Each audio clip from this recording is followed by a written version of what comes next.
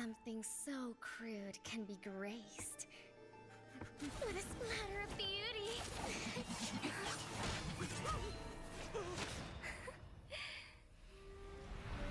I'll get you out! You finally come to me, Hanabi-sama! This madness ends now!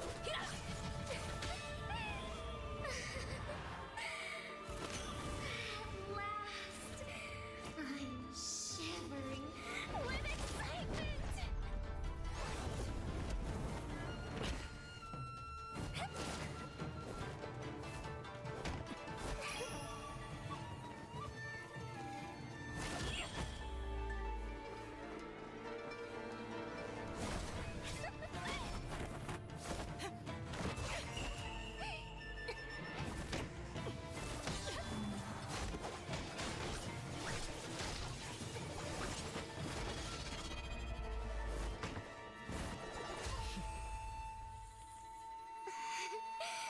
Such killing intent. Does this mean Hanabi-sama finally understands Kirara?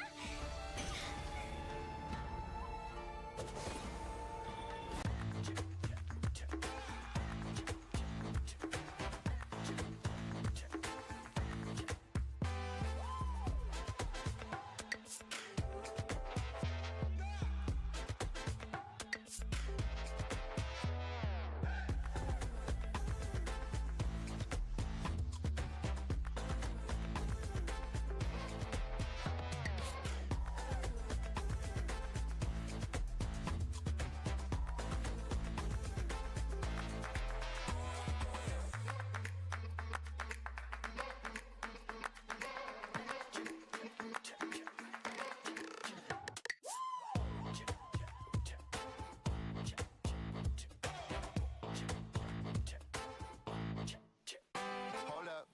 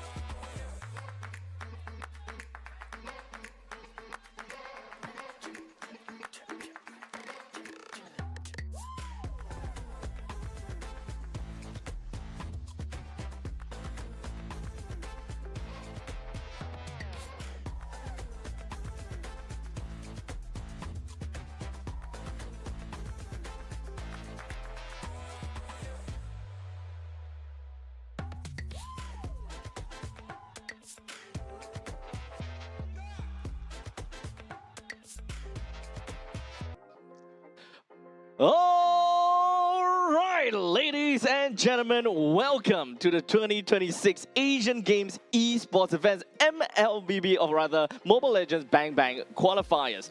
Today marks a historic chapter in both esports and Mobile Legends history.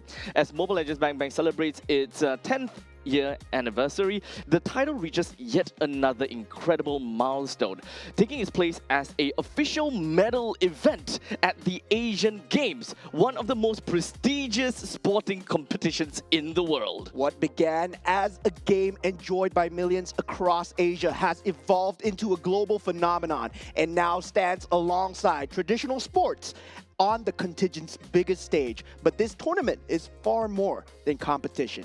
Across the regions, the finest players have answered the call to represent their home. They arrive here carrying out only their own ambitions, but also the hopes and expectations of their nations.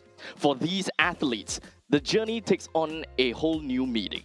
Yeah, they are no longer competing solely for their organizations, their teammates, or for personal accolades. They're competing for the opportunity to wear their national colors and stand amongst Asia's elites at the Nagoya 2026 Asian Games. At this point, Every draft matters. Every objective matters. Every victory brings them one step closer to making history. Yet before the medals, before the opening ceremony, and before the world turns its eyes to Nagoya, the road begins here. The path to 2026 Asian Games starts with qualification. The participating nations have now been drawn into 4 groups where they will battle through a demanding series, very demanding in fact, of matches for the chance to advance. However, only the strongest team will continue their journey and keep their Asian Games dream alive.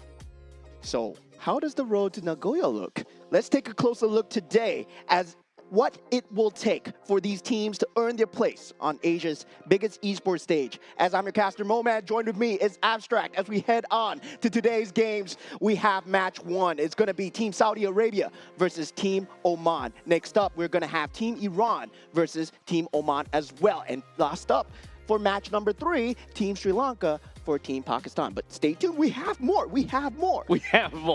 As now we have for match number 4, we have Team Kazakhstan versus Team Tajikistan. Match number 5 with Team Indonesia versus Team Laos.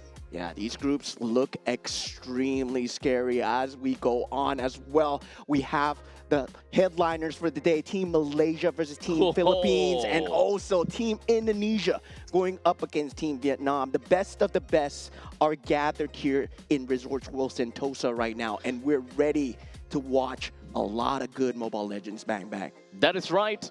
We have a total of 7 full best-of-3 games that will be drafted today, and that is what we mean by demanding series of matches. As such, we do have different teams that has been separated in different groupings. As such, take a look at Group A. These are the teams involved with Cambodia, Indonesia, Laos, Malaysia, Myanmar, Singapore, Vietnam, and Philippines. I know what you're thinking. This might seem like there's a lot of teams, but 5 of these teams will go through. Yep. And of course, for Group B, we have Team Iran, Team Saudi Arabia, Team Jordan, Team United Arab Emirates, and also Team Oman. So 2 of these teams will go through from the side of Group B. Now, looking at Group C, we are going to have Team Kazakhstan, Team Uzbekistan, Team Kyrgyzstan, and also Team Tajikistan. 2 of these teams, once again, will go through as well.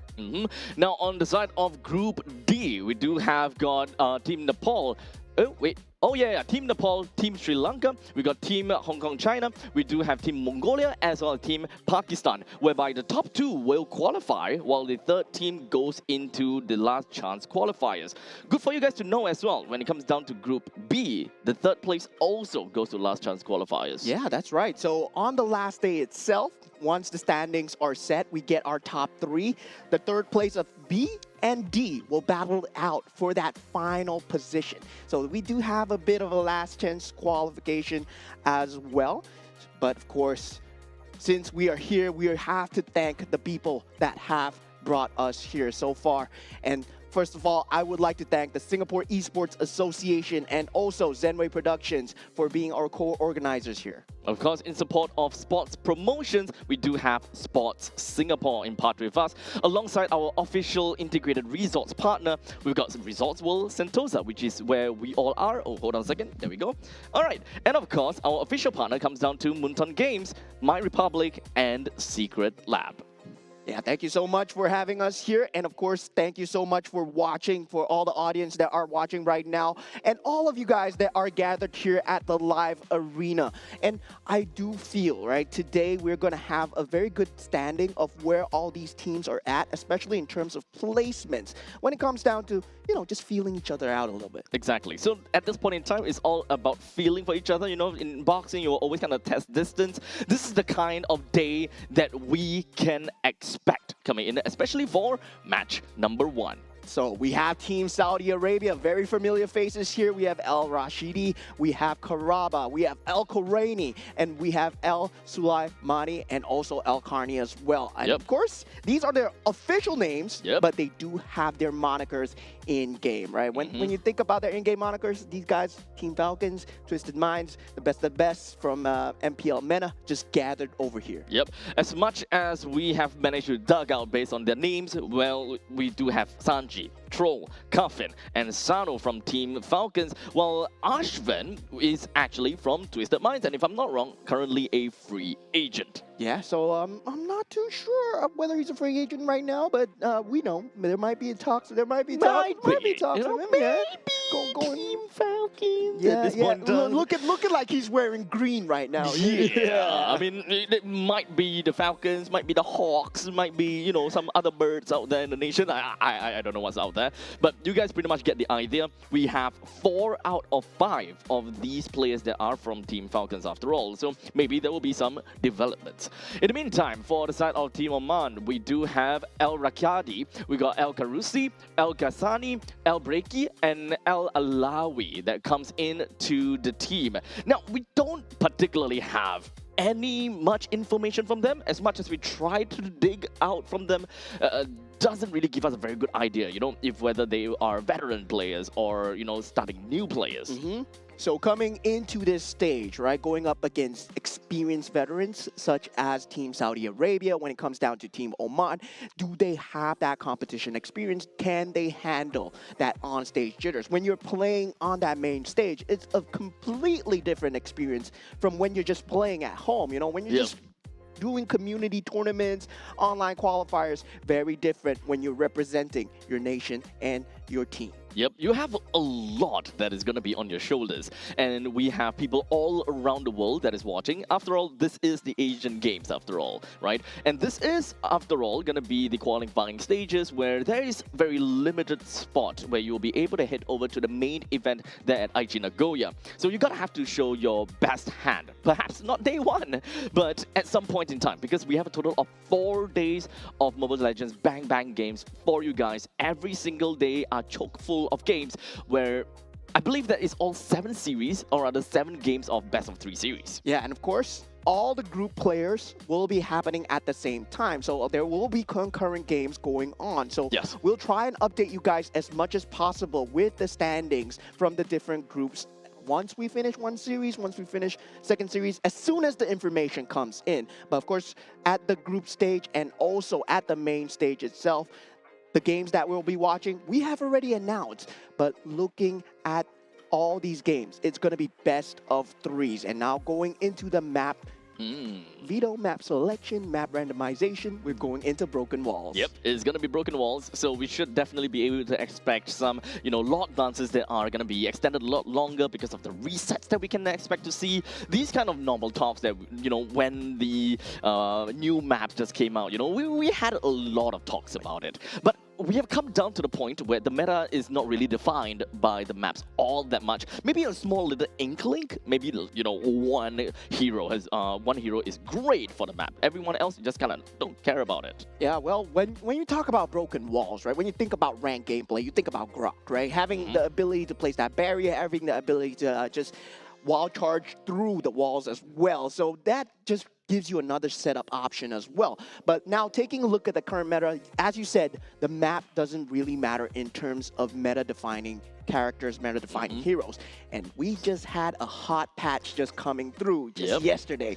So there's a lot of changes. Yep. Speaking of that, right? Everyone should have realized by now that the patch just dropped in yesterday. As such, Hirara is available for play, but not for competition. Because as per normal, right? Every time there is a new patch, a new revamped hero, or, you know, a new hero, new revamped heroes or whatnot, there will always be, you know, pseudo-banned for the first 2 weeks. And unfortunately, Hirara is not gonna be an excuse for it. Yeah, I don't think anyone wants to play Hirara at the moment. Hey, she's a baddie. Okay, she's a baddie. But she's kind of bad at the game, too. So I would say, I mean, having piloted Hirara yesterday, I would just say not too impressive so far. Does need a little bit of work. A very greedy hero, do require a bit of micro as well, very micro-intensive character. In terms of resource management, you got to be on point as well. There's just a lot of things to juggle in the current state where the game is happening so fast right now. There is also a lot of questions if whether it's going to shift anything when it comes to the meta, for example. Are we going to be looking at a meta where it's going to be similar to what we saw in the previous MPLs in their very specific specific regions, or are they going to be trying out something completely different based on the new patch? So what kind of theory crafting do we have here? Currently, we do have the Ruby being one of the top few in terms of the buff notes, right? In terms of just damage, in terms of just pure damage alone, Ruby has been buffed through the roof. And I feel that with that Ruby just being in that top tier, the healing meta might just be on the cusp of coming back. We might see Matilda again, because Matilda has technically had that damage buff as well. Also, at the same time, it just makes for a great time to play those healer characters right now. We talk about the old school, right? We talked about maybe Fredrin into that. What's that called again? No, unless I can read your mind at this point in time. Yeah, the lady that heals. Not Angela, not Angela. I can literally just give you everyone. Estes. No. No, is a lady Rafaela? No. God damn. At this point in time, Sanrio. Has a Angela? Has a Sanrio collab. Florin? Yeah, Florin. There we go. Okay, now we got that mental block out of the way. There we are go. heading into the banning and drafting phase. We do have the two Sin, the Cho, I and get the creative block being, at the time as well. being banned out. Marcel, of course, now one of the strongest 100% ban pick heroes. We should it expect got that. even stronger this patch. Oh, okay. So at least for now, we do have got a pretty solid start coming in from Team Oman. I do love the Baxia first pick. However, looking at, B2 of that Faramis is not something that I really expect to see, but it's still going to be completely fine, in my honest opinion. But Yves, Glue, and Guinevere does seem like a very crazy start. Pretty good for Team Saudi Arabia for now. Yeah, Team Oman just taking a playbook out of the sustain meta, trying to just extend the team fight as much as possible, playing with that Faramis into that Baxia.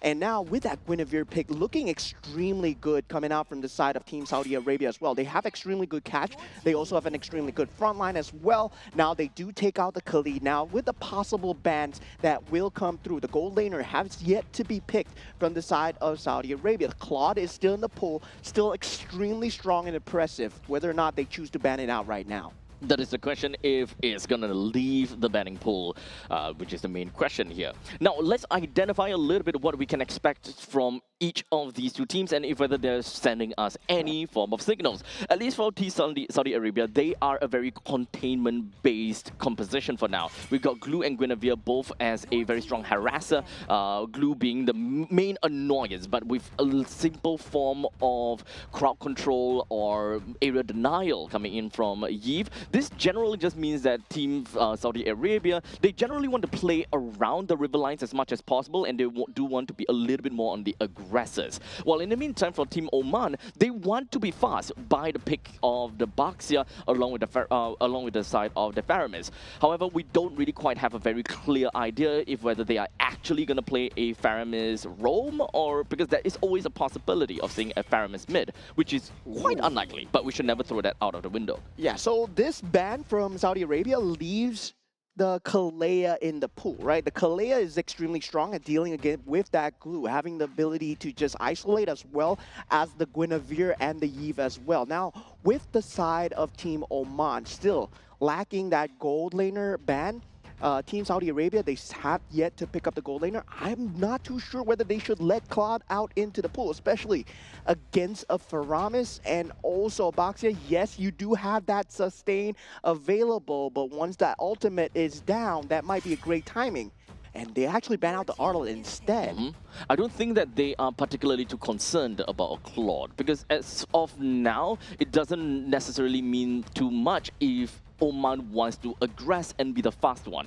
As of now, it looks like they are more divey than Saudi Arabia, because as long as Baxia is able to rush in, literally everyone will be able to, give very good support to the Baxia. The question is, who is going to be the XP laner that comes in fair play together with the Baxia? Anyone that have got great mobility, as well as anyone who have great, I suppose, presence around the map will generally be good. Someone like the likes of Yuzhong, for example, since Lapu is gone, it's not that fast, so it's not that important for them. Yeah, so it will be confirmed to be a glue roam coming in Yep. from the side of Team Saudi Arabia. So Tarizla will be going on the EXP lane. Now, yet to fill in the jungle, no, not the EXP lane role for the side of Team Oman, as you said before.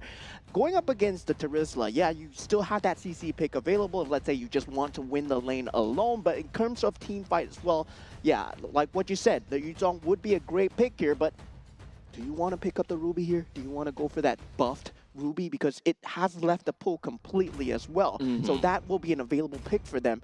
And if, let's say, Faramis is also going into that roam role, yes, you have the option of going for the Aloy as well, or the Zetian, but they do go for the Atlas here. Okay, I do favor the Atlas, to be honest. It's really cheaty based on the passive at this point in time. As such, it's also still within the dive meta that we are looking out for, or rather the dive-centric identity that we want to see out of Oman. They also picked up the Yuzhong, so we do have very strong map presence that is able to allow them to play around with lanes and do quite a bit of macro management. As such, Team Saudi Arabia will decide to echo that.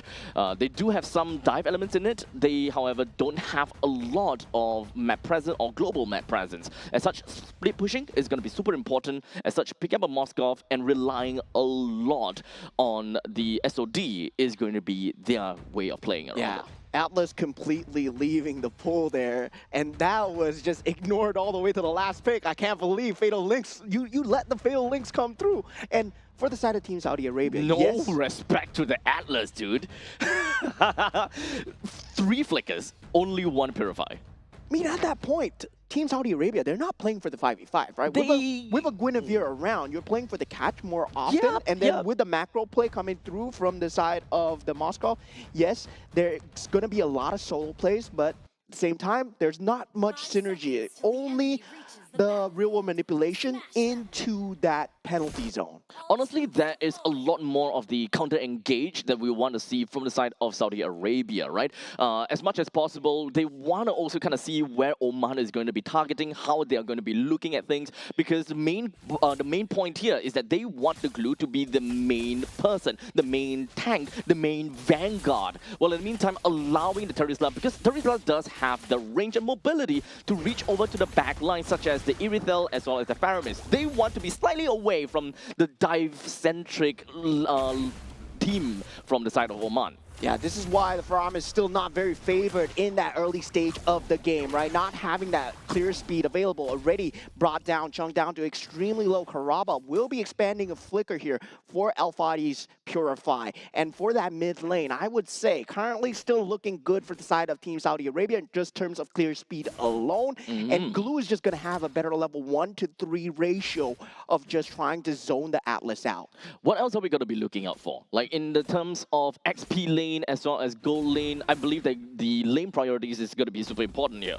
Yeah, lane priority, not as much, I would say. I would say jungle priority would be much more prioritized here, right? Okay. Now that you see El Breaky even finding that level 3 way ahead of El Sulaimani. El Sulaimani has to catch up in terms of the clear speed. Will not have the glue to be available to help him for that level 1-to-3, because the Faramis and the Atlas, you expect him to keep him there as much as possible. Now, that first objective take is going to be very important for both teams because they're running utility jungles as well. We do have El Alawi that managed to hit level 4 at this point in time. Well, Al-Khani is not quite there, so allowing the Yuzhong to actually leave lane a lot earlier than Tarizla is going to help a lot. They do have information at the very least that Team Oman, they have 4 members that's going to be cooped up down to the bottom lane. So they're going to be starting things out real quickly as the RWM is just going to be popping right out while Al Sulaimani picks up the kill onto the turtle. The dragon doesn't really seem to do too well when in the meantime penalty zone lands onto 3.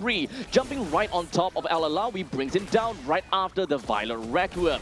As now Team Saudi Arabia, they are putting up a really good fight as they manage to find another kill down onto Al Fadi. And at this point in time, it's really difficult because we're looking at a 2-for-1 trade. Yeah, this is the segmented team fight that Saudi Arabia have been looking for. Spear of Destruction does land, but not going to be able to jump in here. El Rashidi does see the chance, but not going to jump into Avaxia, into that enemy jungle. But this is the level spike that we need to see out of the Alice. He was not level 4, does use the Flicker, but did not have that Fatal Links available, right? So in terms of that 5v5, Team Oman are very ultimate reliant in terms of you need to have that Black Dragon form. You need to have Fatal Links to make the team fight work. Meanwhile, for Saudi Arabia, with the Guinevere, what it gives them is the chance to just choose and pick whichever fight that they wish to, and on whatever battlefield. So it really favors them in terms of just taking these, you know, skirmish fights when there's not much going on in the map. So at this point in time, the main thing that we kind of want to look out for is going to be a matchup between the roamers. How are they wanting to start a team fight, for example? We do have Team Saudi Arabia that actually committed quite a bit over to that pickoff, which unfortunately did not do too well. But fortunately, it's just the resource used is only ultimates, not much of flickers. Yeah, but still, macro advantage going the way of Saudi Arabia. They've been doing a great job of keeping the map pressure up so far. 2,000 gold advantage currently at 4 minutes into the game. And right now, we do have a bit of skirmish going on, but nothing much is going to result from a Terizla and also a Yuzong going up against each other. But wait a minute. That's not great coming in from a Yuzong right there. But regardless, that is going to be Alkani that is close to level 8, and losing up the Yuzong right before the turtle is going to be detrimental to the macro management for the team of for the side of Team Oman. As such, Team Oman, they still kind of stuck around a little bit. As such, that is going to be a grand punish for them. They should already know that they are unable to win in that fight. So right now, Team Saudi Arabia, they will make full use of the very fact that the team from Team Oman is so close. They jump in, takes 2 men down, even dove down onto the top lane turret, now putting a lot of damage over to El Breaki and bringing down the jungle. In fact, for El Fadi, he still went in, and they are literally going 1-for-1, literally as solo heroes for their own team. Not looking good for the side of Team Oman. That was still 5 minutes into the game. That was a Petrify available on El Alawi, and he has not found a chance to use it in that first 5 minutes of the game. We saw that 1v1 skirmish versus Al-Karni. That might have been his ego just talking to him. And now looking at the team fight as well, right? Just does not favor their positioning at all. They were caught behind the turret, and they could have easily just taken that dive. And for Team Saudi Arabia, with the farm that they have, they're going to take all the dives that they can from now on. It's really tough for Team Oman right now, especially since they are a dive comp. As much as possible, they want to jump over the back lines. However, they are just losing in quite a lot of aspects right now. They lost the top lane and the bottom lane T1 turret, which will eventually lead up to the T1 turret in the middle lane as well. So a lot of resources will definitely be pushed down to the middle lane. So Team Oman, they are just going to be pushing up all of their resources right here. But the question is, do they have got an advantage enough to block this out? Yeah, losing that mid-tier turret at that 6 minute mark is not going to be good news at all for Team Oman. They are falling behind. They can't give the space here as it is pop. But now, right now, that real-world manipulation coming through for the side of Team Saudi Arabia, still dominating the battlefield. 3 members already down for the side of Team Oman, and Saudi Arabia continue on that territory. They lose a member, but it does not matter. That Black Dragon form, no use at all. Yep, a little bit too late for the Black Dragon form, unfortunately. It would be great in the start of things, just so that you will be able to put up some of these shard residue stacks onto everyone, and that will ultimately create a bit of panic. But that doesn't seem too right. Unfortunately, now we go with another Violet Requiem. Yeah, the jump in coming through from the side of Guinevere. That is just the scary power of the Guinevere, right? It leaks the pool at that early draft. We totally forgot about how oppressive this character is when it comes down to getting these jumps. Now, combined with the stick ability coming out from Karaba, that's just going to be a free engage every single time. They're willing to give Karaba's life into starting these team fights as long as they can get a favorable position. Indeed. I mean, for the side of Clue, he is the vanguard after all. So as much as possible, if he's able to get a single connect onto the stick, then it's more or less going to be done. You do do have got free engagement coming in from Al Sumayamani or perhaps even from Alkani. They have a lot of initiators that will help them kick off a big fight altogether. They don't necessarily have to play for big fights, but it comes down to splitting the fight into two that will eventually help them a lot. Yeah, Team Oman looking a bit chopped at the moment. 10,000 gold advantage coming in from the side of Team Saudi Arabia, and they're showing their international experience right now. Fatal Links used on one character, and it's not even enough. Karava just runs away. Patrick Starr, run away, my friend. And now for Team Saudi Arabia, it's more about the map control, right? Securing the advantage, making sure they don't make mistakes here. At Team Oman, they can still potentially catch, but they don't have that control factor at all. They don't have a solo control. Yep. Unfortunately, I really like Team Oman's draft. However, it's more about the execution that they were not able to kind of hold down the fort. The game was great and all until I believe 3 minutes in, when they started to lose a lot more lead by the minute. And understandably for Team Saudi Arabia, they took control from that point on, and they will consistently be able to ensure that their gameplay is flawless enough to hold up this kind of momentum, putting them at 11,000 gold lead at 8 minutes and 40 seconds into the game. This is uncalled for. Yeah, I mean, very masterfully drafted from the side of Team Saudi Arabia, just securing that early game advantage, having that Eve glue into Guinevere, that is already your core combo, right? Your EXP lane at that point, it can be whatever. Your gold lane at that point, as long as it can secure gold lane and get that late game through, you have the Claude, you have the carry. No, carry was banned out. You had the Moskov. There was a lot of choices because for Team Oman, they went for Irithel so early on into the draft. And that's just not going to be a good time, especially into an enemy glue and also a Eve as well. Yep. I do like the mobility from the Irithel, but it's not really the time for the Irithel to pop off as of yet. Going up against a Moskov in the gold lane is more about the skill matchup at that point in time, but it's not going to be super important at that point. But regardless, as we slowly move on over to the Lord that will be marching in from the middle lane. Not the best lane for the Lord to be at, but hey, it is what it is, right? They will be able to shove some of these waves on the top and the middle lane to try to sync it up. And it's not too shabby. We do have the Terizla that held on to the top lane, and the Moskov held on to the bottom lane while everyone just made it to the middle. Yeah, 10 minutes into the game, not looking good here. Tier 3 turret already under siege here. Black Dragon form has been used in the backline. Rule manipulation just to secure that space, and it will be just a kill from Al Rashidi. Pure destruction misses, but Oman, they have to run away. Team Oman, they're so low as Karaba is just hanging around in the backline with the Lord, and Al Karani just going down right now. But doesn't matter, Al Rashidi still throwing spears from behind as the game ends. And Team Saudi Arabia get first game for themselves. Indeed. There is a little bit too much of advantage coming in from Team Saudi Arabia. In fact, I will say this again. Team Oman's draft is not horrible. In fact, I really like their draft. I can see what they're trying to do. Really? I can really see what they're trying to do. But it just boils down to their laning. Their laning as well as their tempo. They are unable to take that away from the start of the game. Yuzhong versus the Terizla.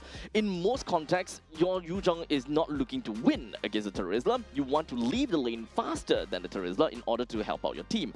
And with the very first turtle, it does definitely seem like that fact. However, they lost the turtle fight because of a probably mistrigger from the Retribution. And from that point on, things start to slowly crumble until we met to the point where Yuzhong lost against Terizla in his own lane. And from that point on, Turtle was just completely out of reach. I think what set the standard for the side of Team Saudi Arabia, of course, the Terizla, in terms of EXP lane, getting that 1v1 in through to that Yuzhong as well. Very good usage of the penalty zones in team fight, especially with the role of manipulation.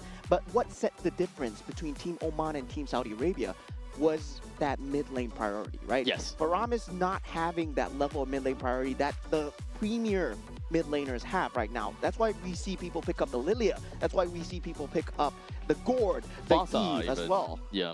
So there is a lot of discussion that is more towards the side of the Faramis, right? Faramis does have damage, decent damage, especially if you kind of put the Faramis into Assassin Emblem, then I think the damage is a lot more. So at least for Alfadi, he's trying to make up for the missing parts, the missing parts of the puzzle by using Assassin Emblem. But however, it's not entirely about the base stats or the base damage. It also comes down to the overall kit, for example, right? We do have Elbricky as a jungler that is playing as a tank jungler.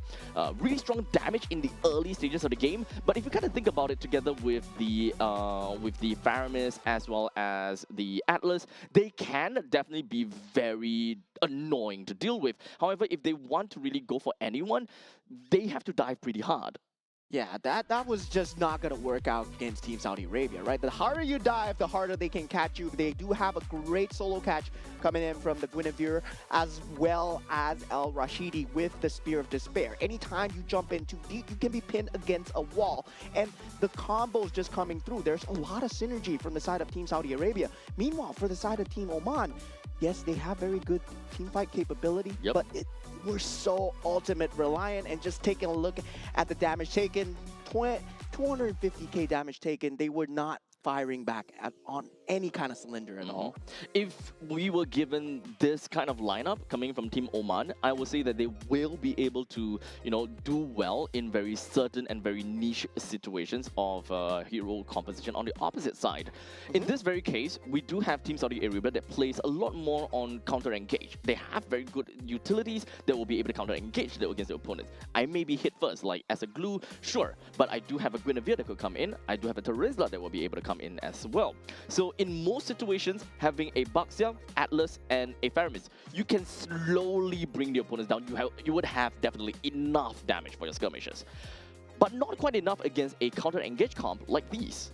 Yeah, so it was just boiling down to the lack of pickoffs as well, because you can team fight all you want, there's no damage coming through. Irithel is an AoE damage character. You're not going to be able to burst anyone down in time. And it's time to skill. And the problem is, we saw the problem, right? We saw Karaba just running around the battlefield. He's just Patrick Star, and he's just going, yo, yo, yo, it's no problem at all. To be fair, though, you're going to have to say that the frigid area coming in from Atlas is actually a very big problem to the glue. He will walk so slow that, it might not matter too much. But also the main other question is, does it even make sense for an Atlas to constantly stick onto a glue? Yeah, because the physics itself, it makes sense, right? Glue gets hardened by ice and then it breaks, right? Because it becomes brittle. But in terms of the game itself, the glue is just still gonna stick onto you and then just force you out of position, and you get the situation where you're forced to use Fatal Links on one person alone. And taking out that capability, because you can see the only initiation coming out from inside of Team Oman was that Fatal Links. So once that's out, the battle's out. Technically, if we want to talk about Shadow Stampede, it is also another form of initiation. Although it is not guaranteed, it is not exactly, the best kind of initiation, but it is something to pull people in. It does help to initiate to a certain extent, but it is not a, what can I say? It is not an instant gratification kind of initiating tool. You don't want to rely on it. Yeah, that was just a game one indeed. A game one indeed from the side of Team Saudi Arabia. So far, I would say Saudi Arabia, the way that they draft, the way that they play, they know their macros well, the terms of execution as well. You saw the mid priority coming through, getting that level 4 ahead of time for the glue, having that ability to have that stick, and also just play around with the Atlas before that level 4 mark. Now, going into the map selection here, Broken walls again. Yay! Hitting that 50-50. Well, either way, 50-50? Which part of 4 maps 50-50 is that? It's always a yes or no. Oh, goddamn. You're right. It's always a yes or no. 50-50. So everything in life is 50-50, my friend. Oh, so hitting the lottery is not 1 in a million chance, but it's a 50-50. Either you hit it or you don't. It's either you hit it or you don't. Philosophy. It's either you win Asian Games esports events or you don't. Or you don't. Yeah, everyone has a 50-50 chance. Exactly. Oh, you never know what's going to happen. And I mean, Team Saudi Arabia right now, they might have the draft on lock, But with the new patch, anything can happen, right? Someone can pull off a Ruby Florin at this moment, and then suddenly it becomes the best idea ever. Well, at this point in time, it is and it could be meta-defining. Literally any part of these games would change the meta altogether. Anyone that find a great combination and play that combination will naturally, well, be picked up by the other teams. But also do note that at this point and at this conjuncture, we are mostly looking at, you know, shadow punches. We are just testing the stuff. There's hardly any stakes around the games right now because it is just the first game. You can afford to trial and error. You can afford to learn about your opponents a little bit more before you go a little bit deeper in. Because remember, when it comes down to Group A, you have a total of 5 slots, all right? And Group B, C, and D, 2 slots for all of them, except for the fact that Group B and D, you have a single LCQ slot for the 3rd place. Yeah, so it's still going to be tough, I would say. It's still tough, but, you know. You say that you have a lot of time, but in terms of round robin, right? Sometimes you only get to play against a certain team once.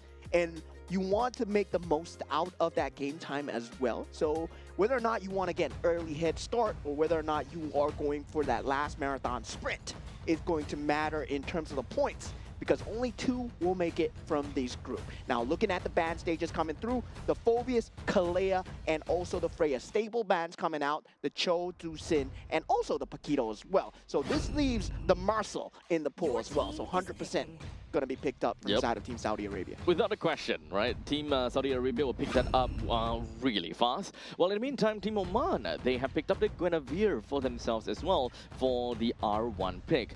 Looking at this, there is still quite a bit of choices that you can eventually go for, but they have decided to pick up a Gord. Yeah, this is usually what happens when you go for a Marcel first pick, right? You don't have that lockdown available. You don't really have the Kaja.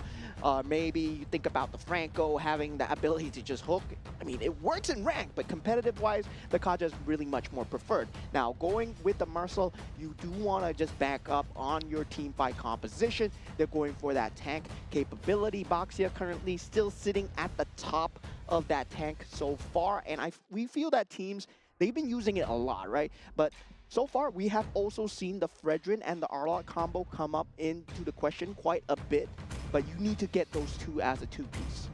Now, moving on forward, we talked about the Baxia, and now the Moskov joins in as well. Pretty early to be giving out the win condition, but it's not that big of a deal to a certain extent over here. So, moving on forward, we already have the Roamer, Jungler, and the Gold Laner that has been decided for Team Saudi Arabia, which leaves out against the Mid Laner and the XP Laner, which is actually 2 very important roles for the side of Team Saudi Arabia, as that is going to decide how they want to play the game. Yeah, currently right now for Team Oman, they did have the Arlot available. If they wanted to go for the final splash into the Violet Requiem combo, with the Gord, it would have been great, but surprisingly, they picked up the Atlas first because they do respect the ability to have that Fatal Links. But now, with this, picking up that, they have to ban out the Valentina. They actually ban out the Tien first, which is surprising, right? Because right now, Team Saudi Arabia, they are going to pick up the Valentina to get that Fatal Links for themselves no matter what. Do they really want to go for that direction? At this point in time, it kind of seems as though for the side of Coach Hamden, he's looking for artillery or anything that have got very significant range. As such, yes, there we go. Valentina will be taken away. But we also do kind of leak out a bit of an information where anything that allows them to kind of stop Gord is going to be a problem. Yeah, so far, that Gord is going to be a problem if they don't have that mid lane priority, but Dusin already banned out. They can still go for that Eve if they wish to do so. The Farsa, still one of the answers towards the Gord in terms of just having the range, having that mid 1v1, right? In terms of team fight, not going to have that burst capability, but you do have that AoE capability if, let's say, you want to go old school. But now for the side of Team Saudi Arabia, they will be trying to take out much more EXP laners, whether or not the Lapu Lapu looking like a choice here. Ruby, also the Arlot as well.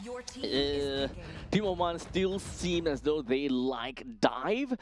They have got really good ways to jump over to the backlines of Team Saudi Arabia. So as a dive comp, having to pick up R4, and giving Team Saudi Arabia the chance to pick up B4 and B5 is going to be a little bit difficult at this point, right? Because right now, they most likely want to figure out who their gold laner is and then move on to their XP laner for the last pick. Yeah, and I don't like this at all. Still the same direction then. I don't like this at all. I don't like this at all. Going with the Irithel against a Marcel, it's just going to be a bad time. Yeah, Irithel, you are known for moving fast, right? You gotta move fast to hit more. Yep. But Marcel moves faster. Marcel moves like the wind. Yeah, so Marcel moves faster, and that, oh my god! Whoa. What are we seeing here? Okay.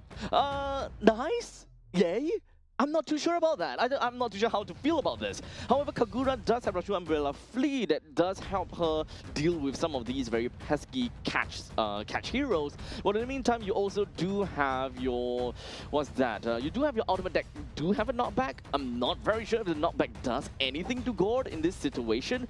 But if you do have a Kagura, you might very likely be able to burst down the Gord rather than to disrupt the Gord enough. And finally, we do see the Ruby here. The buff to Ruby, mean and red, not mean and green. Because, yeah, Ruby is red after all. And now we do have that capability coming in from the Kagura, as we were saying before. I feel that it's going to be a wonky interaction, especially when it comes down to the Guinevere. It's going to be who initiates first, right? Who gets the catch first? Does the Kagura or the Guinevere get the catch first? If you get a pick off first on either of these sides, you're dandy. You're good to go. But the good thing about Team Oman is they can have a great fallback with the Fatal Links combo with the Irithel as well. But the late game is much more secured with the Moskov and the Marcel. Now, the thing about the early game between these two teams really boils down to who can survive longer in these team fights, right? We don't have someone that particularly is very bursty, albeit the mages are not too bad once they get their level 4s and all that jazz. They are the bursty ones. However, not bursty enough to be instantaneously just clapping someone out of the existence, for example. If you have, for example, a Ruby, a Guinevere, and an Atlas that jumps in, then let's be honest here, there's no burst in that. So it's all about whittling down the opponents long enough, or whose reinforcements or macro play is better. Yeah, I mean, I kind of like this, right? The Ruby pick. No, I mean, I like the Lapu Lapu pick, not the Ruby pick. Because Lapu Lapu with the Wildest Warrior, I mean, he's going to have a great time. The Bravest Warrior is just going to be control immune the entire time and just going to have a lot of fun. Now, of course, when it comes down to the initial part of the game, we are going to be looking at Lapu versus the Ruby. And both of them, well, let's just call them a, well, anticlimactic fight.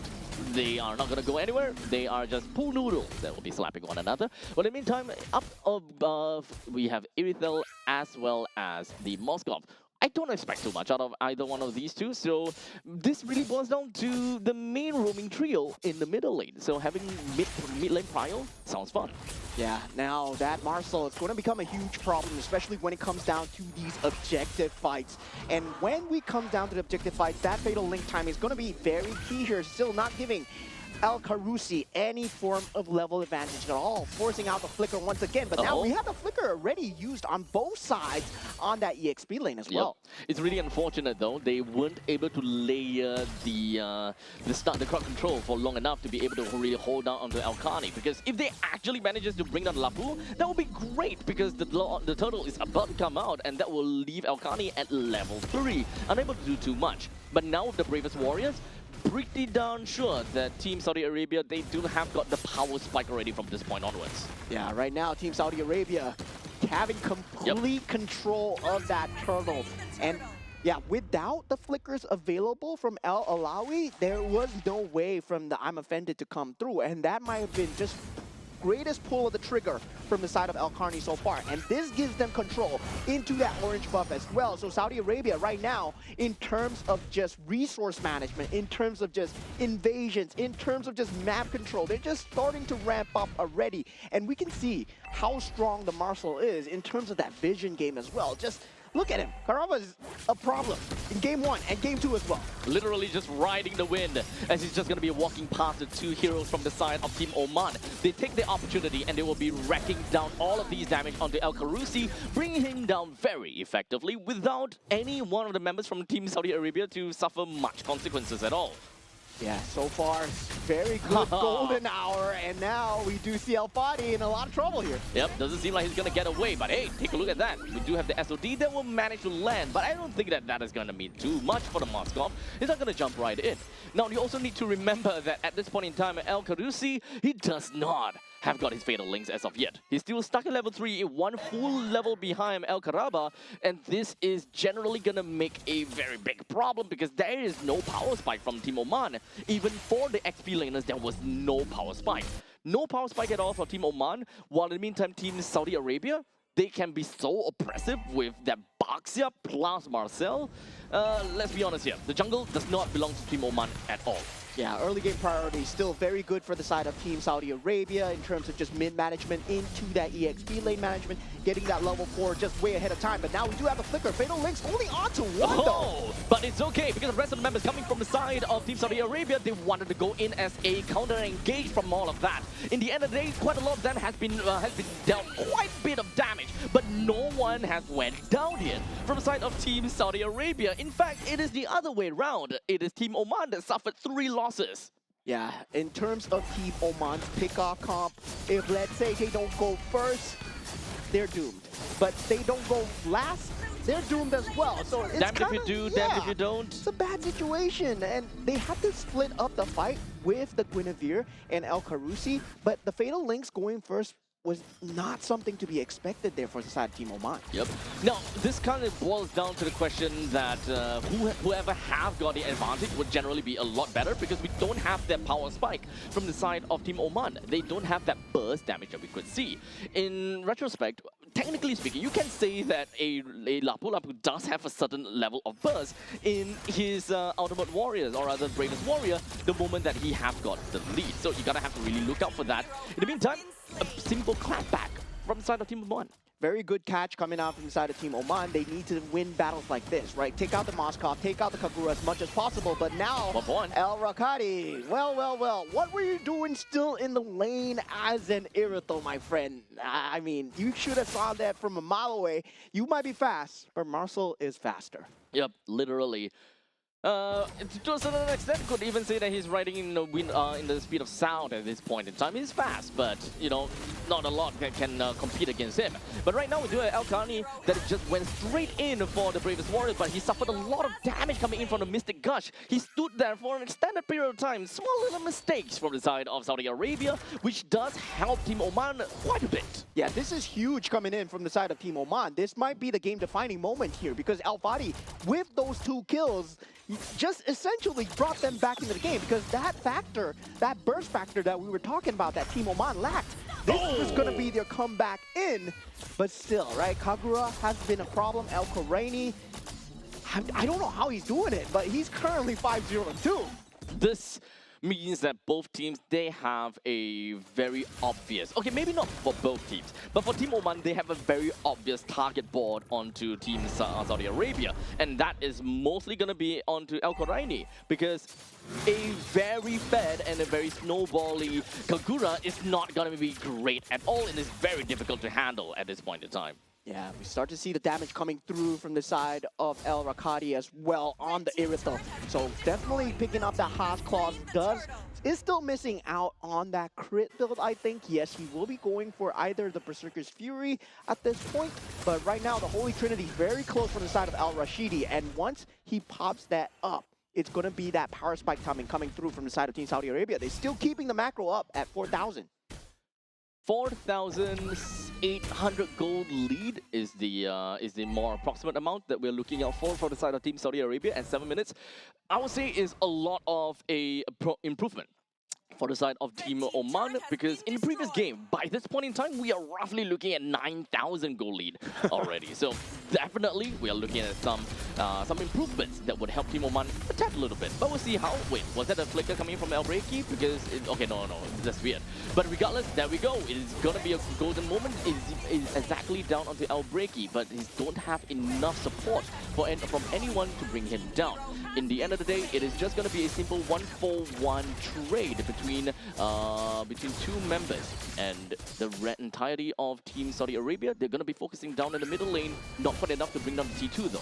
Yeah, Golden Hour just not able to catch, but still very good zoning coming out from the side of Team Saudi Arabia as they manage to cycle out all the flickers. The ultimate from the Gord is gone. Now they can take the team fight as they wish. Immediately, El Badi is going to go down. That is going to be one of the main damage dealers from the side of Team Oman. Losing them is going to be a very big problem. Purified coming in from El Rashidi, ensured that he gets himself away from the Violet Requiem, but did not proc at all. Yeah, and this is just a taste of what is to come, right? When there's no objectives on the map, they are still able to fight skirmishes like this. We did see one mistake out of Karaba, but that's it. Once bitten, twice shy, and now he just wastes the enemy utility, make sure that the flicker is not up, and consistently cycling out that flicker, making sure that El Badi does not have the ability to escape. Well, that's just going to be a great team fight for the side of Saudi Arabia, because no repositioning. With the Lord now spawning down in the bottom lane. The entirety of Team Saudi Arabia will focus down and literally focus fire down this Lord. And there is nothing that Team Oman could do at this point. They do not have got the control of their own jungle, nor do they have got the fighting ability in order to reclaim this jungle. So, with the Lord going down for Team Saudi Arabia, the Lord pushes down to the bottom lane, the only lane that still has a... Oh, not only lane, sorry. The only lane that does not have a T2 turret. Yeah, so far, Team Saudi Arabia doing a great job of asserting that map control and definitely just keeping Team Oman in check. Right now, Team Oman, they're hoping for a mistake from the side of Team Saudi Arabia, similar to the dive that Karaba pulled in that mid lane. That's their only chance into the game, and now here we go. Immediately jumping over to the back lines. It does seem like El Breaky is not going to survive from all of that, but he's going to be fine, actually. But it's just going to be the entire pandemonium that's just going to be happening right underneath of the T3 turret. El Khani all the way deep in, but unfortunately not quite enough to be able to take down anyone at that point in time. He's going to sacrifice himself in the form of greed, while they have already taken down El Breaky as well as El Karusi, pushing down in the middle lane, losing out the holy defense, and so will the bottom lane as the Lord pushes his trusty trident down, bringing both of these two turrets down to lower than 50%. In fact, El Rashidi takes down the T3 in the middle lane. This is a great fight, and this is a great tempo for the side of Team Saudi Arabia. Did you see that? The golden hour into the complete meltdown from the side of El Khorani. Man, this man is just insane. Look at that. In a split of a second, everybody's HP bars just trickled down. Boom. As Saudi Arabia with the Spear of Destruction and also El Khorani to just follow up. There's just a lot of AoE damage coming out from the side of Team Saudi Arabia. You don't want to get caught in that golden hour at all. That new Marcel is just going to be just one hell of a creature. It's really difficult for Team Oman to not get caught by the Golden Hour, considering that their entire game plan is to play together. But what is that? He just so single-handedly jumped over to the back lines, managed to deal quite a lot over to the side of El Rashidi, but unfortunately he still go down.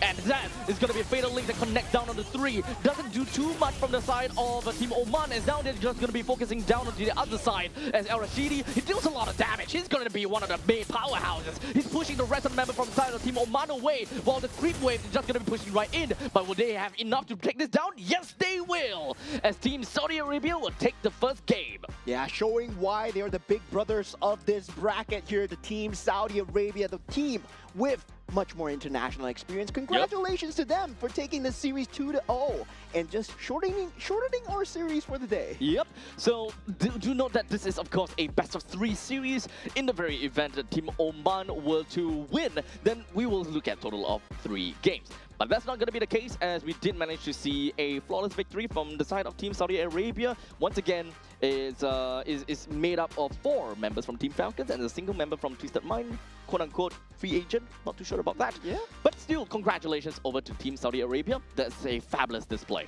Yeah, fabulous display indeed. We did see a lot of shutdowns coming through, but taking a look, El Khorani, of course, the woman with the umbrella, Kagura, just dealing so much damage. I was so amazed at his early game capability. He was just going left and right throughout the map, and also at the same time, he's able to survive. So he's not dying in these team fights. Yep, he's got a massive bounty onto his head in this little coffin. But in the end of the day, there was just nothing that Team Oman could do to take her down at all. Rashu Umbrella Flea is understandably a very difficult skill to take note of. What's going to be the cooldown on the Rashu Umbrella Flea, and whether they even have enough crowd control for that. Technically, for this lineup from the side of Team Oman, yes, they do.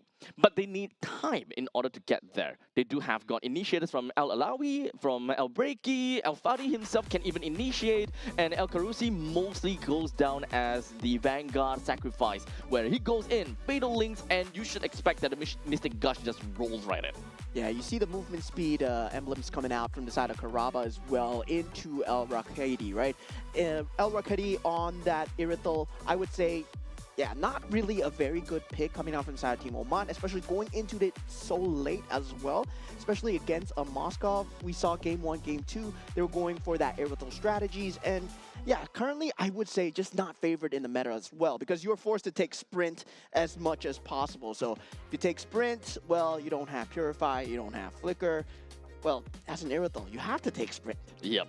You kind of feel like Irithel without a Sprint kind of feels like you are lacking a leg, or you're missing a leg. So You already have 4, but I mean, not your 4 legs. if you're driving the motorcycle, Okay, Ducati skin, then technically you have 2 legs. No, 2 wheels. No, wait, never mind. But you guys pretty much get where we're coming from. But Sprint, definitely important for Irithel. So if you were to pick something along the lines of a Flicker, that's kind of weird. But of course, Purify is nonetheless going to be one of the other best pickup. But in this current matchup, he believed, okay, you know what?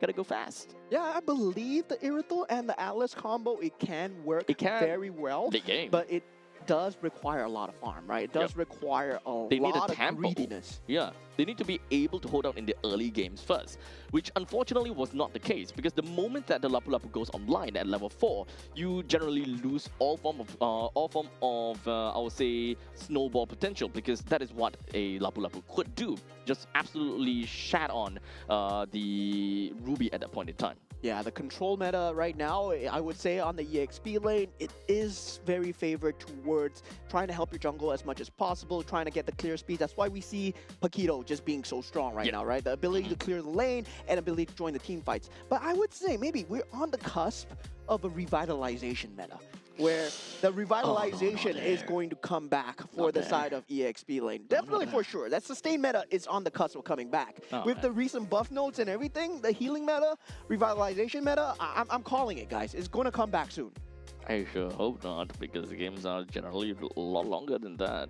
Yeah, they're going to get longer. Yay! No, because the damage numbers are up. Yep. So with the damage numbers being up as well. So you need to survive. Yeah, you need to survive. So it might not mean longer games. It might mean bigger numbers in terms of just trying to heal and just trying to fight. Yeah.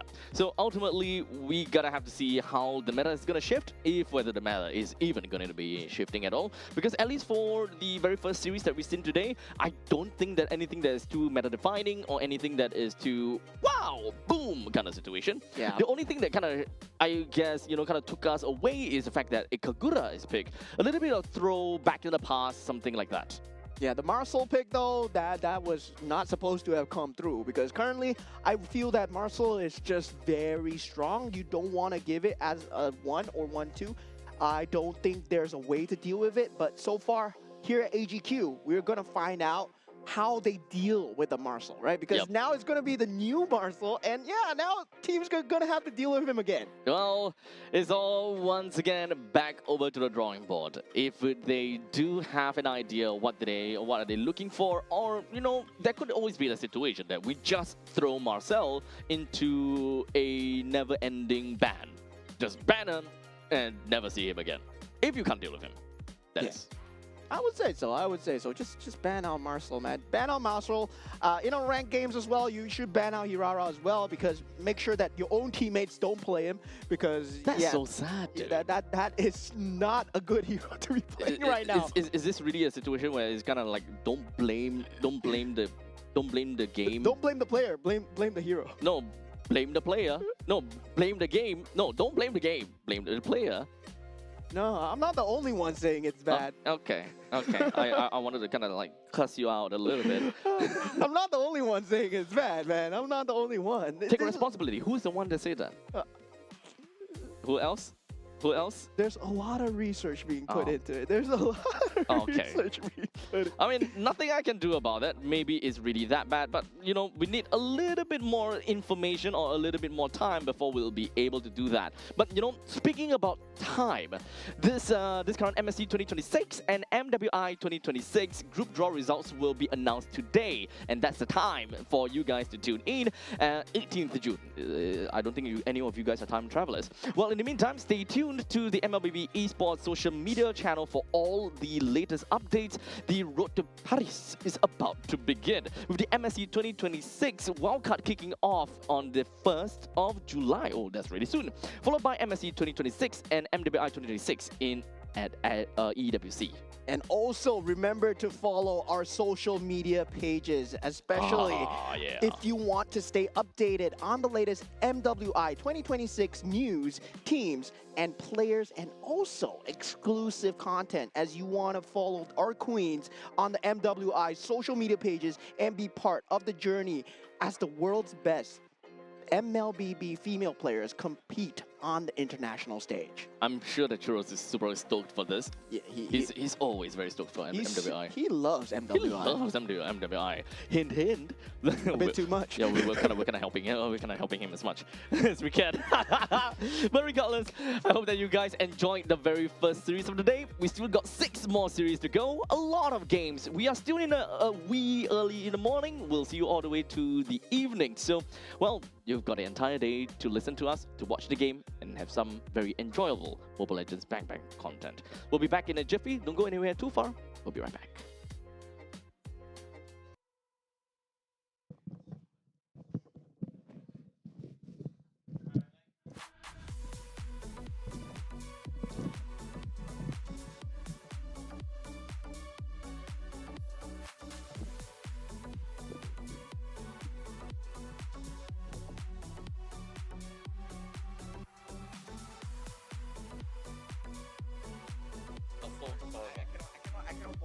No, just let them.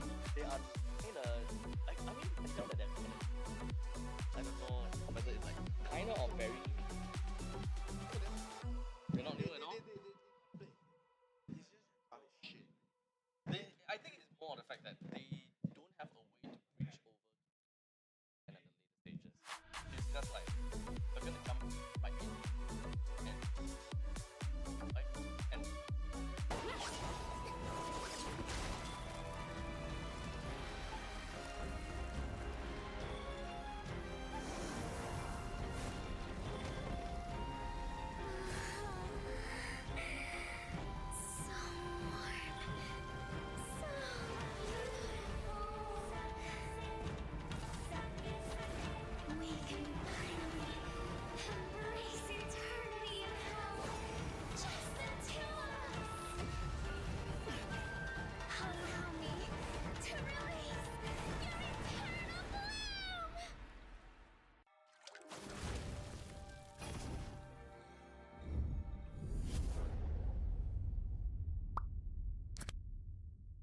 The human body was built to move, not trapped at a desk in one singular posture for 12 hours a day. It's time your chair evolved. This is Secret Lab Titan Evo. Ergonomically engineered for you, gamers, hybrid workers, artists, backing your every move.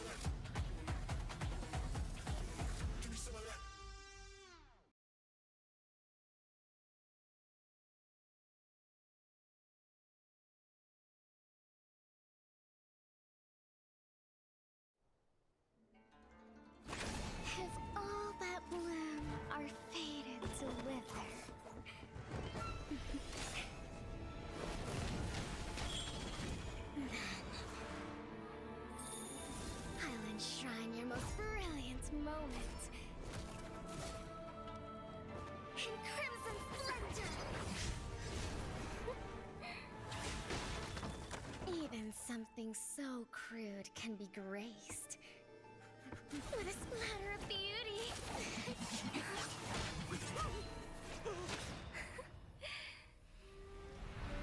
I'll get you out! You finally come to me, Hanabi-sama! This madness ends now! At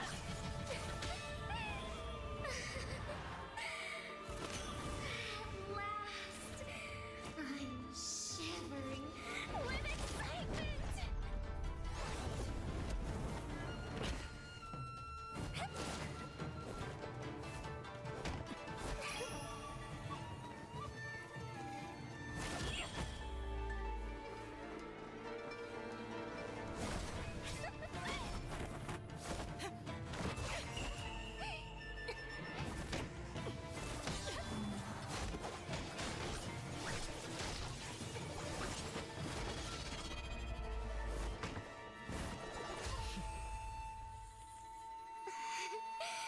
Such killing intent. Does this mean Hanabi-sama finally understands Kirara?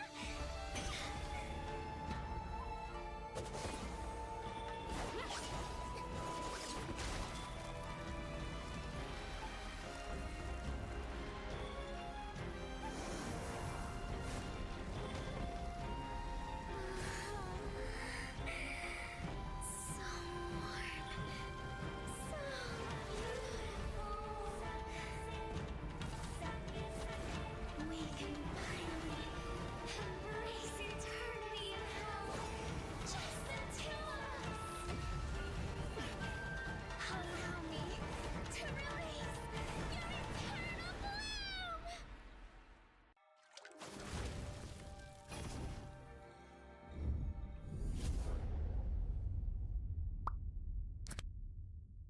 The human body was built to move. Not trapped at a desk in one singular posture for 12 hours a day. It's time your chair evolved. This is Secret Lab Titan Evo. Ergonomically engineered for you, gamers, hybrid workers, artists, backing your every move.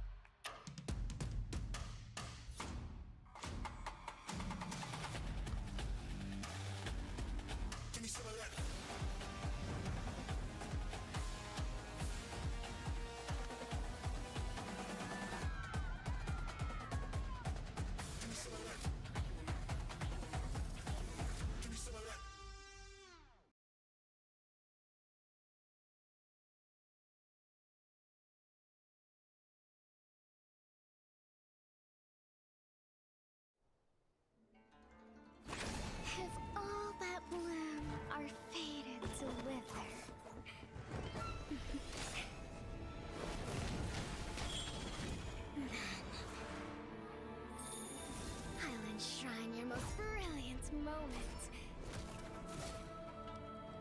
In crimson splendor! Even something so crude can be graced with a splatter of beauty.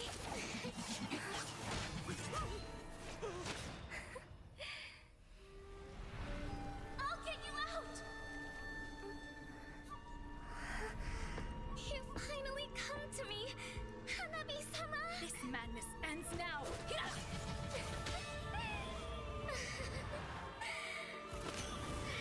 last, I'm shivering with excitement!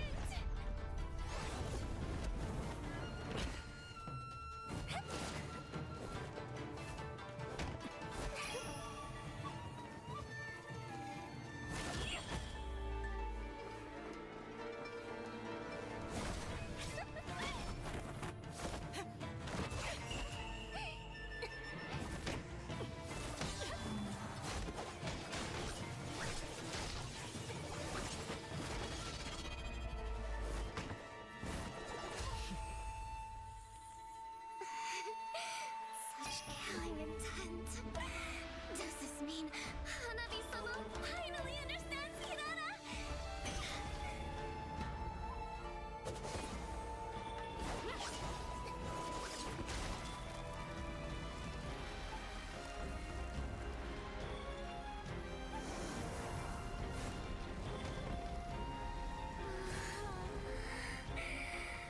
So warm.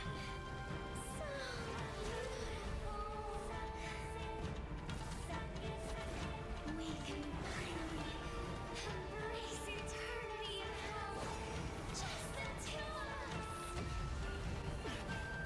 Allow me to release your eternal bloom.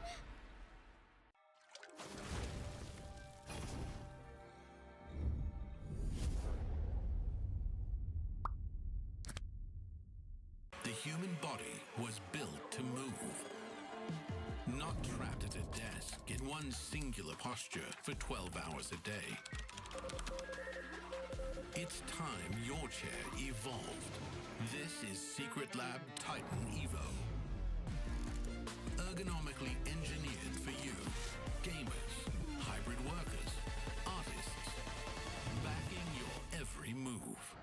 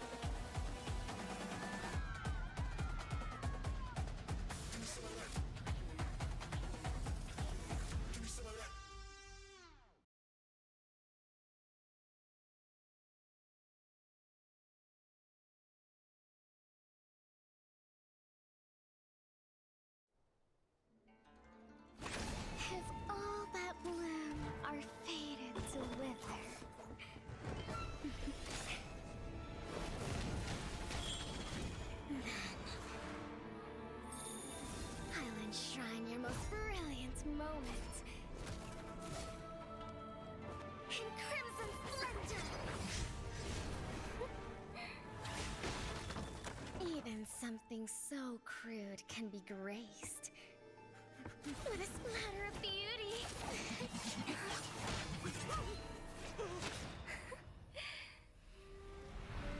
I'll get you out! You finally come to me, Hanabi-sama! This madness ends now! At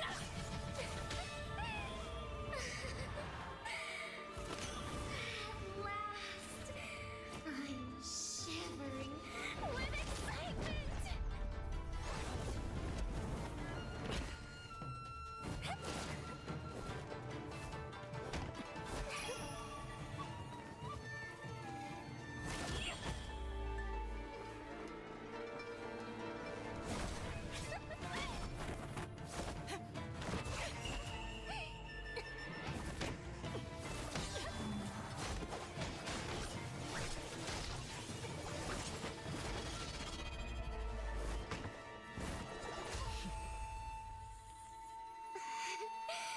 Such killing intent.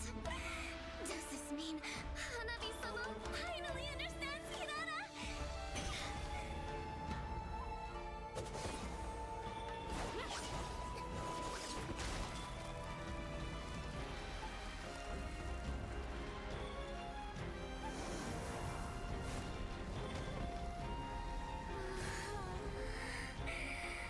So warm.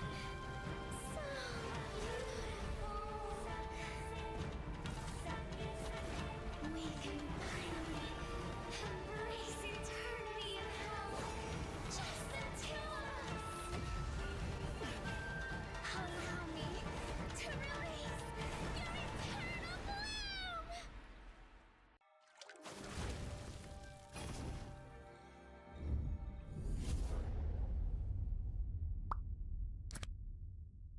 The human body was built to move. Not trapped at a desk in one singular posture for 12 hours a day. It's time your chair evolved.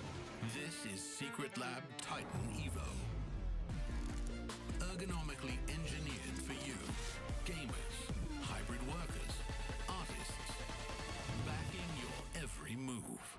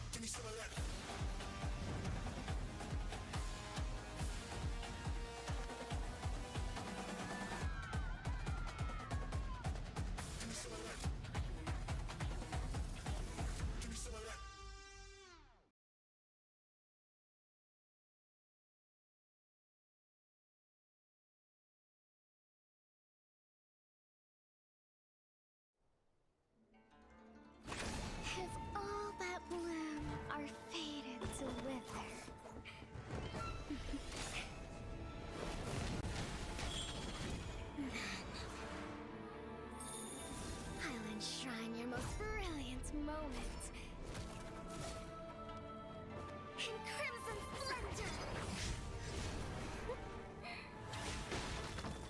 Even something so crude can be graced with a splatter of beauty.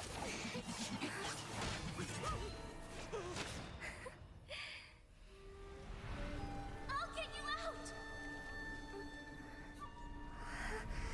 You finally come to me, Hanabi-sama! This madness ends now. At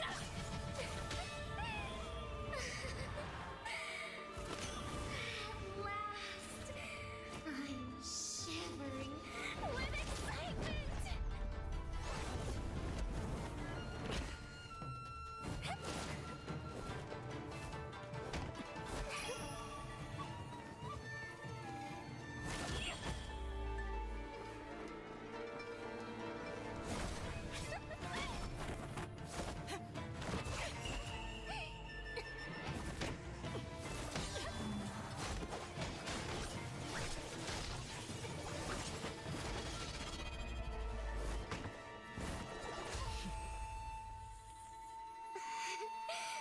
Such killing intent.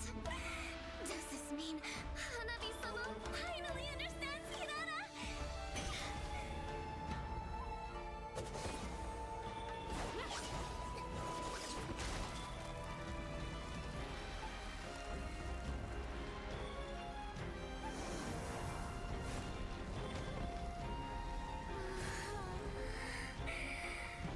So warm. So beautiful. We can finally embrace eternity in hell. Just the two of us. Allow me to release your eternal bloom.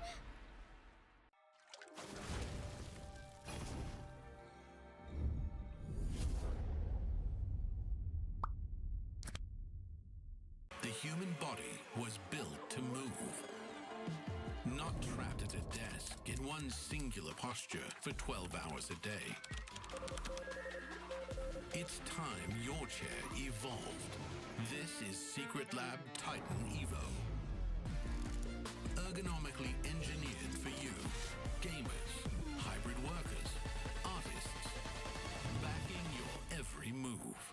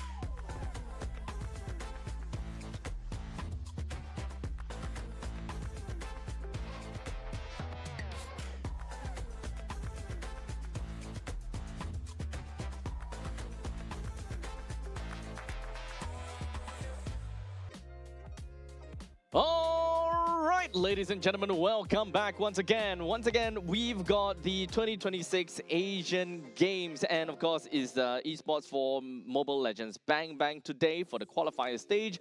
We have a total of 7 full series that we are going to be covering for the entirety of today, and it's going to be a great fun. My name's Abstract. With me here is Moman. The both of us going to be a caster for today here on the English broadcast. Yeah, so far we had a crazy first series already. Team Saudi Arabia takes the cake, right? Yeah. They did get a 2-0 lead head start in terms of the bracket placement, but now we're going to see Team Iran go up against Team Oman. So Team Oman, we did see them early on in that series number 1. Yep. Now, how will they fare in series number 2? When we talk about Team Iran, maybe we don't have much information when it comes to them as well. So same as Team Oman as well. In terms of Team Saudi Arabia, I would say now the slate is safe. Yep. So it's really unfortunate we couldn't dig out anything at this point in time, but hopefully along the next few days, perhaps we'll be able to get a little bit more information as to how they play, a little bit more insights onto their whole team composition or chemistry going up against with some of the other teams in the same bracket.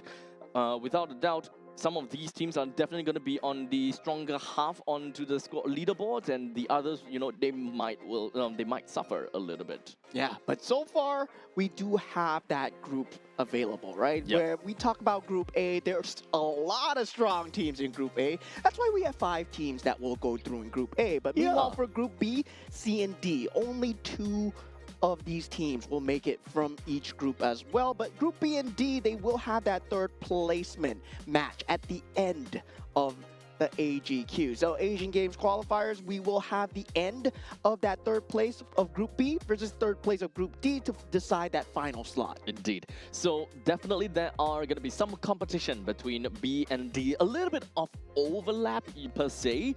Not exactly a full-on overlap, but you guys pretty much get the idea.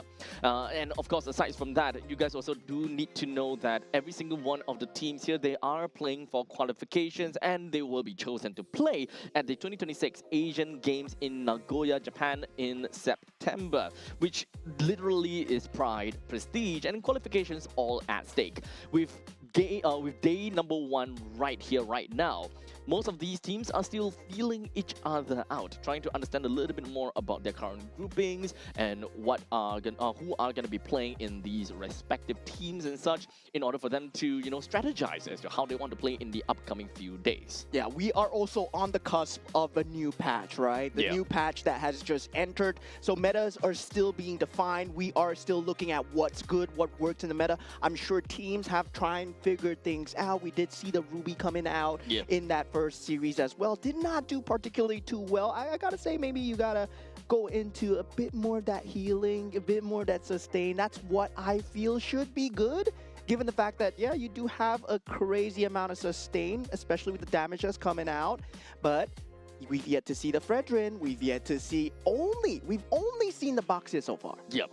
And not only that, we do have the Kagura that did manage to come into play as well. But do note that this is still a very small sample size that doesn't necessarily tell us anything about the current meta. If whether it's still on the previous patch form of meta, or are we slowly reforming into something completely new? A lot of theory crafting, I may say. Yeah, and of course, the games are happening concurrently as well. So definitely in the main stage, you will see certain games play out, but we'll be trying to update you guys the standings as we go throughout the rest of the day to see if your favorite teams, they do make it throughout the end of the journey as well. And I believe right now, are you a sprinter or are you a marathon runner? That kind of placement, that kind of pacing will come through here, because there's going to be 4 days of MLBB here. Indeed. Now, I do want to address to the audience real quickly, because we might be able to see a vast difference in terms of the audience. We might have hardcore Mobile Legends Bang Bang fans, while in the meantime, time, we also might have the general sports audience. So for those people that are on the latter side, welcome to the stream after all. You might be kind of wondering what the esports stage is really all about, and we're going to break it down to you real quickly, where in the Land of Dawn here in Mobile Legends Bang Bang, it is essentially a 5 versus 5 format where we have 5 members from each team going up against one another in a quest to defend their crystal at the end of the map, because your objective is to go through every single one of these barriers, obstacles that come between you and your team, between you and your team with the core or slash the crystal. Destroying the crystal is ultimately going to be the main goal, and the obstacles between that are a couple of turrets that will stand in your way, and of course the opposing team. Yeah, that's the win condition of the game, but of course there are going to be certain roles and each player will fulfill certain roles. We do have 5 different roles in the game, that's why there are 5 different players, and also at the same time resource management into your itemizations and also your creep lane management as well. But now going into Team Iran's lineup here. Now we have Amirali on the gold lane, Ali on the roam, Poria on that mid lane, Mahdi on the jungle, and we have Abu Fazl on that EXP lane. So as we mentioned before, for Team Iran, we don't particularly have anyway much information onto them, so it all boils down to the game itself. How are they gonna be faring against Team Oman? Because Oman already had that introductory game on stream. I'll say that the audiences might have a pretty decent idea how they play. When it comes down to the draft, it is not, you know, those very beginner style of drafting, such as we see something like, you know, Mia, Layla, those kind of things. No. Because we can definitely expect these kind of things to happen. Yeah, we can definitely expect these kind of things to happen, but I believe the teams here, they will have opportunities to exchange with each other as well. This is a melting pot of MLBB players, right? Yeah. And now looking aside from the side of Team Oman, once again for the second time on the main stage, we're going to have El Rakati on that gold lane, El Karusi on the roam, El Ghassani on that mid, El Breaki on the jungle, and El Alawi on the EXP lane. Yep. So we've seen how they fare. We saw how they played. So coming into the game against Team Iran, they for these players, they might have a bit of idea how the opponent is gonna play, or maybe not. So moving on to the drafting stage is essentially gonna give them a pretty good idea what kind of composition, what kind of play style they want. But in the first series, it does seem as though they have a specific play style that they prefer, which is a lot more divey. However, these dive composition mostly comes into fruition only in the later stages of the game, without much thought into tempo building. How do they even get to that final end result? I think that is mostly going to be what's lacking from the side of Team Oman. And once again, we get broken walls. Okay. The 50-50 has been decided, and we are going once again with broken walls. Stop it with your 50-50, dude. It's always a yes or no. Are we going to get broken walls or no? And we got it. We got it. Well, it's gonna be back again onto the broken walls. Doesn't necessarily change too much about the current meta, nor the drafting patterns as well. Maybe a small little inkling of, well, affection, or rather a small inkling of impact to a certain extent. And so far, Team Oman, they have been, as we said, right, they want to play this team fight composition lineup. I would say they want to play that top down. They want to have that Atlas. We saw it both times in the games where they picked out the Atlas, trying to get that Fatal Links combo, especially with the Irithel, that AoE damage that does come out from the Irithel as well. But so far, they have not been able to make it work, especially against Team Saudi Arabia, because they see it coming, right? Even me, I see it coming, because the only way that you are going to initiate is that Fatal Links. They have not found that secondary combination to actually force out the initiation. Usually, you have maybe something like a Lapu Lapu, a glue, to force out these fights before the Fatal Links is used. It comes out as a countermeasure, and that's when we saw the Belleric meta, where the Belleric was used as a counter initiation meta, and the Fatal Links has to be used in that same direction as well. So kind of like a foolproof way where instead of you jumping into the enemies, you force your opponents to come into you and just kind of force them to react, you know? Yeah. Force them to react or give them a very decision to make. Number one, do I want to let this Lapu Lapu just chip us off, or do we want to go and challenge against the Lapu Lapu? through? Do we have enough information that the opponents have a decent counter engage to come in? Do we have the resources to get ourselves out of that kind of situation, for example? Yeah, now that we have established their playstyles, I'm not too sure about Team Iran though, right? How are they going to respond against Team Oman, right? Given the fact that you know this about Team Oman, but can you do anything about it? Because Team Saudi Arabia, they did a great job at dealing with the Black Dragon form that is the Yuzong as well. Usually we saw the EXP laner, the Black Dragon form was used to try and usher that team fight in, but then they made the great disengage coming out from Team Saudi Arabia. We just don't take the team fight. And then you force out a fatal link on one person, and then that's it. I think we gotta have to remember that some, or if not most of this game for day number 1, the pressure is low. Low impact, and it's mostly about, you know, we are in for Asian Games. Let's get excited. Let's kind of get ourselves into the mood and have some fun. You know, leave the stakes for the next few days after, you know, we kind of collected ourselves. We get ourselves a bit more of that confidence coming in, because game number 1, like we mentioned, it's all about gauging yourselves. All right, then we already have the drafts underway. So looking like the draft coming through, we'll focus on the picks first. Marcel being picked up from the side of Team Iran, and they will be having the Baxia and also the Eve as well. Looking like the Fredrin and also the Matilda combo. This was what I was looking for to see. With the buffs on Matilda right now, that Kimmy as well, Team Oman looking like a much better draft on this half. Okay, so kind of a little bit of a switcheroo to a certain extent. For the side of Team Iran, with the Marcel, Baxia, and Yves, they do have pretty good control in large areas with the RWM as well as the Golden Hour, while Baxia is a little bit more, you know, more onto the tempo style. So we still don't really have a very good idea what Team Iran is trying to go for as of yet.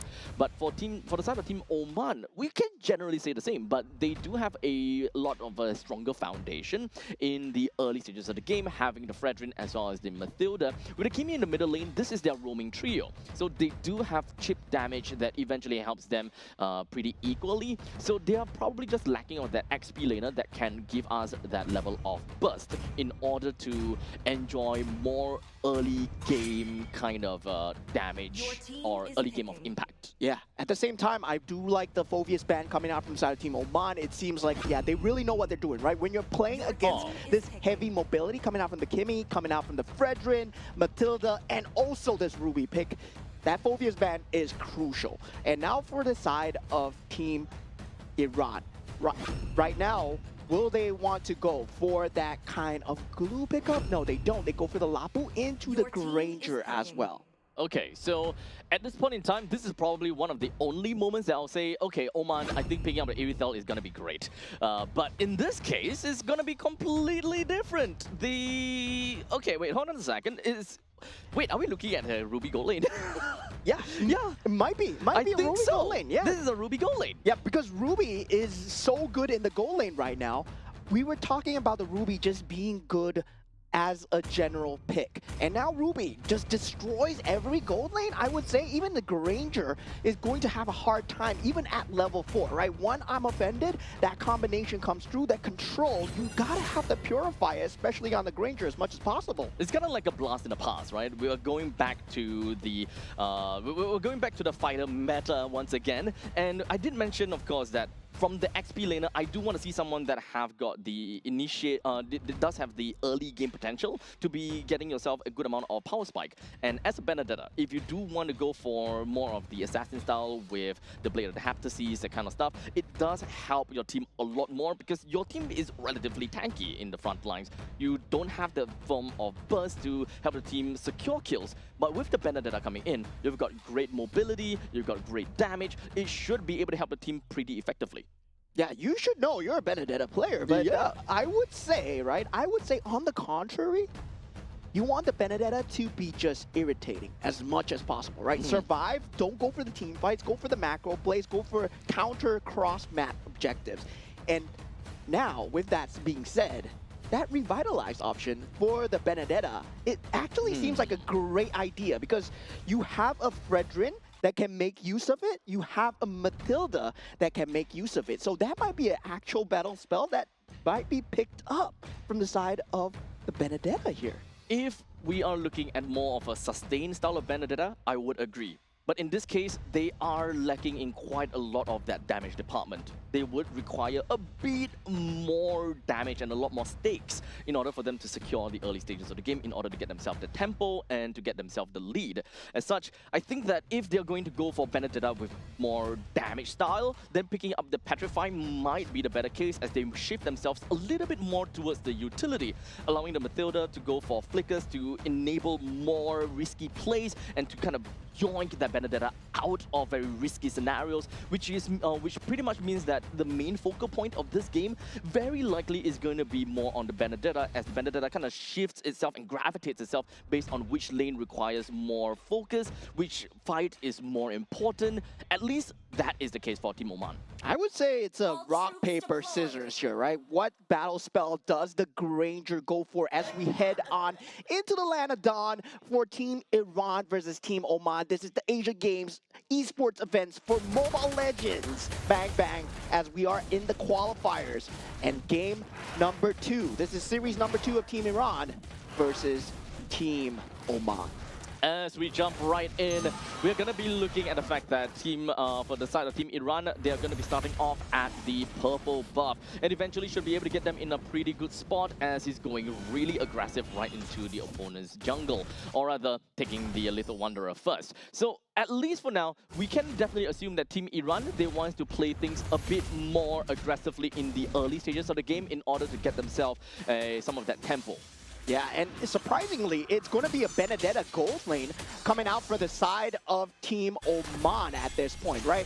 The Ruby is actually on that EXP lane versus the Lapu Lapu, and I really like this matchup of the Lapu versus the Ruby going in so far. You do have that control advantage from the side of the Lapu Lapu, having that Bravest Warrior as well, but that's going to be at level 4. But that's what I don't like coming out from the side of Team Oman, right? You want to place the Ruby in the gold lane. Given the fact that the damage spike right now is just so good, I don't really agree with this. So they did a bit of a switcheroo. They do want to leave the Benedetta in the gold lane to get more gold in order to play the more offensive style, but Benedetta does have ways to actually reach the Granger to a certain extent, but it will be a game of catch-up. So once again, it is still going to be a little bit tough for the Benedetta, but still to a certain extent, more on the skill-based matchup. But the problem is Ruby is not going to have a really good time there.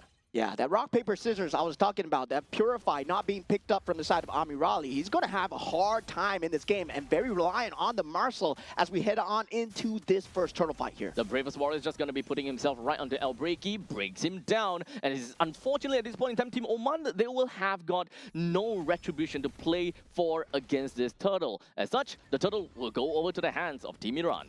Yeah, definitely the clear speed coming slightly faster for the side of Team Iran, especially on this box here at the moment, as we start to see the things ramp up for the side of Team Iran. Currently 1,500 gold advantage so far, and this is only going to get even more pronounced, right? Given the fact that they have that Benedetta on that gold lane, now they do make that swap around. Oh.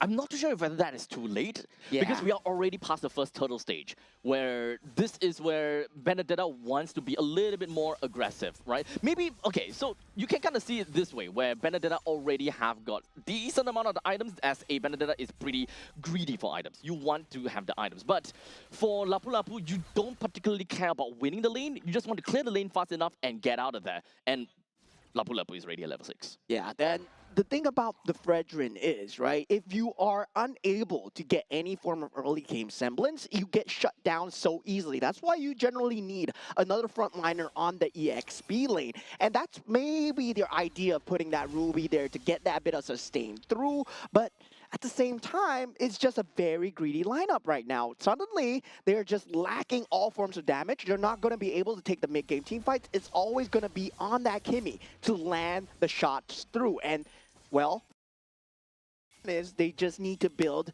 magic defense at the start of the game. I do want to know if whether Team Oman, whether they have enough firepower to realistically be able to do anything as this roaming trio, because you are facing up against a Baxia plus Yves and a Marcel. All three of them are very in your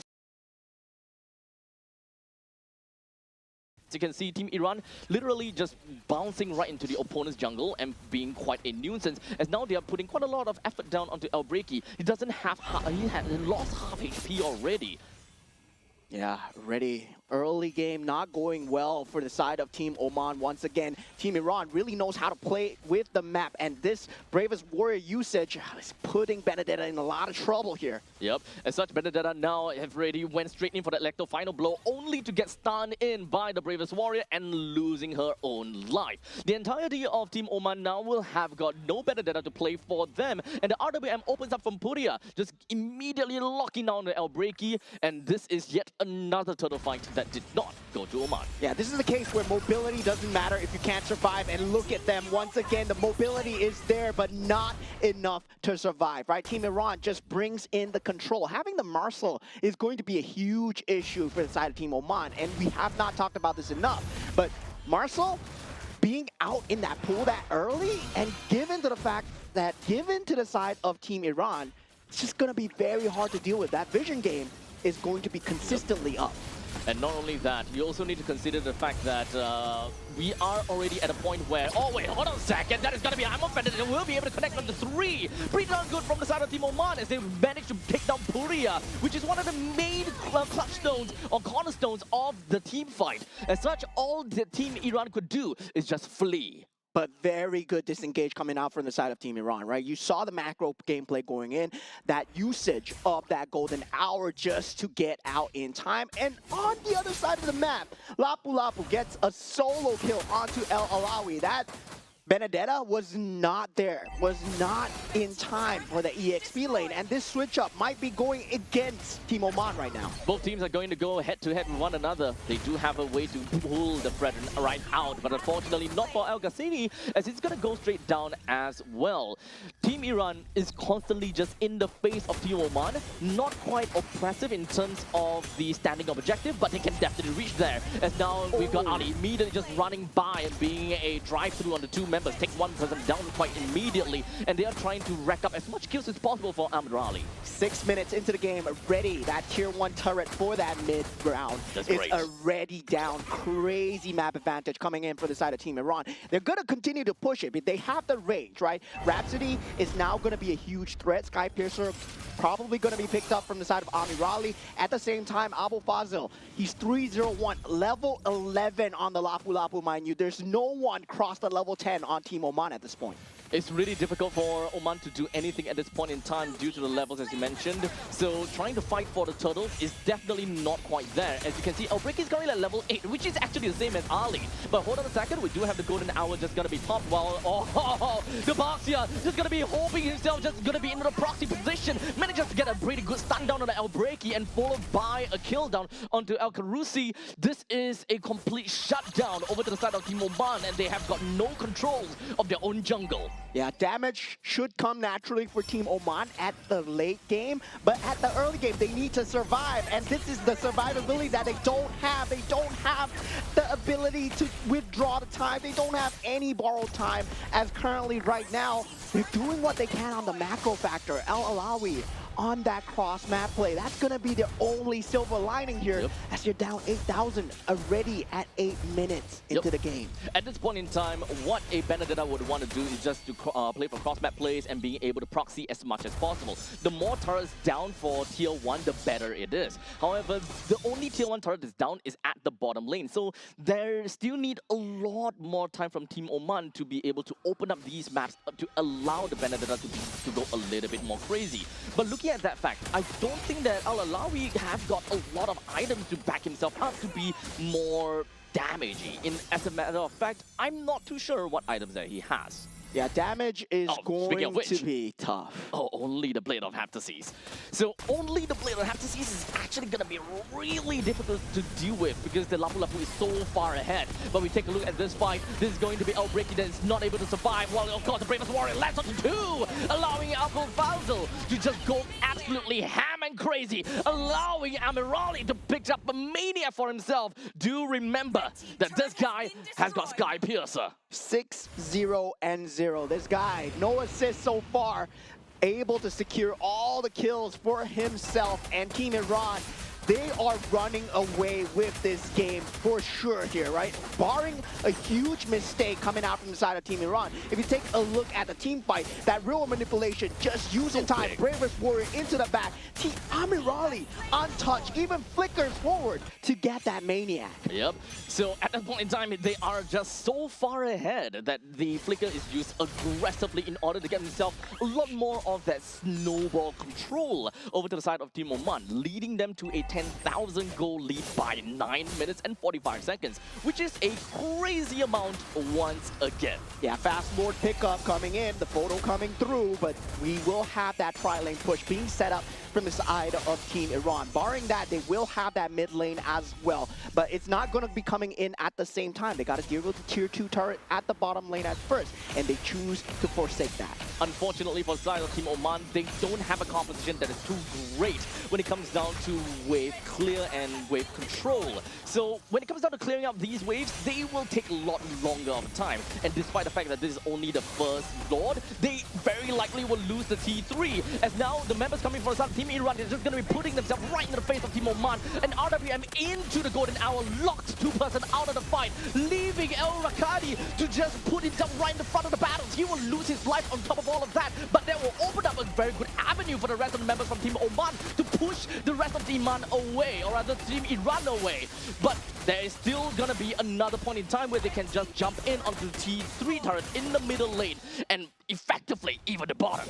Yeah, Team Iran right now, they had 3 members on a sliver of HP, and Team Oman could do nothing about it. They were just flaccid as they could only watch because they don't have a marksman. They had a Kimmy, yes, but Kimmy does not have that range.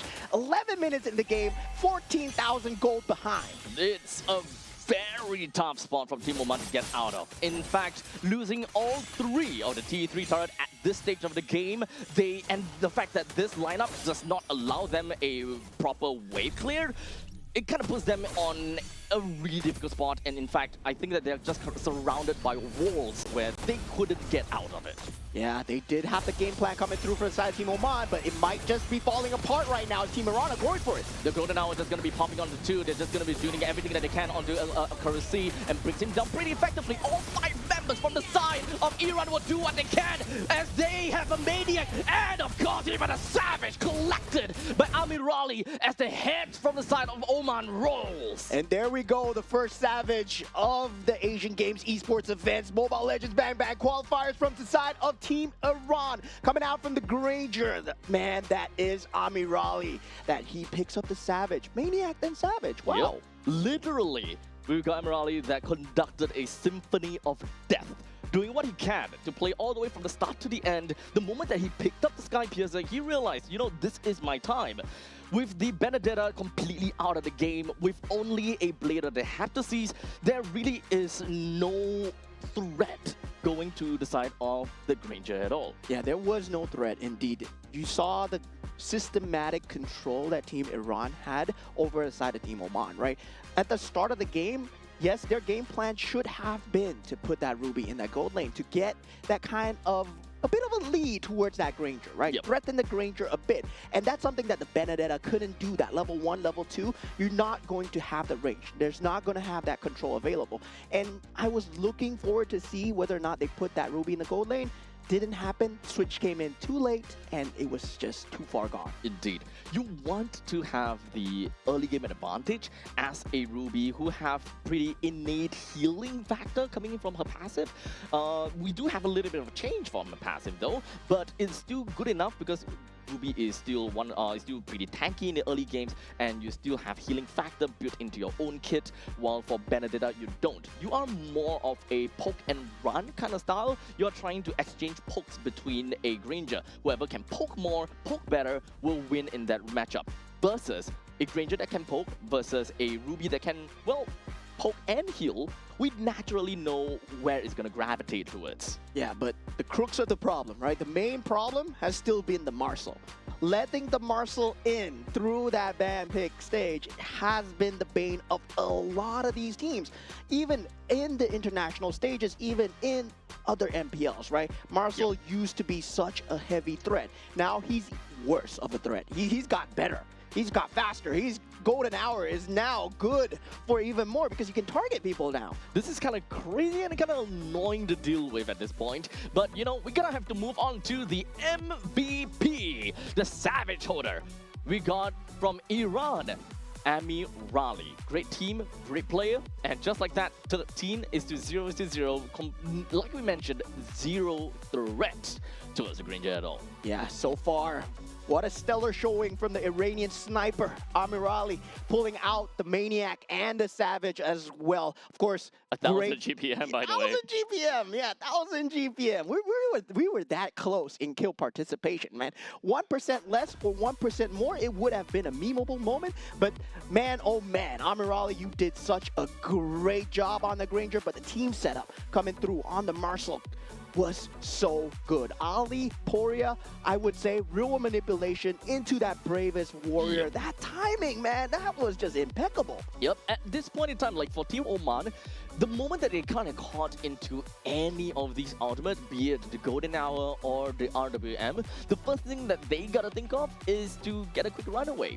And the moment they get, they try to run away, they're just gonna be locked in, unable to do anything, and that is just free real estate for the side of Team Iran, where they can just pour whatever that they have in terms of damage control and literally any form of impact that they can push Oman further away. Yeah, because the clear speed coming out from the side of Kimmy and also the Matilda in terms of that mid lane versus the Eve into the Marcel, right?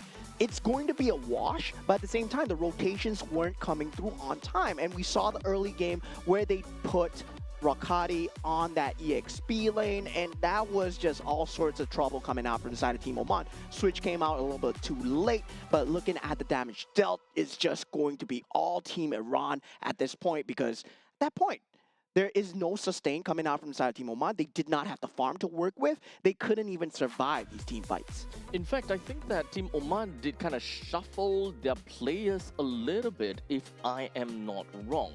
They might have shuffled themselves in terms of their roles because of because they wanted to play dynamically, right? Maybe some of these players, they are not very sure how to play a very specific hero in their own lane. Like for example, we wanted Ruby in the gold lane. However, the gold laner might not be very good in Ruby. So what happens is that they do an internal swap. A certain player, the player that plays XP lane will go over to the gold lane instead. So that is what we saw in the previous time, and shuffling will be required. Yeah. So maybe because of that, the team chemistry and the way that they play got changed dynamically. Yeah, I would say still, right? Still in terms of meta, still in terms of what you want to place, they need to know where the matchups are going to go, right? Yep. Why do you pick the Ruby? They have to know their win conditions very clear from the start. And, well, the game starts at minute 0. So sadly for Team Oman, the game didn't feel like it started from minute 0. They only felt like they were playing from minute 2 onwards, and that's just 2 minutes of lost time where Team Iran was just, well. Yeah, that's the point where you could have gotten the lead. So hopefully Team Oman, they will learn a little bit from this experience and learn a bit more about how the matchup will look like in order to get themselves that kind of advantage or that kind of lead. Because in the early stages of the game, you want to take as much lead as possible to make things a lot easier for you to transition over to from the laning phase to the early game to the mid game to the late game. Yeah, the sad thing is that I really love the Fredrin and the Matilda combo. It's so old school, it's so good. Plus the Benedetta as well. It works so well, man. right? On paper, it works so well. Benedetta and then Ruby as well. They use the guiding wind extremely well. If you think about it, on paper, very good in terms of mobility. But mobility at a cost of survivability. That it was the problem for Team Oman, because they could move, but they couldn't survive. Marcel moves faster. Yeah, so it is ultimately gonna set up into a very chaotic team fight. If you can set things up, you need to be able to control the key team fight. And we just all said and done, we are gonna go off and take a look at what game number 2 is gonna be like after this very short break. So make sure you guys don't go anywhere too far though, because game number 2 between Team Iran versus Team Oman will come back to you guys very, very quickly. And of course, this is the 2026 Asian Games Qualifiers. You guys are watching the MLBB version. We've got more for you guys. Don't go anywhere too far. We'll be right back with you.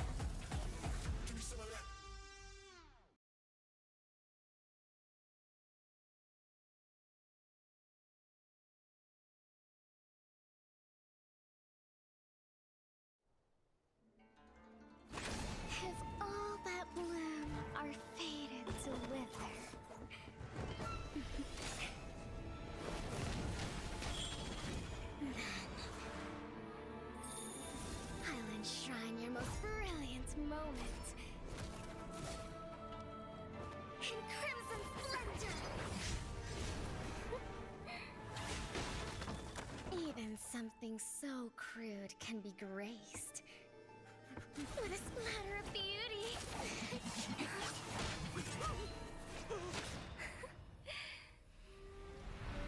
I'll get you out! You finally come to me, Hanabi-sama! This madness ends now!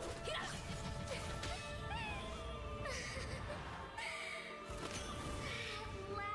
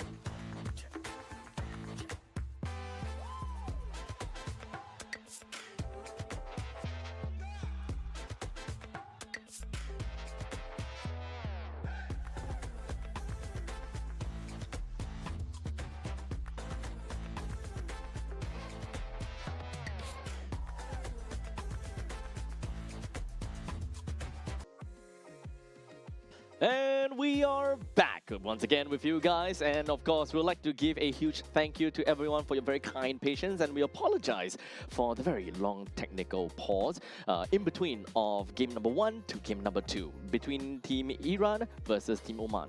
Yeah, at least you know we weren't yapping throughout the entire Yeah, you are break. welcome for that. You guys had a break, we had a break as well. Okay, we both get one each. But speaking of game 1, that is already through. So we did see already Team Iran take 1 ahead of Team Oman. Right Yep. now, Team Oman are against the ropes. Yep. It's really unfortunate though, because, or rather unfortunate, because Team Oman, they at least on stream have showed 1 full series and 1 game itself. Doesn't really look too good when it comes down to the execution. We can definitely have a slight idea as to what they're trying to do when it comes down to the draft itself, but when it comes down to actually executing the game plan, they don't seem to get a hold of the tempo itself, or maybe it's just about the laning phase. They are not mechanically good enough to be able to get themselves the advantage over the opponents, as much as we see that, you know, the draft or the heroes that they pick should have given them some form of impact. Yeah, definitely. In terms of execution alone, I feel that we have broken walls again. Huh? We're broken walls again. This 50-50 is going very strong. You know, This is not a 50-50 at this point in time. it's just 100% broken walls throughout the entire time. So yeah, I think it's time to break down these walls. Oh man. Oh man. Well, I'm holding myself back so badly when you say these walls, but you guys, yeah. These walls. Yeah, these walls. But you know what? We're gonna move past that as we're gonna be waiting to see how game number 2 is gonna be like. And of course, Team Iran, they have definitely showed promise, especially when it comes down to drafting. For Team Oman, for sure, they need to start banning out Marcel, because I think that the past 3 games that they have lost is lost to Marcel's. Yeah. Right? Marcel is just so strong in the meta right now. It just feels bad. They that have to stop. They made the golden hour better, and in this patch, it's gonna be a crazy menace. And the fact is, you can just. Yeah, finally they ban it. They okay. But it's Team Iran that's that Team banned it. Iran that But banned it. of course, Team Oman is on that side that picks first. So Yes. yeah, definitely. So yeah, they want to ban it out, and surprisingly for Team Oman, choosing to ban out the Yuzong extremely early. So triple EXP lane ban coming out from the side of Team Oman. Oh, that's quite a bit of respect, if you ask me, for the side of Abul Fazl, if I'm not wrong. But here we go. First pick onto the Juicin. No comes about that. I think the first pick Juicin is ultimately really good for first picks, because Juicin just fits into any composition like a glove. Yeah, so far, of course, we will be most likely seeing the counter pick Eve, but not at this juncture. Right now, they can still think about what gold lane they want, and they do pick up the Harith for themselves. Right now, if they want to pick up a strong roam as well, they can also pick up the Cho if they wish to do so together with the Harith. So that is still available. In terms of just picking up the Kalea itself together the Harith, that combination is also there. And if they want to pick up, you know, maybe go into that Fredrin, they can also go for it. So there's a lot of options available in that pool right now for the side of Team Iran, and they go for the Grok here. Okay, Grok is not too bad. They don't necessarily show what kind of playstyle they are gonna go for as of yet. Harith can always go for a very divey style, or go for area denial, as such, having Phobias, having the Eve, as well as Gatokacha. They are all gonna be pretty good in that kind of lineup. But you know, it's still pretty early. We don't really have a certain direction as of yet. Team Oman decided to pick up a Claude in the B3 pick. So honestly, right now, if they want to go for a tanky jungler in the name of maybe Frederick, for example, I will say that that's generally a pretty good direction. On paper, Claude is the counter to Harith, right? This is very much expected in terms of that late game pressure, in terms of having that BMI as well. Now they do pick up the Lapu Lapu. Surprising, I would have preferred maybe do pick up the Suyo, but of course with the nerfs that come out to Suyo, maybe in this current meta, not a very good place to pick the Suyo right now, and teams are starting to figure that out. And now for the side of Team Iran, the Eve will eventually come through. It has to come through. The Doosin and the Yve goes hand in hand. Now, right now, they still have that jungle pick available on both sides. Do they want to ban out the options here? The Fredrin is still there.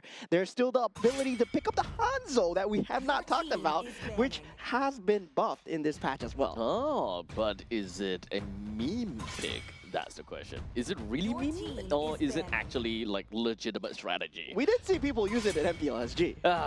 Let's not talk about that. But we do have the Hilda and the Sora that will join into the banning pool. At this point in time, having a Gatokacha is still going to be a pretty good pick for either one of these two sides. For Team Iran, picking up a Gatokacha pretty much means that you are playing full-on area denial, and of course, making sure that Team Oman does not pick up one of the answers over to Yi. Yeah, so now both sides, they will have the jungle pick of their choice here. I mean, with the Boxia gone, there is still the ability, if let's say you want to go for the Harley right now, it was very strong in the previous meta, whether or not you want to go into that burst meta for the side of Team Iran here. Of course, I think they do need a utility jungle, so they do pick up the Alice with the EXP lane first, possibly, and for Team Oman, I told you, man, I told you! Okay.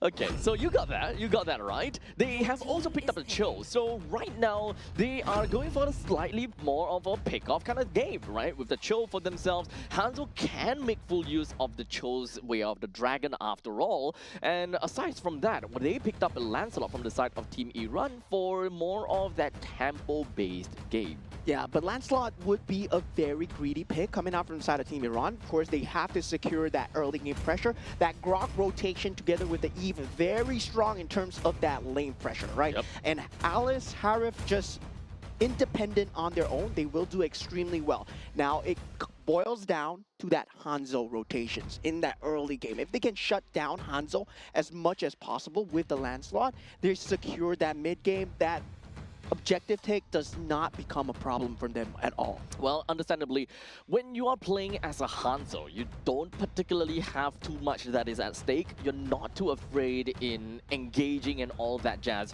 But it's more about the chemistry. If whether you are trying to force out a team fight, whenever you are in your ultimate state, those kind of situations definitely happen.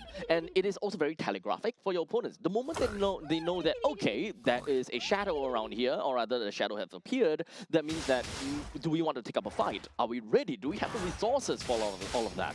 Yeah, that timing becomes very crucial. Clear speed will be slightly favored towards that Hanzo. Of course, that level 4 will be in the hands of Hanzo. One of the fastest clear speeds right now in the entirety of jungle as we head on into Lanadon for Team Oman versus Team Iran. This is game number 2 of series number 2 of the day. Currently 1-0 ahead for the side of Team Iran. So if Team Iran were to be able to get this game down the road, then they are moving on, of course, to find the next opponent, leaving Team Oman with, unfortunately, no series won as of yet. But you know what? We still got quite some time to deal with. Let's take a look more into the laning compositions and how things are going to be. When it comes down to Lapu Lapu versus the Alice, it is always just going to be a crazy fight down at the bottom. No one dies, no one deals enough damage, and they don't care anything. The main thing that they want to look for is to leave the lanes as fast as possible in order to group up and help out in the turtle lanes, or rather in the turtle pit. But for Team Iran though, definitely when you look at a Grok and a Yve, you know that as a matter of fact, they can clear waves super fast. Yeah, clear waves and also the harassment that comes through. Already Flicker has been used from the side of El Ghassani, will not have it for the re-engage or any time of safety, so this might be first blood here. Yep, as now we do have Garmadi that runs right in, manages to secure 2 kills for himself, while Elbreki secures the kill onto Puria as well. So a little bit of a 1-for-2 trade. At least both of the junglers manage to get something for themselves. Yeah, but favoring the side of Team Iran at this point, right? Giving 2 kills to Lancelot this early on sets up the snowball as well. And Hanzo, yes, he will have that snowball capability, but he does require the initiation of his team. He can't just go in by himself. Now, this turtle take coming through will not be contested from the side of Team Oman at all. Team Iran get it for free, no retribution was present. I don't really think that they will be able to do too much, at least for Team Oman in the mid stages of the game, because this is a lot more skirmishy for the side of Team Oman. As much as possible, just keep on targeting one player over and over again and make things tough. At this point in time, they are looking at Puria. Yeah, now I would say that mid-game really depends on the macro factor that comes through from the side of Rakati. Finally, we do see that Claude pick coming through. That is going to be a huge factor, especially into that mid to late stages of the game, because this puts Team Iran on that clock. But now, already 1,000 gold advantage, and we do have that slight skirmish. Poria eventually does go down, but this is to be expected, not having that flicker out for Poria at this point.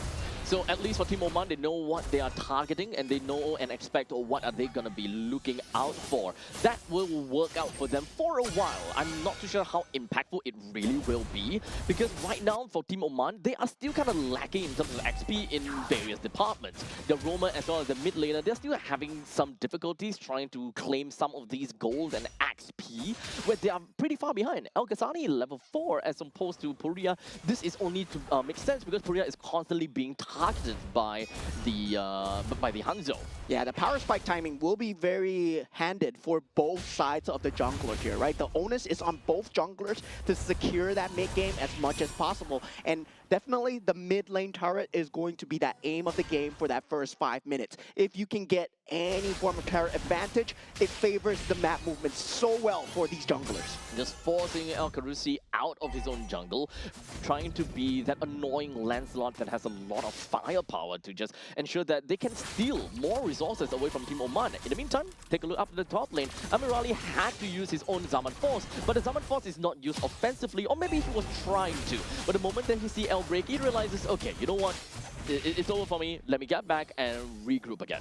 Yeah, not waiting that 10 seconds for that flicker onto that free Way of the Dragon onto Amirali could have resulted in a kill. But at the same time, Team Oman, they did waste quite a lot of resources. No more Blazing Duet. They know that Hanzo's not up for this mid-fight here. In the meantime, we do have got a few are just going to be landing down onto the enemies, and it doesn't seem like it affected Team Oman all too much. All 4 members from the side of Iran, they are grouped up pretty close together. However, Team Oman, they don't have got any way to make full use of that part of the team fight. Yeah, key timing that we need to take a look for will be that Holy Crystal timing coming out from the side of Amirali. This is going to be that mid-game power spike. And meanwhile, for the side of Team Oman, it's going to be that Holy Trinity for the side of the Claude. Way of the Dragon did connect down onto Mahdi. However, they don't have anyone, once again, like I said, to really make full use of the Way of the Dragon, because Team Oman, they are currently slightly behind, but they are not at a state where they are able to have a significant amount of impact in terms of the damage department. Yeah, both teams going for that kite and fight playstyle, right? Yep. Only one frontliner available, and that's going to be their roamers. And now with Mahdi, still, he might be in a bit of danger if he gets caught here, but does not have the Way of Dragon for the side of El Carusi. It's not going to be that big of a problem, even if the Way of Dragon does land. Now we take a look at the middle lane. We do have the Shadow coming in from El Breaky. That's just going to deal a little bit of damage, or maybe just to harass a little bit. But Team Iran, they are not particularly too annoyed or afraid about that. They're trying to group up and trying to look for a direction that they will be able to go. At this point in time, they're moving up to the northern side to kind of deal with Rakati, and hopefully one after another take down some of these tier 1 turrets, because they are currently 2,300 gold ahead. Yeah, name of the game here, still on the junglers, as we know that there's no damage here for the side of Team Iran. They will have to disengage, and they do in a clear fashion, right? Knows their win condition. If they do overextend, they will try and take as much as possible. The flicker did not work out too well from Al Carusi. As such, it will go down to the hands of Amirali. This is going to spark up a battle between Team Iran, and they were trying to look for something over here. But of course, the Shadow brought up from El Breaky. He's going to be fine because it's not his real body. Yeah, but at this point, right, there is so much magic damage coming out from the side of Amirali with the synchro fissures that Hanzo is not having a good time in these fights. He's not dealing the damage needed. He did find early picks, yes, but it's going to be a problem in the later stages of the game, because Alice is going to become online really soon for Abu Fazil. And once the Alice is online, that Hanzo is not going to do anything at all. Oh, it's really unfortunate. Phantom Execution did not land onto Al Ghassani. As such, was not able to claim that one kill. Small little wasted movement from Team Iran, but in the grand scheme of things, Team Oman, they have a lot of wasted movement. As such, we're looking at, what, 4,000 gold lead in favor of Team Iran already. Yeah, now Team Oman, they will have to survive this mid-game power spike right now. As right now, Team Iran, they are looking to shut down that mid-turret. Team Oman, I don't think they can defend here.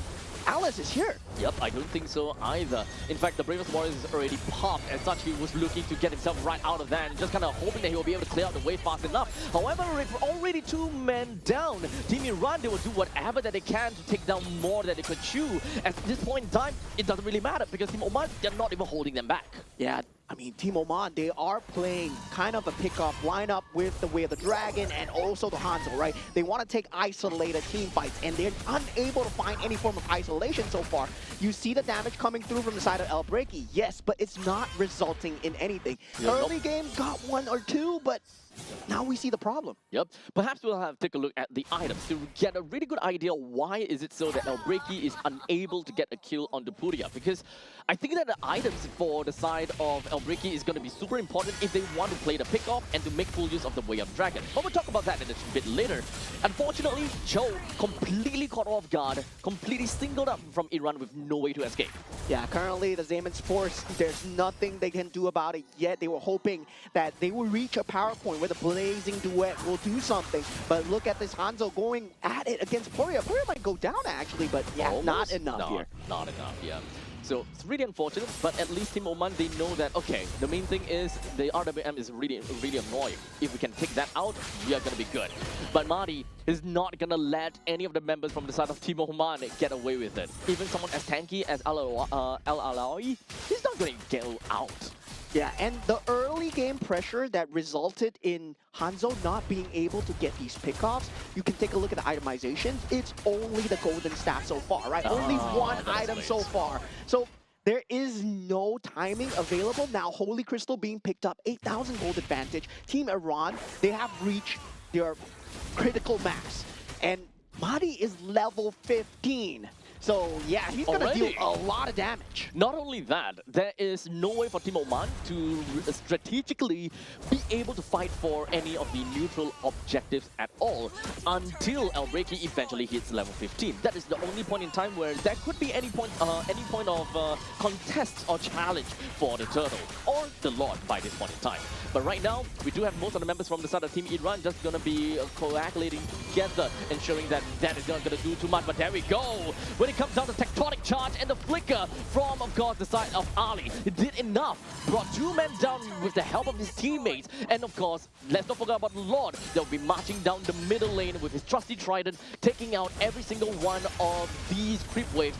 Team Iran, they will do whatever they can to take out one of these tier 3 turrets. What a disgusting flicker coming out from the side of Ali, but Amirali still in the thick of things with the Zaman's force still untouched, right? That shield value unable to be just taken away because Blazing Duet at this point, 10 minutes into the game, Claude is not at critical mass. 10,000 gold lead ahead. Once again, look at that. That was a beautiful clash coming through for the side of Team Iran as we had that wild charge into that real-world manipulation. Beautiful layering coming in from the side of Team Oman, but unfortunately it was not quite enough to be able to take Bardi down. RWM pops up, locks right in onto the Lapu Lapu. El Alawi, unfortunately, will find himself taken down as well. It is going to be 3 versus 5 with the mid lane marching right in. Team Iran will take no chances at all, and rather they will want to end this as much as possible. The Shadow coming in from El Breaky moves right in, doesn't have a lot of HP to work with, goes back to the fountain, and Team Iran, they will split themselves up a tad a little bit, takes down the T3 turret down in the bottom lane, will secure them a better fight into the core. While in the meantime, now El Karusi buys a bit of time with the Wind Dragon onto Marty, but other than that, that is just a valiant sacrifice for him that will allow El Alawi to come back into the fight and try to clear the waves as much as possible. Yeah, this is still doable for the side of Team Oman. They do have that late game lineup, especially with the Hanzo and also the Claude. So Team Iran, they know that they're on the clock. They're forcing the issue as much as possible, but they gotta avoid mistakes here. One move wrong by Madi could result in Team Oman flipping the script. That is all 3 of the key 3 turrets that have been taken down already. And unfortunately for Team Oman, they are very much behind in terms of the economical factor with 14,000 gold deficit. They don't don't have what it takes to clear the way fast enough. They don't have what it takes to realistically push Team Iran away. And at this point in time, Team Iran is only going back because of the spawn of the Lord.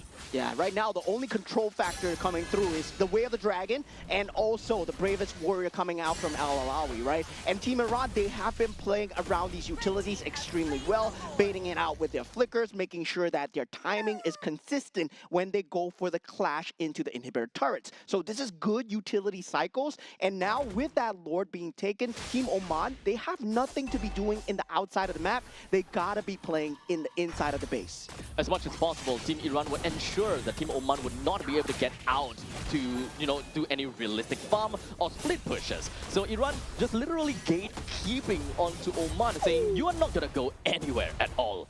At this point in time, the Lord marches down in the middle lane, ready to pillage, while the RWM pops right out, while El Breaky forces himself right into the face of Puria. Not quite enough to do anything. While in the meantime, El Carusi all the way at the backside was hoping they will be able to do a decent amount of damage, but unfortunately he wasn't able to do for any form of control. I mean, Raleigh will take a triple, and they will end the game just like that. 2-0 for the side of Team Iran as they show complete dominance over Team Oman. Wow, oh wow, that Alice at the last moment landing onto 3. That was just madness. And Army Raleigh, man, oh man, we did see a Maniac, a Savage, and now a triple kill. It's really unfortunate that the members of Team Oman, they're unable to really play a game of catch-up, right? And when it comes down to their own laning composition as well, I think that they had a lot of, I would say, wasted movements. They tried and they tried and they tried, because this is a matchup where for Team Oman, they want to capitalize on the Way of the Dragon plus the fact that they have a Hanzo as much as possible. However, what Hanzo has been doing is constantly just going in over and over and over again. Whenever he has the ultimate, go straight in for the Yve without a sliver of assistance from any of the teammates. I would say that was a slight lack of coordination coming out from the side of Team Oman. But looking at the MVP, of course, Ali landing those crucial ultimates and kill participation 100%. When there's a team fight, Ali is there. And 4-0 and 13, this man just decimating the entire battlefield. Broken walls doesn't matter. He makes his own walls. Indeed. So congratulations over to Team Iran, and of course, great plays coming in from Ali, which as a roamer, with no death at all. I think that is I think that is a reflection of what that game is for Team Oman, because all Oman or Team Oman, El Breaky is trying to do is constantly forcing the issue onto Puria. You see that whenever he's ultimate, right, he goes for Puria. However, he don't have a single assist and he only have got 2 kills. He haven't formed enough item as a relatively greedy assassin in order to do anything against Puria. It would be great though if he were to, I would say, gang up together with Al-Alawi, because he's a Lapu-Lapu after all. Create some chaos, be very tanky, and in the meantime can do really decent damage with the Bravest Warriors too. Yeah, I feel that it comes down to the rotational timings for the side of Team Oman, especially when they fall into that mid-game decision-making, where they did a very good job in that early game, trying to lock down Puria as much as possible, got that 2 kills, but they were unable to capitalize on that goal momentum, right? They were unable to go on to Mahdi and then Amirali and so on and so forth. That's what they should have been doing with the Hanzo, consistently get that snowball, especially against someone who's weak in that early game. Lancelot at that level 4 without farm, well, he looks like the freest meal ever for Hanzo. Yes. So I think that what Team Oman is essentially looking for is that they want to go for single member pickoff, not necessarily trying to get enough snowball to be able to, go from one chain to the other. So in some sense, they are looking at things in a very narrow kind of playstyle. Whenever I have ultimate, I just go. Not exactly the form of, I want to go for a team fight, I want to make full use of the Hanzo with its innate mobility, as well as the fact that he can do very risky plays, type all the way to kind of the backlines kind of thing. In fact, they're lacking in team fights overall. So it feels like, like you said, very telegraphed, right? One target, one play coming out Yes. from side Team Oman. It's never a secondary layer play on top where, yo, I'm a Hanzo, I'm going to jump behind, but you're going to do this at the front with the Whale Dragon while I'm making the space. There was no level 2, no level of contingency behind that. And I believe that's the kind of layeredness, the kind of meticulousness a team needs to kind of make it here at the Asian Games here. Honestly, if you ask me, if I'm trading between my ultimate as a mage versus the jungler's ultimate, I'll take the trade anytime. Yeah. If I'm able to keep my own team, such as the gold laner, active and safe, so be it. Me as a Yves, without real manipulation, I'm pretty sure my team will still do just fine. Yeah, there was a lot of moments where I felt that they should have gotten the upper hand, especially on the Hanzo. You saw that Poria was extremely low. I believe his death could have been in a double-digit count. To be honest, if yeah. They just stacked their coordination just slightly better. And yeah, that was just such a missed opportunity, but doesn't matter.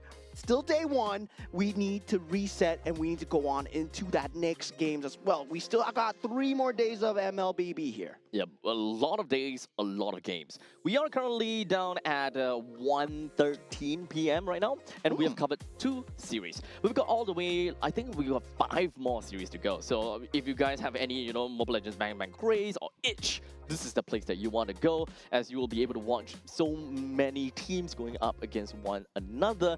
And of course, different regions, different meta, different plays, and I'm pretty sure when it comes down to some of these teams, you guys might already heard of who they are, who is playing, and of course, what team that they are technically from. And currently the standings for Group B, as we see so far, Team Saudi Arabia at the top with 2-0, 100% win rate with 4 points, and also Team Iran following next as 1-0 with 2 points because they only played 1 best of 3 so far. Team Jordan 1-1, and now for Team United Arab Emirates 0-1. And lastly, I believe that was Team Jordan, right? No, Team Oman. Team Oman, 0-2.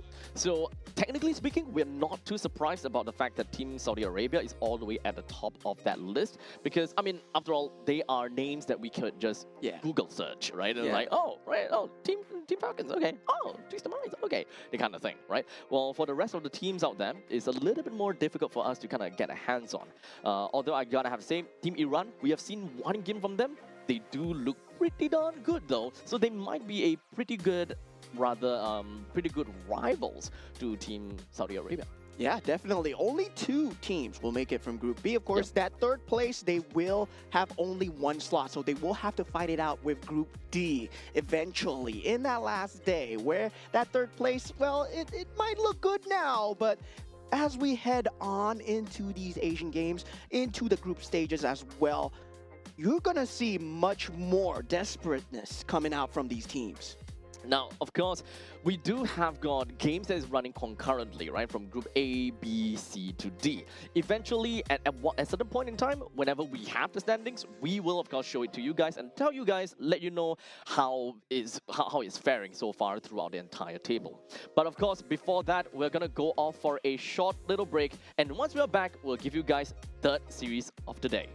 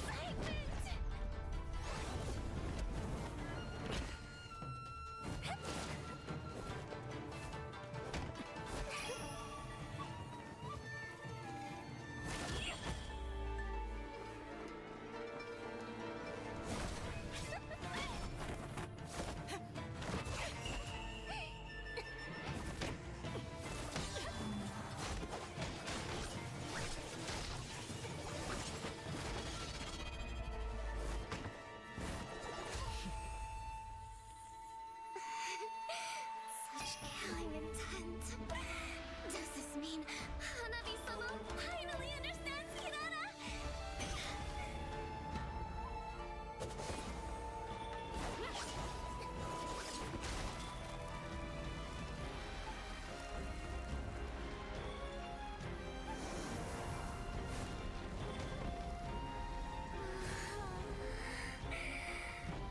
So warm. So beautiful. We can finally embrace eternity in hell. Just the two of us. Allow me to release your eternal bloom.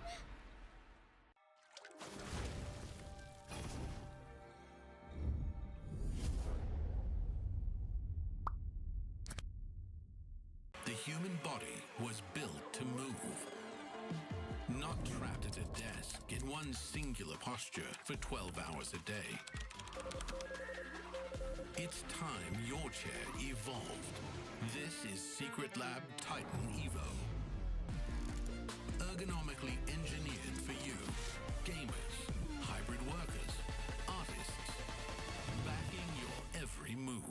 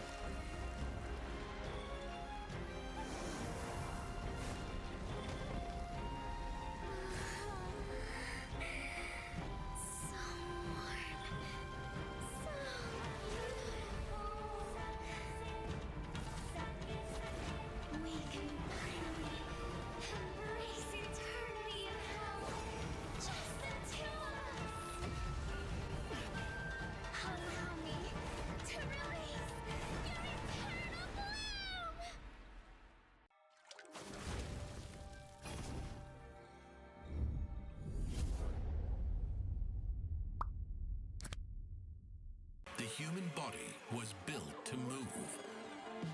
Not trapped at a desk in one singular posture for 12 hours a day. It's time your chair evolved. This is Secret Lab Titan Evo. Ergonomically engineered for you, gamers, hybrid workers, artists, backing your every move.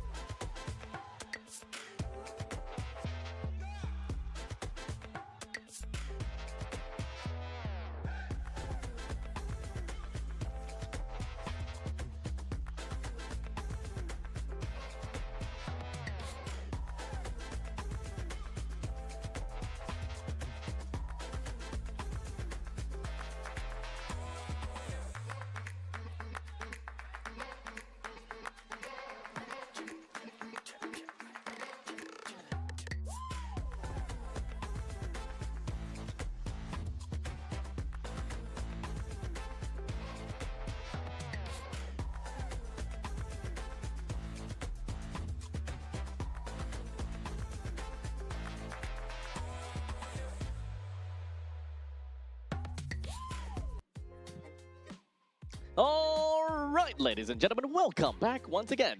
We are here once again for the 2026 Asian Games, and right now we're going to be watching match number 3. Okay, match number 3. So this is going to be fun between Team Sri Lanka versus Team Pakistan. Yeah, it's going to be very interesting, right? In terms of just esports prowess alone, we Yep. have no idea where these teams stand. So I went to the online chat. I went to ask. Oh, everybody's hyped about Team Pakistan. Everybody's hyped Oh. about Team Sri Lanka. So we got supporters from both sides. Okay. But when I went to search it up for myself, I can't find anything on the internet, man. Okay, so it's likely a lot more localized then. So they are probably known in their own local scene, but not necessarily somewhere that they manage to go to the internationals or something along those lines. So it's relatively fair to assume that they do have a vast knowledge of the game. They should be able to give us a pretty good game as well. But if whether they will be able to touch the tip of the iceberg is mostly going to be the question. Yeah, so finally we are taking a first look at a group other than Group B. We're going into Group D at the moment, right? yeah. So it's going to be Team Sri Lanka versus Team Pakistan. At the same time, we're still at day number 1 of the Yep. Asian Game qualifiers here. So a lot of power levels have yet to be set. We don't know who's going to make it yet. Maybe we'll find out after today, but right now, still setting the precedent for a lot of these MLBB games. Yep, especially for the fact that we haven't watched a single game from Group A, which I think that is something that everyone is looking forward to, right? We're looking for like Malaysia, Philippines, Indonesia, and the likes. But we're gonna hold on for a tad a little bit, and we talk about the group standings for Group B.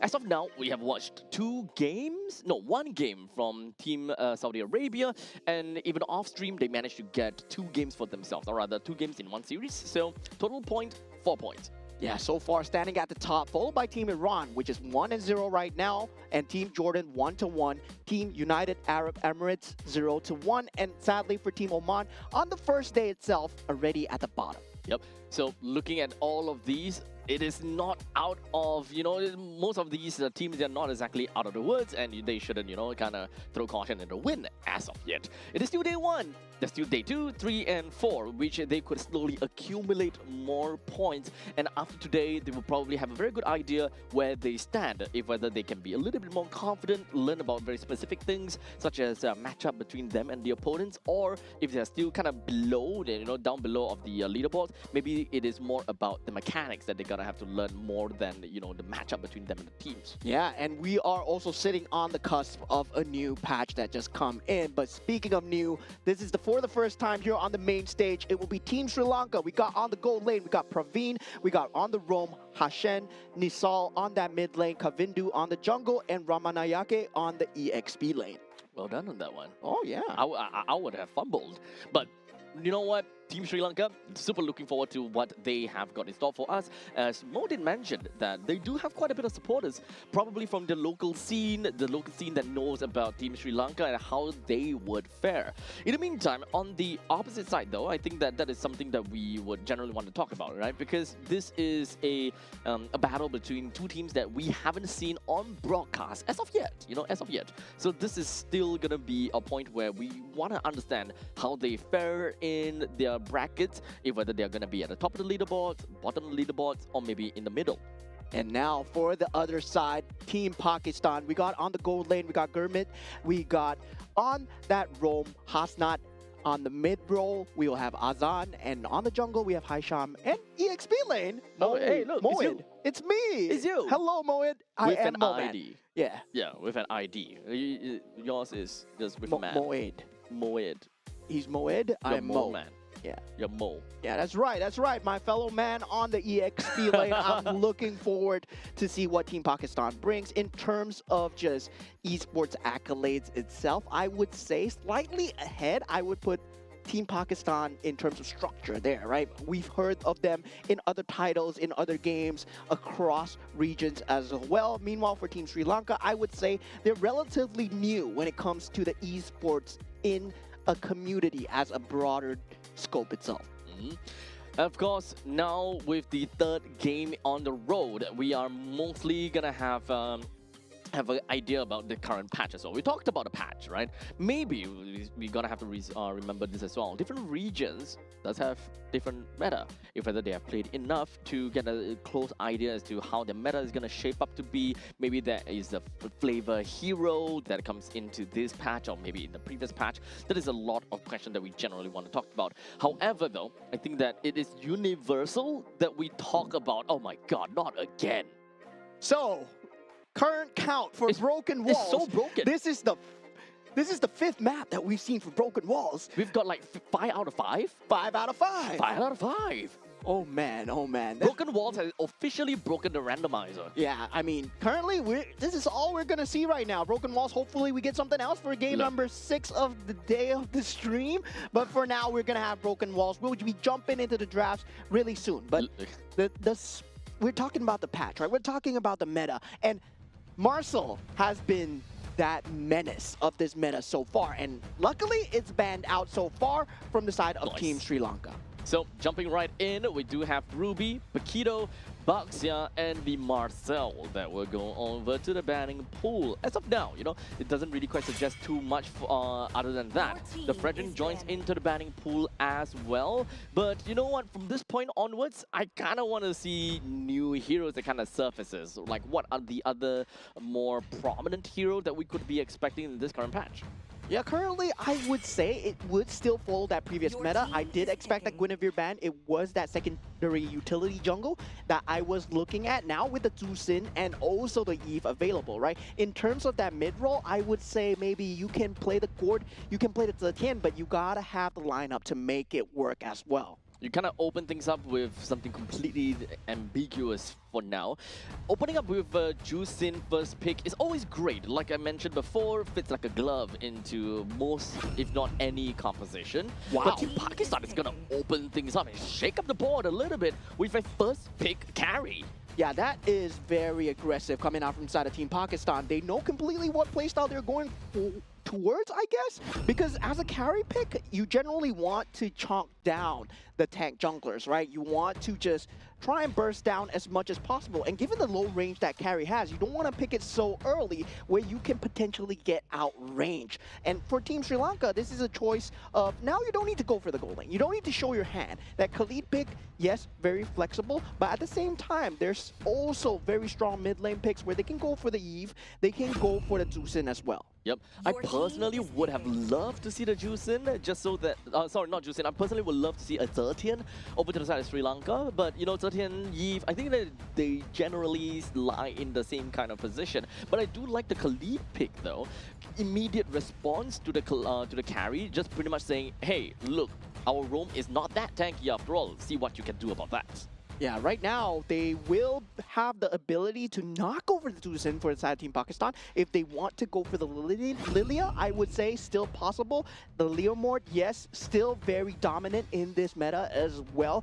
We have not seen it picked very much, but definitely still a top contender when it comes down to utility / tank jungle, and the Kalea as well. So yeah, Team Pakistan, I mean, they have that set team fight going for them. Yep, they also do have that pick-off strategy that they will want to play out of the Kalea. Making full use of that is gonna be carry. Now, Sri Lanka is going to be put on a spot now, right? Do they want to pick up a jungler that can rival or be better than Leomord, such as a Suyo in this occasion? Do they want to stack pick that before Pakistan were to, you know, ban that out, for example? I mean, right now, they cannot go for the Suyo. I mean, Suyo, you generally pick Leomord against the Suyo, right? So we did see that, yeah, I mean, with the current nerfs, you don't really want to go for a Suyo. You have the Akai available, and the gold lane matchup, I would say, would be a much better pick right now, especially since you know you're going up against a carry. Now, it's easy for Team Pakistan in the banning and drafting pattern to just ban out the gold laners. So right now, Juicin is going to be taken out of the picture. So for Team Pakistan, the way that they look like they're going to be playing is that it is pick-off for now. It doesn't necessarily move to any form of direction. They can definitely want to play over to the later stages of the game. So to look for someone that is great in the early and the mid stages is ultimately going to be pretty darn important. Someone that can make full use of Kalea as well. So a mid laner that is bursty enough, I think that that's going to be fine. Yeah, and surprisingly for Team Pakistan, they choose to ban out the Clint over the Claude. I would say, yeah, if you know that you're going up against a good Clint player for the side of Team Sri Lanka, yes, potentially can destroy the carry in terms of laning potential. But speaking of that, they do ban out the Moskov as well. So they do pick up the Obsidia coming out from side of Team Sri Lanka. And I don't like this at all one bit. I believe that Obsidia has its place, but currently not in the meta so far. The time taken to farm up the bone shards, you're just stuck in the lane for so long, and you don't really have a way to join the early team fights. You really need to just ramp up the bone shards for that late game damage as well. Yeah, it kind of seems like they are looking at Obsidia as a form of insurance, where if Suyo is not doing well enough, I suppose they can lean over to Obsidia in the later stages or some sort of things. Since Obsidia, yes, Obsidia is very reliant on to items, but more reliant than your bone shards than anything else. If you don't have your bone shards, then even your items is not going to do anything for you.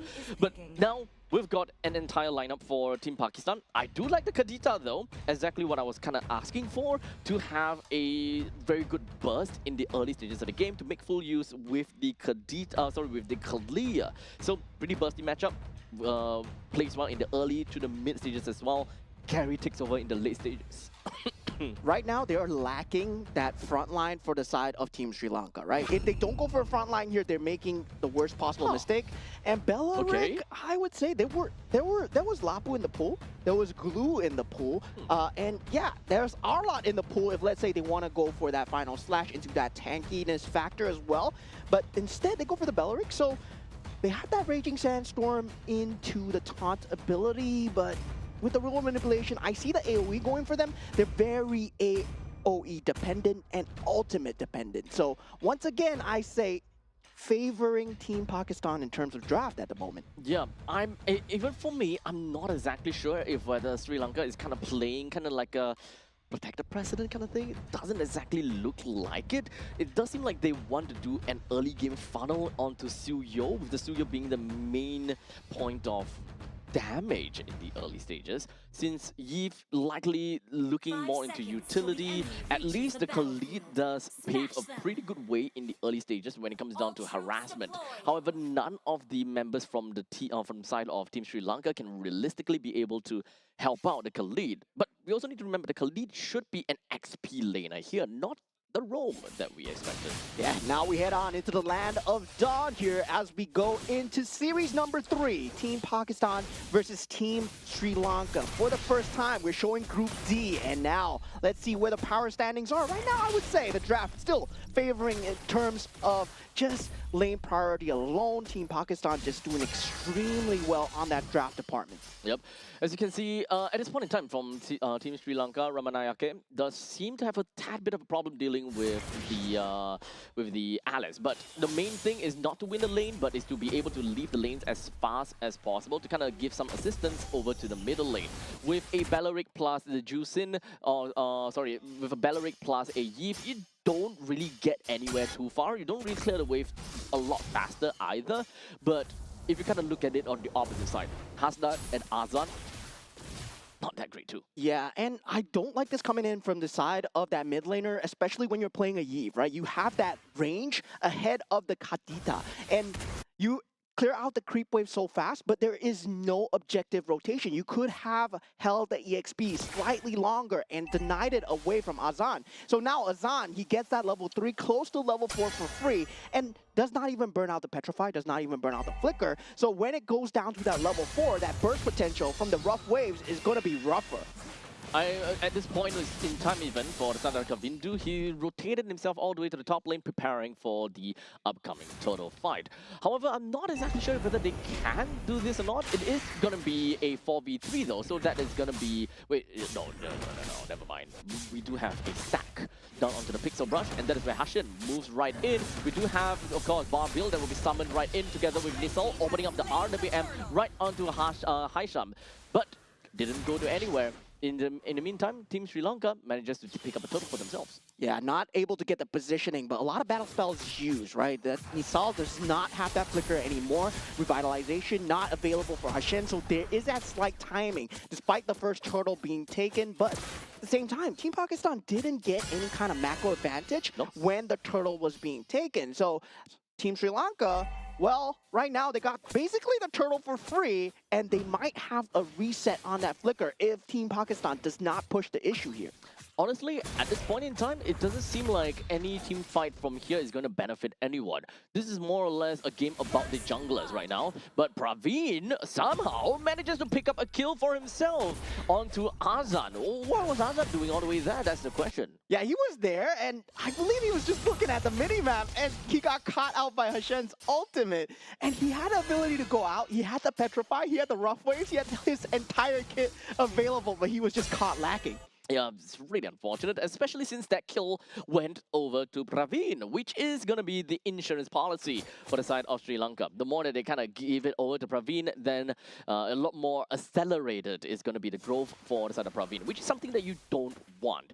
In the meantime, you also kind of don't want to give it to Kavindu. He is the assassin after all, so giving that assassination over to him is not going to be great. In the meantime, that is going to be a title strike followed by a slam down, allowing for Pakistan to pick up two very easy kill right down in the middle lane, and perhaps even wanted to get a little bit more out of the greed. Yeah, we see the initiation capability coming out from the side of Hasnat and Azan. The Rough Waves, Tsunami Slam combination, that is going to be the staple for that pickoff, right? And Team Sri Lanka, they have to learn how to not get caught by it.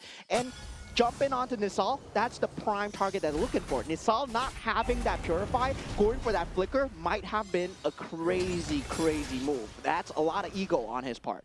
Hashen needs to find a way to eventually make his way into the midst of the team fight in order to last out a good Rapid Dryad. However, it's not as easy as you may think. Right now, we do have a bar build farming right out, and of course, RWM just gonna pop right out as well. Hashen locked everyone down with the Rapid Dryad, but unfortunately not too great. Hassan not a lot of HP to work with, hiding right behind of the walls, while Hisham looking for the opportunity with, of course, momentum and a retribution. Steals it right away from the noses of Sri Lanka. Great timing coming out from the side of Team Pakistan, popping that light wheel Gurmeet, starting to deal damage in these team fights, and Praveen was nowhere near the scene. So very good usage of man rotation coming out from the side of Team Pakistan. And that's a problem, right? With Obsidia, where you are forced to stay in the lane for quite a long period of time. Yes, Praveen does eventually come through with the ultimate, but Hasnat has a very good disengage tool. You can just go away. You don't even need the flicker available. So currently 5 minutes into the game, and Pakistan is only at under 1,000 gold lead. So it is still pretty even Stevens at this point in time. It could go to anyone, and it could be anyone's game. With Gurmeet with 1 kill, Praveen also at 1 kill. They are relatively equal. In fact, the entire game is equal, so I would love to see how this is going to transpire into. Yeah, currently, right now, Molwid going down was not part of the plan, but Tsunami Slam coming through right now. Together with the ultimate, that's not going to be enough for the side of Team Sri Lanka. Team Pakistan, that initiation combo, just very strong. And Team Sri Lanka, they have not been able to answer that. Now they will get that mid-turn for free. This Suyo should not be staying here as he goes for a 1v4. Not something that you want to do, especially where you're talking about that 1v4. As a Suyo, you can't really defend that at all. At that point in time, it's much better to just give it all away.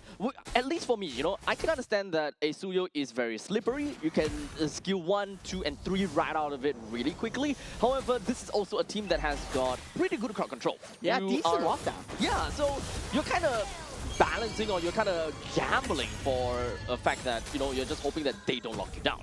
Yeah, currently right now, Team Pakistan, they're running away with all forms of map advantage here. Praveen, he has no business standing near this turret. He's actually in a very dangerous position here. Does manage to disengage, though now the shoe is on the other foot. Team Pakistan, now they have a semblance of momentum, right? 3,000 gold advantage, 7 minutes into the game. And this is where things start to become slightly harder for the side of Team Sri Lanka, because they have no way in, barring the Raging Sandstorm. That's the only initiation capability. Yes, you can argue that Bellaric, you can initiate, but he doesn't have a flicker. He's on a Revitalize. Yep.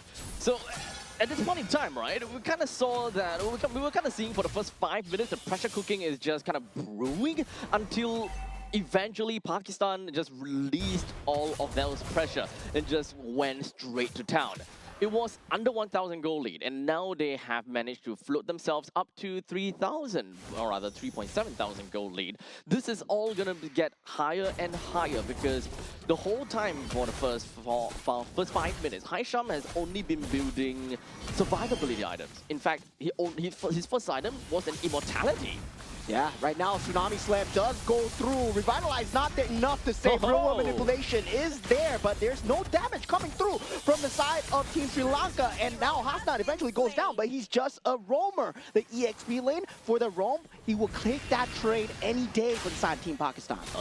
But unfortunately, that's not going to be over as of yet. Moit now puts himself right in the face of Kavindu, and of course just going to be brushing his face, ensuring that Sri Lanka needs to run away. But here we go, Haisham, just a sliver, just a single take of damage away to be able to get a kill down. But it doesn't really matter because in the grand scheme of things, all they wanted was the T2 turret up top. Yeah, I think they weren't even expecting to get that damage onto Kavindu. And this just goes to show, right? The damage problem really starting to come through from the side of Team Sri Lanka. You picked up Cydia, but now with the frontliners, with Alice in front, with Leo Mort in front, what can you do to take away the horse? What can you do to take away the demon? There's not a lot of choices that Sri Lanka is posed with. In fact, for the side of Team Pakistan, they have constantly been giving Team Sri Lanka very difficult choices to make. Do they go in or do they run out? Because at this point of this conjuncture, Sri Lanka don't have got the answer or what it means to be able to, kind of fight back accordingly. Kavindu just picked up that War Axe. Not a big fan, but regardless, I mean, currently 9 minutes into the game, not a big fan on the routes that he's on right now. But hey, regardless, that is going to be a simple slam dunk onto Kavindu. Takes him down before he is able to react over to the Lord. The rest of members from Pakistan now moves himself forward to the side of Sri Lanka. Misses a TOR, but not that big of a deal. Main thing is, they managed to get the Lord and try to get a push down. Yeah, Raging Sandstorm used to disengage together with that Flicker. And we've been seeing, right? They've been trying to initiate very much with the Belleric, trying to ulti in as much as possible. Hashem, yes, at the start it did work because you found Azan in No Man's Land. But when a standard top-down team fight is going on, there's no positioning where you're going to get Gurmeet, you're going to get the gold lane, you're going to get that mid lane. The main damage dealers will never be in that front position for your Belleric to ulti. And Team Pakistan, you're completely exploiting that fact. As such, now the Lord moves his way up north, looking to pillage everything that belongs over to Sri Lanka.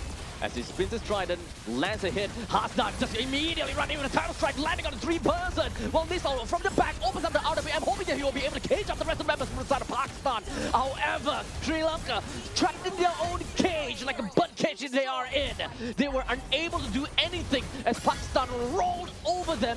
And now, with every single one of the members from Sri Lanka completely taken down, Pakistan will take game 1 off of the feet of Sri Lanka. Yeah, there was a huge problem in terms of the damage department, right? You pick up the Obsidian, yes, but there's no damage against the Leo Mort and the Alice who could just dive into the turret. They were under the inhibitor turret. They were under fire from the crystal. But the sustain was just there. Kalea's healing factor, that's what made Kalea so good. Yep, so you've got great healing factor from Kalea. You do have an Alice that just pops for days as long as she's just underneath a massive amount of players. Yeah. And unfortunately, at that point in time, the RWM doesn't really quite do anything. The cage is going to help to a certain extent, but only if, they kind of run to the opposite side of the RWM itself. And it was to the fact where Belleric was being used as the main initiation factor for the side of Team Sri Lanka. Consistently, we did see him try to ultimate to try and start the team fight, where it should not have been the case, right? It should have been used as a utility to disengage or to save, right? Try and reset the team fight as much as possible. And it feels that they were stuck to that script for so long and they couldn't get themselves out of that mindset. Yeah, so ultimately I think it's about the XP and that they were unable to do too much from that point in time. Well, in the meantime, Team Pakistan, they were just waiting, right? All the way from the start, or at the laning phase, they kind of know they don't really need to do anything. It's actually up to the opponents to launch an attack, and it's up to the opponents to be able to kind of grab an advantage. Because Team Pakistan, they know it's all about timing. The moment they reach over to the mid stages of the game, that is when they will start to roll off. And Azan, the MVP of the game, Rough Waves, well, made a mistake in the early game, but didn't matter. Came back stronger, 2-1 and 11. And yeah, on the Kadita, without the Kaja, this is a Tsunami Slam dependent. So water on water action that we see from the side of Team Pakistan, and they executed it very well, right? They waited for their time. They knew that level 1 to 3, well, we can't really do anything. But Yeah. once we get that level 4, that's when we're gonna start hitting them stronger. Yeah. So undoubtedly, the moment that you kind of see from Team Sri Lanka's lineup, you kind of have those questions. Who is supposed to be the one that leads in the early stages? Who's supposed to be the one that kind of hold out the tempo for the mid stages of the game? Because it's the moment whereby Kavindu, yes, he may be able to get kills in the early stages, but what happens from that point in time? Do you kind of pave a way for Praveen to get decent amount of farm with with him being the insurance policy?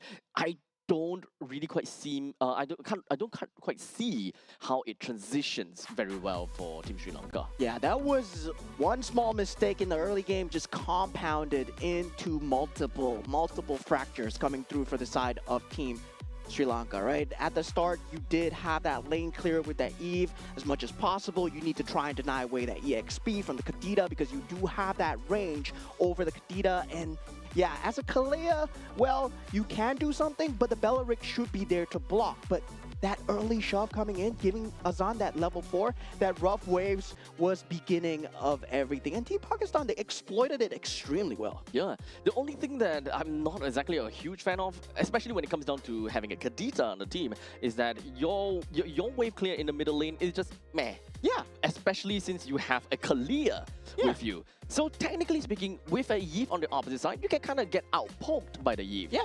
But like we mentioned again, the Bellaric is kind of out of the picture. If we were kind of looking at a hero like maybe Grog, for example, it would have been a complete steamroll in the middle lane that will ultimately deny a lot of avenues for such a gank or skirmish related mid laner. Yeah, that's why I was impressed with the draft at the start. The Khalid and the Eve together, oh, it would have made so much sense. Then suddenly, the Bellaric came in. Yeah, Khalid is going to the EXP lane. Yeah, and then suddenly the synergy is all out of whack. Yep. In fact, yeah, it's a really good point because Khalid was one of the first few picks coming in. So the moment we kind of see the Khalid and the Yi, we're like, okay, the mid lane is definitely going to go over to the side of the team, is it Sri Lanka? So for the side of Sri Lanka, we're like, oh, okay, that's all great. Please don't be broken walls. Thank you so much. We were talking about water, and water has delivered. We have gotten expanding rivers. First game of the day, first game of the series, we saw Kadita and Kalia. Tsunami Slam into Rough Waves. It is all part of the plan here as we go into expanding rivers, finally, for the first time in the stream here. 1-2-1, thank you. Not 1-2-1, sorry, but finally something different. Yeah, finally something lost different. The 50-50. Technically, it's a 50-50. But you know what? I was about to go crazy if we actually go 6 times in a row because the probability is just absolutely insane. Yeah, at that point, well, if we get broken walls the entire day, we might be expecting the same type of matches every day as well. I really hope not. But finally, we've broken out of that shell. We're now looking at expanding rivers, so we can definitely expect a little bit more faster movements coming in from the junglers, and we can expect more, maybe more tank junglers because, at this point in time, right, tank junglers does not have very good mobility. So if you're going into the expanding rivers, you can technically kind of cover some spaces there. You can catch up onto certain timings a lot better. And something that I want to talk about is also this patch, right? Where tank junglers, yes, they're good, but they've also made assassin junglers like Nolan pretty good as well. So with expanding rivers, my theory is that Nolan is going to have a crazy clear speed on the expanding rivers as well. So yeah, that's something, and that's an angle that players can look at. And also, a gold lane that's really good on expanding rivers is also the Harif as well. We see most teams trying to snap it up as a priority when it comes down to expanding rivers, because with the Zamon's Force, you can join these objective fights and just lock down these areas as well. So with all of the bans that is done and dusted, we once again have got a plethora of mid laners that is currently available for the picking. It could be a Eve, it could be a Juicin, there's quite a lot, right? But right now, we're going to be looking at first pick Arkai from the side of Sri Lanka. When there's a Guinevere in the pool, I mean, at this point, Akai, it might be too early, right? But it is a flex pick after all. You can go EXP, you can go roam, you can go jungle, I guess. I guess. Yeah, the Harif definitely staple, very good on expanding rivers. At the same time, will they pick up the Eve? No, the Phoveus is there. Yeah, the Phoveus in the pool. Oh, yeah, right. For the first time, Phoveus is linked. However, though, I'm not exactly a massive fan into picking a Harif when there's an Akai on the opposite side. Akai will be able to do his job very effectively in trying to kite, or rather just kind of pushing the Harif away. As such, it comes down to a very important role for the rest of the team from the side of Team Pakistan to be able to zone the Akai out of the Zaman Force, for example. So with the Phoveus in play already, having a Yif part of their lineup is ultimately going to be great. Yeah, extremely early Kadita pick coming out from the side of Team Sri Lanka here. Well, I do expect good things from this Kadita pick if you're going to pick it this early, and also a Clint as well. Yeah, I mean, we did see Team Pakistan ban out that Clint early on in that game 1. So Team Sri Lanka, maybe they have a very good Clint player, and right now they are trying to show whatever they have on the main stage here. And now we have that Hylos pick. Expected, as we did see that Zaman's Force control together with the Glorious Pathway just being a menace to deal with, especially when Harif was super in the meta. Right now, he's still pretty much king. And now Hylos together with the expanding rivers, the map, the rotations are going to be so much more easier. Now with the bans coming through, we will have the roaming bans coming out from the side of Team Pakistan. They can also choose to ban out jungle if they believe that the Akai is going on that roam role. So moving on forward, so Hylos being part of that. Okay, so moving on to that, Team Sri Lanka, they have already selected their gold laner being Clint. So if they are looking for someone that is able to kind of deal true damage, it will no longer be onto the gold laner. It would still possible to see on the jungler, but is that really the direction that we want to see? That is the question. Yeah, currently with the Baxia and also the Fredrin being out of the pool, right? Guinevere is still pretty much in this. Okay. Yeah, so there is a possibility for both sides, and most likely Team Pakistan to go for the Guinevere here, given the fact that they have the Phoveus. That Infernal Pursuit together with a Violet Requiem is going to wreak havoc, especially with the ability of having that Glorious Pathway and also the Zaman's Force. I can see it happening. The main thing I want to look out for is going to be the mid lane control, right? If whether the Akai is actually going to go to the jungle, which kind of makes things a little bit difficult for Pakistan to go for this pick of theirs.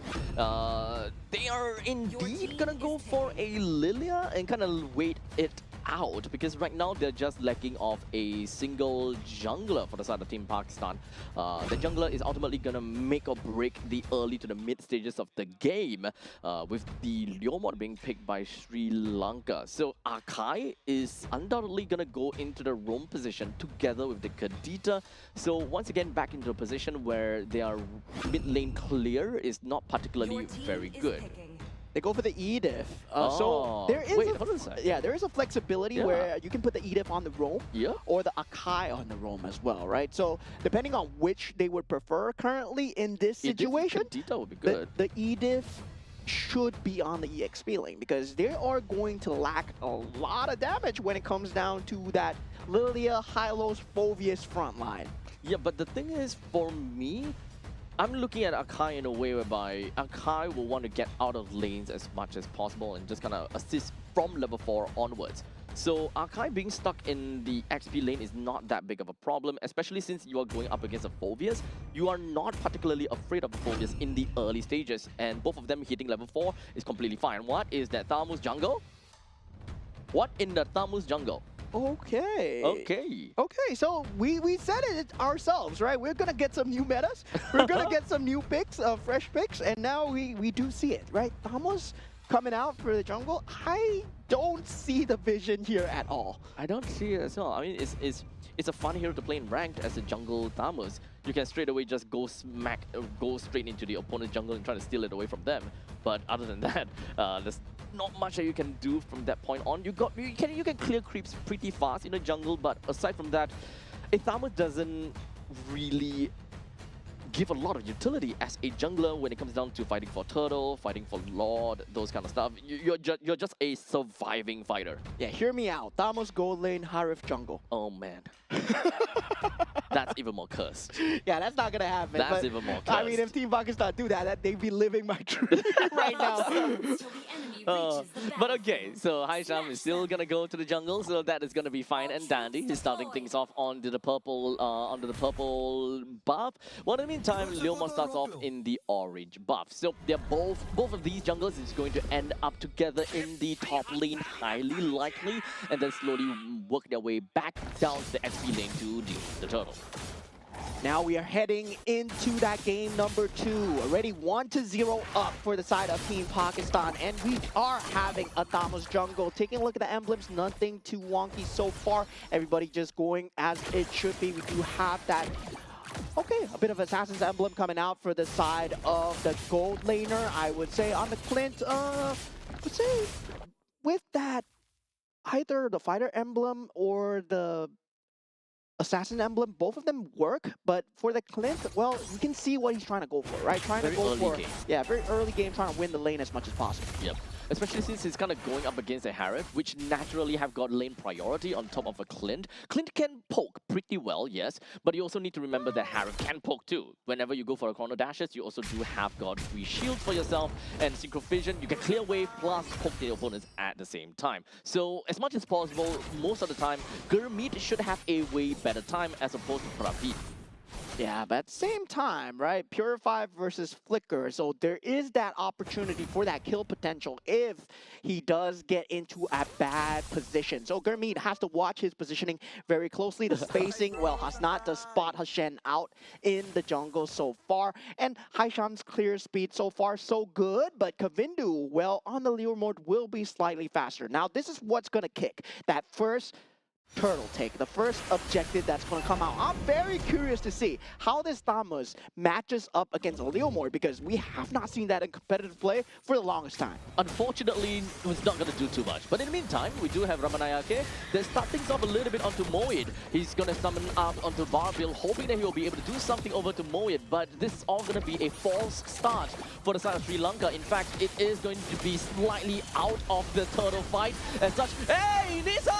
You can't just do that! Stealing it away from Haisham, the jungler itself. This makes things look even more worse for a Thamos jungle. Yeah, I mean, at the same time, you saw Team Pakistan just sitting on top and the rough waves just coming through inside. What a game we're having here, ladies and gentlemen. As the orange buff will be the consolation prize, but Team Sri Lanka comes in for the defense here. This extended team fight is going all sorts of places, as this shouldn't be happening. But definitely for the side of Team Pakistan, they will take the L, they will take the retreat so far. But in terms of macro, still very much even. Just Kavindu ahead in terms of having that level advantage combined with that turtle advantage as well. Well, in the meantime, currently, it doesn't really quite shift to any direction as of yet, but of course, it's going to be shifting over to the side of Sri Lanka in the early stages a lot more. You've got the burst potential from Nisal, and Praveen generally can join in team fights very early into the fight, especially if turtles,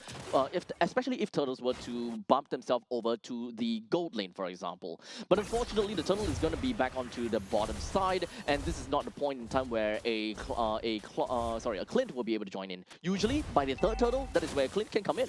Yeah, we do see the Zamon's Force being popped up on that top lane as well. Now, the problem is, how are they going to catch Gurmeet, right?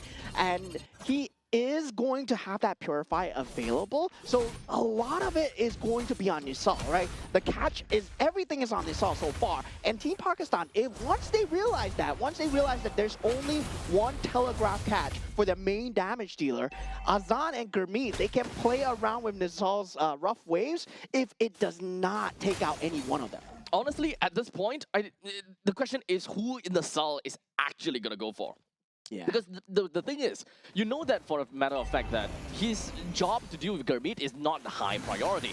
But in the meantime, take a look down at the bottom lane. Rough Wave has already been used and just going to be trying to melt down Moed as fast as possible. Hasnam is going to be the next one onto the chopping block. And Hasram, he wants to be around. And he's taking a little bit of hits, but he is, of course, in ultimate form after all. So every hit is going to give him a lot more HP or heal a lot more HP. Yeah, it was a situation where, yes, the heavy spin was so good, right? But Gurmeet, what are you doing in the enemy jungle, taking out Praveen at this point? And that should have been a kill that should not be possible for side Team Pakistan. That was slight recovery for the side Team Pakistan. I and agree. yeah, Team Sri Lanka still wanting to punish Gurmeet as much as possible, but Gurmeet's going to become a problem, especially in the mid game.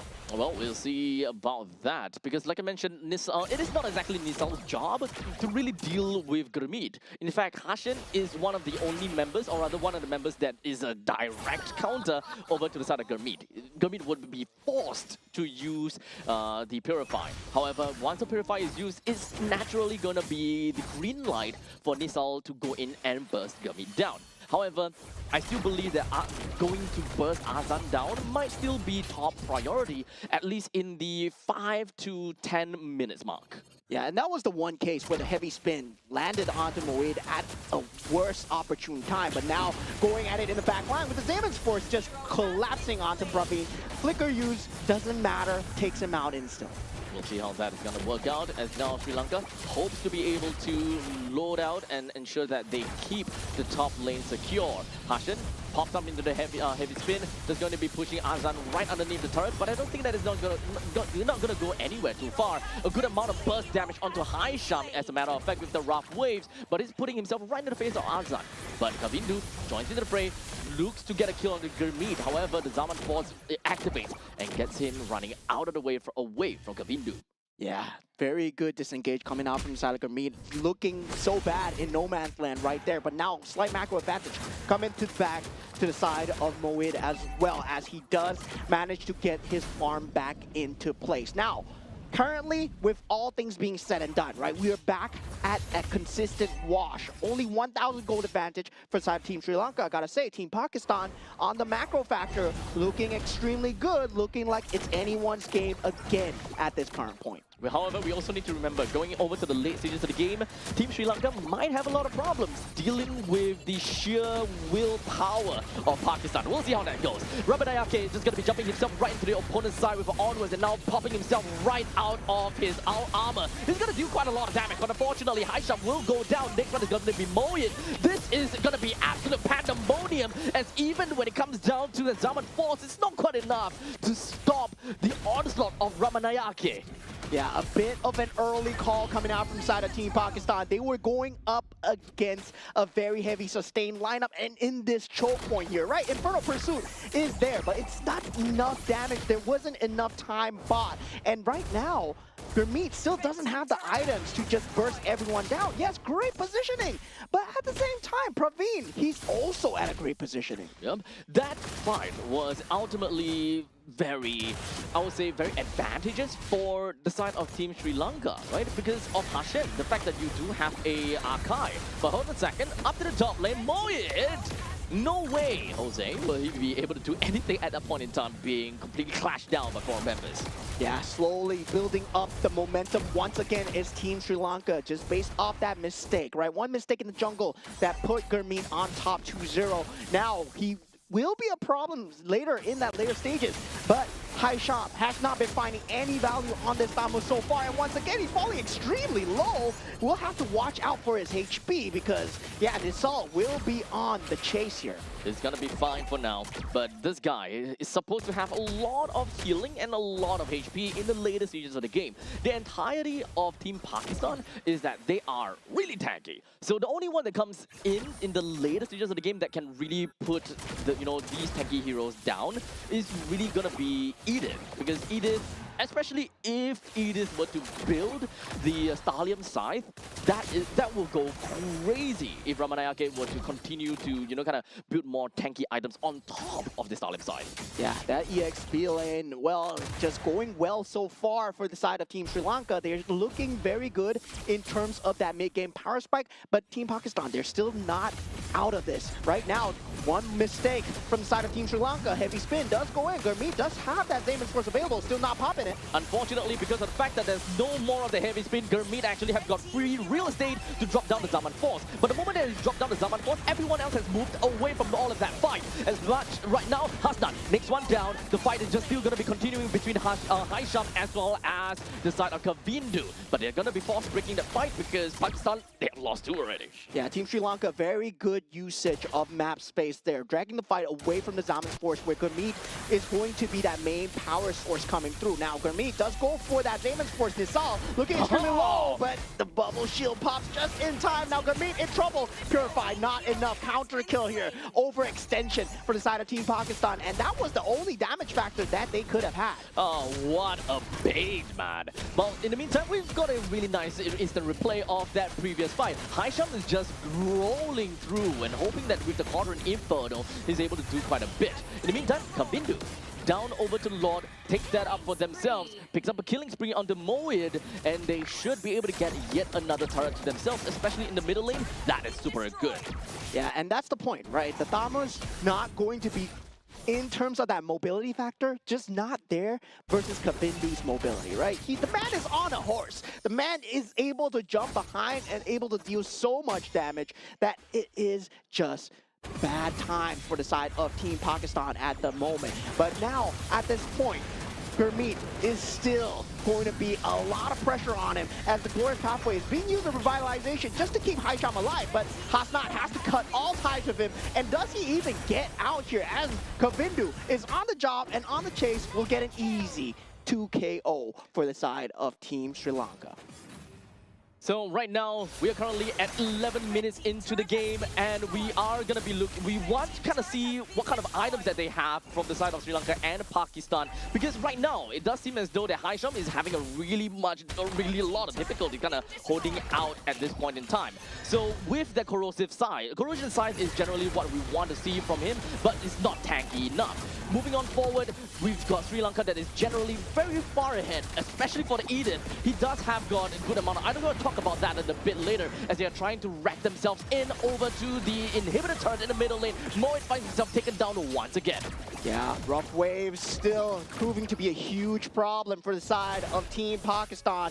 Now 8,500 gold advantage for the side of Team Sri Lanka, 12 minutes in the game. Team Pakistan, I would say they're still okay. They have a Lilia, so we know what Lilia can stand for, right? You can hold down that high ground, you can hold down that inhibitor turret till the next game. And eventually, he's 1-0-1 right now, still not able to be found. So it's good news for Team Pakistan if they can hold on slightly longer. I think that they can, because once they get to the later stages of the game, it's going to be really difficult. The only one that can realistically be able to do anything to them is Ramanayake if he picks up the Stallium side.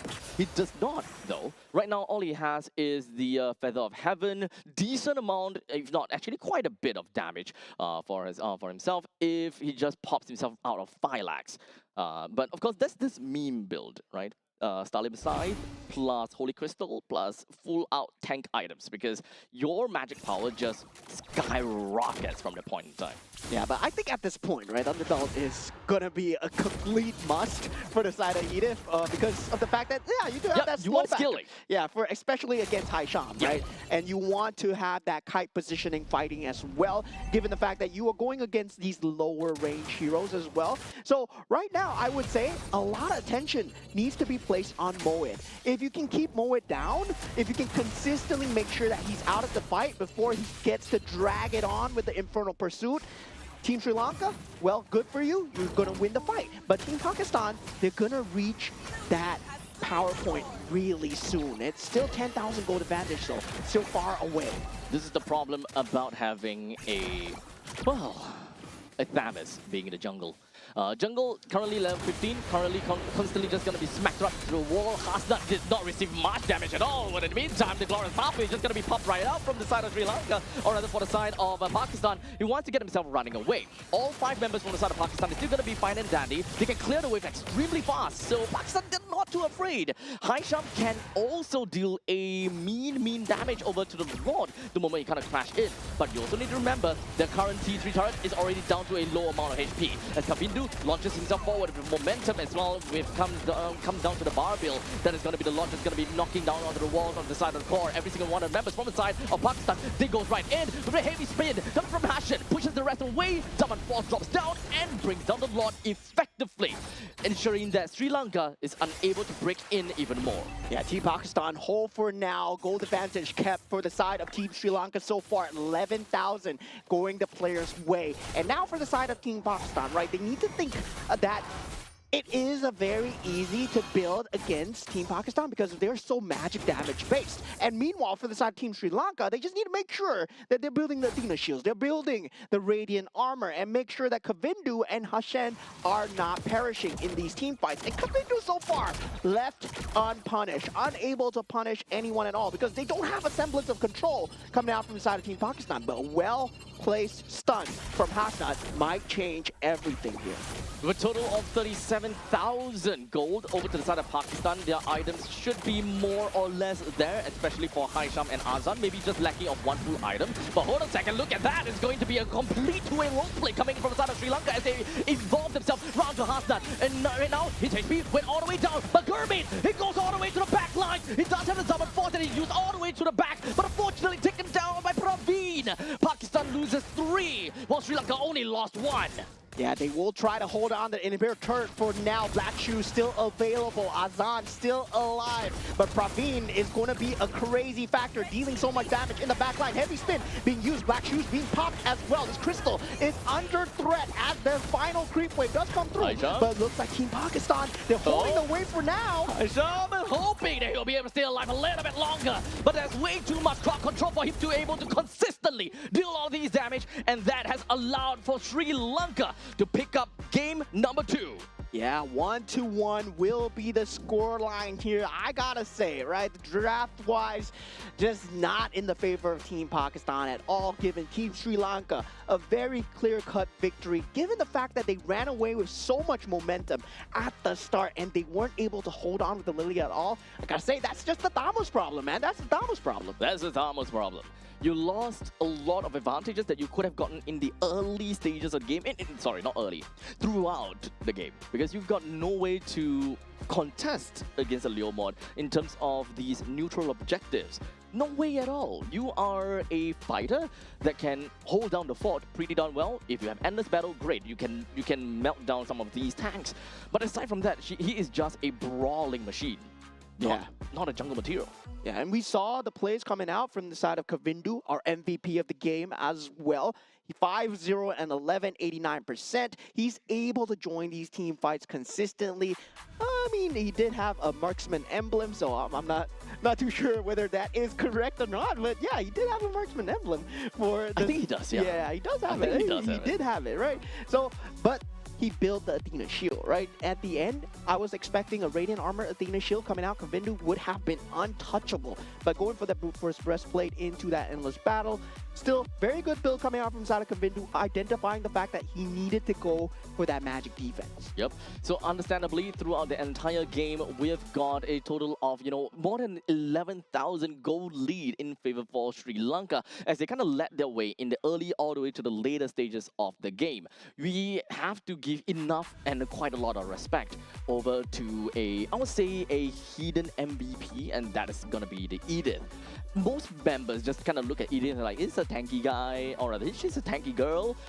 Quite a lot of crowd control from Onwards and Earth Shatter, but the moment that she's out of Phylax, boy oh boy, does she deal some mean damage. Yeah, and definitely for the side of Praveen as well, right? Able to just have the damage through, getting that Malefic Gun first item, just to have that spacing on these fights. And generally, you see Clint building towards that endless battle first. But he identifies the fact that, yeah, against Haisham, He needs to get the spacing no matter what. And just not having that ability to jump into him as a Thamos, well, that just proved to be the killing factor for the side of Team Pakistan there. Yeah, so as much as we would have hoped that Pakistan will be able to win against the opponents in a war of attrition, it's not much that they could do in holding out in some of these fights, because in terms of the damage department, okay, not bad. They do have the Harif, but unfortunately, aside from that, that is pretty much over. And the Harif has always constantly needs to be on the lookout for, number one, the heavy spin from the Cho, and from the Akai, heavy spin from the Akai, and number two is definitely going to be the rough waves coming in as well. Yeah, there is a lot of death factors that you need to watch out for coming in from the side of Team Sri Lanka. There was a lot of threats as well consistently presented on the map. I would say just don't draft a Thamos jungle next time. Maybe that would work, right? There were a lot of picks available. I mean, Guinevere was there. Suyo was available if you wanted to go for him. Yeah, I mean, if you do want to play a Thamos, you need to snowball really hard. Yeah. Like really hard. Like right from the get-go. Once you reach this level 4, you start dive turrets. Dive turrets together with a team in order to grow exponentially. So even if you kind of lose out in terms of abilities to the opponent's Leomord, because Leomord does have momentum plus retribution, helps them to kind of climb back out of fights a lot easier. However, if your Thamos is strong enough and constantly getting massive amount of leads in terms of gold and XP, the Leomord wouldn't even get close. Yeah, and another good identification coming out from the side of Team Sri Lanka is that most of the damage coming out is majorly magic damage, right? Harif does magic damage, Lilia does magic damage. Phoveus is not going to be a huge damage factor, the Infernal Pursuit, because you're going for tanky items, you want to survive as much as possible. So the builds coming through from the side of Team Sri Lanka, they mattered. They were unkillable throughout these team fights. You saw the War of Attrition coming out because of the magic damage. The Synchro Fissures were not doing enough until the Holy Crystal was picked up. The last part, yes, Gurmeet had a chance, but he was the only one. It was too far deep as well, right? By the time that he's finished killing 1 or 2 members, he realized that most of his members are all dead. Yeah. Because the war attrition is just not quite there. Your own team has, good tanky HP, but your own damage is not as good because of the fact that everyone is stacked onto magical damage in this case. Well, in the meantime, for the side of Sri Lanka, they have a pretty nice mix, right? When it comes down to Clint, he's got good physical damage. When it comes down to Edith, good magical damage on top of that. And not to forget, you do have got pretty good crits coming in from the Leomord as well. It's pretty much everywhere and anywhere, anywhere you will see damage popping in. Finally, another different map that we are seeing here. Now we are going to have dangerous grass as we head into the first game 3 of today. Finally, we have a best of 3 here, right? First 2 series have been 2-0. Nice. Right now, we're finally having that game 3. Hopefully, we do get to see a bit of a better drafts, I would say. That was not a very good draft coming in for game number 2. Yeah, so hopefully we'll get something a little bit new. Although, I gotta have to say, it is a breath of fresh air. It's nice to see, and it is fun to see as well. But understandably, it is not gonna give them any form of impact when it comes down to the neutral objective. If you want to play onto the standing objective as a Thamos, sure, I think that is completely fine. A Thamos is able to raid down these turrets like really fast. Yeah, right now we will be seeing the drafts coming through. The bans now, Paquito, so far has been 100% banned out for both teams. And for a lot of these teams so far, Paquito is going to be that headliner for the bans. Now they ban out the Akai. Huge respect coming out from the side of Team Pakistan there, feeling that the Akai was a problem, and Ashen was indeed a problem, right? The early game, heavy spin, pinning Phoveus onto the wall, that was great plays. Yep, it's all about crowd control. And that's also kind of the funny thing, right? Because there's actually a lot of crowd control over to the side of Sri Lanka, which actually makes it an even worse pick for Thamos. Thamos is just overall afraid of getting locked down. It's kind of the same situation as many of the XP laners that completely crumbles from a single crowd control, for example. Yeah, now game 3 going in, I don't think we're going to see that anymore. That's great though. And now with the Fredrin, still in the pull. The Boxia is still out. There's still a lot of prime picks here, right? Whether or not you want to ban out the Leomord, that has been so dominant, 100% win rate for whoever picked it so far in this series. And also, for the same time, there is that Guinevere that has not seen the light of day as well. Marcel is still there, 100% ban and pick. And do Team Sri Lanka see this? I hope they do, because Marcel is so dominant in the first two series after all. So you don't really want to give away to Marcel. Yeah, Marcel has been 100% so far in terms of games that have been streamed. And a lot of these teams, well, currently, the state of Marcel is a very hard state to play against. You just move so fast, you can have so much information, you're able to deal so much lockdown for so little cost as well. And Team Sri Lanka, they do sniff it out and they finally do ban it out. But right now, there's still a lot of very strong openers. Through Sin, Yves, you have the Claude, you have the Harif. There is also a Kalea opener if, let's say, you want to go much more flex. And also at the same time, Gord is still there. Zertian is also available. So it's completely in the opens for both of these two teams. And naturally, for the first three picks, you don't want to kind of show your hand too much about your win condition or how your laning phase is going to be. Generally, you can kind of look down onto how your mid laner as well as your roamer will want to be if you want to play on a more aggressive stance. Yeah, so the Fredrin has been picked up for the side of Team Pakistan, right? So that means the Arlot combo is also available, right? The final slash into that taunt is going to be huge coming out. But we've seen both teams just thrive with Kadita so far. It feels like, yeah, we're watching water on water action. Whoever has the Kadita will secure the win so far. Yep. So understandably, having a Kadita over to the side of Sri Lanka will be nice. And they have picked up then Edith once again. So they really value some of these magic damage as well as these crowd control that would come out, and this doesn't really show us anything at all, aside from the fact that Edith is either Roma or XP. Kadita definitely go to the mid, so we need someone that is able to help Kadita well enough in wave clear, which unfortunately I don't personally like Edith as a Roma together with Kadita. Yeah, now we do see the Zhu Xin pick up as well. Still very strong top-to-back lineup coming in from the side of Team Pakistan. The Arlot pick looking extremely juicy here. Do they want to pick it up for themselves? And they go for the Granger instead, want to secure that gold lane. Okay. I think that this is a pretty standard 3 pick coming in from Pakistan, something that we see very often in some of the previous meta. This pretty much opens them with a lot of opportunities of how they want to play in the roamer as well as the XP lane, especially since Fredrin has already secured his role as the tanky one, so the XP laner naturally can be either hybrid or a full damage dealer, which is something that Lapu Lapu, Benedetta, they all have got a pretty good spot in. Yeah, currently right now, Team Sri Lanka still not fully showing their hand, right? Kadita, Edith, well, they can go for the Kaja here if they want to go for it. The Kajita combo, still very strong. In terms of just trying to get that cheese, trying to get that ube in, maybe they want to go for that. But they do go for the Gato Kaja here. Okay. In terms of roam, Gato Kacha does have that clear speed, does have that ability to frontline for the Kadita. With the AOG, will have that AoE presence and also a global presence as well. So I can see it going their way, but there were quite a lot of strong roam picks in that pool as well. I think that given the current circumstances, I think it's not too shabby as well. They are given quite a bit of, I'll say, choices, but there must be a very good reason why they wanted to go for this. It's either about the global presence or it's about the taunt mechanic that they are seeing here.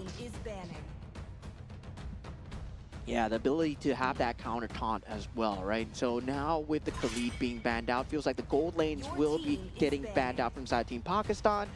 And in terms of that Granger matchup, I would say you don't really need to ban out the Clint, but there's a respect coming out from side Team Pakistan. They were shown Praveen's Clint in that previous game, and also the Akai from Hashen. So we do have a lot of respect coming out from side of Team Pakistan at the moment. Now Team Sri Lanka will be trying to take out as much of the roam advantage as possible. There is still the ability to go for the Matilda.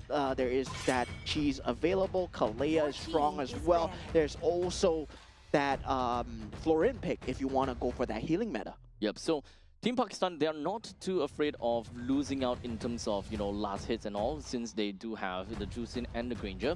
There are definitely points in time where we could see the Sky Piercer being picked up by Jusin. Just, of course, the question is whether you want to or not, because you have a Granger that wants to play with the Sky Piercer and, kind of steamroll from there. Yeah, right now, late game capabilities being taken out, Moskov as well as the Clint. So right now, what would Praveen want to handle on the gold lane? Doesn't have to exactly show it now. They've yet to pick up their jungler as well, right? So what matches up against the Fredrin, the Akai jungle? Yes, you can actually heavy spin the Fredrin out of existence and also zone out the Zusin as well. But the Akai is already banned out. So same time, the Guinevere is still there. They want to go for that pickoff lineup with the Kadita especially.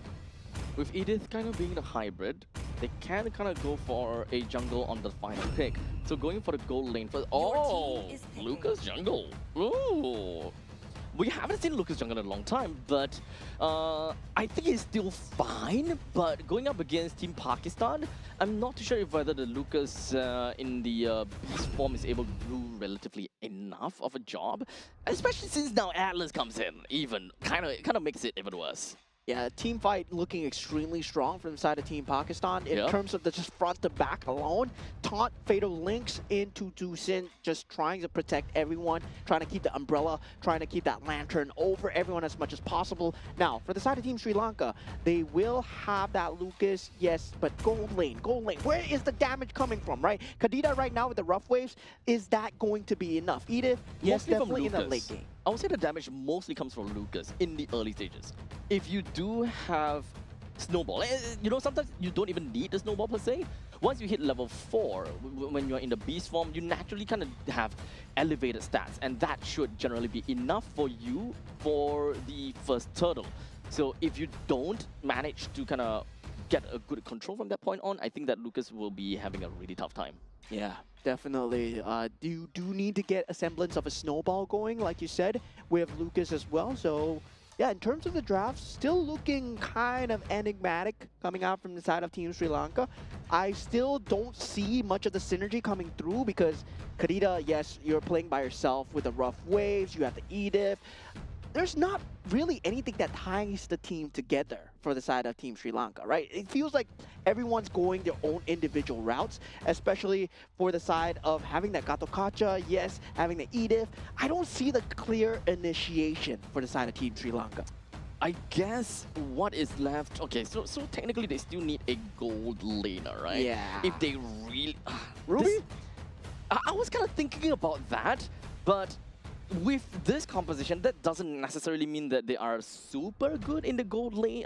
They're not going to be super good in early game, because if you want to go for double fighter, or rather triple fighter in this case, they need to be able to really steamroll and they need to really snowball. Technically speaking, Edith can kind of work as their marksman in the later stages of the game, so that is fine as well. Putting an Edith over to the gold lane is actually pretty okay. Wait a minute. Freya. Oh. Crap. Freya gold lane. Freya's completely slipped the pool. Oh yeah. You know what? If Sri Lanka actually goes for that Freya, it actually might work out very well. Yeah, it ties everything together. I would say Freya would be a crazy pick right now. Yeah, so at this point, Sri Lanka can play a very aggressive game. Like a hack and aggressive game, because number one, you've got Gato Kacha, which can pretty much initiate from at any will, at any point in time. While in the meantime, Kadita can kind of force difficult decisions onto the backliners. With a single Ocean Oddity, you can just pop out literally anywhere. Yeah, so far I think there's a bit of a troubleshooting at the live stage here, so bear with us a little bit as we try and get things back to par here as we go into a little bit of a troubleshooting countdown. So you'll have to hear us yap for a little bit, right? So far we have seen bangers of games where game 1 and game 2 are already done. So far we are already on that game number 3, and this is a first look at Group D so far. We've seen Group B in the morning, and now we are at Group D. And these are the groups that only 2 of these teams will make it to the Aichi Nagoya Asian Games playoffs. So ultimately, how is this game gonna look like is mostly gonna be the question that I have, because we didn't see the final pick. I really want to see how the final pick looks out to be, but well, regardless, we will jump in when we actually get that game on.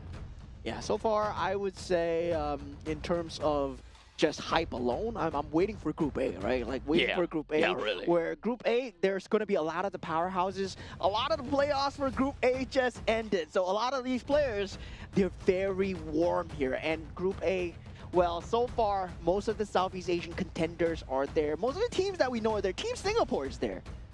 Now, of course, I kind of want to take this moment in time to welcome every single one of the viewers and all kinds of audiences that popped up onto the stream. But you might be wondering, you know, what's going on or what exactly is this Asian Games. Because this is the 2026 Asian Games for the esports event for Mobile Legends Bang Bang. And for the uninitiated, Mobile Legends Bang Bang is a MOBA game, massively online battle arena where we have 5 players going up against 5 players with one objective, that is to clear out the opponent's crystal, and that is how you eventually win the game in a very TLDR form of view. And some of the some of our audiences could be from, you know, some what was that again, general sports audiences, that kind of stuff as well. So I mean, if you're taking a first look at esports, this is it. But now we have the picks coming through. It feels like, oh, it's going to be a Sora. It slipped the pool. Once again, Sora with the shifting skies. It's a very dominant hero, but a lot of teams have learned how to play against it. And we'll have to see if Team Sri Lanka, they can play against it as we head on into the final game of the series versus Team Pakistan versus Team Sri Lanka as they decide who will take home the cake here. All right, so let's break it down a little bit. Kavindu is opening up onto the range median. Yeah, very curious. Different. Very, very different. But hey, I think that maybe he's onto something. Maybe he's onto something, but we'll see how that's going to work out. But in the meantime, he is going to be playing as a Lucas after all. And as a Lucas, you do have got a massive shift in stats the moment that you hit level 4. You should be able to do quite a number on your opponents, but only if the opponent doesn't have very good escape mechanism or any form of lockdown. Against the Juicin, I think that you should be able to lock down Juicin pretty well. Yeah, at the same time, I'm just worried for Ramanayake versus the Sora at the bottom lane here for the EXP lane, because, yeah, just 1v1 against the Sora, nobody generally has a good time. Maybe a CC, maybe sometimes a Yuzong, but it's a very hard lane to go up against, and a ready and very early skirmish coming in. And immediately picking him up and taking him down. Just like that, the first kill is going to be credited over to Pakistan, as Sri Lanka, they have a small little problem because this game, they kind of want to play for Snowball. Yeah, Team Sri Lanka actually going for the Natan pick here at the final pick, right? Yeah. And yeah, this is going to be that same problem where Team Pakistan had with the Harif and the Lilia, right? This is all magic damage. Yeah, a lot of magic damage. The only one that doesn't have magic damage is Kavindu. Like, heck, even Hashin is a magical damage dealer.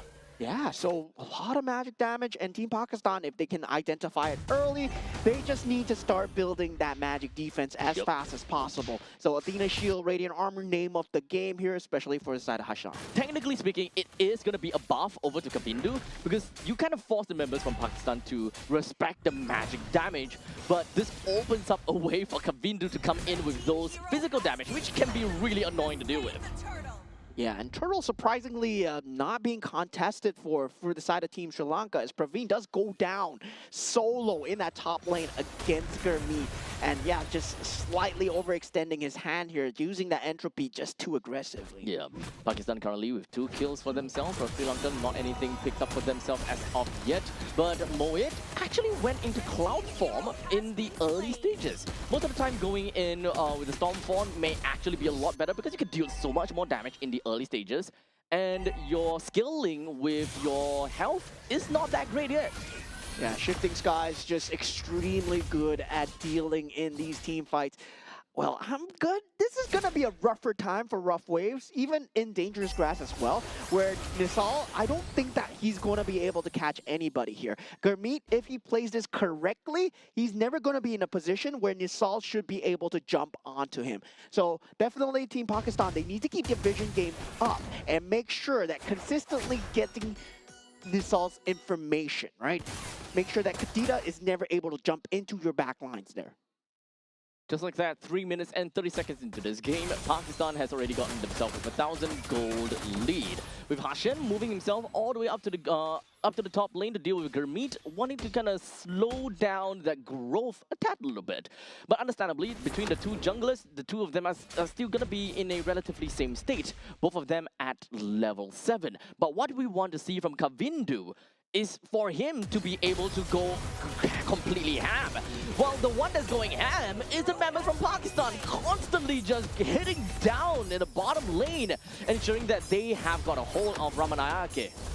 Yeah, and there is a plethora of ways for them to initiate, right? Shifting skies, you have the taunt ability, you have Azan's reposition, you also have that flicker Fatal Links combo that you just saw. But meanwhile, I'm seeing a problem here for Team Sri Lanka, where how are they going to start the team fight? I mean, it's generally just factored on Pakistan jumping onto you.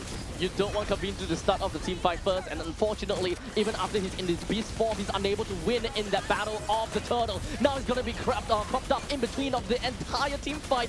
He's not someone that wants to play tanky at all. As Sajid goes down, Hasha the next one onto the chopping block, and Team Pakistan, though they may have lost the turtle. Wait, hold on a second, they won the turtle. Yeah, they won the turtle and they won the team fight. Yep, there was no contest at all coming in from side Team Sri Lanka, and this was the problem that I was talking about, right? Moed, he's going to be able to jump in with the Shifting Skies no matter what, and once that Shifting Skies is done, you gotta disengage. A lot of teams have been disengaging away from the Sora. Yes, you do take down the Sora in the early game, but that's only in that early game. This is only that second turtle of the game. In the later stages of the game, well, he's just gonna be even more of a menace to deal with. And that's the problem that I'm seeing with Team Sri Lanka, because Rough Waves, yes, it's gonna be a burst, but that's only on one target, and you're not gonna get a situation where you petrify 5. Well, it's really difficult, but it's still slightly possible. If you want to petrify as many people as possible, you would not touch Gummy. So it's kind of like an either-or trade. Do you want to face or do you want to catch as many people as you can, or do you want to catch the important one is mostly going to be the question. But what I didn't like is the fact that Kavindu, he's not playing Snowball. He can't win in these kind of situations, and they're currently even losing control of their own jungle space, which is tough. Look at that, 3 men! Just doing so much damage over to the side from Hashan as well as Nisal. The rest of the members from the side of Sri Lanka, they're not in a good spot at all. Ramanayake comes in, and at least they will be able to clear out the wave in the middle. Yeah, I would say that's a win from the side of Team Sri Lanka. They managed to hold on to that mid lane. They managed to stop Moed's Snowball Good for enough. now, and only lost Hashen in the process. Yep, you can see that is quite an engage altogether. The members coming in from the side of Sri Lanka, they were hoping they will be able to hold on to the fight a little bit longer, but it just did not turn out the way that they wanted to. Yeah, but still, overall scheme of things, Team Pakistan still keeping that map control, gets the third turtle of the game, 6 minutes in, already 4,000 gold advantage. And this map control ceases to exist for the side of Team Sri Lanka. They're trying to fight for map space at this point, but the lack of damage is very apparent. And now for the side of Team Sri Lanka, it's all about counter initiation. That AOG was perfect from Hashen, but can he do it again? Although I gotta have to say, the 2 kills going over to Hasnat, how big of a problem will that be in the end of the day? We'll see how that goes. The Atrophy coming for the side of Praveen, he gets himself running away, ensuring that Moed is unable to touch him. But Kavin transform himself into a beast, but the damage is just not quite enough! He will be picked up and ragdolled to death, and now Team Sri Lanka completely shattered under the pressure that Pakistan brings to them. Yeah, there is a huge problem. There's a huge gap in the draft here. Team Sri Lanka, they have no way to respond to the aggression of Team Pakistan, especially a snowball of this angle, right? Where you are able to just tease these fights just so much because they got 4 ways to entry, but guess who entries first? Gurmeet on to Nisal, and that was just huge damage. And with that, they can just layer every single ability as they wish, and it's a buffet for them. And at that point in time, Hasnat even picked up a 3-man Fatal Links, which kind of makes things even more difficult for Team Sri Lanka to deal with, while in the meantime, an icing on the cake for Pakistan themselves. With that great fight. Pakistan now has risen to 6,000 gold lead on top of Sri Lanka. And Sri Lanka being the team that wants to play for early game, being the team that wants to snowball, just so that they can buy enough time and space for Praveen to pick up on those bombs. That is no longer going to be an option. Yeah, theory crafting coming in for the side of Team Sri Lanka, right? When you think on the side, if you're Team Sri Lanka's coach, what do you have to do to win? Because it's going to be so hard. Because at the same time, you need to land the perfect AOG, you need to land the perfect Petrify on Nisal, and Praveen's entropy has to be used for damage, not to escape. So there's so many factors that needs to go Team Sri Lanka's way, and the perfect Earth Shatter as well on Ramanayake to re-enter into these team fights. Now 7,000 gold advantage, Lord has been taken for Team Pakistan, and Praveen, well, he has to play cross map for now. That's the best thing that he can do to assist in the team or to be able to play or do any form of impact. Right now, we do have quite a bit of focus down on the Kavindu. Oh man, that energy bomb did absolutely nothing to Haisham. Yeah, at this point, Kavindu has to choose between survivability and also damage, right? And if you choose survivability, you're not going to have damage at all. And given the fact that Team Pakistan, they are so farmed up right now, they're just going to march into that middle lane.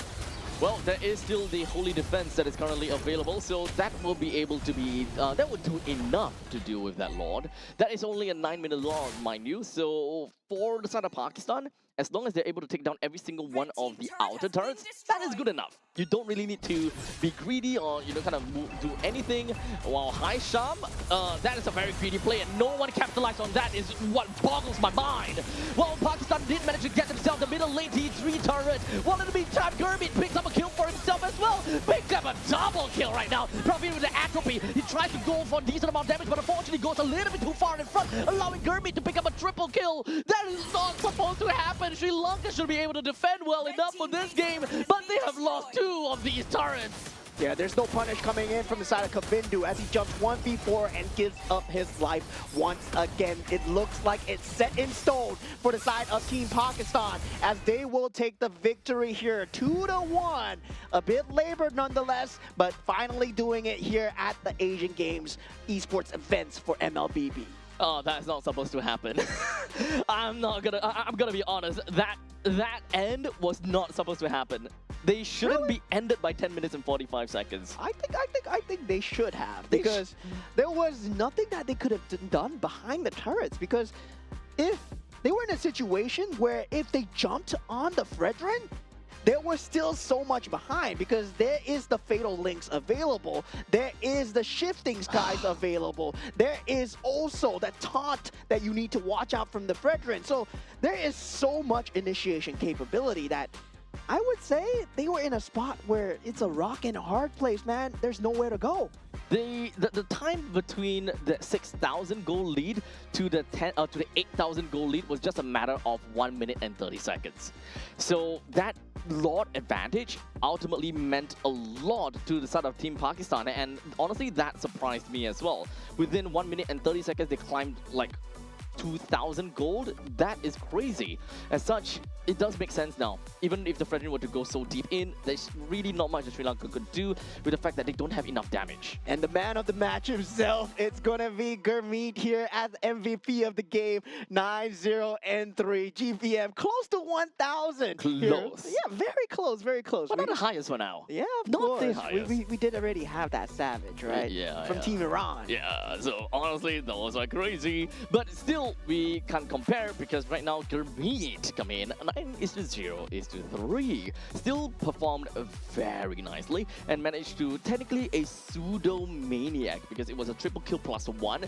Just kind of like a time over kind of thing. We'll give him the maniac.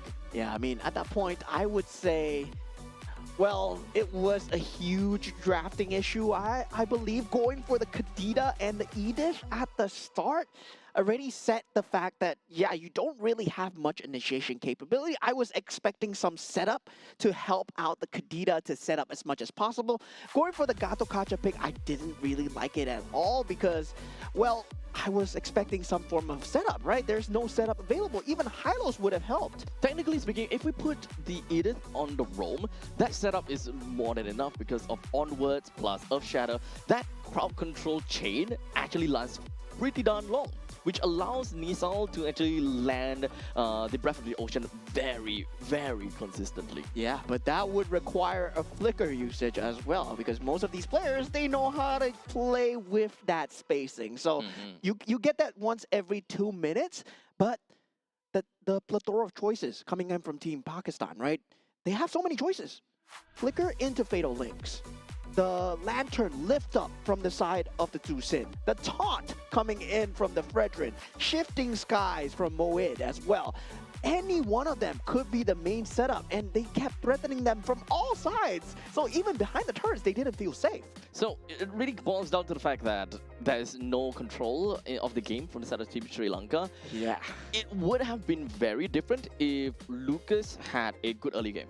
It would have been very different. Oh, yeah, definitely. Yeah, the amount of stats that Lucas is able to bring into the game, and the moment that he picks up a early War Axe, it would have shifted the direction over to the Team Sri Lanka from a single man carry in a very wide perspective, because you would be able to kind of storm over Azan, you will be able to storm over Gurmeet if they get anywhere closer, and every single one of those energy balls coming in from the Lucas itself can actually deal like half HP to some of the backliners. Yeah, but the only way was that they had such a heavy momentum with the Lucas, because if they went to the late game where it was still a wash, I would still favor Team Pakistan in terms of that draft alone, right? So Lucas needed to do a lot of work there, like possibly put in that 100%. Yep. And not only that, I think that the start onto the range minion is also a bit of a problem. If he were to start on the purple buff,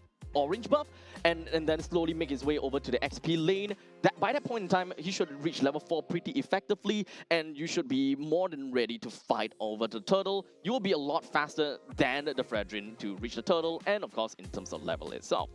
But with that all said and done, we're gonna go off for a short little break, and once we're back, we'll give you guys the next series. Take care.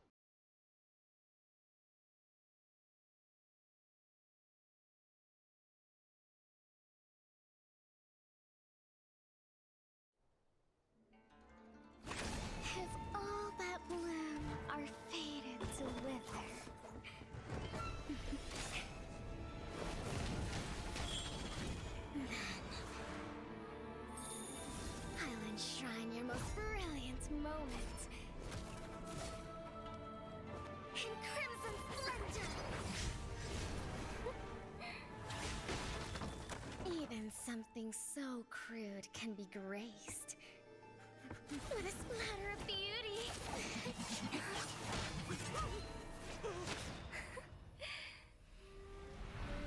I'll get you out! You finally come to me, Hanabi-sama! This madness ends now!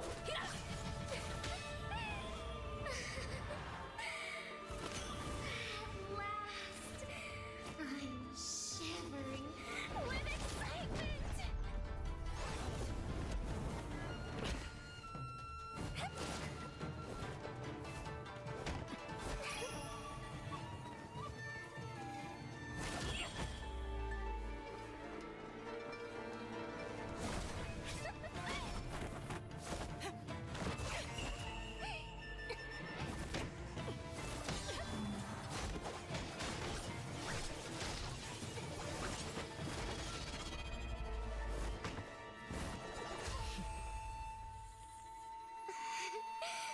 Such killing intent. Does this mean Hanabi-sama finally understands Hirara?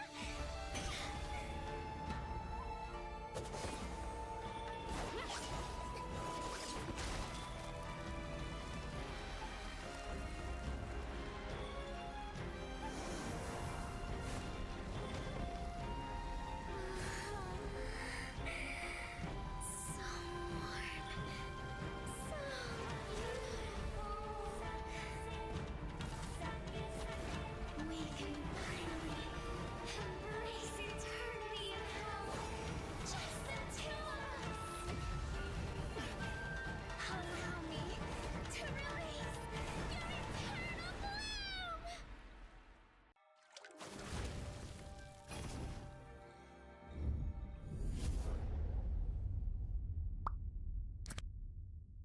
The human body was built to move, not trapped at a desk in one singular posture for 12 hours a day. It's time your chair evolved. This is Secret Lab Titan Evo. Ergonomically engineered for you, gamers, hybrid workers, artists, backing your every move.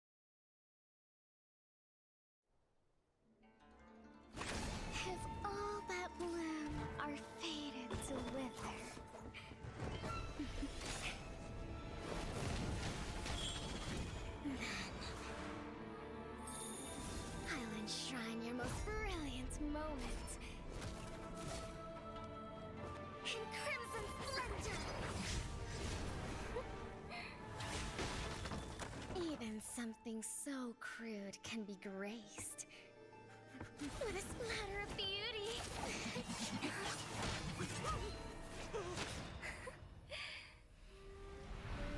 I'll get you out!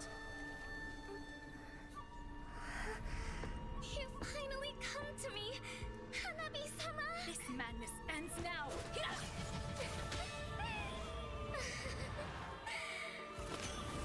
At last, I'm shivering with excitement!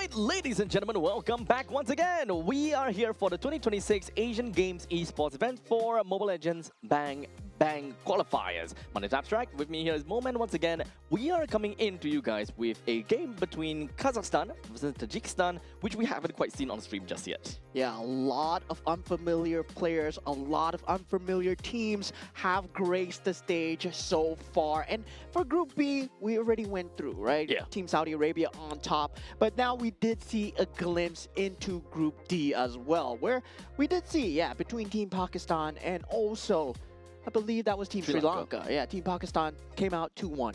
Yep. Finally, best of three, where we had all three games. The only one that brings us all the way to the 3 games, though, although we all can agree that Thamus, that game did not really count, let's be honest here.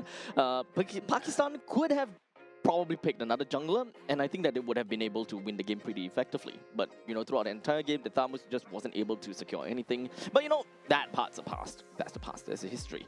We focus now on the present and the future, which is going to be the two teams that we have yet to see before, or rather yet to see before.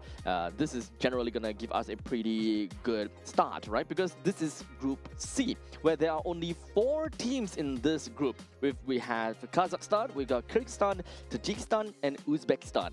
Right now, we're going to look at 2 of them, and of course, each of these teams, they only have to play against 3 different teams. Yeah, so there's going to be a lot of power level settings where we're not too sure yet, right? We have not seen the games being played out. This is the first time on the main stage ever that we're going to see Team Kazakhstan going against Team Tajikistan as well. So we don't know what kind of metas they've been brewing on down there. Because the last time I entered a different region to cast, and I was like, oh man, they're playing fighter in the mid lane. What is going on? Yeah, that was the Mekong region back in the day, by the way. Yeah. Okay. So last time I did that, oh man, that was a breath of fresh air. But at the same time, you don't know you don't know what you're expecting. Martis mid does happen. Hey, that's fighter. Here in Singapore as well. Yeah, that's the whole point. But Martis is a fighter. He went to mid lane. We got Paquito mid as well at that time. Look, I think Paquito mid is completely fine because it's of the burst damage at level 4. I think we can't give that away. Okay. Yeah, some fighters will. But Martis mid and winning games, so that's a completely different question. Right. We see Fanny mids as well, so there's a lot of fresh takes when it comes down to Mobile Legends Bang Bang. But yeah, there are things that win and things that, doesn't really make sense. But looking aside at Team Kazakhstan here, we got Akambayev on that gold lane, Kusepov on that roam, Salamat on that mid lane, Sarik on the jungle, and Mamilen on the EXP lane. All right, so Team Kazakhstan is already looking good right here, and they are ready to duke it out against their opponents. If whether they will be able to do well or not, that is ultimately going to be the question. But of course, I do kind of like their jersey. Kind of reminds me of a very specific team. Yeah, it does. It does. It does look like a Sora. It does look like a Sora, right? Yeah. Pretty. I don't know how to go from that point. But never mind, we're gonna take a look at the second team over here, Tajikistan. We do have for the gold lane, Namazoda, for the Roam Talibov, for the mid lane we would do, I don't know whether the 8 OBs are actually part of it or not, but we have Omurodov, Jungle Kabilov, and for the XP laner, Nurali Shozoda. I'm so sorry if I butchered that. Yeah, I mean, at this point, we're not too sure of these players. We don't know what they can bring to the table as well. And we don't know how good they are at Mobile Legends Bang Bang. They might be the next best region that we're trying to just nurture here, right? We don't know. From this Asian Games qualifiers, suddenly we might be breeding the next champions. Hey, you never know. Literally, they could just be living under a rock like Patrick Star, and one fine day they just decided, hey, you know what? Maybe it's time for us to come out of retirement and, show the world what we are entirely made of. Maybe they were ex-pros in some other titles, coming in and you're like, hey, you know what? Mobile Legends Bang Bang is easy. And then they just kind of storm everyone. It's not easy though. In case they are ex-pro players, maybe it's easy to them. Not for us. Not for us. Not for us. Yeah. Not for layman, right? Not for the layman. Not for layman. Not for mo man. Not for apps man. Yeah, definitely. But it's definitely a hard game when it comes down to, of course, just having that 5v5, that role switch, the resource control when it comes down to the map control, and also having that objectives available on the map. There's just so many things to look at. Yeah, honestly, Mobile Legends Bang Bang is not an easy game at all. Yeah, And how do you cast this game? I don't know. What are we doing here? Yeah, exactly. It's so hard to watch. Just kidding, Everyone guys. just throwing their ultimates. Everyone just throwing this and throwing that. Oh man, it's such a difficult thing to say. Like, what's really happening? Kaboom. Yeah, but definitely we're going to have a shift in terms of mindset when it comes down to these teams as well, because a lot of teams, we don't even know whether they've been appearing on the international scene, whether or not they have a local community tournament even there as well. So we don't know about the structure of the esports over there in their teams and also their regions as well. So we don't know how much experience they have. And when they come here, they're meeting people for the first time maybe in that same community. And Mobile Legends Bang Bang community so far Brings everyone together. pretty good, good. I gotta say, one of the best few communities. Honestly, yeah, there's really a lot of people all around the world that plays it. So for those people that is, not in the Mobile Legends Bang Bang ecosystem as of yet, now's the time to jump right in. Try out the game a little bit for yourself. Maybe you'll like it a lot, because there's a lot of people around the world that plays this game as well. So as we going right in, we do have the map that has been randomized, and it is going to be Dangerous Grass, where we have random spouts of grass that decided to, grow out of absolutely nowhere. Yeah, the lawnmower didn't work, and suddenly just a lot of grass out of nowhere, behind the Lord, behind your turret, behind everything. So if you're playing a Hellcat, you gotta watch out. Yep, and honestly, not just a Hellcat. Hilda, Natalia, all of these are generally gonna be good heroes. Anyone that kind of plays kind of like a ambush, bushwhack kind of thing.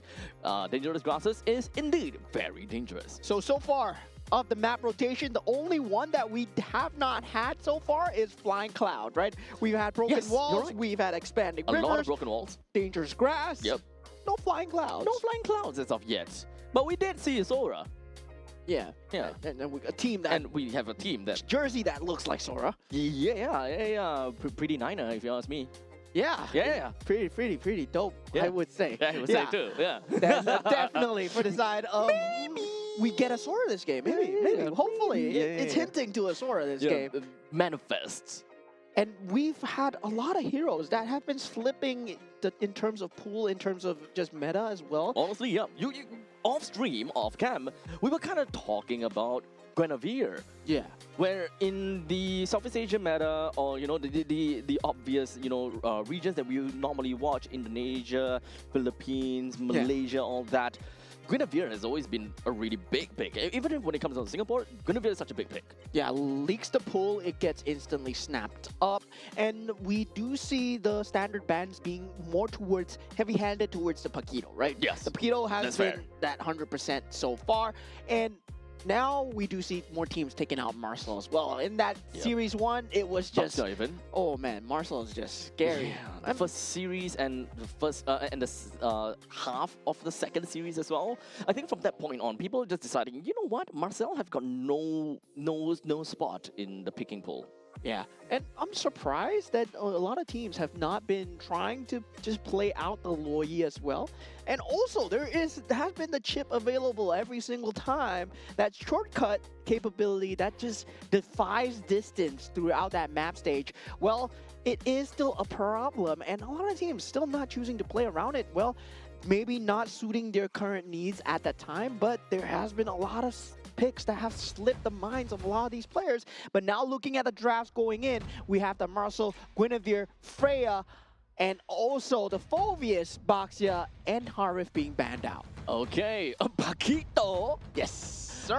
Okay, Paquito is gonna be leaked out by Tajikistan, and just like that, Kazakhstan have got a free Paquito. Suyo, part of them, God, part of them as well. So it's a very fragile lineup, but yet pack a lot of punch.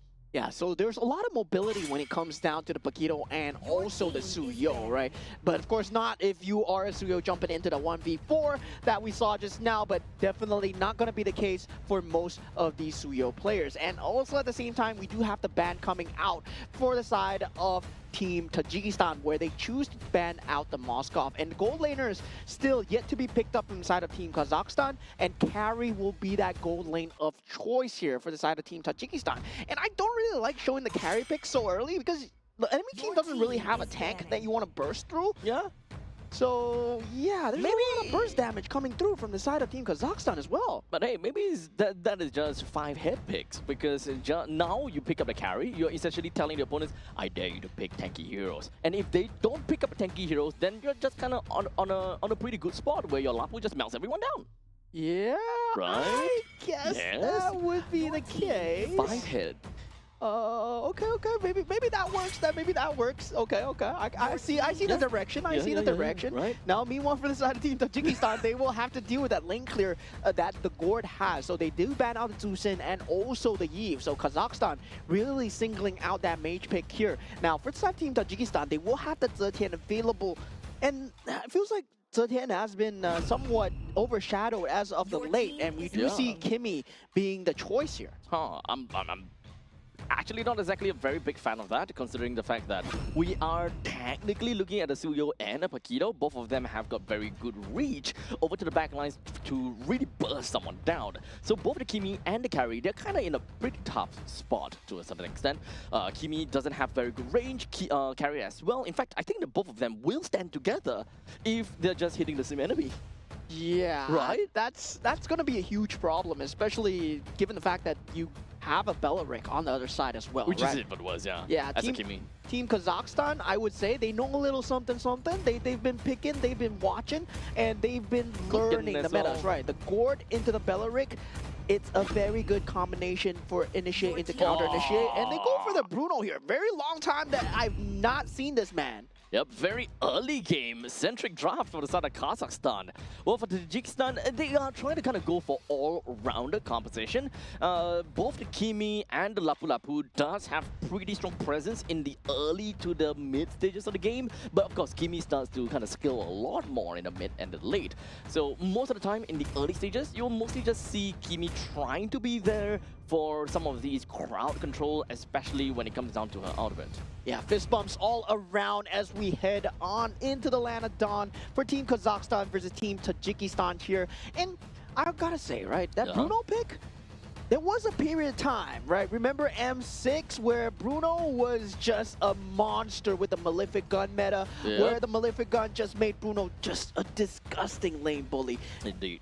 And I would say it's still a lane bully right now, especially versus the lower range of a carry. Fair, yeah, that's pretty darn fair. And of course, Bruno is a very early game hero.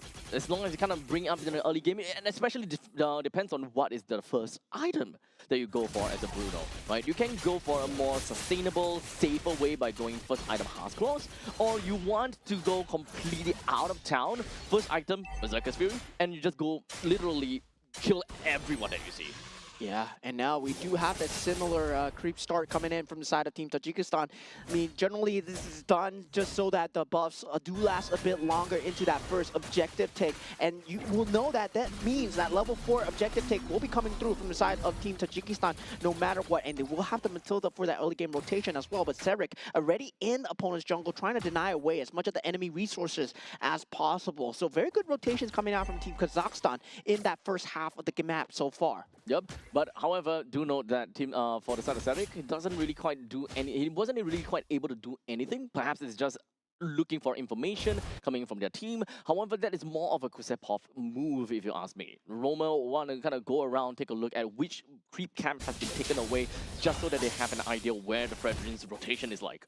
Yeah, so far, both will have very good lane clear on the side of the mid lane as well. But so far, I mean, I would favor Salamat when it comes down to that mid clear, but definitely with Murojan's rotations, right? He's been doing an extremely good job of cycling between the Kimi and also the Fredrin, so there's a lot of link pressure that's being applied. So I'm kind of liking this already. Both teams, they look like they know how to play the map.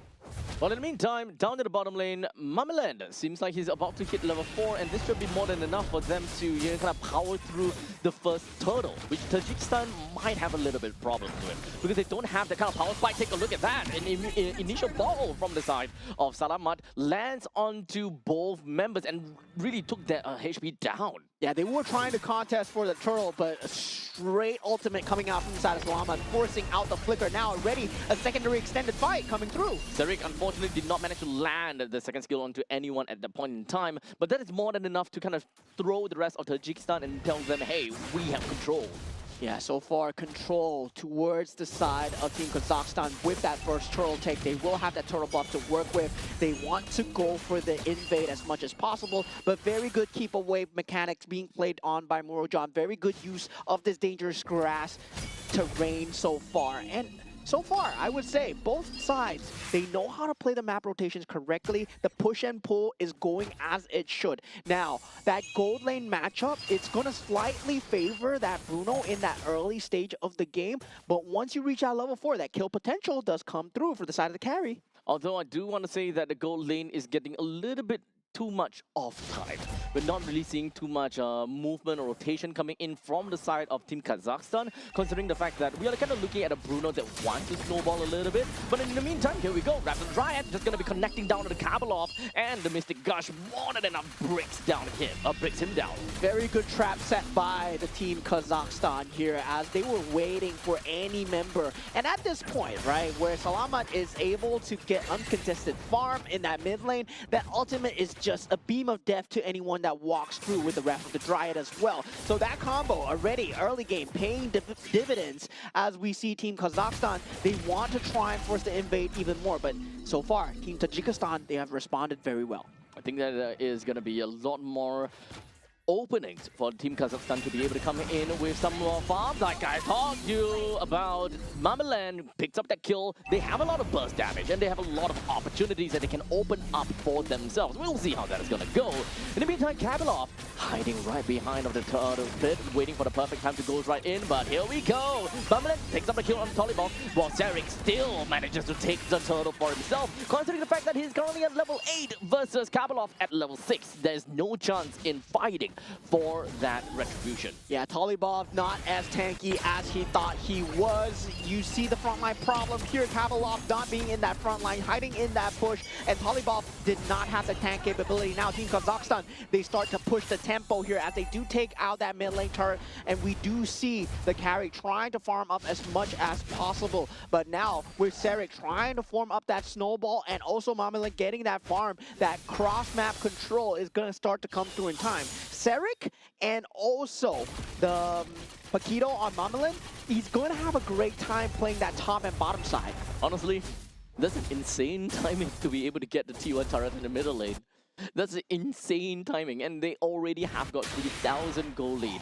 It's just gonna go downhill from here for Tajikistan, where they now lost control of their own jungle. It's gonna be so difficult for them to kind of hold down the fort right now, especially since in this early stages of the game, they don't have a lot of control in terms of firepower. The only one that can realistically be able to bruise is going to be Tolibov. But who is going to be the one that comes in to kill, respectively? As now we move on to the top lane, as Team Kazakhstan literally just walked in and took a kill off of the carry as well as that Matilda. Yeah, great trap set by Alkan Bayev, forcing that early game pressure onto him. He still even had the flicker to hold on. Now Suyo going in with a secondary as Mamalan is there for the backup. And these turrets are not going to be places where they can stand safely in for the side of Team Tajikistan, as Team Kazakhstan still tear through flawlessly. 6-0, 5,000 gold advantage so far. Very objective-minded coming in from Team Kazakhstan to destroy the holy defense by 6 minutes is kind of insane. But in the meantime, Mystic Gush is going to land on Tolibov, throws him all the way back home, having to recall right now. And the third turtle just came back out. If Kazakhstan wants to, they can actually ignore this turtle and wait for the spawn of the Lord so that it can come in a lot earlier and they can end the game a lot earlier too. Yeah, oh my god, a double knockup coming in from the side of Paquito. It could have ended extremely bad for the side of Team Tajikistan if they had the damage to follow up from the court. But Zarek will be on task here as they go for the objectives and they secure that further macro lead. Team Kazakhstan, I gotta say, they're playing the map like a fiddle, and Team Tajikistan, they're just running into this. Wait, it might almost be a solo kill coming in from Kusepov, but unfortunately wasn't able to get there. But nonetheless, it is going to be a pretty nice take coming in from from the side of Salamat as he lands in with that Mystic Gun. Todibov completely out of it, flickers himself right out of the fight, and will be able to come in safe. Yeah, now 7,000 gold advantage. Make that 8,000 at 7 minutes into the game. Team Kazakhstan, they continue to run away with the lead so far. And this is a lineup that needs to get that momentum, right? They want to get that early game momentum no matter what. And once they get it, they can't let go. If once they let go, Team Tajikistan, they might come back. Yep. As such, we do have got more kills that will be credited over to Akambayev.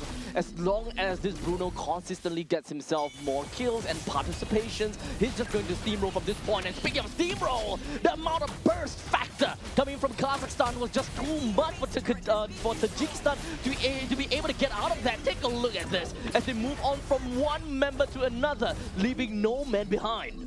Yeah, they're so good at this right now. Team Kazakhstan just tearing through that top lane as well as the mid lane. They're doing such a great job of just systematically destroying any defenses that Tajikistan has. They go for the counter initiate. Team Kazakhstan, they want to disengage, and a clean one coming out. The Circling Eagle, unfortunately, wasn't able to do quite much. Sarik moves himself right onto Nema, but it doesn't seem like was able to do too much over to the Kimi. As such, the fight is going to fall back. Yeah, very clean coming out from side of Team Kazakhstan. The identification of the win conditions, the play for the objectives. I told you, man, Team Kazakhstan, from the draft alone, they've been watching a little something. These guys are good. And I'm gonna say, these guys might be pro players. These guys probably are pro players.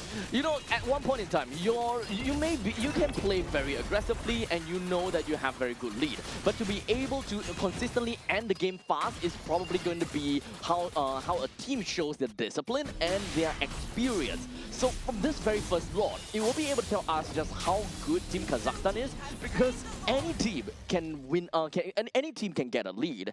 Any team can get a crazy snowball, but not every team that can end the game at sub 11 minutes. Yeah, they need to be decisive about this, Yep. but definitely having that gold lead 10,000, it's more about keeping the discipline, not making the mistakes that generally most teams make at this juncture, which is going for that push too early. They will wait for that super minions to come in on that middle stage, and now that sunset will begin. As right now, they will melt down Kabalov. He got no answer at all. Another stun lands right down over to the side of Marjorin, as well as Nural. And just like that, 2-person melted down, make that 4-person melted down. Nemazoda went back home, and right now the only thing they can do is just cower right in the base. Yeah, Team Kazakhstan, extremely clean game from start to finish. From the draft itself, it really set the tempo where they had that Paquito extremely early in that first pick. I believe that was a main priority for them, but at the same time, getting the Gord and also the Belleric just secured that tempo, right? You have the Belleric, the Raptor Dryad that level 4 was able to be reached, and once the Fredrin was taken out once, he never recovered. I think that the one that really hurts the most is the fact that we have a carry pick and then a Kimi pick, and then it responded with, well, unfortunately, the Belleric. At that point in time, there's really just no one that can realistically be able to do anything to the Belleric. The burst damage is, there's no burst damage, there's no scaling to the late game, because both the Kimi as well as the carry, in order for them to scale and in order for them to, grow fast, they need to be involved in team fights. And as long as the Belleric is in the team fight, there's no way that they will be able to do good enough damage for them to grow. Yeah, and that's why this man, he is the MVP here, Kusepov, with the Belleric 1-0 and 12, 93% kill participation, but it's much more of the positioning that he was at, the way that he placed himself in these early fights, that first snowball raft, the Dryad that really led to the end, because that was a snowball that didn't stop. That first death onto Kabalov became second, and then finally became the fifth. Yep. This is the kind of game where a Belleric don't even have to do anything when it comes down to the Raptor Dryad. You can literally just run into the opponents and your Thorns will do the work. Because, well, like we mentioned, Kimi plus carry equals the recipe for disaster for themselves.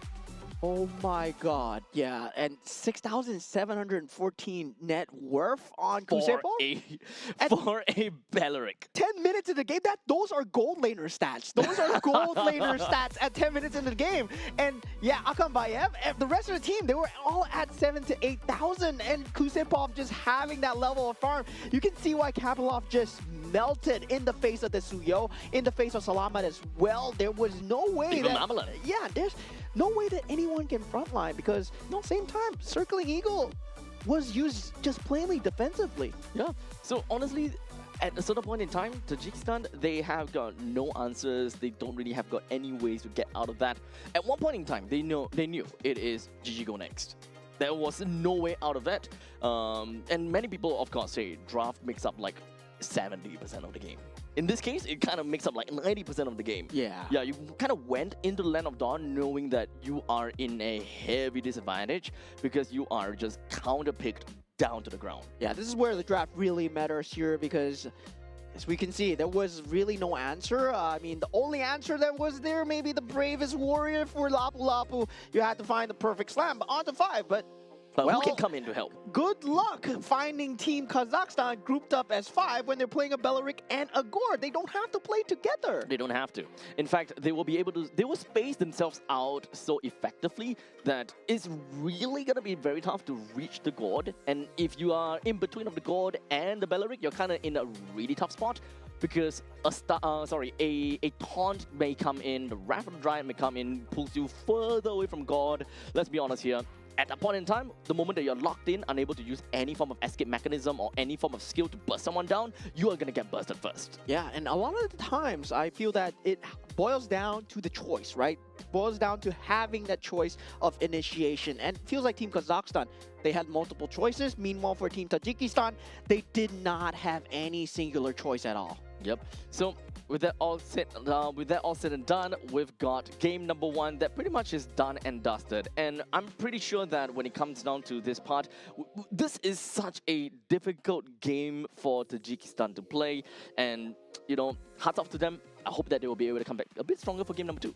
Yeah, and of course, this is the internationals before the internationals, so we do have the MSC and NWI happening at ESC. So this is happening in Paris from 1st July to 1st August as the group draw results will be announced today on the 18th of June. So stay tuned to the MLBB Esports social media channels for all the latest updates. And the road to Paris is about to begin with the MSC 2026 wildcard kicking off on the 1st of July, followed by MSC 2026 and MWI 2026 at EWC. So many things to be happening during EWC itself. So you guys would want, you guys would want to follow MWI social media pages if you guys want to stay in the known and of course updated when it comes down to the latest MWI 2026 news about teams, you know, players and, you know, exclusive content. Follow the official MWI social media pages and be part of the entire journey and this entire ecosystem as the world's best MLBB female players competes on national stage. Yeah, I mean, shout out to Churros, man. He loves MWI, so definitely you'll be seeing him cast on day 3 and day 4. You'll be hearing him talk a lot more about MWI. I love MWI. I love MWI, man. I don't know how to. This season is so good. This season is going to be good. I'm your #1 fan. Oh, yes, definitely. And for those guys, we're talking about internationals before the internationals, right? This is a great chance to get the power levels down, try to get a grasp of where your team stands when it comes down to these regional/national/global standings. Yep. So we have got quite a lot of days to go as a matter of fact, and a lot of games to go as well. So to kind of take a look at the standings and to kind of take a look at about the prestigiousness of this entire event is something that, you know, everyone should be really happy about. Yeah, definitely. I'm just happy that, well, we're here at our 10th anniversary for MLBB as well. And it's finally an official medal event at the Asian Games. So definitely the playoffs. Group A, we have 5 teams that are going to make it to the playoffs. Yep. And for now, we're watching Group C. Only 2 teams are going to make it. But of course, only 4 teams in this group. So only 50% of them will make it. So the best of the best will be going through. Yep. Of course, before we talk a lot more about the games and of course following up with the games, a quick little update or not update, a quick little reminder that the 2026 Asian Games Esports event, Mobile Legends Bang Qualifiers are of course proudly co-organized by the Singapore Esports Association and Zenway Productions. In support of sports promotion, we have Sports Singapore, our official integrated resorts partner, Resorts World Sentosa, and of course our official partner, Moonton Games, My Republic, and Secret Lab. We thank all of our partners for helping make this journey to the 2026 Asian Games possible. Yeah, and with that said, we are going to move on to Game 2 really soon, right? We saw that Game 1, Team Kazakhstan just complete tear-through of Team Tajikistan. Man, they had no chance. But now, Team Tajikistan, they got to take a look at the draft. The draft was completely written in stone there. But now we got it! We got Flying Clouds, the last 50-50 condition. Yep, that is the true 50-50, you know? The first two series, no, it doesn't matter. Okay. Those were not part of the statistics. Those were a lie. Okay. No. Oh, five? Really? 5 broken walls in a row? 5 broken walls in a row. And then now we have like 5 different maps in a row without any overlap. Yeah, I mean, I'm guessing Broken Walls was the name of the game for the first half now. Yep. Now we have Flying Clouds, the ability to jump into the team fights is going to be much more objective-based, right? It's really much the same as Expanding Rivers, but Flying Clouds, it does affect into that laning stage a little bit as well. Just a tad bit. Just a tad bit, but the recall timings will be slightly much more pronounced, right? Yep. Whoever recalls better will get the better macro, especially in the first 1 to 5 minutes into the game, where those tiny little adjustments, tiny little like macro modifications to your recall timing into that Flying Cloud back into the lane is going to matter, because that one little creep is going to matter the entire game. And not only that, this also allows for heroes that doesn't have very strong regenerative power to still be very sticky in lanes. In most normal occasions, going back home and recalling is often very punishing. But with the Flying Clouds, you can actually go back home and still catch up to the waves a short bit after. So poke games in lanes might not be very important in by the grand scheme of things. So assassinations and fast burst damage, fast burst kills generally are going to be more favored in a game of Flying Clouds. Yeah, now looking at the bans coming through, we got the bans coming in for both sides. The Harley will be the last ban here with the Harif and also the Paquito. Meanwhile, for the side of Team Kazakhstan, the Freya and the Marcel being the bans of choice. Marcel, I gotta say, 100% still has to be banned out so far. Do they ban out the Baxia, the Guinevere, one of the key jungle here? The Fredrin was a problem for the side of Team Tajikistan. Do Team Kazakhstan want to deal with that? So what else? Okay, there we go. Guinevere is gone. So Baxia, understandably, gonna be a possible first pick situation coming in from the side of Tajikistan. But aside from that, you know, we've mentioned a lot about the other mid laners, for example. But indeed, Tajikistan will go for the Baxia. Nothing too out of the ordinary.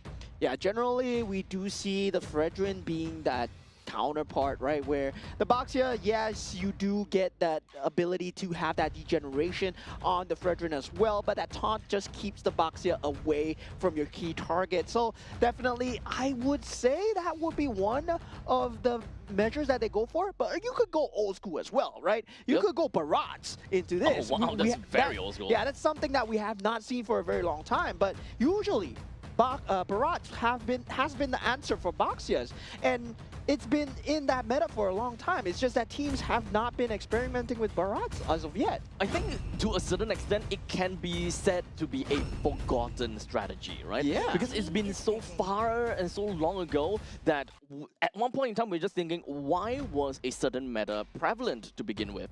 And it's only because of the prevalence of another meta. That's why they pop up. So at this point in time, it's all about picking up the old strategies that, you know, is a very good answer to Baxias, for example.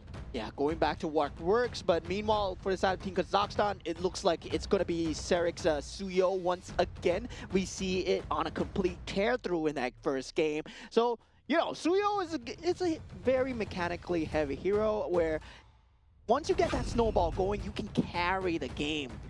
Yes, specifically. But for Team Tajikistan, the answer is going to be the Gourd. Do we see the Belleric as well? No, they go for the Claude. Now, of course, picking up the God right now, it actually puzzles me a little bit.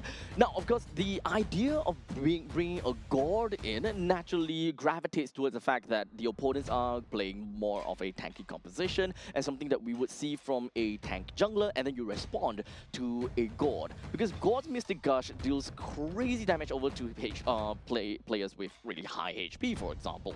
So to pick up a God against a Suyo on the opposite side kind of breaks the idea of picking up a God in the first place during, you know, those meta seasons. I would say Gourd would still do a lot against Suyo because... It would still do a lot. Yeah, despite the fact that you're not tanky, Suyo is quite squishy when it comes down to that level 1 and 4. If you get that level 4 ahead of time... Wow. Okay, once again, the Bruno. Same thing.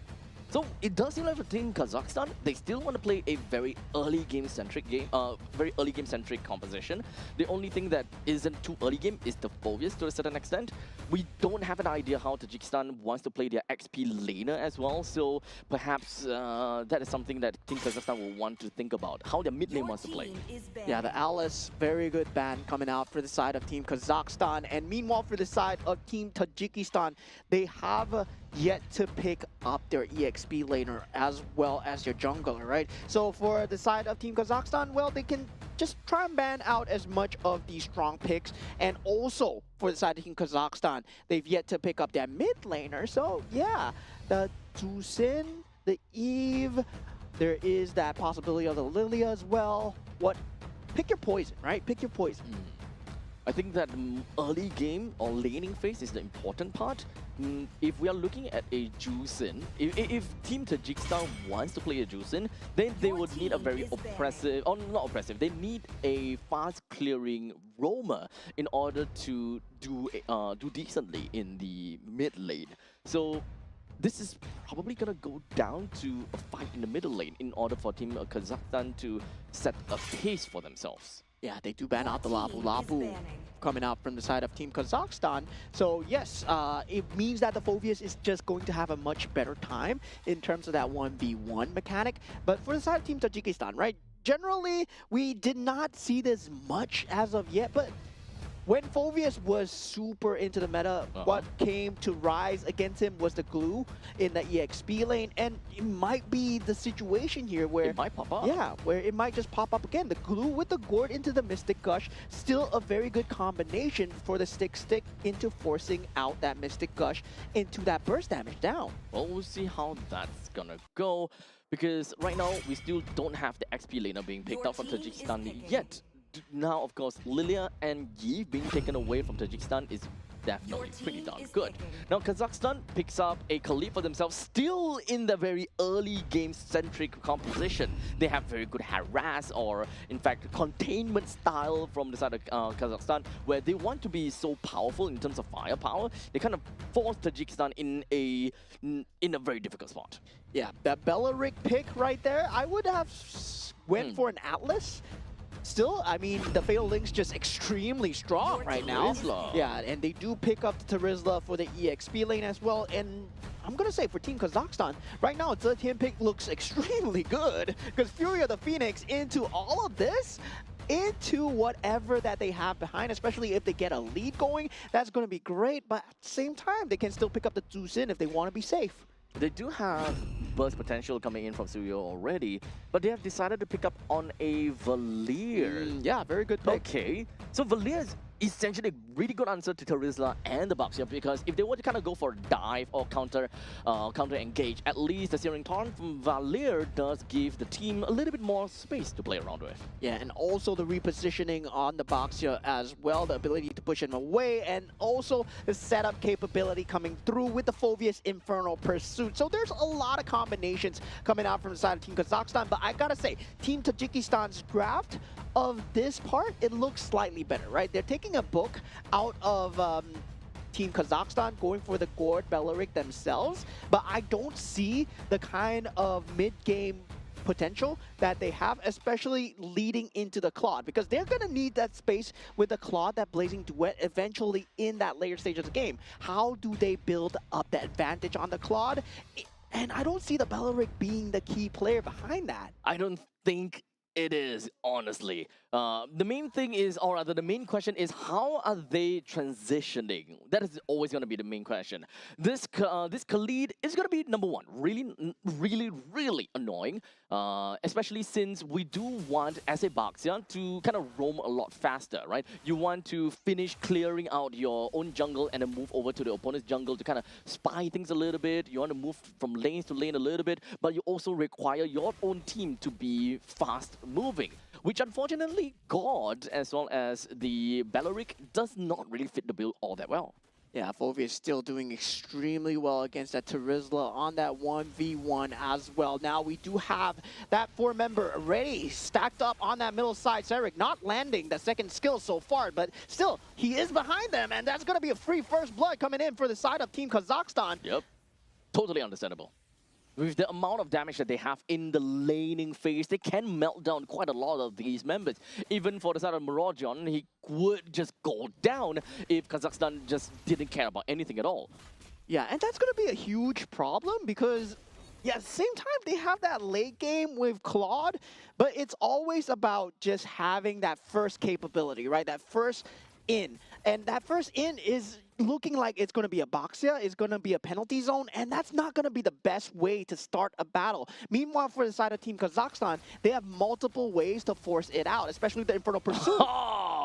Kusepov, of course, valued the kill over his own flicker, went straight underneath the turret's nose in order to secure the kill on over to the Claude. So that is going to slow him down by quite a bit. Yeah, elimination secured for the side of Team Kazakhstan. So far, they've been doing a stellar job of that first game. We see the skill difference coming in for the side of Team Kazakhstan. And really, gotta say, they've been handling these objectives extremely well. Their timings on these objectives, they're just on point. And Team Tajikistan, they've been one step behind all the way. Yep. As such, we do have Kazakhstan just going to be pushing the agenda over to the side of Tajikistan. Mamilen doesn't have a lot of HP to work with. As such, he will go down, but it will be a 1-for-1 trade between the two XP laners. Kusepov immediately with the quick send guard. He's going to be safe and sound for now, but the most important thing is that their jungler is the one that managed to get a decent amount of assists from that, brought himself to level 5 as well. And with that early lead that Bruno has, right, the bullying has started. And once again, we forgot about Bruno. We forgot about Bruno being that kind of heavy dominant gold lane. You want to know why? Because we don't talk about Bruno. Yeah, we don't talk about Bruno. We don't talk about Bruno. But we were talking about Claude just coming up into the meta with, especially with the fighter emblem, having that having that ability to just have that lifesteal and sustain through, and it's not gonna be enough. Wait, that was so close. Well, that is the kind of thing that a Mystic Gush can really bring to the team, but so close, yet so far, Serik almost laid waste to the hands of Nemazoda. Yeah, and right now, it just feels like Team Kazakhstan, they're styling on Team Tajikistan at the moment. 2,000 gold advantage, 3 minutes into the game, slowly ramping up in terms of the map pressure as well. Now it's up to Kavalov to try and find something here. Well, perhaps they'll be able to get a kill. Indeed, they will. Down to the bottom lane, Claude finally managed to avenge for him, or rather, take revenge over to the side of Akambayev. And hopefully from this point onwards, he will be safer in the lanes, perhaps. Yeah, still, that was a great macro factor, but Mystic Gush coming through together with Ravage Riot takes out Kusepov. But at this stage of the game, using so much utility just for that roam kill, I would say, not the worst, but this turtle fight becomes object in question, right? If Serik gets close enough, oh, that could have been bad. That could have been. Mamilen was literally right at the edge there and could have went pretty bad. But Tajikistan understood that taking away one of the main initiators is going to be big. But here we go. Of course, Reggie Sandstorm that manages to land on 2-person, allowing them to pick up a kill. 2 kills, in fact, allowing Serik to pick up double. Might be able to snowball from this point onwards. As right now, Akabayev, he's been taking all these free hits over to the opponents, allowing Serik to go for a triple kill. Yeah, the Mystic Gush not there in time for the side of Team Tajikistan. And Team Kazakhstan, they've been doing such a great job of enabling Serik as much as possible. And you can see the synergy that comes through, right? You can see the setup. Serik just goes in, penalty zone, does get caught up. But at the same time, you see Salamat running in to try and set up that space away, pushes that Mystic Gush away with the help of the Valir as well, just to make sure that the damage does not fall through on his jungler. I'm mostly just curious about the initiation coming in from the members of Tajikistan. But hold on a second, as we now just going to be looking at the blazing duet coming in from Claude. Not going to do too much damage, unfortunately. But that is a choke point for the side of Kazakhstan. They managed to fall back a little bit. Good flicker coming in from Akambayev. This is going to be safe and sound for now. Yeah, still at this point, Team Kazakhstan consistently keeping up the map pressure, right? On the top side, Serik doing the macro work as they take out the tier 1. And this is the slow macro advantage that Team Kazakhstan was known for in that game number 1. Despite the fact that right now they are not having as flawless of a game, it's still looking good. It's still like winning on their side. Equipment-wise, it's still favored towards the Bruno handed. Yep, here we go. A quick crash down over to the side of Salamat, who wasn't able to get himself right out of there with his ultimate. But now it's going to be 2v4, as the amount of members from the side of Tajikistan is just going to be a little bit too overpowering. But hold on a second, take a look at this. Mamelin, he stayed alive for so long. Even when Kusepov and Serik, they made their way to the middle lane to try to take down the middle lane as much as possible. But all in all, Tajikistan, they still lost a lot more from the entire ordeal. Yeah, great identification of targets from Team Kazakhstan, right? Taking out the Gord first, and Nematzoda being out of the battlefield, no Mystic Gush, meaning that you can take the battle as you wish. Blazing Duet at this stage is not going to deal enough. They take the purple buff for their trouble, great invasion, great enemy resource juggle, and Team Kazakhstan, while this was happening, they took out Nematzoda, and knowing that the Blazing Duet is not enough, Mamela just jumps in, and the rest was wrote in history. It's really unfortunate, right? Mamelin single-handedly kind of held 4 people and contained them. Well, it was a very slow walk from Kusepov as well as Serik to eventually make their way into the actual team fight, for example. But the game has literally just started, as now Kazakhstan 5,000 gold lead. This is the point in time where Akambayev and Serik, they can go downtown with the amount of damage that they have to their own names. Yeah, and everybody has to watch out for the Suyo at this point, because he can play across the cross map and he deals so much pressure towards his Claude. But now the rest of the team, they want to force out this tier 2 turret here. And it does seem like taking down the T2 turret is going to be one of the great parts. But unfortunately, the Nematzoda, when it comes down to the Mystic Gush, was not able to touch on anyone. As such, they will lose one and slowly losing 2. As the Valir is going to be a little bit annoying for them to deal with. Akambayev picks up the kill. That's 2 men down for the side of Tajikistan, forcing them to stay alone at home.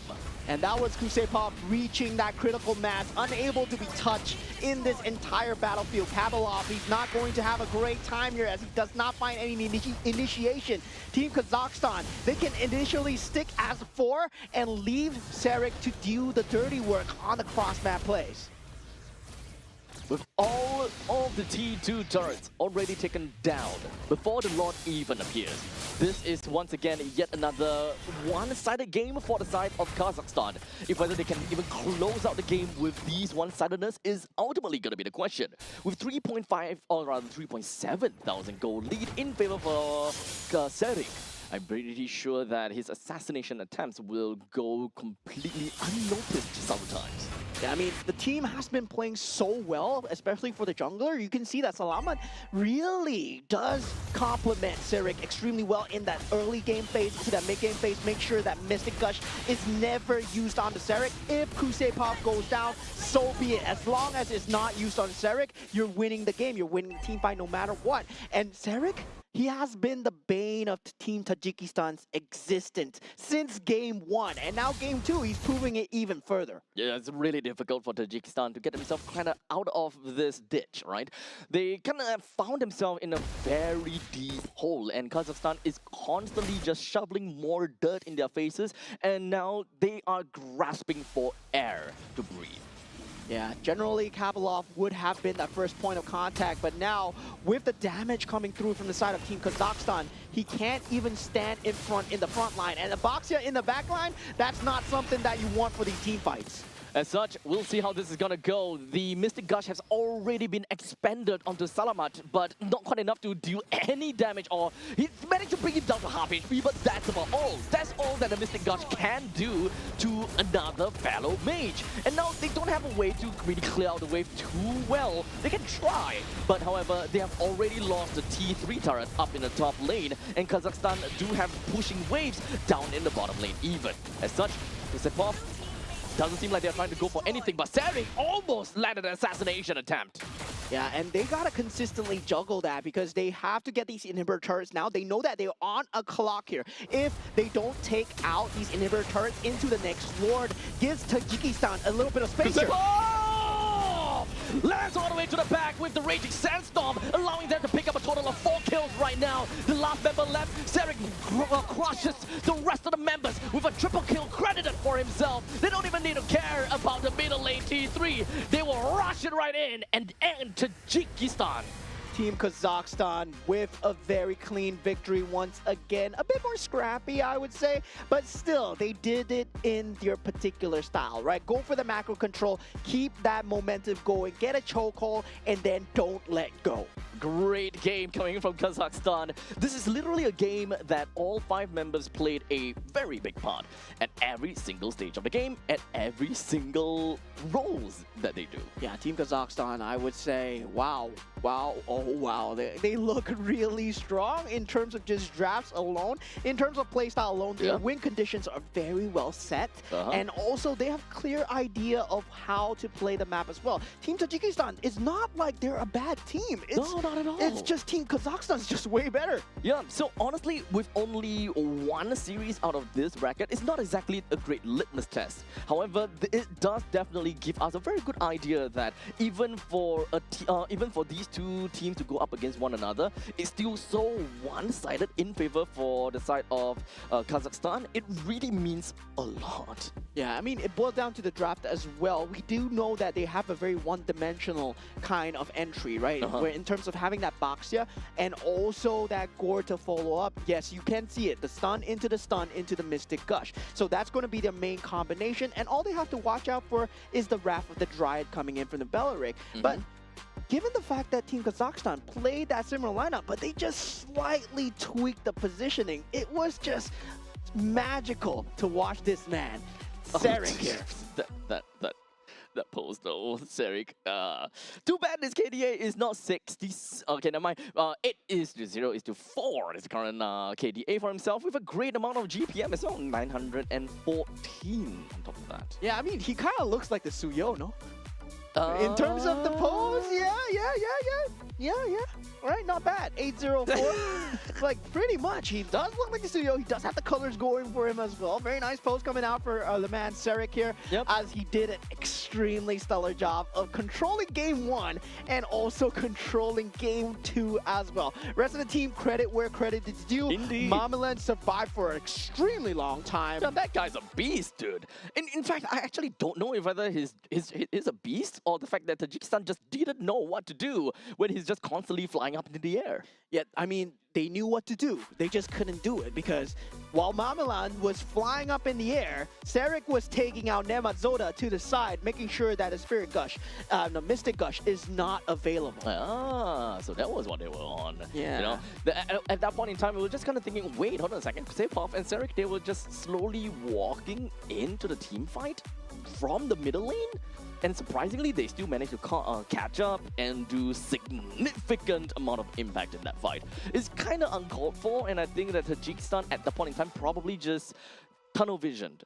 4 men in that team fight with no impact, no damage dealt to Mamaland, because at that point in time, let's be honest, Mamaland should have died. Yeah, the consistent juggling of that Mystic Gush, making sure that it does not come through, especially throughout the timings of the game where it mattered, especially in that mid stage of the game towards that later stage of the game, it's just a very hard time for Team Tajikistan at all because they had to buy the space with the Mystic Gush for eventually for the Claw to have enough damage with the Blazing Duet. But that could have come through in time because Team Kazakhstan, they had an urgency, right? The rush for timing was there and it was extremely well done. And with that all said and done, great game coming in from Kazakhstan once again. Game number 1 was flawless, right? Tajikistan didn't even pick out a single point or a single kill against Kazakhstan. Game number 2 is not as flawless as we have originally expected. However, it is still one-sided enough for them to get a 2-0 victory. Yeah, well done to Team Kazakhstan. I look forward to more of the games tomorrow, actually. Indeed. Yeah, hopefully we get to see more of the games. And yeah, what a pleasure it has been to watch some of the more lesser represented, I would say, especially in terms of esports. We get to see a peek into their power levels. And I gotta say, it looks strong. Yeah, and this is an international stage after all. We don't really get that kind of opportunity to kind of, as you mentioned, peek into the other region's meta or perhaps to even to take a look at some of these teams from outside of the region. So having a breath of fresh air into these is always going to be fun to see. Yeah, definitely. With that, Group C, we have seen Group C, and Team Kazakhstan feels extremely strong. Yeah. But I believe the next match, we're going to be looking at Group A. Oh, really? Well, I completely forgot which team is going to be, but you guys will be able to find out which team is going to go up against one another on the holding screen. That said, we're going to go off for a short break, and once we are back, we'll give you guys games from Group A. Take care.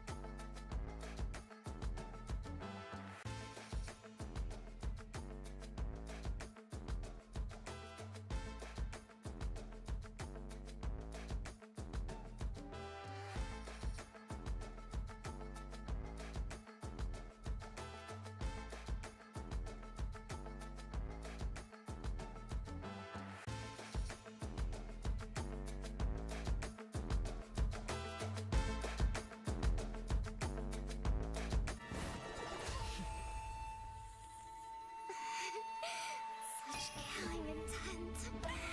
Does this mean Hanabi-sama finally understands Hirara?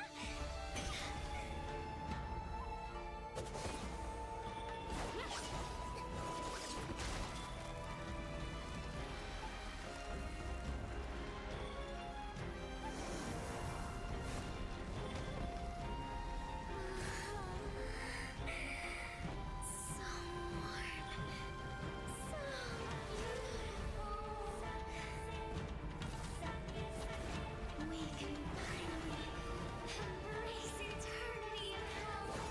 Just the two of us. Allow me to release your eternal bloom.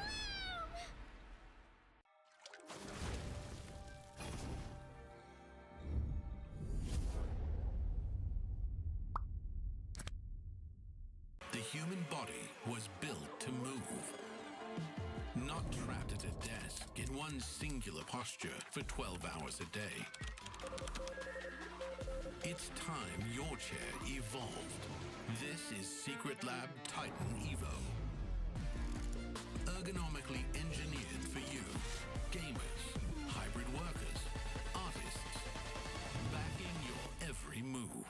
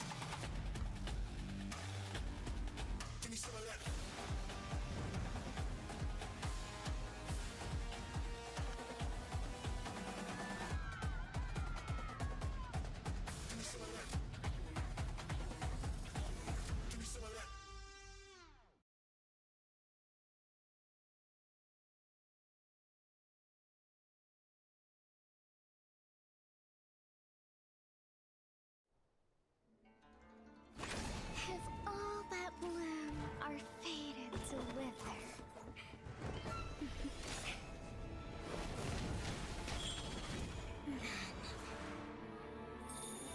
I'll enshrine your most brilliant moment in crimson splendor. Even something so crude can be graced with a splatter of beauty.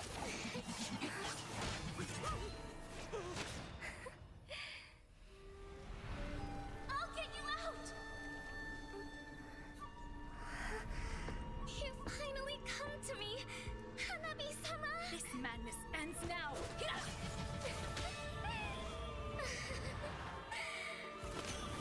At last, I'm shivering with excitement!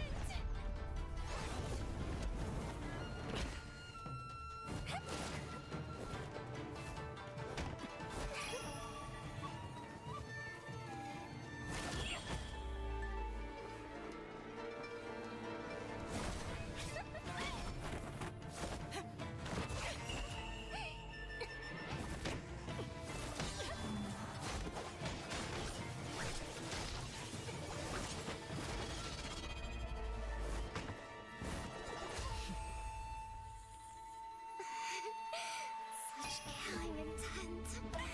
Does this mean Hanabi-sama finally understands Hinata?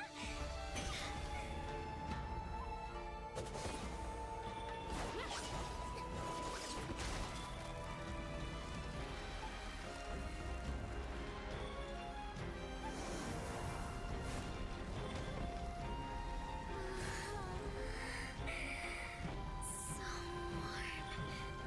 So beautiful. We can finally embrace eternity in hell. Just the two of us. Allow me to release your eternal bloom.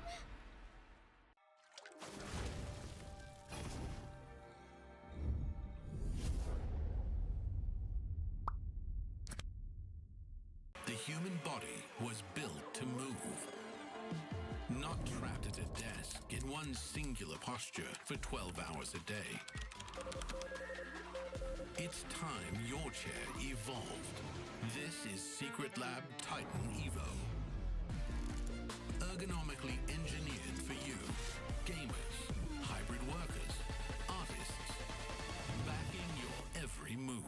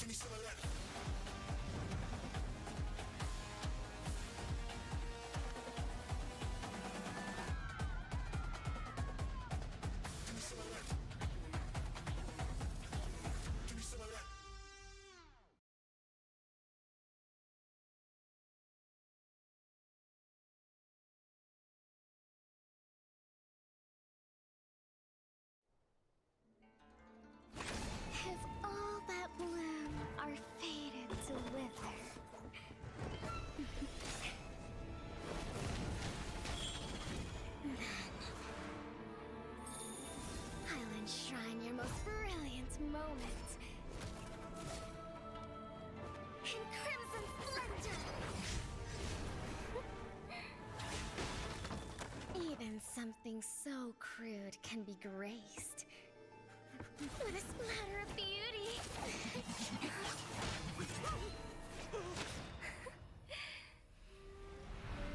I'll get you out!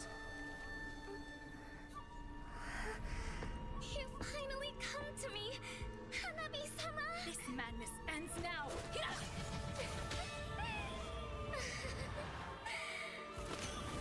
At last, I'm shivering with excitement!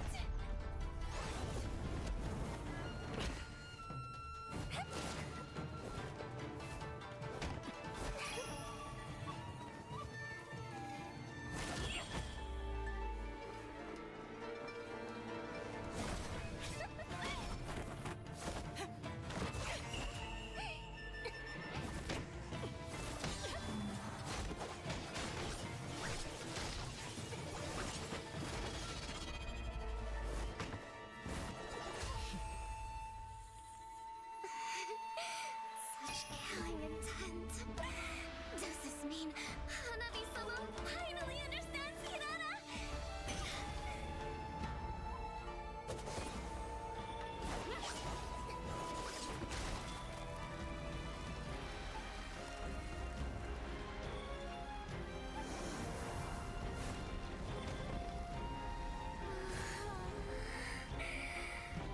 So warm.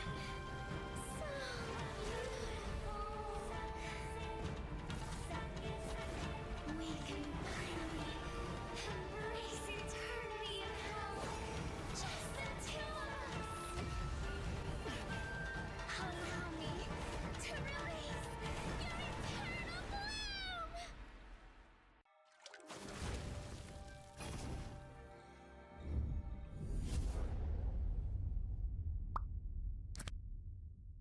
The human body was built to move. Not trapped at a desk in one singular posture for 12 hours a day. It's time your chair evolved. This is Secret Lab Titan Evo. Ergonomically engineered for you, gamers, hybrid workers, artists, backing your every move.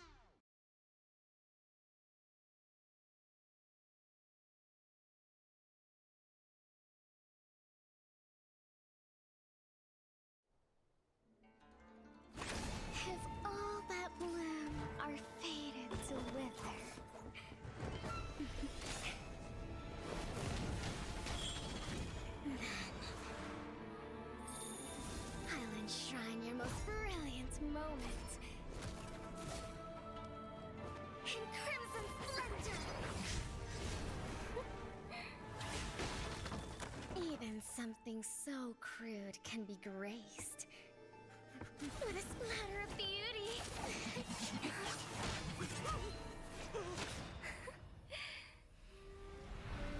I'll get you out! You finally come to me, Hanabi-sama! This madness ends now!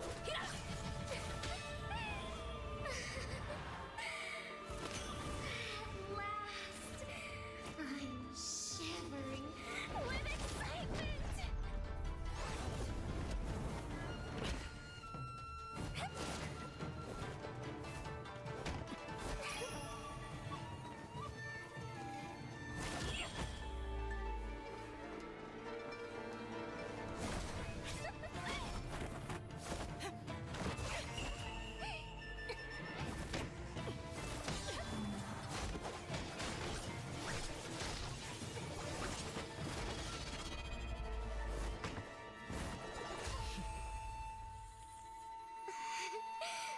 Such killing intent. Does this mean Hanabi-sama finally understands Hinata?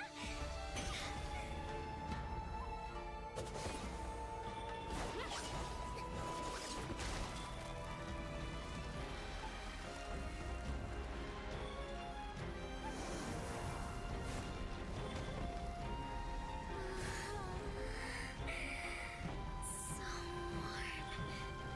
So beautiful. We can finally embrace eternity in hell. Just the two of us. Allow me to release your eternal bloom.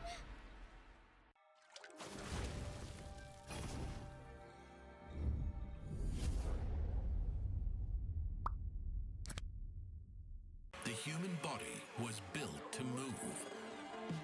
Not trapped at a desk in one singular posture for 12 hours a day. It's time your chair evolved. This is Secret Lab Titan Evo. Ergonomically engineered for you, gamers, hybrid workers, artists, backing your every move.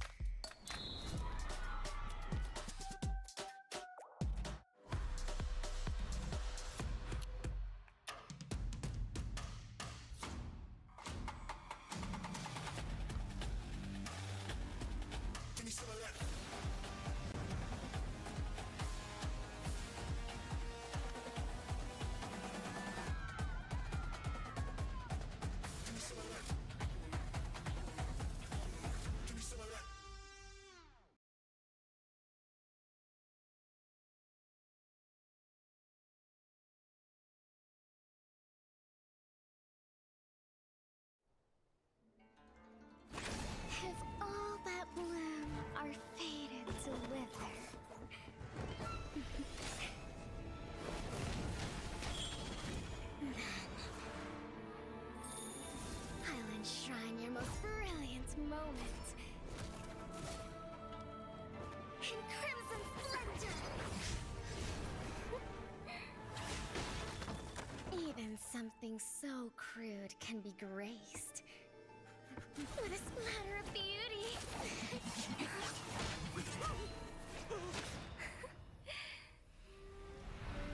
I'll get you out! You finally come to me, Hanabi-sama! This madness ends now!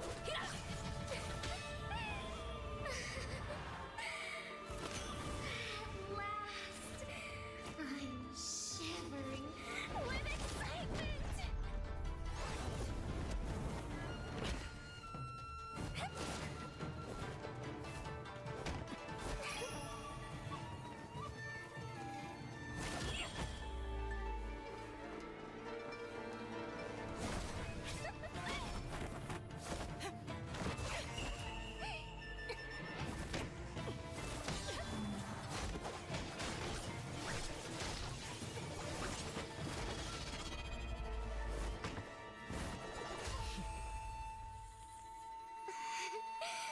Such killing intent. Does this mean Hanabi-sama finally understands Hirana?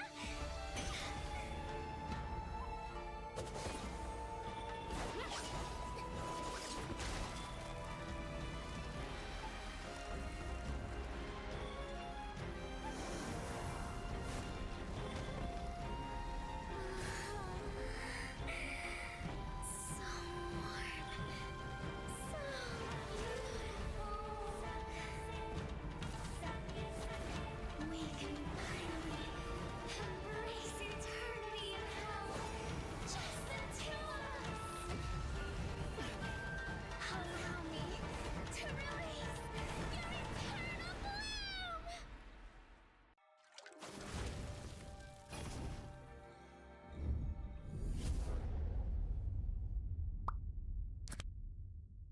The human body was built to move. Not trapped at a desk in one singular posture for 12 hours a day. It's time your chair evolved. This is Secret Lab Titan Evo. Ergonomically engineered for you, gamers, hybrid workers, artists, backing your every move.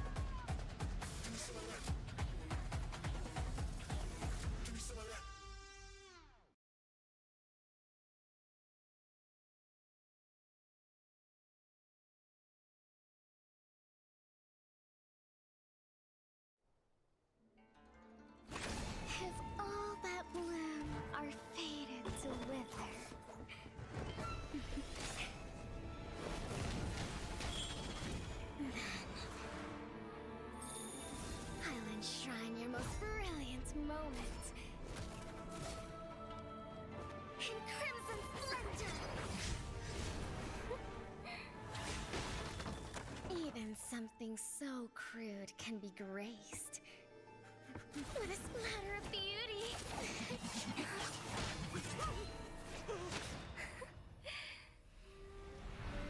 I'll get you out! You finally come to me, Hanabi-sama! This madness ends now!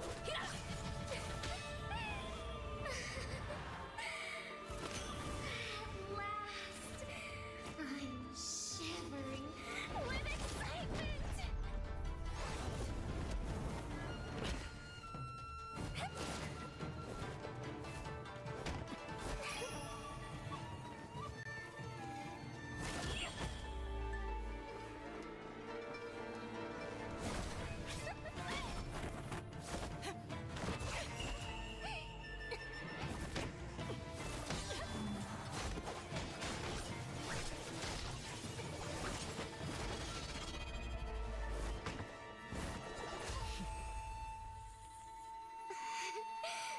Such killing intent. Does this mean Hanabi-sama finally understands Hinata?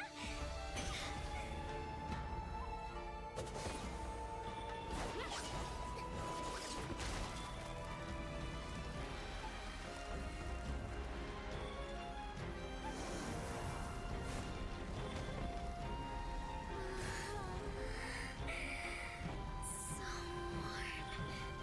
So beautiful.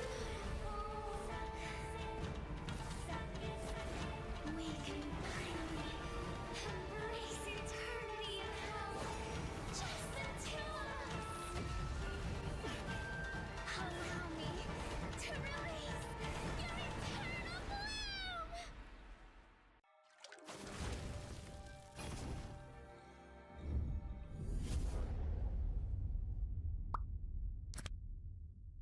The human body was built to move. Not trapped at a desk in one singular posture for 12 hours a day. It's time your chair evolved. This is Secret Lab Titan Evo. Ergonomically engineered for you, gamers, hybrid workers, artists, backing your every move.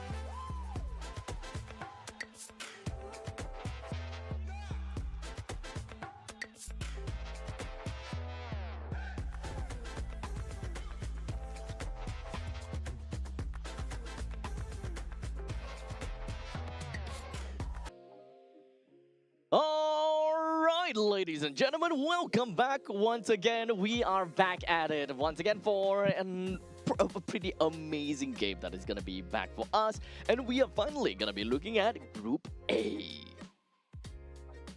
For Abstract, yeah, A for Abstract, hey! And I'm your caster, Moman. Joined with me is Abstract. So together, we're here finally at Group A. This is what everybody has been waiting for. This is the Group of Death. And we have a lot of good teams here. Only 5 will make it, but very familiar teams, very familiar faces will be playing. Maybe the meta will be defined here. Maybe, because at this point in time, this is where, we are expecting a lot of, international plays coming in from these respective regions. And of course, we've got this game coming up for us. It is going to be Team Indonesia versus Team Laos. I'm pretty sure that everyone out there, you guys have heard of them before, and if you have, if you guys have been, following the social media, you guys more or less have a very good idea. In fact, even if looking up Wikipedia, you would have a very good idea who are all these players. So slowly, we'll get there eventually. Once we introduce the team roster, we'll tell you guys exactly who they are. Yeah, exactly. And at this point, I'm very excited, right? Team Laos, also familiar names when it comes in. I believe they are a very good organization as well. Both sides now not representing the organization, now wearing their team colors, coming in with their government-given names, no longer their monikers as we know them. So completely shedding that past identity. Now they're known as something else. So it's gonna be crazy in the land of Dawn where usually you're shouting something else, right? Yep. Now you're gonna be shouting their government-given names. Yep, so you guys might find that a little bit on a foreign territory to a certain extent. You'll be like thinking, who's that guy? But in actual fact, they are very well-known players, and this time you're just hearing them from their own given names. Yeah, so this is going to be a very cool match indeed. Of course, Team Indonesia, I would say one of the top few regions when it comes down to the game itself, right? Indeed. When we talk about the game itself, so far 2 regions have stood on top, and Team Indonesia, of course, one of them in the discussion. Team Laos coming in right now, they will have to take a look at how the top few are playing. Indeed. Now, at least for Team Laos, they are a region that generally they can play pretty aggressively, and we kind of seen their region as a very aggressive meta. The way that they play is definitely a lot more different than what we would expect coming in from perhaps Philippines or Indonesia. But at least when it comes down to Indonesian style of game, they are also a very micro-based region. They play a lot more aggressively as well. So this is the kind of this is one of those games that we might be expecting, a lot of very brawly situations where they just want to overcome one another from sheer willpower and game mechanics. And there's one hero that has slipped completely from our entire minds the entire time while we were here, while we were casting, while we were banning, drafting. Fanny has not been in the contention of that top pick at all. So when we talk about Fanny, right, you think about high-level micro plays. Yep. And yeah, I mean, we're coming down to the regions where these are important. Yeah, the names were made from the Fanny itself. So this is whatever that we have seen drafting from Group C or Group D. All of that is it's just throw it away. Yeah, just kind of throw away. We can still take keep it in the back of your heads. inklings of those. Understandably, Marcel ban, Paquito bans. Those are completely understandable. But we gotta have to leave some space for some of these high micro heroes that could make very good. As long as you make really good decisions, they will be able to come up on top of many other heroes on top. Yeah, definitely. I'm very excited for this one. We get to see twice of Team Indonesia today, I believe, in this game, and also at the end of the day as well. I believe we have Team Indonesia versus Team Vietnam as well. Oh, okay. So we are gonna have some fair share of, meta-defining games from this point onwards, I suppose.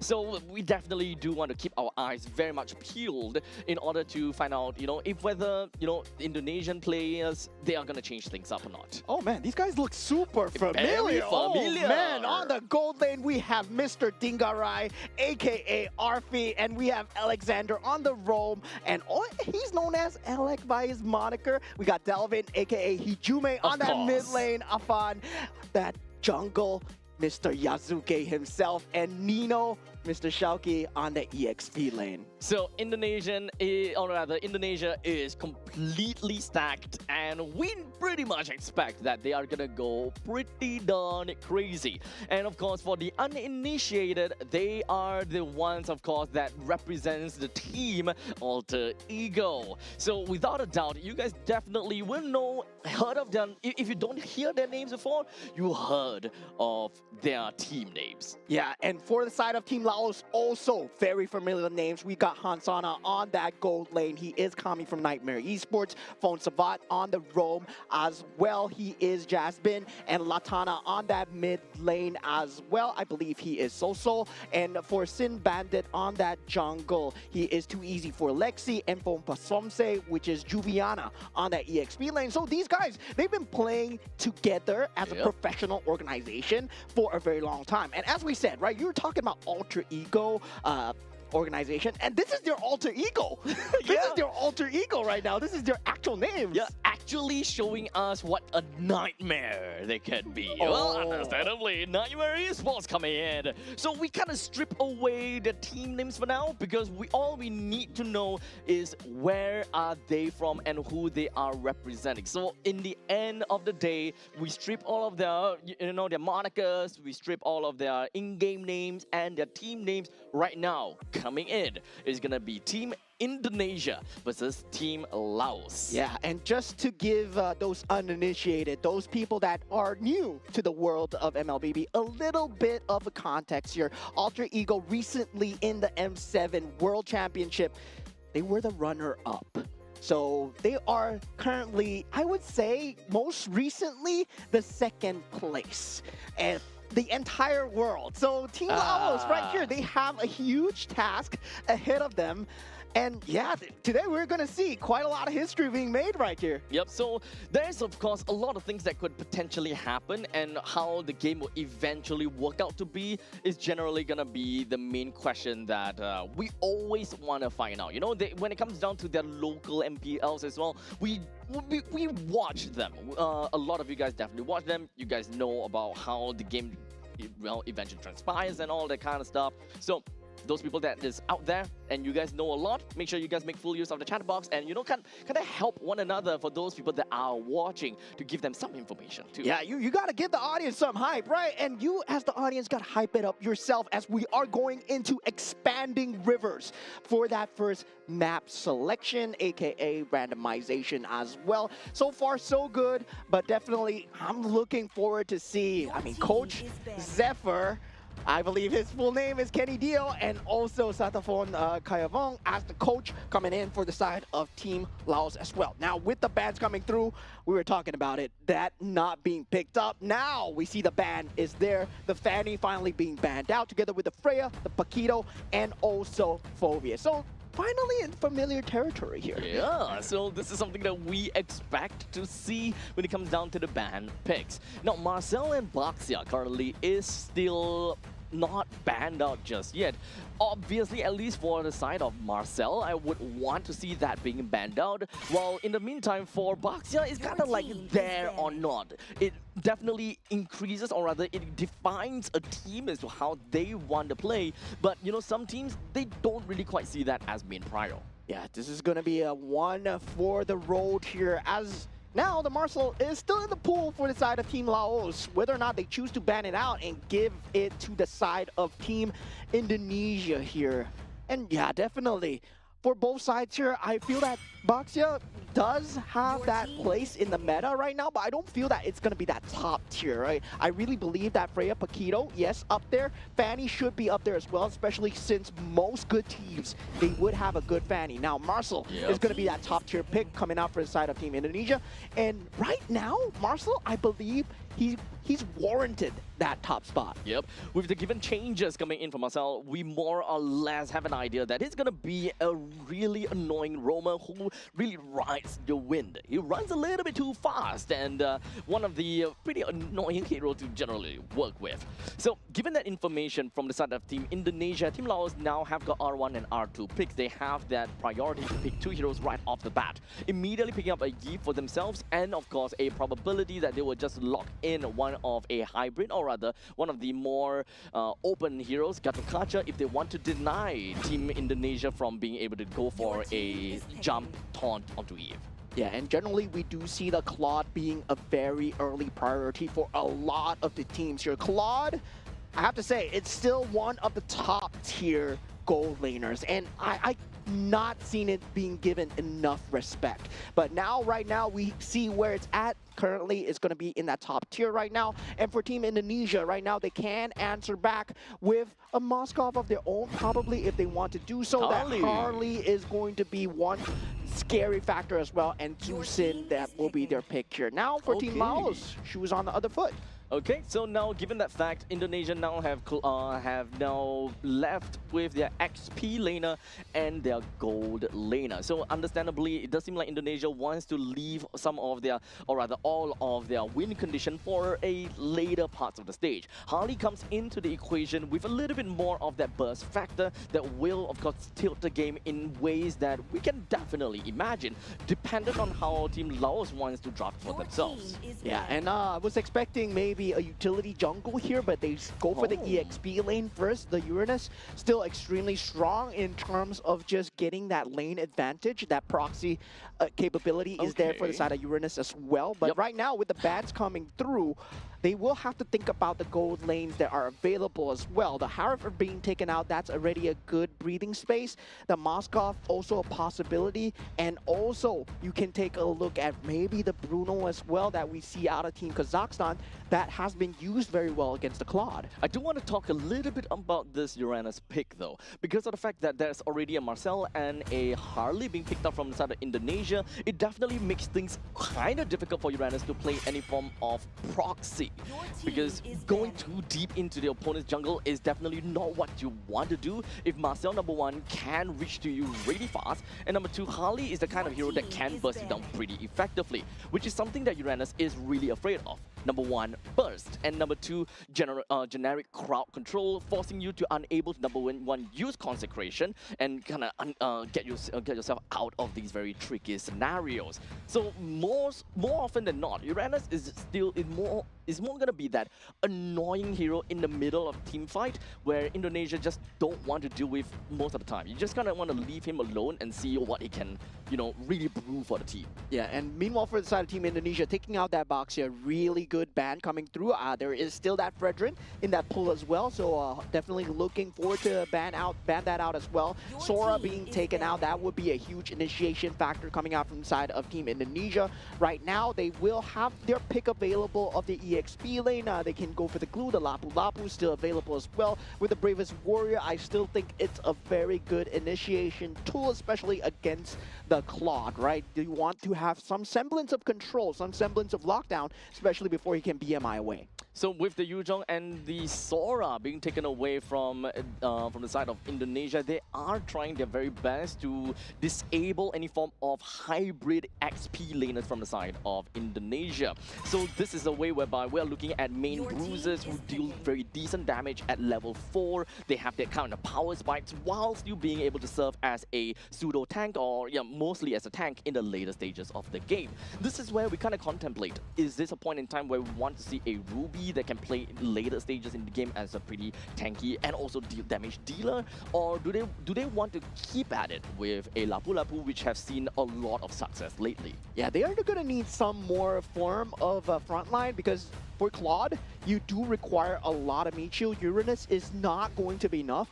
And with that Matilda ban coming out from the side of Team Indonesia, they effectively kill two birds with one stone, right? You have that guiding wind for the Uranus and also the Fredrin that is still in the pool. So now Team Laos, they're unlikely to pick out the Fredrin, so they do pick out the Khalid for themselves. Still, with that last jungle pick not decided yet, they can go for the Akai if they want. That heavy spin does does a number of that crowd control if they want to go for that. And also for side team Indonesia, yet to pick up the gold lane, Moskov still available. We'll see how that goes. If the Harif is going to be picked up from the side of Indonesia, I think that the Archive would make very good sense. However, that will also mean that they don't have a lot of early game damage dealer. As such, Laos might want to go for more assassin-style jungler at this point in time. So indeed, it will be a Lapu Lapu, the Bruno being brought into the side of Indonesia. So they do have very good early game power spikes, which might really, or rather really suggest that they will go ham and crazy in the early stages. Laos very likely want to echo that. However, with a Claude in tow, they need to find a way to be able to snowball in the early stages of the game that can go toe-to-toe against Harley. Yeah, for Team Indonesia, it's all about the guerrilla warfare, right? Taking the sabotages, taking the 1v1s, 2v2s, as much of the segmented team fights as much as possible. Avoid the 5-on-5s until they're strong enough. With the Harley's mobility, with the Marcel's mobility, yes, they are going to have a great time in these lanes, but the 5-on-5 is going to favor Team Laos if all things are at neutral here. And finally, they do go for the Fredrin in the end here. And then Matilda Big now suddenly seems extremely... Matilda Band seems extremely very strong. So at this point in time, what we are seeing from the side of Laos is that they do have a lot of utility for themselves, right? They have good ways of engagement, and they have quite a lot of things that can play around with counter-engage. But my only question is if whether they are able to hold out in the early to the mid stages of the game, because they don't have that power spike that will bring them forward and overwhelm against Team Indonesia. More often than not, they will be playing with their back against the wall. The Fredrin is definitely going to lose in terms of objective taking comparing against the Harley. So most of the time, the neutral objective is going to be really difficult for Laos, and they can't exactly go out for very strong team fights in the early stages too. Yeah, they're very ultimate reliant, so I would say Raging Sandstorm, Real World Manipulation, and also Appraisal's Wrath, Blazing Duet. All these, they will need to come in hand when you're playing against Team Indonesia. Meanwhile, for Team Indonesia, it's avoiding those symphony of skills, right? You don't want those skills layered on you. They want to take as many segmented fights as possible, make sure that you're forcing them 3v3s while you're doing the cross-map plays, and you have the mobility to do so. So we're not going to see a Lapu Lapu that's going to be initiating team fights. It's more of a distraction, appealing factor. Use that bravest warrior to try and draw the attention away as much as possible. Yeah, I can't help but think that Indonesia has a very strong win condition right at the start of the game. The moment that we start to see Harley hit it at level 4, he does have, although a relatively small pool of heroes that he can go with, but as long as we've got Lapu Lapu that is enabled and unlocked from his own lane, that is where chaos is definitely going to ensue. You have a bruiser on the side of Shoki, and as long as he goes in first, there is a lot of targets that the Harley can eventually go for in order to go for these executions. Yeah, definitely on the Rome versus Rome front, going to be very important as well. Alexander versus Fonsabat, Khalid versus Marcel. And we know what Marcel stands for, right? You let it in the pool, you gave them the first pick. There's going to be that vision, that ability to just go in, get the photograph, get out, and just be an extremely irritating tool, especially when it comes down to these objective fights as well.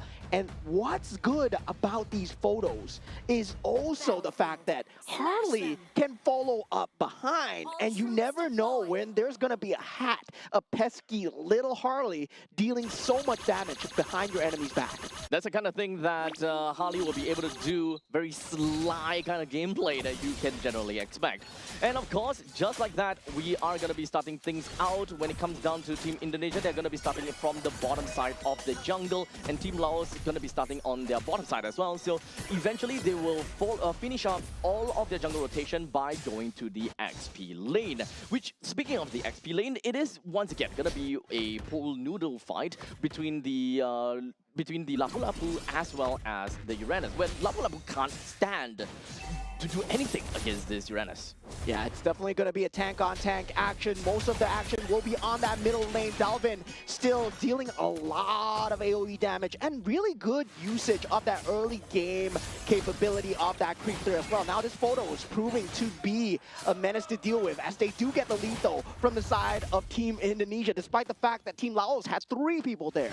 Yep. Other than that, we can also talk a little bit more about the bottom lane situation being in the gold lane, having a Bruno as well as the Claude. Understandably, both of them have very different power spikes, and when are they supposed to be expecting to join into team fights? And understandably, the poke coming in from Bruno is always going to be a lot more scary because there's really not much that a Claude could do until he hits level 4, where he could just blazing duet, clear out the entire wave at the bottom lane and look for more opportunities in the other parts of the map. Yeah, generally does well against most of the meta's gold laners. That is the Claude. That's why he has been so powerful as of the late, but people have forgotten about the Bruno, right? We saw that today out of Team Kazakhstan.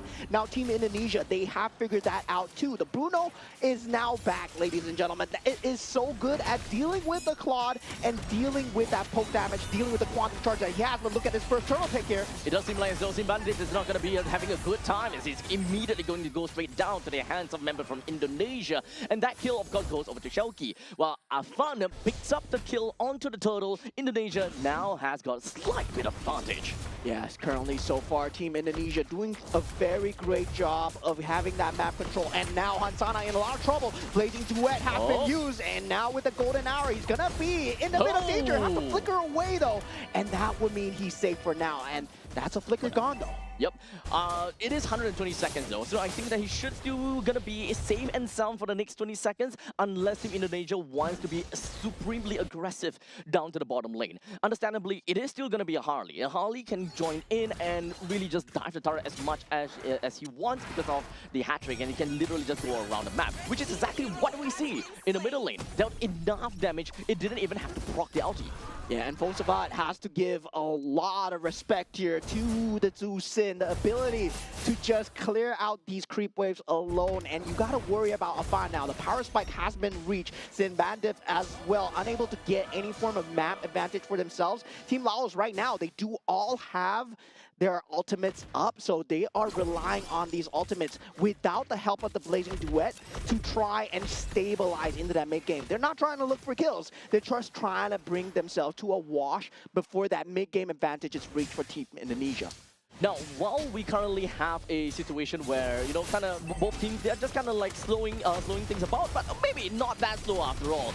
We do have Indonesia trying to be extremely aggressive down in the bottom lane, and unfortunately, when it comes down to the Raging Sandstorm, it doesn't seem to do too much coming from Putsavat. As such, Hansana brings himself down as there is going to be a big proxy push coming in from Indonesia. 2 men in, brings the Claude down. And that's why, ladies and gentlemen, the golden hour is a problem for the side of Team Marcel, right? When you saw the Marcel just popping that golden hour just to stop the fight, it's a complete free disengage and also time bought for Team Indonesia to come into the bottom lane. And look at this. Yeah, this is exactly what I'm talking about when it comes down to playing as a Uranus. You might have a little bit of difficulty trying to survive in all of this team fight due to the amount of crowd control as well as burst potential. But regardless, that is going to be the part of that fight. We do have a 2.6 thousand goal lead in favor for the side of Indonesia. While Putsavat goes in, Raging Sandstorm looking for a kill on the Dingarai. And of course, RWM pops right out, immobilized down onto him and trying to get himself a good decent amount of kill. But of course, the Blazing Duet jumps right underneath the turret, leaving Alexander just by a sliver of HP to fight back and climb back from the side of Indonesia, ensures that there will be no more victims, or rather no more witnesses. All flickers down, 4 flickers down, and they couldn't even find the finish onto Dingarai at this point. And now, Simbandif is going to face the full wrath of Team Indonesia as they try to go for the middle turret. He's not going to be long for life here, and now 5 minutes into the game, they set their sights on even more of the opponent's territory. This is just heavy artillery from the side of Indonesia. They have got quite a lot of advantage onto themselves now. Of course, Indonesia, they piloted the entire team fight to absolute, precision, ensuring that they are constantly in control of the fight. Despite the fact that a couple of them were literally down to a sliver, they still managed to find a way to claw back onwards and literally just avenge against Team Laos. But for now, we do have quite a lot that's just going to be dealt on over to the Uranus, but in the end of the day, still did not manage to bring him down. Yeah, for some say, not able to do anything on the Uranus so far. No macro play had to be had because they were expecting to play on cross-map advantages, but that solo skirmish, 1v1 potential into that 2v2s, very strong from the side of Team Indonesia. They are capable of setting up these team fights by themselves, and just Alexander having so much map advantage, just having so much information throughout this map without being punished. And they can't do anything about it. If they choose to punish him, he can go with the golden hour, and suddenly it looks like a great setup for the side of Team Indonesia.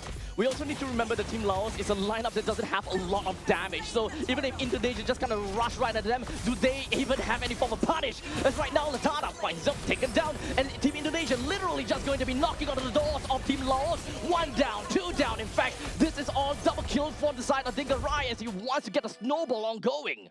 Yeah, this is what it means to go against one of the kings of Group A as Team Indonesia show what they're here all about as they go onto that middle lane turn, completely ignoring the Uranus here as they go for pure objective gameplay. Yes, they lose the catapult, but still getting so much damage and taking out Hansana in the top lane in the process, man. It doesn't really seem like Hansana has got any form of damage, even when it comes down to the Blazing Duet. Pretty nerfed down to the ground, but, you know, this is all about, well, high risk, high reward, I suppose. You want to scale over to the later stages of the game, but at this point and the way that this game is going, there's no skilling involved for Hansana, which is really darn sad. The Flicker is just going to be exposed coming in from the side of Uranus, as of course Consecration used as well. And in the meantime, Punsavat hoping that he will be able to glide his way out of that.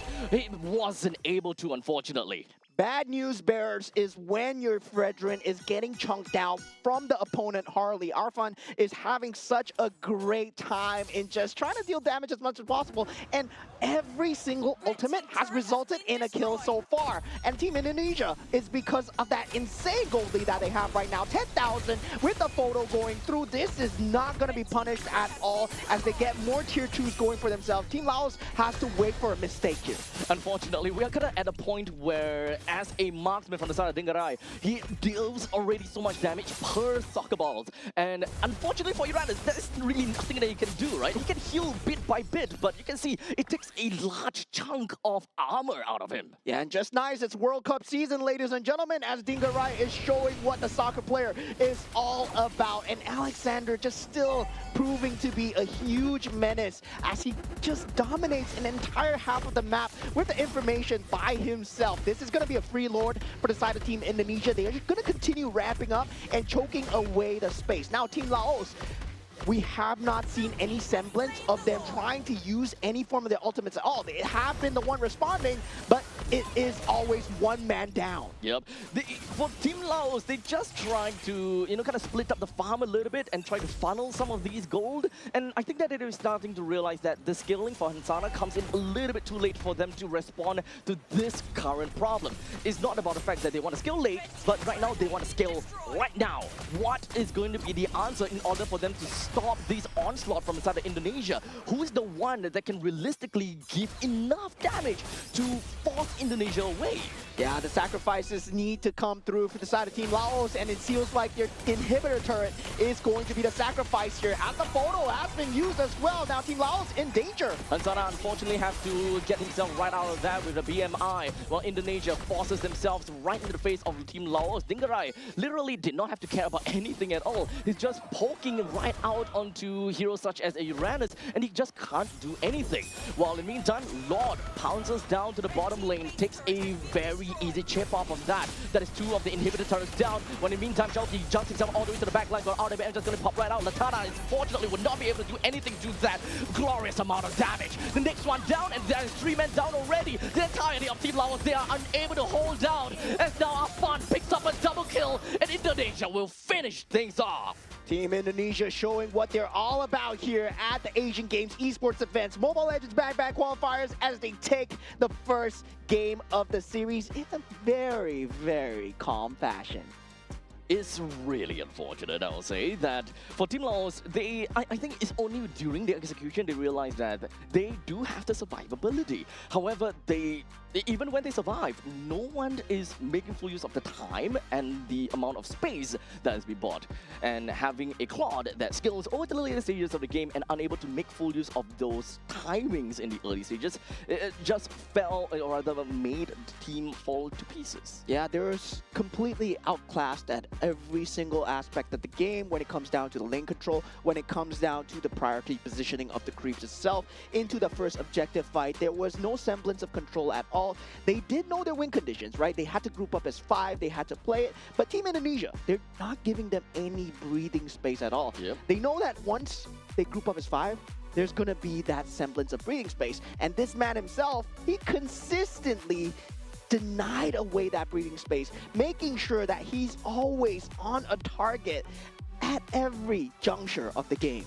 And of course, congratulations over to Delvin, also known as Hijime, with a total of 5 kills, 0 death, and a total of 13 assists. And even picking up that Sky Piercer by the end of the game, close to the end of the game. Yeah, I mean, at that point, he didn't know it was going to be the end of the game. Yeah, I didn't know the game was going to end that fast, right? and then suddenly, oh yeah, it ended already? It ended, yeah. Oh, okay. Here we go. What a statement coming out from the side of Team Indonesia. I would say their draft really on point so far. And I would say Bruno is back, ladies and gentlemen. Bruno is back. Yeah, and it kind of feels as though the game, or rather the meta, is starting to get a lot faster. The moment that you kind of see a gold laner like Bruno coming back, it pretty much means that there is going to be an entire shift in the meta to from a more control-y style into a more aggro style. And even when it comes down to the rotations, we saw at the start of the game, even when it comes down to the previous series, we're starting to see some of these junglers actually starting off in a different part of the jungle space. They're no longer starting at the purple or the orange buff anymore. They're starting at the beetles, they're starting at the lizard, and that is understandable because of the current patch. And as far as I remember, I'm just gonna read it off really, I guess, vaguely. It comes down to the point that as long as you're able to get a single kill on certain of these camps, such as the Horned Lizard, Fire Beetle, or Lava Golem, you immediately level up to level 2. Yeah, so there is that level of opportunity coming out for the jungle, so jungle rotations are slightly different. Yep. But whether or not you still want to prioritize the buffs going in for an easier time, especially since you never know when the invades are coming from the opponents as well. So whether or not that timing, that rock, paper, scissors, right? Do you want to go for the greedier route, or do you want to go for the buff route where it's completely much more safer? So it gives the jungler an illusion of choice, I would say. And it also kind of comes down to the point where having information is ultimately a massive key. Yep. If you have a very fast-moving roamer, such as, for example, a Marcel, as well as a Khalid, you ultimately will be able to see, oh, the opponent's jungle is starting at the Beetle, for example, because that is a lot more accessible than checking the purple buff or checking the orange buff. And that will eventually give your team a better idea how they want to rotate based on the opponent's jungling rotation. Yeah, and the ability to get away scot-free so early into the game for the Marcel as well, it's going to be a huge problem right now. And I just can't believe it left the pool like that, given to the hands of Team Indonesia. Alexander, well, Hijime might have gotten that MVP, but Alexander was there giving the information consistently, right? Delvin did an extremely good job of just making sure that the team fight was there, the presence was there, the space was not given. But at the same time, who was keeping an eye on that space? It was Marcel. And Marcel is going to be a huge problem, guys. It's a huge problem. He runs too fast, dude. Gotta go fast, like a little bit of Sonic the Hedgehog. Yeah. No, honestly, and it's blue too. Yeah, it's blue as well. So yeah, there we go. But definitely for the same time for the side of Team Laos as well, the Uranus pick coming out a bit too early, right? Yeah. In that top 3, I don't believe that Uranus could have been that pick. That Boxia, that Fredrin would have looked good during that point of time. But eventually they did get the Fredrin through, but that Boxia would have served them much better. Yeah, this currently comes down to the point where the balance is kind of tilted in the wrong ways, right? We already found that the Uranus is definitely going to have a lot more issues trying to do what he's really good at, you know, just forcing lanes out, proxying, and getting out completely unharmed because of the sheer amount of regenerated power that he has. However, because of number 1, there's Marcel, and number 2, there is a Harley suddenly it's a lot easier for either one of these two or both of them to catch up to a Uranus. So Uranus's main strength, unfortunately, will not be able to be realized in this game. So that means that number one, he's got no lead in terms of XP or gold on top of the opponent's XP later. And number two, it just boils down to the fact that he don't have damage. And then you pick up a Fredrin, he has no damage. So the roaming trio, together with the Uranus, they ultimately is unable to do anything at all. Yeah, and for the longest time, the Claude has been a problem in the meta where it slowed things down, right? It put everybody on the clock. And now we feel like we have to answer right now. Yeah, it's Bruno. Bring him back. Yep. Because definitely he does chunk up a lane. And to the fact where the sustain with the quantum charge, that problem was the sustain coming out until he reached that level 4, had that blazing duet. Bruno completely nullifies that. We did see, I mean, hints of Clint, those coming out as well, but Bruno does a way better job of just harassing the person out of the lane. Indeed. So normally when we see the Claude, we would have said, okay, with the blazing duet, he can number one wave clear, and he will be able to poke out the opponent, well, respective gold laner. But in this current case, if the Bruno is already having a great time all the way from level 1 to level 4, he's that close to getting the Heart's Claws already, regardless. So getting a little bit of a pinch from the blazing duet, it's not going to do anything. He can just stand still, continue poking out the Claude, and he don't care about anything. He would eventually heal them all back. He may have lost his creep waves, but he can just do the same thing to Claude's wave, and Claude needs to recall back home. Yeah, the amount of damage that you deal just so much that you get the life steal back, you get the sustain back. Well, Claude doesn't have any of those. Yeah, Claude is just relying on that quantum charge, right? Making sure that he does get the hits through, and now finally we do see an answer, but now for that Marcel, right? I believe you gotta ban it out. If you're Team Laos, if you're Team Indonesia, you don't want to be playing against the Marcel. Yes, of course, you still want to ban out the Fanny. You still want to ban out the Freyas, the Phovius. But I believe Marcel takes a higher priority over all these. Honestly, at this point, we need to weed out some of these fast, number one, fast rotating heroes, and number two, very early game centric heroes in order to kind of shut down such aggression. Because we know, as a matter of fact, that Indonesia, they play very good aggressive gameplay. They are very, very aggro region altogether. So Marcel comes into such aggressive team comp very well. We take that away. As you mentioned, some of the other heroes, such as the Fanny, very aggressive in the early stages as well, and even to a certain extent Guinevere, because Guinevere is one of those other heroes that we constantly talk about.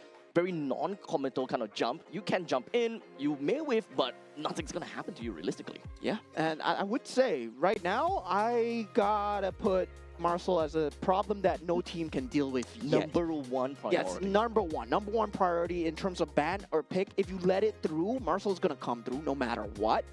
And we are finally back at Broken Walls, but it comes full circle here, right? We get to see Team Indonesia playing Broken Walls against Team Laos. So far, Team Laos on the ropes as Team Indonesia had a clean first game so far. So, what are we gonna expect to see Broken Walls? Well, let me tell you guys, it's walls that are broken.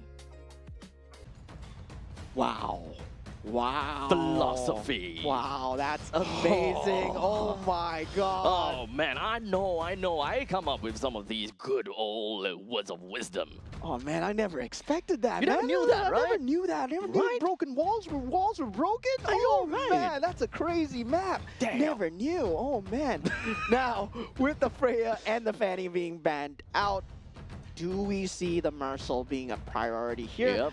Because I believe for Team Indonesia, maybe right now they might let the Marcel slide and just be like, hey guys, we got a way to deal with Marcel.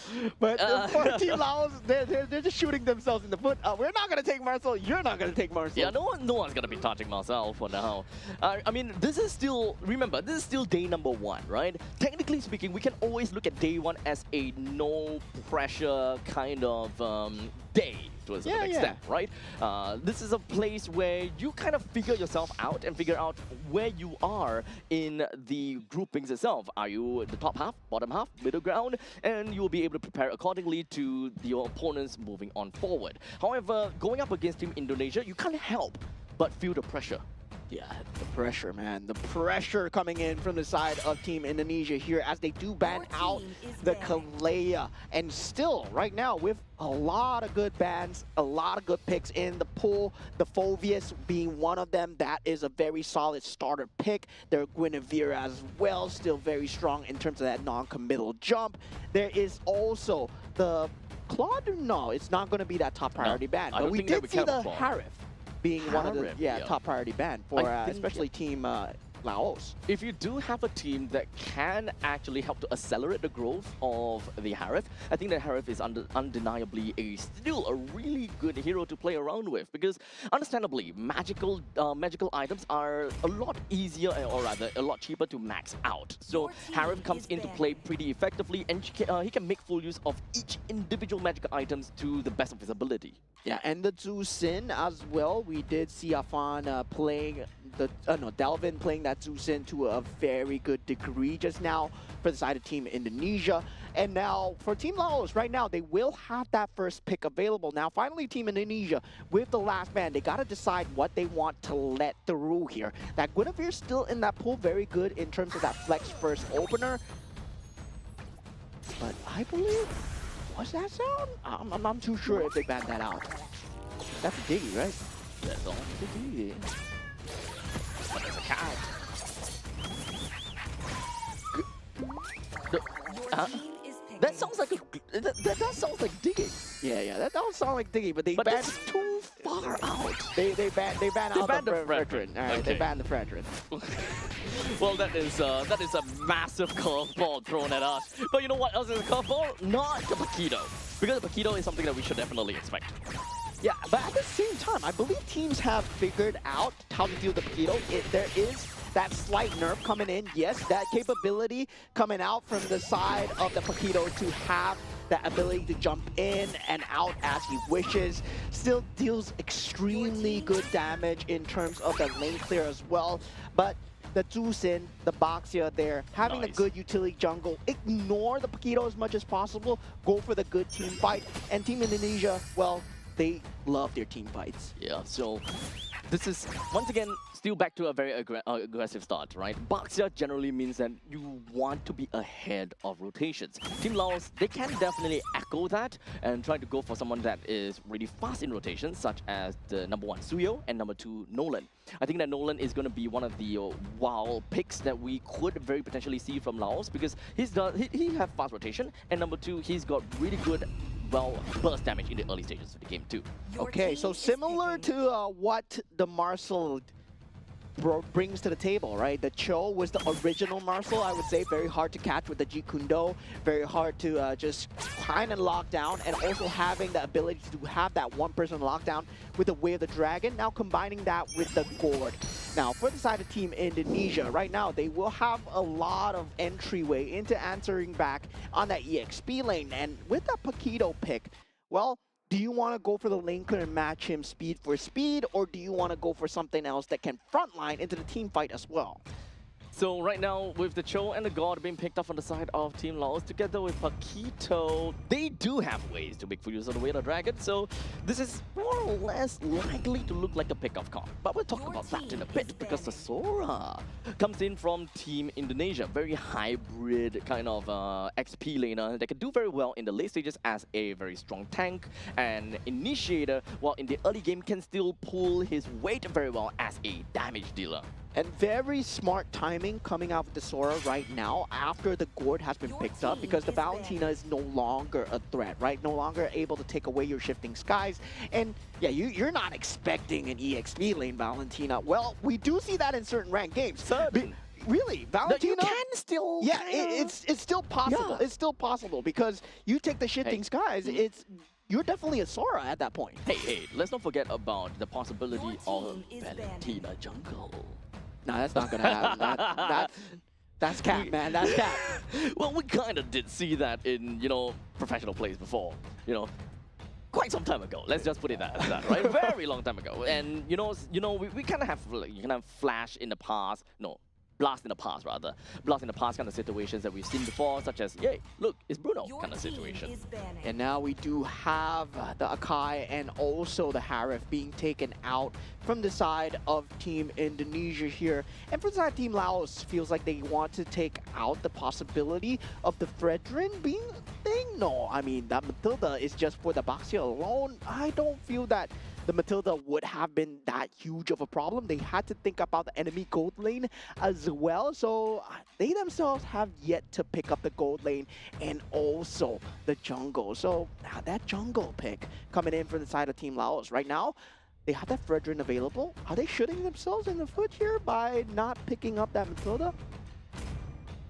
I don't honestly think it might be a problem from Team Laos. They don't really quite need Your that team much is of picking. crowd control or rather escape coming in from a Matilda that can give them with the guiding wind. So ultimately, team I is think that what they picking. need is a little bit more front line heavy kind of situation, right? Their jungler and their roamer, okay, roamer is chill, right? So their jungler gotta have to be someone to be tanky enough. Unfortunately, the Fredrin is currently unavailable, and looking at the fact that it's Atlas, Sora, honestly, Akai could definitely work. However, it kind of does seem as though is a bit conflicting to what God wants to do. I think for Team Oh Laos... wait, Akai is banned too, damn. I think for Team Laos right now, Guinevere would be a very strong pick. They can go for that solo, just playstyle alone, mobility. Same playstyle that Team Indonesia based off of, right? Macro playstyle, play off of the Paquito, play the macro, play the cross map as much as possible, chose uncatchable. Gord will be the only factor where it doesn't really synergize well with the playstyle. The Moskov, very good pick. Okay, they go for the Nolan. They actually went for Nolan. Okay, they actually went for Nolan. So they don't have anyone that is really very tanky per se, but they want to match the pace of Indonesia in the end of the day. They want to ensure that, okay, Baxter can be fast in his own jungle, we can be fast in our own jungle as well. So this is a race against time, actually. Who is the one or which team can reach critical mass earlier? Yeah, and now for Team Indonesia, it's all about, do you want to secure the team fight or do you want to go for map control, right? And for Team Indonesia, it's very team fight centric. You got a Sora, Shifting Skies, you want to fight no matter what. Zusin, you want to fight. Baxia as well, you want to go for the team fight. They're not playing for the macro. And Atlas with the Fatal Links going for the team fight here. And Team Indonesia going for the Obsidian. Not really one of my favorites, but we're going to have to see how they do here. Because for the side of Team Laos, very good in terms of macro, very good in terms of mobility. I do like it in terms of just execution alone. Team Laos, they do have an easier time executing, and for Team Indonesia, it's going to be harder, but at the same time, it's high risk, high reward. If they get a good team fight, Team Laos are going to disappear off the face of the map. Well, we're gonna see how this game is gonna look out to be, because Team Laos, they have an idea that they want to execute. They are very bursty, they are very pick-off. As much as possible, they want to create space and create a 4v5 situation. But if whether Indonesia is gonna allow them to do that, that is generally the question, because Atlas is gonna be pretty darn annoying whenever he kind of splits himself up, trying to look for opportunities. Team Laos, they want to take advantage of the fact that Baxia wants to be fast roaming, and Baxia wants to be the one that initiates at the end of the day. So it really boils down to if whether, number one, God can stun, or number two, where the dragon actually connects. Yeah, I mean, name of the game here for Team Laos is just pickoffs and try and take as many segmented team fights as possible. It's the same playstyle as Team Indonesia was playing in Game 1, right? With the Harley, with the ability to jump in and out with the Zusin as well. Yep. And for Team Laos, right now, they will be using the Gourd off the back of that. I would have felt that the Zusin might have been a stronger pick, but of course, they were on that other side where they did not have that choice available. Zusin, Baxia being picked up from the side of Team Indonesia. Now for Team Indonesia, they have a plethora of entryways. Fatal Links, they have the stun coming in from the side of Baxia as well. The Lantern lift up coming in from the side of the Zusin, and also Shifting Skies. Now, the Obsidia is where things start to get a little bit wonky here. Do you go for the team fights here? Do you go for the ultimates? And I feel that looking at Team Indonesia, you don't go for the bone shards. You're using Obsidia to try and get the lockdown, try and force out a 5-member engage as much as possible. To be fair, for the side of Indonesia, at least for Obsidia, you don't have to care, or I mean, skilling is still very important. But because of the fact that Team Laos, they are such a fragile comp where they don't have a proper frontliner per se, and someone that can, kind of hold the Lord, I think that is going to be the main thing that Indonesia is banking on. Indonesia constantly will be able to kind of hold the Lord and be the one that really puts themselves in the face of for the side of Team Laos. So I mostly just want to know how Team Laos wants to react and respond to this the fact that they don't have a very strong frontliner. And here we go into game 2 of Team Laos versus Team Indonesia. Currently, Team Indonesia ahead 1-0. I feel that Team Laos, they want to play that heavy mobility playstyle. They want to emulate what Team Indonesia brought in game 1. But can they tie things up here? This is yet another game where the balance kind of feels a little bit off. This time, too much damage. Not a lot of sustain. While game number 1 is too much sustain, not enough damage. Yeah, so completely going the other way here. Instead of flickering, he is going to go down here, and Simbatif going down early, so early into the game. This is not Team Laos' game plan at all. That lethal was too greedy coming out from inside Team Laos. He thought that he will be able to. And unfortunately, as a Nolan, you want to be fast-paced in your rotation. But hold on a second, Afan is just walking away from this team fight. It would have been great. Simbatif is able to get that kill, but he wasn't able to. Yeah, not level 4 as of yet. And Shauki, aka Nino, he's going to have a great time, especially once he hit that level 4. But the Paquito will have that advantage for now. And really, just Dalvin doing just a good job of getting that mid lane prio as well. But this Paquito has been a huge issue. Now coming in is the Atlas though. Is it really going to be an issue? We'll see about that, because all 2 other members from the roving spot jumps right in onto Paquito where he's got no answers at all. Unfortunately, he didn't even have the opportunity to flicker out of the way. Yeah, every single one of them can initiate. That's the crazy part for the side of Team Indonesia, right?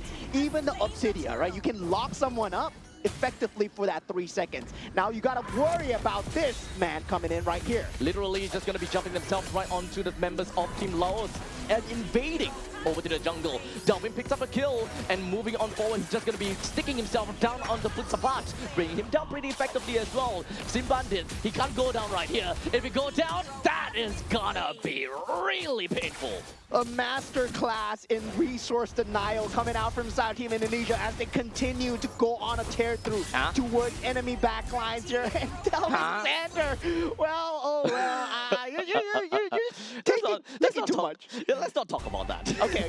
Let's talk about what they did well, all right? They were able to take away the purple buff from the side of Nolan at 2 minutes into the game. And that's completely what they came for. And that's a complete W in Team Indonesia's books right there. Because how do you beat someone who's trying to farm his own jungle then faster than you? You take away his jungle. You take away his jungle as much as possible, man. And the main idea about picking a Nolan here is so that he will be able to match the pace of Afan. But right now, there is no pace for Team Laos. Taken down twice for an early game assassin is not great at all. And unfortunately, the trend is just gonna go completely bearish from here. Yeah, Nolan is all about mobility and damage, and you need to be ahead to get that mobility. You need to be ahead to get the damage. Because if you can't kill your opponents fast enough, you're just going to perish in these team fights. Now, looking at Team Indonesia, they want to go for something. Will they be able to lock down a Punsabat? No, it's not going to. However, this is where Team Indonesia manages to take a really good spot where they are just pushing the rest of Team Laos away, forcing them in a very uncomfortable spot where they will have a chance to take down the turtle. But unfortunately, Punsabat, he was a little bit too bold, trying to go a little bit of a Jit Kun Do, but it's in the end Jit Kun Don't. Yeah, I mean, Mystic Gush onto almost every single member of Team Indonesia, and it did nothing. It tickled them. It was a water gun coming out from the side of Team Laos, and Team Indonesia are just showing the advantage that they have, right? Consistently just invading the jungle, making sure that this is how you control Nolan, right? We thought that Nolan is going to be good. I didn't really like the idea of Nolan. I really would have preferred them having a Guinevere, having some semblance of control. At least they could have initiated. Now, a Nolan with no farm. What are you going to do for the side of Team Laos? Because you went lethal ignition, you expected to have the damage by now. Yeah, but unfortunately you don't. So right now, Team Indonesia, they will take whatever the Team Laos is gonna give over to them. Their creep, their wave, their turret, they will eventually take everything that Team Laos holds on dear. And it's currently 5 minutes into the game. Team Indonesia, they can just kind of get together and be a menace.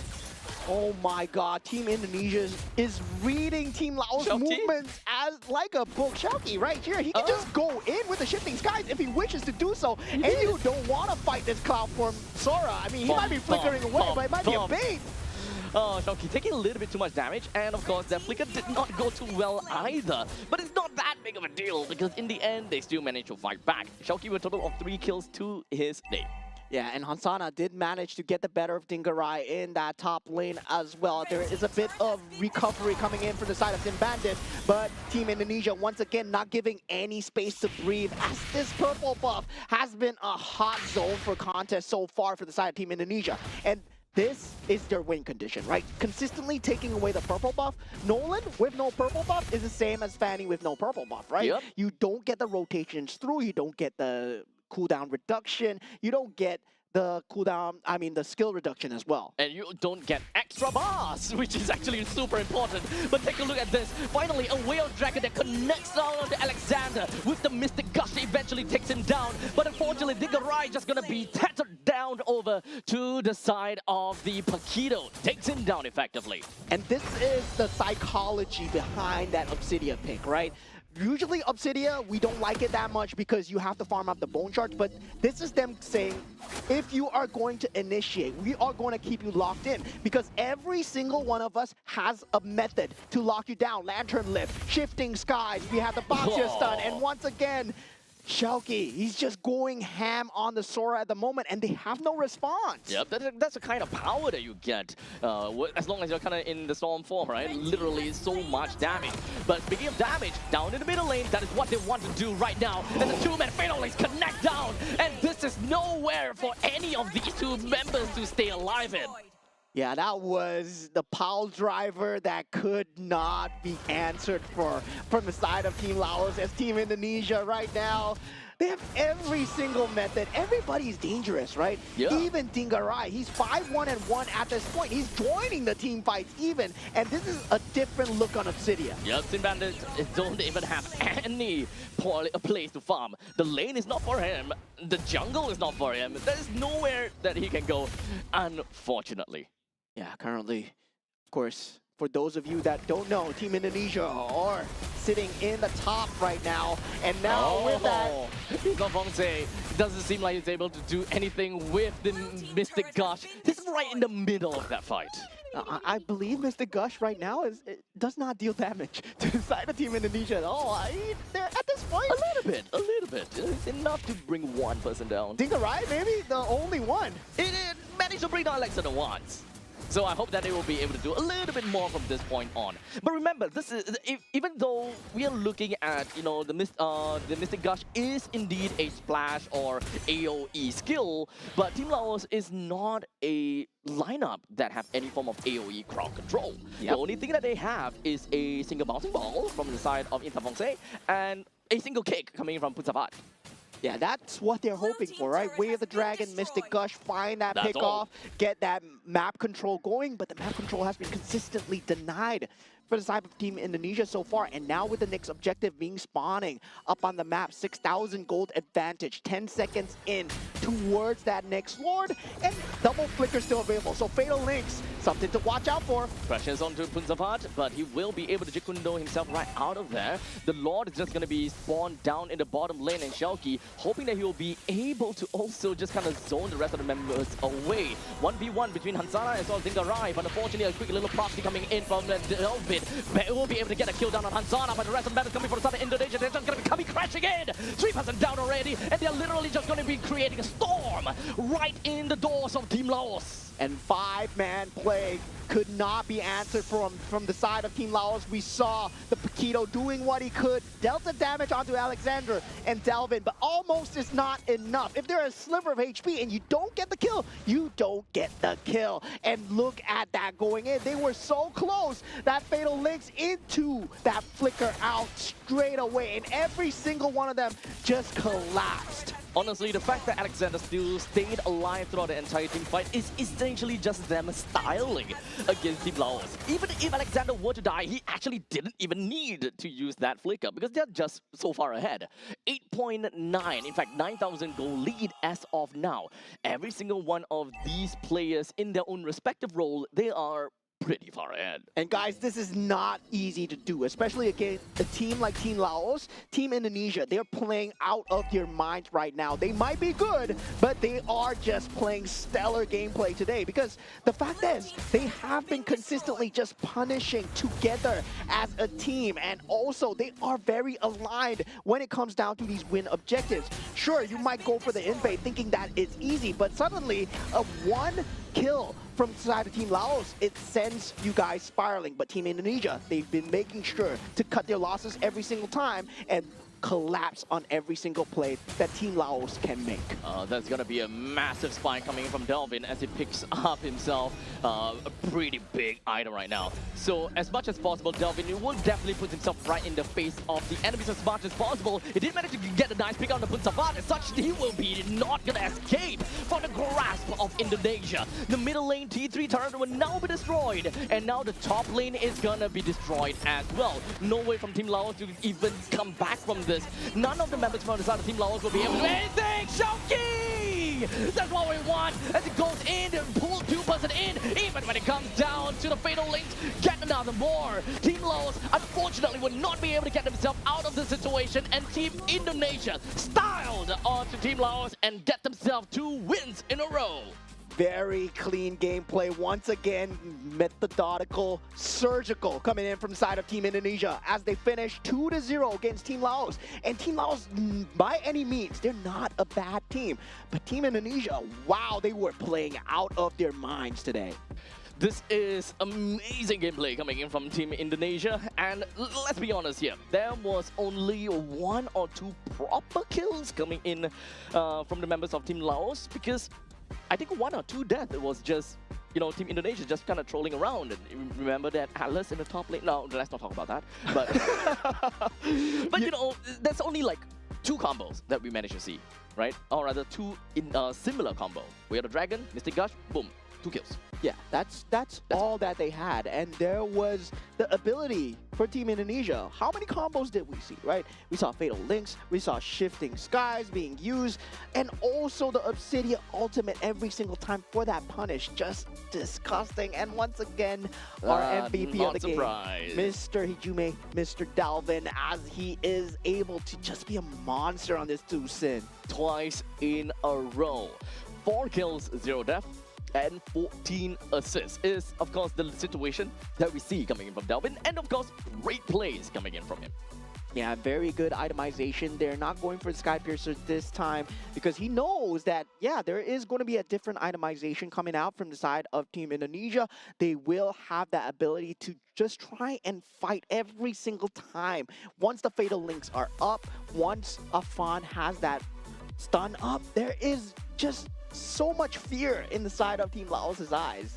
Oh man, In the end of the day, it is currently, or rather, by the end of the day, right? Indonesia manages to get themselves, what, 12,000 gold lead on top of Team Laos. And the draft coming in from Laos for game number 1 and game number 2 was just not balanced well. There's so much firepower coming from Team Laos, but we don't have a proper frontliner to enable some of these strong firepower mage or assassins to give them the space that they need. The previous game, they have too much space and they weren't able to do anything about it. Right now, they have no space to do anything at all. Yeah, I mean, the clock was ticking on the side of Team Indonesia, right? They had a date to go to. I'm not too sure what they have planned afterwards, but definitely we still have one more game out from them. So, Oh, yeah, we do. Yeah. So you saw that in the early stage of the game, Team Laos, your game plan is set, right? Try and get early lead on the Nolan as much as possible, force out the macro gameplays, try go ahead, head-to-head with the Boxy as much as possible.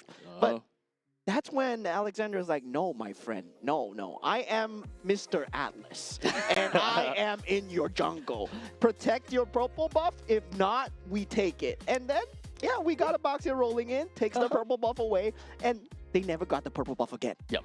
At that point in time, it was just Indonesia constantly just saying, yep, here is option A and here's option B. Choose one or don't.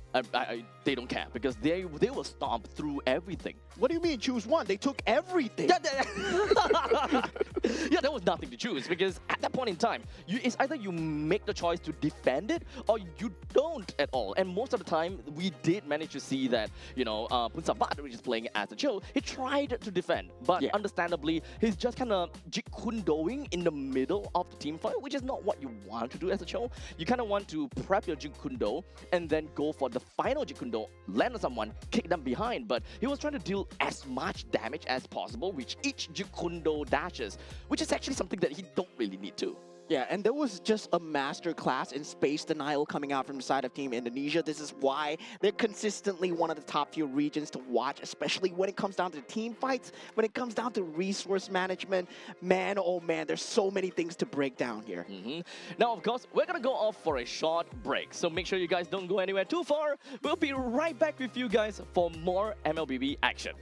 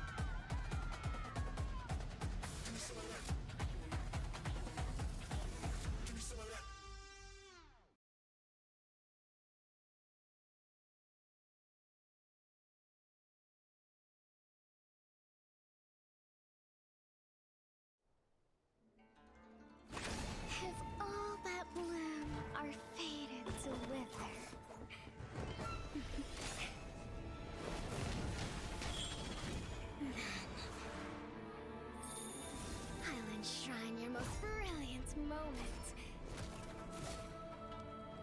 in crimson splendor. Even something so crude can be graced with a splatter of beauty.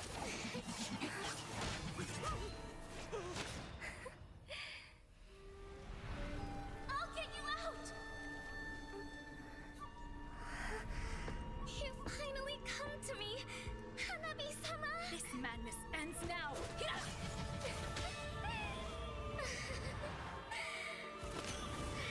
last, I'm shivering with excitement!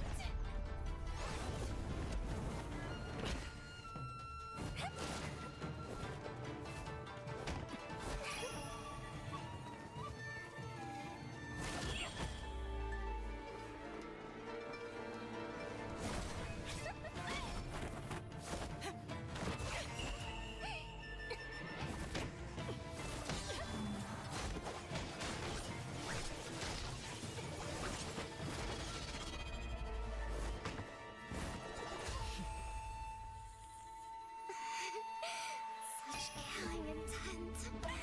Does this mean Hanabi-sama finally understands Kirara?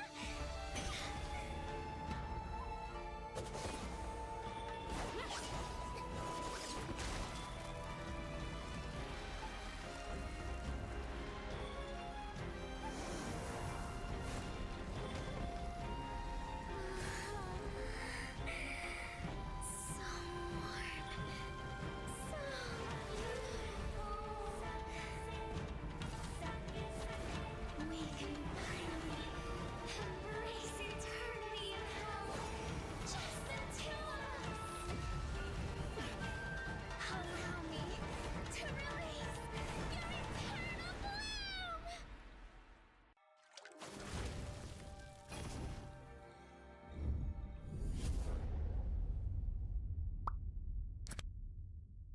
The human body was built to move. Not trapped at a desk in one singular posture for 12 hours a day. It's time your chair evolved. This is Secret Lab Titan Evo. Ergonomically engineered for you, gamers, hybrid workers, artists, backing your every move.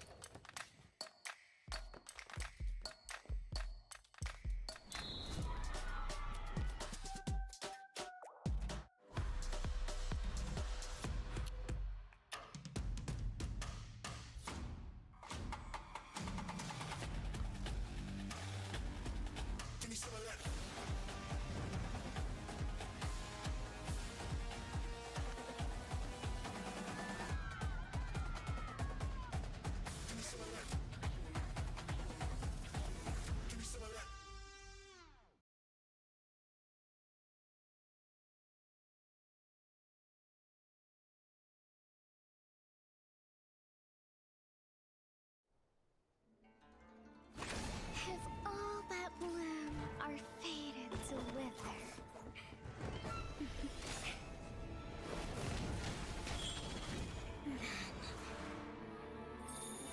I'll enshrine your most brilliant moment in crimson splendor. Even something so crude can be graced with a splatter of beauty.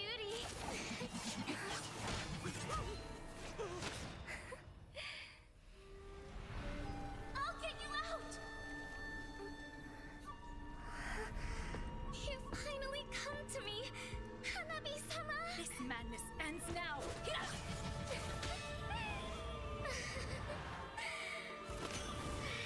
last, I'm shivering with excitement!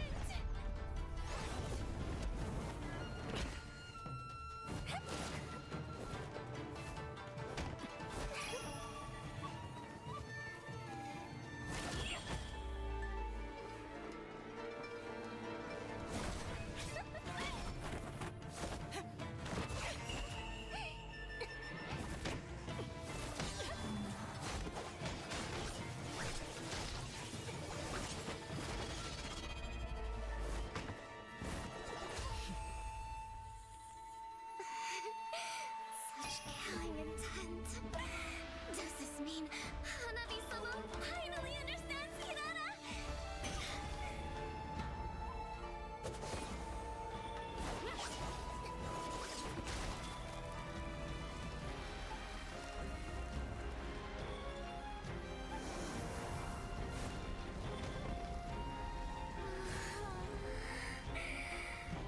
So warm. So beautiful. We can finally embrace eternity in hell. Just the two of us. Allow me to release your eternal bloom.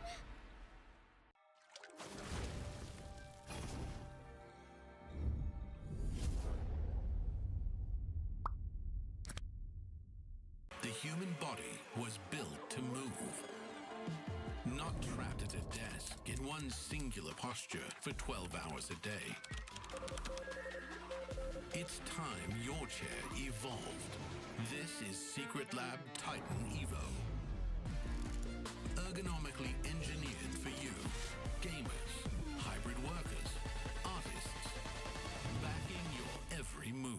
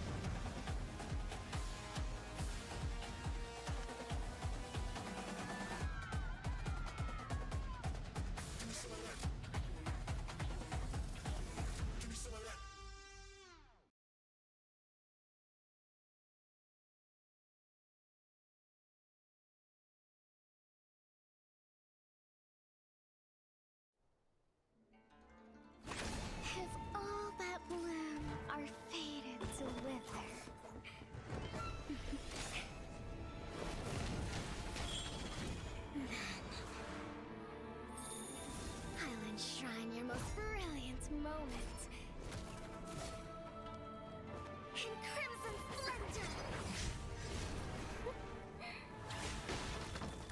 Even something so crude can be graced with a splatter of beauty.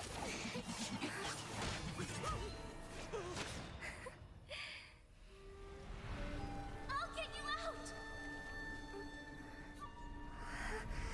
You finally come to me, Hanabi-sama! This madness ends now! At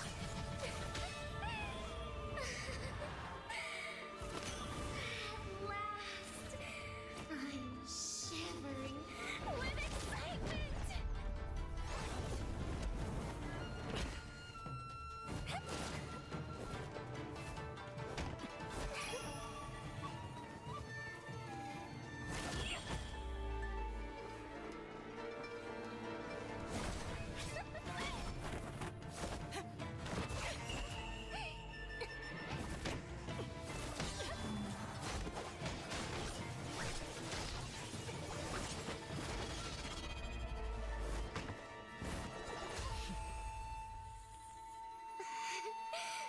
Such killing intent. Does this mean Hanabi-sama finally understands Kirara?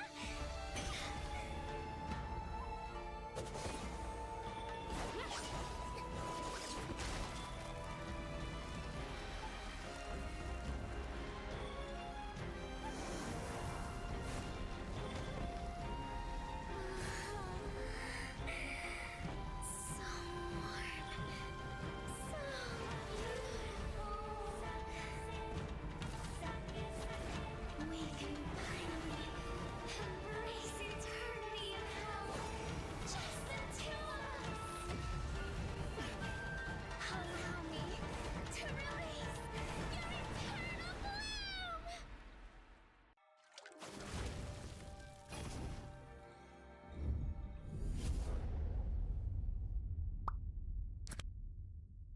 The human body was built to move. Not trapped at a desk in one singular posture for 12 hours a day.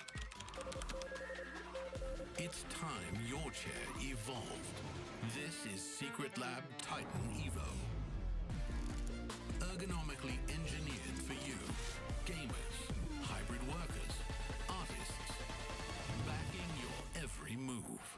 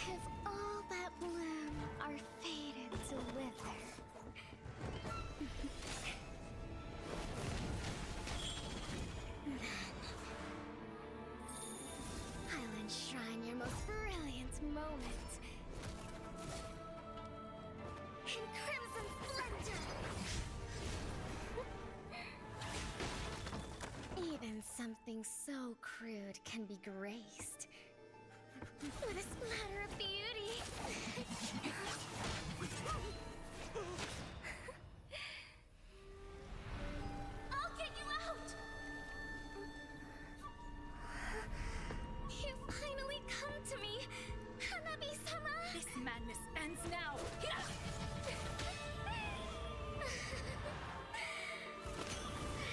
last, I'm shivering with excitement.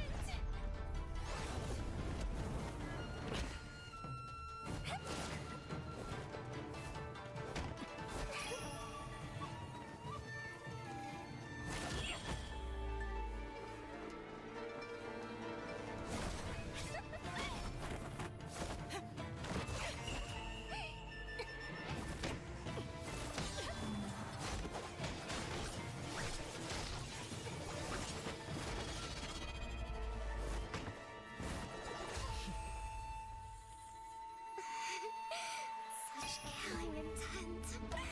Does this mean Hanabi-sama finally understands Kirara?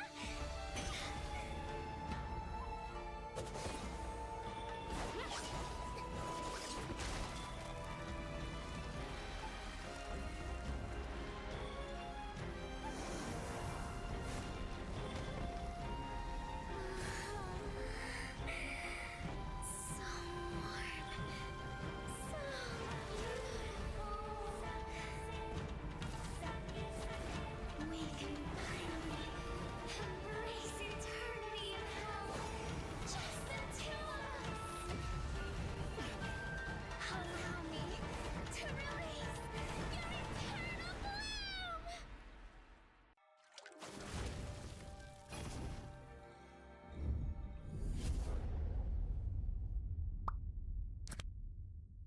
The human body was built to move.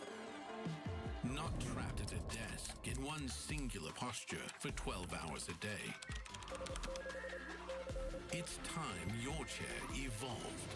This is Secret Lab Titan Evo. Ergonomically engineered for you, gamers, hybrid workers, artists, backing your every move.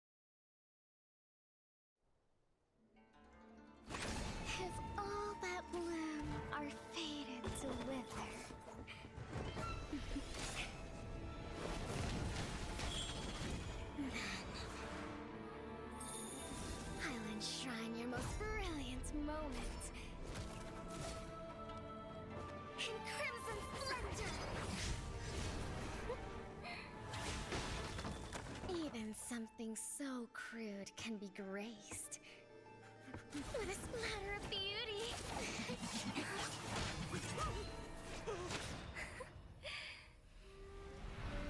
I'll get you out! You finally come to me, Hanabi-sama! This madness ends now!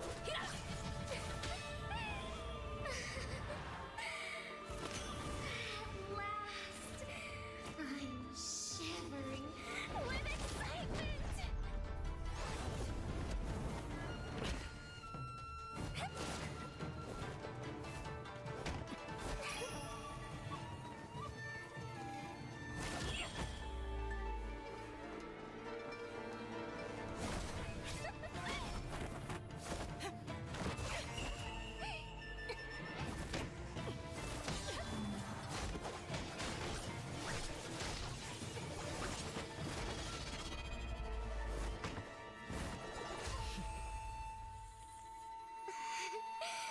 Such killing intent. Does this mean Hanabi-sama finally understands Kirara?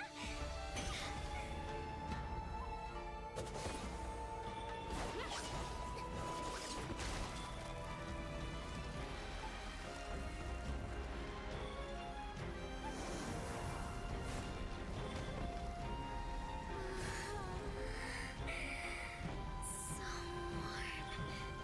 So beautiful.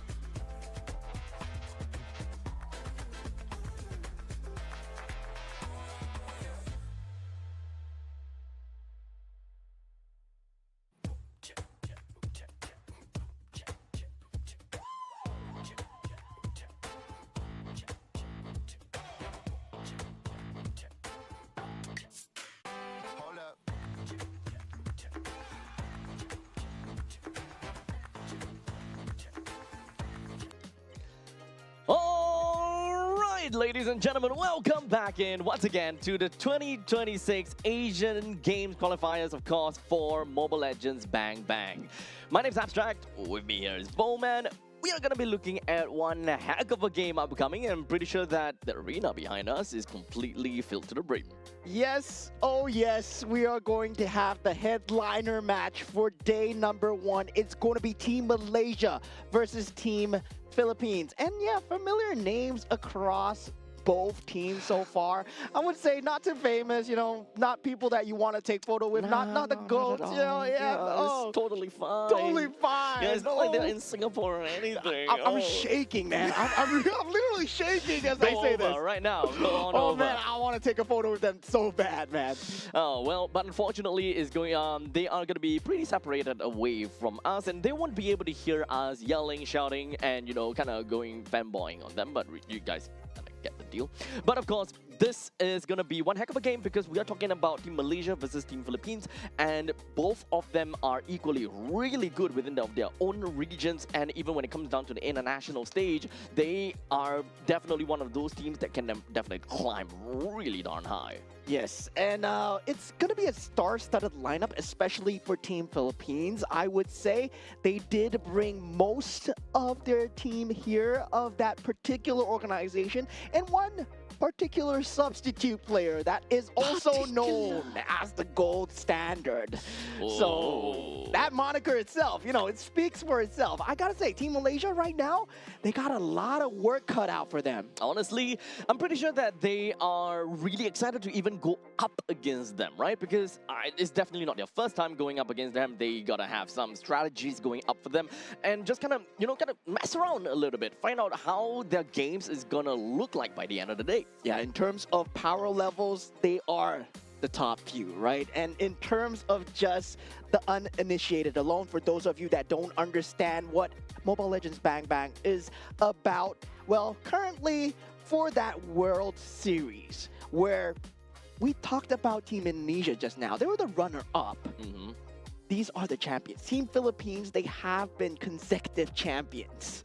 And undoubtedly so, they have constantly held on to the crown year after year after year. We're talking about the region itself, by the way, not particularly the teams, because the teams will always kind of be shuffled around, different teams just kind of sat in onto the throne, and then they move on to the next. And now going up against this kind of pressure will be Team Malaysia. We have Ilton on that gold lane. I believe this is Lolia. We have Akif on that roam. I believe this is Zekif as well. We got Amar on that mid lane. I believe this is Martizi, and Nazan on that jungle. This is Chibi, and also Razif on that EXP lane. This is Siska. So with that all said and done, they are one of the few teams that we really need to look out for. And Team Malaysia, we have seen them, of course, from across the bridge time and time again. And MPL Malaysia, MPL Singapore, it kind of happens here and there. We're close together. Even for some of these games, we are sometimes we get some nice little scrims with one another. And understandably, for the side of Team Malaysia, it is I would say a mixture, yeah, a pretty nice mixture of different teams that just kind of comes in together. Most notably, we've got 3 members from Team Ray. Yeah, and 1 from BTRMY, and also lastly Zekif, of course, from Monster Vicious. But looking at the boys that they're going up against, the boys in blue, Team Philippines coming in the gold lane. This is the government-given name of Viana, which is Teddy Cutie, and we have De La Cruz, also known as JP, and Pabico, also known as Mr. Sanji, and Nepo Musino, also known as Mr. Carl, and Vinuya on the EXP lane, which is none other than Sanford. Wow, they have been headliners for, seasons after seasons, and of course, as you mentioned, extremely star-studded.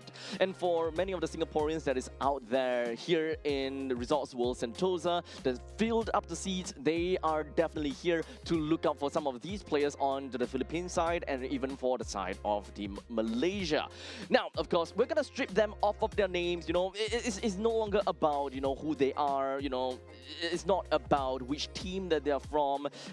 Yes, starts out a lineup, complete TLPH coming in here. But for now, we're just going to be focusing on to their names because, once again, they're not representing any organizations anymore. They are representing their region. That's right, Eugene. That's right. So he's no longer abstract on this table. He is now That's so currently weird, dude. Eugene, right? That is so So weird. this is the exact same thing that's going to be happening for the players because right now they will be using the government-given names. That's right, Mosang. Yeah, that's right. That's right, indeed. Thank you, Mr. Eugene Yu. Well, that's why we ain't players. Oh, yeah. Well, technically speaking, my government name is not Eugene, so you gotta try it out. You gotta try it again. Oh man, No, man. there's no way. I forgot about your Chinese name. Yeah, you can't. You can't reach that. Mr. Yu Yen Song. Okay, there we go. You know, now that we have the players set in, oh man, this is gonna be one headliner of a series. We did see how Team Indonesia took out Team Laos in such a clean fashion. And it's in the same way where the micro was so good for the side of Team Indonesia, Team Philippines, they have a very good mix of the micro and the macro. So if there is a team fight that does not suit them, they're not going to take it. No. They're going to take their time, but somehow you're going to feel like you're losing the game. That's kind of like the power of Team Philippines, right? And I always come down to talk about how different regions play a very different Mobile Legends Bang Bang, right? So notably, we have always been seeing in a very macro view or top-down approach is that, oh no, not again. But okay, we'll talk about this a bit. But when it comes down to the regions itself, Philippines and Singapore play very similar, whereby we, kind of look at things in a more macro view. Well, from Malaysia and Indonesia, they look at things a lot more of a micro view. That's why whenever you look at Indonesian or Indonesia gameplay or Malaysian gameplay, a lot of people look at it and it's like, yeah, that's Brawl server. Yeah, that's Brawl server indeed, but when you look at Team Philippines, right, it is a very good mix of that macro. The things that define what a MOBA is in that MOBA category. That resource control portion of controlling the lanes, controlling the resources, and the objectives in the map. And speaking of the map that's selected, once again, Broken Walls. Why am I just not surprised? At the start of the day, we saw 5 broken walls in a row, and we are back on that track. But you know what? We're gonna move that aside. We're gonna be taking a look at this very game for ourselves. We do have Chip, Guinevere, and Glue thrown into the batting pool from the side of Team Philippines, while for Team Malaysia, decided to take away the Juicin and the Freya. Yeah, so definitely a lot of stable bans there. The Marcel's still in the pool, and Team Malaysia right now, they need to decide whether or not they want to play with Marcel in that pool as well. So they actually let it go and they choose to ban out the Phobias instead. Now, this is a great move from the side of Team Philippines. Oh, they go for the Paquito instead, representing their country. Now, of course, getting a Paquito for themselves is undoubtedly a very powerful pick for themselves, right? They will be able to kind of play a lot more into the early stages of the game if they want to go for a more aggressive play and just kind of go into what Malaysia is very used to, and that is very early game aggro style, if they are going to that direction. Yeah, they can potentially go for the Marcel. The Zusin is no longer available, but the Eve is there, so they do go for the Atlas. But at the same time, the Marcel's still in the pool, right? You give that back, you give that control back to the side of Team Philippines in terms of the draft here. And now, if they want to go for the Marcel together, the Paquito does not really synergize well, but with the vision that you get from the Marcel, the Paquito can actually macro very well as well. So whether or not they want to have that in their playbook. At this point in time, picking up Marcel for Team Philippines undoubtedly will allow them to kind of go neck and neck against Team Malaysia when it comes down to the drafting sense. However, they are not going to go neck and neck. They want to go above and beyond, and they want to excel in what they are good at, or rather what they have drafted for themselves, right? Paquito is really good at bursting someone down, and they want to capitalize on that. So picking up a Cho on their own end, being able to single out one player in order to play a more macro-intensive game to win in a 4v5 fashion, Cho comes in pretty effectively. And we've seen Claude being one of the top priority picks and bans coming through for both teams so far. And now with Claude on the side of Team Malaysia, they will have that late game capability with the Blazing Duet. Of course, you do need the farm to get there as well. And we've seen all the Claudes struggle so far in the qualifiers today. And so far, I gotta say, Claude has not been good on that statistics, but it's still a very strong pick in terms of that survivability alone. And versus the Harif, it's the standard counter. Still relatively early, but the second phase of the bans has been zooming us past, and these are the bans with the Leomod, Arlot, Lilia, and the Valentina. Very much expected to see Valentina being thrown into the banning pool due to the presence of Atlas as well as Yve. We throw the ball over to the side of Team Malaysia. At this point in time, they are playing for a lot of AoE crowd control and generally just looking for area denial. So what they're looking out for is an XP laner and a jungler. Very likely they want to leave the jungle for the final pick and kind of look at what they can play around with when it comes down to the EXP laner. Yeah, but the box is still in the pool, though. They do pick up the Fredrin instead. This gives the opportunity for the side of Team Philippines to go for the Boxer if they wish to do so. Now, currently, Cho is going to be on that roam role, Paquito on that EXP, and this is going to be most likely an Akai jungle as well, right? Yep. Trying to zone away the Atlas as much as possible, just not getting the Fatal Links off. That would be a good avenue of gameplay as well. Now, going for the Gourd. Yep, God is a very good answer considering that we are looking at a tank jungle this time, back onto Fredrin, melts down the Fredrin and the Atlas very effectively. As such, right now, they don't, for Team Malaysia, they don't have a very good, early game to mid-game kind of transition. So picking up a Sora does kind of double down for them in the late stage durability. And at least in the early stage, Sora will be able to come in and support with quite a lot of these damage. However, if we want to kind of look in a durability matchup, Team Malaysia has it. Well, in terms of damage department, Team Philippines definitely have it. Yeah, definitely for both sides, the drafts look extremely square here, right? 50-50 in terms of just having that late game presence with the Claude, but in terms of that team fight pickoffs, it's for Team Philippines, it's going to be looking better on winning the lanes. Yep. Meanwhile, for Team Malaysia, it's about winning the team fights. And you can see the signatures of each server coming in out, right? Rearing its ugly head here as we head on into game number 1 of this banger of a series, Team Philippines versus Team Malaysia. I'm so excited to see what is gonna come in for us. And we jump right into the land of Dawn.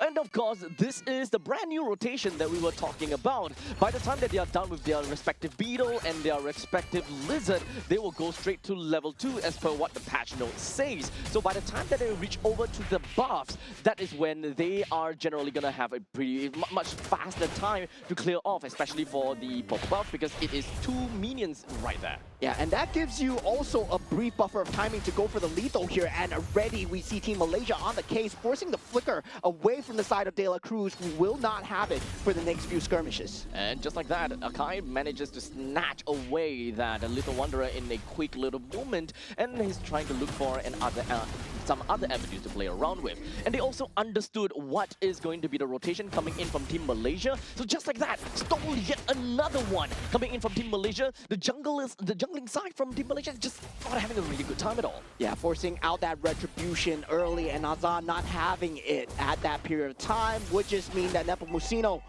right now, he would be way ahead in terms of that curve as well. In terms of that buff clear speed, into that objective clear speed, slightly ahead, but both teams, in terms of net worth, still neck and neck, nobody giving up first blood just as of yet. And we know Team Philippines, at this point, if they don't find a team fight that suits them, they're not going to take it. It's really unfortunate that Team Malaysia, in the early stages of the game, they don't have enough firepower to realistically be able to kind of push any of the members from Team Philippines away far enough. Like, Nepomuceno can just literally walk in, which is why he was able to kind of steal that jungle creep away from the Fredrin in this case. Time and time again, this is going to repeat as long as Team Malaysia do not find a way to kind of get themselves a decent snowball. As Nepomuceno is already at level 5, as opposed to Nazan at level 4. There's no way that they will be able to fight for this. Akeem finds himself taken down, Vinuya as well. So it's a 1-for-1 trade. Unfortunately, it is going to go towards the side of Malaysia a little bit more. Yeah, but Razif does get the better of Vinuya in that EXP lane, taking out the Paquito, trying to go for that over-aggression with that flicker usage coming out from the side of Venuya as well. So gotta say, in the grand scheme of things, yeah, does still favor Team Philippines because they got the turtle. They got a very good usage of that heavy spin in that early game as well. You don't really see that often coming out because the team fights will be kind of avoided till that heavy spin is out. Most of the members coming from side of Team Philippines, they're looking for something. Amar opens up the RWM, but unfortunately it would not be enough to keep the Atlas alive. As such, Akif loses his life while De La Cruz just going to be putting himself right in the face of Nazan. This is not going to be an easy take for Team Malaysia, and in fact, there could be a very high probability that they might just lose this orange buff. Yeah, and we do see a lot of the jungle prio come through for the side of both teams here. Nepomuceno, he's not going to be in a lot of trouble. He's in a Kaya after all, but still getting chased down with Appraisal's Rapier. Uh-oh, never mind. With a heavy spin, he will be able to just kind of bump everyone away. He should be safe for now, unless De La Cruz do something about this. Double flicker just for a kill down onto Nepomuceno. He is a level 7 though, so in the end of things, it's a worth it one. Yeah, it's Carl, man. You got to do that. And with the Mystic Gush coming through, they have been putting on the hate onto Akif. And this is what you need to do against an Atlas, right? Trying to bring him down as early as possible. Make sure that he does not have the availability of the space to make sure that you cannot get the Fatal Links off. And once you keep threatening his HP, Akif, he cannot go in freely. And that's why Atlas dropped off in popularity so far. And with Nazan unable to frontline for now, Team Philippines are playing it very perfectly when it comes down to the space control. Once again, at least in the early stages of the game, we really need the power of Amar to really just pop up as the Eve. Akif and Nazan can always set up for the team, but if we don't have Amar or Razif to come in to make full use of the space given and that opportunity brought up by either the Fatal Links or the or anything else, then it's not going to go anywhere. At this point in time, we do have Team Malaysia. They're just going to be wrapping themselves right in the hands of Team Philippines. Well, in the meantime, it is going to be quite a lot of spinning going on downtown for Team Philippines. It's a 1-for-4 trade, and it is an absolutely free turtle for the side of Team Philippines. Pivotal wipe coming in from the side of Team Philippines. Great use of the heavy spin. Managed to find two members of Team Malaysia pinned up against the wall. Akif being taken out very early. Despite the usage of the Fatal Links, there's no damage coming through from the side of Team Malaysia at this point, right? If Razif is not able to land the Shifting Skies, this is what's going to happen. And that is a huge damage buff coming out from the side of Venuya at this point. It's really unfortunate, but Team Malaysia, they do not have got what it takes to realistically, I mentioned before, to kind of push the members of Team Philippines away. They are tanky, but Amar, I don't think that he's got much damage for himself. While in the meantime, his opposite side, Papico, he's got so much out of his Mystic Gush. He may have used it already, so Team Malaysia, they're not too afraid of re-engaging. Yeah, and the damage tools coming out from the side of Team Malaysia. In that early game, it's really one-sided onto that Sora alone, right? Amar, he's not going to have the damage. Ilton, he's not going to have the damage on the Claude as well. Blazing Duet with a Demon Hunter Sword. At this stage of the game, it's not enough. Meanwhile, that Paquito, he does have that level advantage on that EXP lane. He's able to deal that damage with just one item alone. Just like that, 6 minutes into this game, and we are already looking at a 5,000 gold lead in favor for Team Philippines.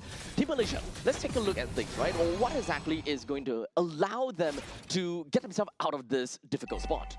They need a great Shifting Sky from the side of Razif, right? And he's not able to get it because look at where Venuya is playing, right? Consistently making sure that Shifting Skies is wasted on him as a solo target. And once Shifting Skies is gone, well, they can take the space as they wish. And Team Philippines, they know that. They know that. That's why they're just playing for the Sora to use his utility. Because the rest of the other team members, they don't have the damage. Fatal Links into what? That is realistically just playing around Razif as much as possible. Make him waste up a little bit and make him make sure that he's unable to get decent amount of farm to kind of stay alive for extended periods of time. Team Malaysia, they want to group up as much as possible. However, they still have to be really careful because a lot of these damage dealers from the side of Team Philippines, they can do quite a number, especially for the side of Mystic Gush. You don't want to get together, get hit by the same starting ball from the side of that gourd as much as possible too. And once again, that Pressure mounts up as we see Razif get taken out early in the start of the fight. Fatal Links is not going to be used at all. Flicker away. And without the shifting skies, right, you see the lack of initiation coming out inside of Team Malaysia. And they needed that early game advantage, hoping that the Sora and also the Fredrin are able to buy them the space for Claude. And this is the problem with Claude so far, where teams have not been able to make it work. Yep, he's constantly going to be behind and he needs time to eventually skill. The moment that your team is unable to, kind of be on par with your opponents from the start of the game, then there is no space for the Claude to farm. Nowhere for you to even just BMI in, blazing duet and get out of it. There is no form of passive farming for the side of Claude. So it's really going to be difficult, and at this point in time, the only time where Ilton will be able to kind of pop off is probably down the line 10 minutes later. Yeah, 8,000 gold lead already at 8 minutes into the game here. That's going to be a heavy-handed advantage for the side of Team Philippines. And if you take a look at the problem here, right? The main problem is the Akai, the Nepomuceno man that can just walk up straight to you, just spin away, and there's nothing you can do about it because there's the lack of damage coming through. Are you going to Shifting Skies?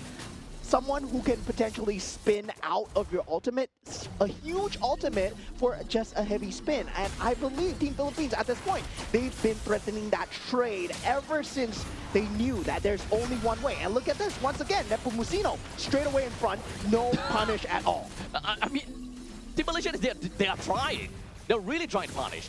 Of course, they do not want to use up every single one of the resource because of the fact that the Lord is going to be popping out in under 5 seconds. However, even if the Lord does appear, Nazan is only at level 9 as compared to Nepomuceno at level 13. There's just no space in between for Nazan to kind of squeeze himself in to just land that free retribution. The retribution fight and the quality of retribution from Nazan is just completely low and cannot be countered or cannot be, used to fight. Yeah, Team Malaysia, they did have the correct idea, right? Early game, Razif did get that early game advantage. Now, De La Cruz in a bit of stifle here, but he isn't Cho after all. Still has to flicker away, and he's one tanky boy as he goes back into the real-world manipulation here. He's eating up everything, and in the end, he took 4 ultimates in his face only for him to die. But unfortunately, after all of that, it is just a Roma trading out against an XP laner, which is a massive trade-off for the side of Philippines. Yeah, still pushing the advantage inside of Team Philippines. The macro lead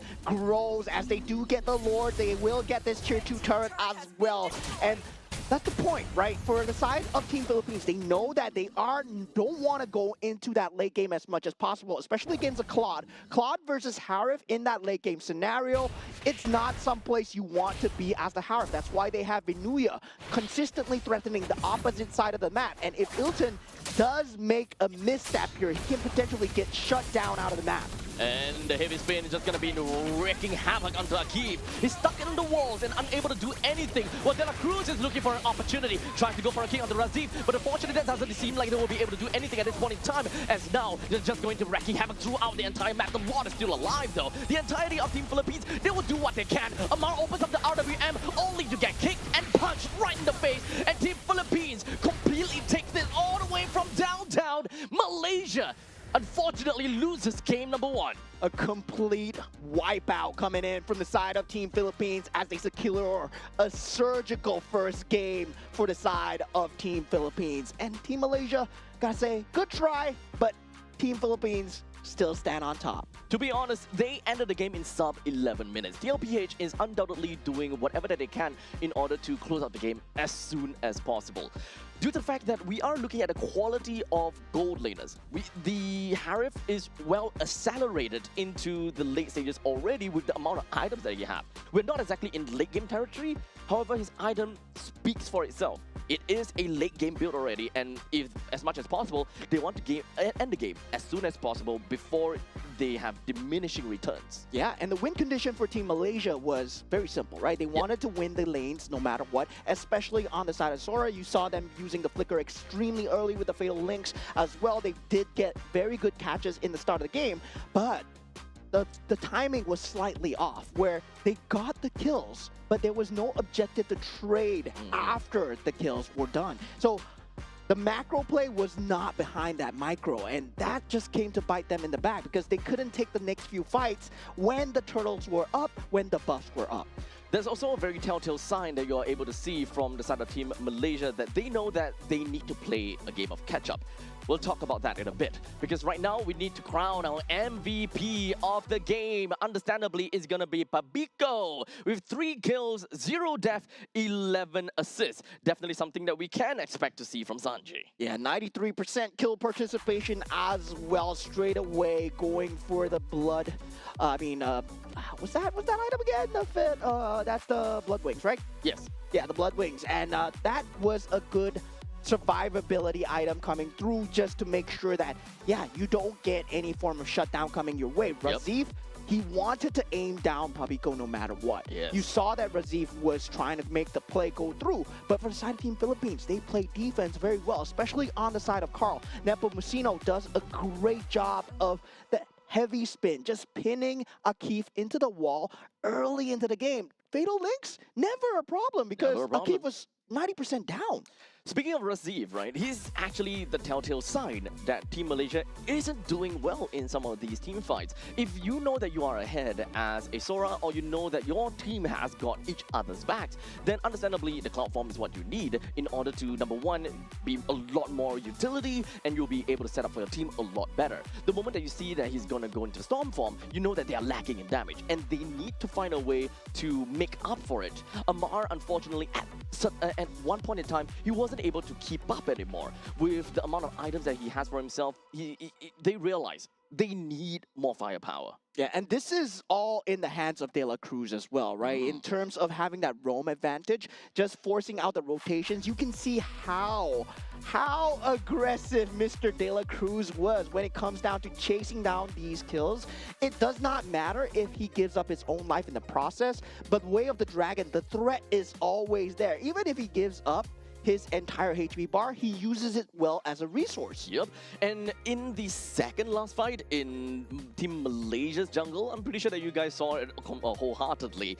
That was a single JP, that's a single Cho that literally ate 4 ultimate. He didn't die, by the way, only until we've got the Sora that decided to flicker on forward just to get a kill, and that was not a very good trade at all. Yeah. But at that point in time for Team Malaysia, they're so far behind that any kill could potentially be worth it. Yeah, a lot of the times you see a good Cho player, a hallmark of a good Cho player is when you can use the iframes perfectly in time as well, right? Just having that micro sense on top of the macro sense. It's not just about that gold lead alone that affected the game. It's all about that Jikundo timing, and he played it to a T, man. He was just standing there. Are you gonna hit me? Are you not gonna hit me? If you're gonna hit me, I'm gonna dash, you know? And yeah, there was that timing where Team Malaysia were unsure. Do we go for him? Skill shots became non-existent over to the likes of a really good Cho. Yeah. And understandably, that is something that we will be able to witness, or rather, we have already witnessed in that very, well, talented play coming in from Team Philippines. However, that is only game number 1 of the best of 3 series, and we can definitely expect to see some, revenge from Team Malaysia. Hopefully we rightfully see some, right? Because in the same time that Team Philippines, they are very strong. Team Malaysia, they are also strong as a region, but Yes. maybe they have not had enough time to gel together as a team. Because when you think about Team Philippines, all 5 of them, All 5 of them are in the same organization. the same organization. They have a lot of time to train, and they are the main 5 of Team Philippines after all. Yeah. While in the meantime, for the side of Team Malaysia, yes, they are the main 5. However, they all come from different organizations. 3 of which from Team Ray, 1 of which from BTR, and another one from Monster Vicious. So they have, in some sense, limited time to train together, and especially since they just completed the MPLMY. Yeah, as well, right? So definitely a lot of playoffs fever that we see from a lot of these teams as well. But definitely coming into these Asian games, coming to represent your team, coming to represent your national colors. There's a lot of pride and stake involved when it comes down to just national ego, when it comes down to MLBB, right? You just want your country to do well. Honestly, there's just so much patriotism coming in, right? So eventually, We shall see Singapore coming up. We'll see. You know, We're not gonna. level of patriotism. We're No. not gonna see Team Singapore today. Not for today. We just had bad news. No. Okay, we won't talk about the bad news, but the good news here is for Team Philippines fans out there currently 1-0, looking extremely clean, looking extremely surgical so far. If you're a Team Malaysia fan, don't fret just yet. This was first game out of a best of 3, so game 2, maybe something to the draft, some pep talk here and Eureka there. moment, perhaps. Yeah. After all, this is still day number 1, though. Even though Team Malaysia is going up against a titan like, Team Philippines, at this point in time, it is still considerably low pressure. They're not at the point in time where they know that there's a lot of pressure and they are on the verge of, not being able to make it to the top 5, that kind of situation. At this point in time, they still want to, kind of cruise. As much as possible, cruise. Yeah, and as much as we say it might not happen, well, anything can happen in Mobile Legends, right? Who won MPL ID? Oh my god. Oh my god, anything can happen. So right now, anything can happen here at the Asian Games qualifier as well as we head into that next map randomization here, and we do not have broken walls this time. Thank God. It is going to be expanding rivers, and this is going to enable the junglers, or rather, junglers and the roamers, to really get from one place to another a lot quicker. Yeah, definitely, and we're going to see that Harif once again. I believe it's going to be either top ban or the top pick, because with that Zaman's Force, with the ability to traverse the river at breakneck speeds, that first objective take becomes much more pronounced, especially since you have that ability to join that gold laner into that first foray. Now, going into the bans, Boxia, Fredrin, and Phoveus coming out from inside Team Malaysia. They don't like the tanky boys. Yep, so take that all away. All 6 of the heroes have been banned out, with the Boxia, Fredrin, and Phoveus out for the picture. While in the meantime, Team Philippines is looking out for the Glue, Freya, and Chip, which will allow Marcel, Guinevere, Fanny, and of course Juice, and let's not forget about that will be collected by the side of Team Malaysia. Yeah, so far, Zusin will be that first pick coming through. And right now, right, both teams have not picked up the Marcel. Will Marcel be a problem here? I still believe very strongly that Marcel is a very strong problem. Paquito. And now, once again, the Paquito has made it through. Okay. Oh, man. Oh, man. Even as second pick, second ban, you still get to pick up a Paquito? That's not usually a very good news, especially in the hands of Sanford. Yeah, this is going to be a very hard deal indeed. Once again, Team Malaysia, they do go for that Atlas, right? And now going into a different build, different play style that you want to go for. No longer on that Akai. Now it will be the Harley. The threat is going to be real. There's going to be way more damage coming out. If you thought heavy spin is going to pin you down, well, how about pure damage right now? And now we do see the Arlet ban coming out. Now, with the side of Team Malaysia, they already have their jungler set. So right now, it's all about damage mitigation against the Harley. So for Team Philippines, they are very damage-oriented at this point. So Team Malaysia, what they want to do is just remove as much tanky heroes from the pool as much as possible that would fit in the roam position. And understandably, Hylos being one of the tank heroes that have the highest HP within the entire tank role will be taken out. And let's not forget, the Gata Kacha will be taken away too.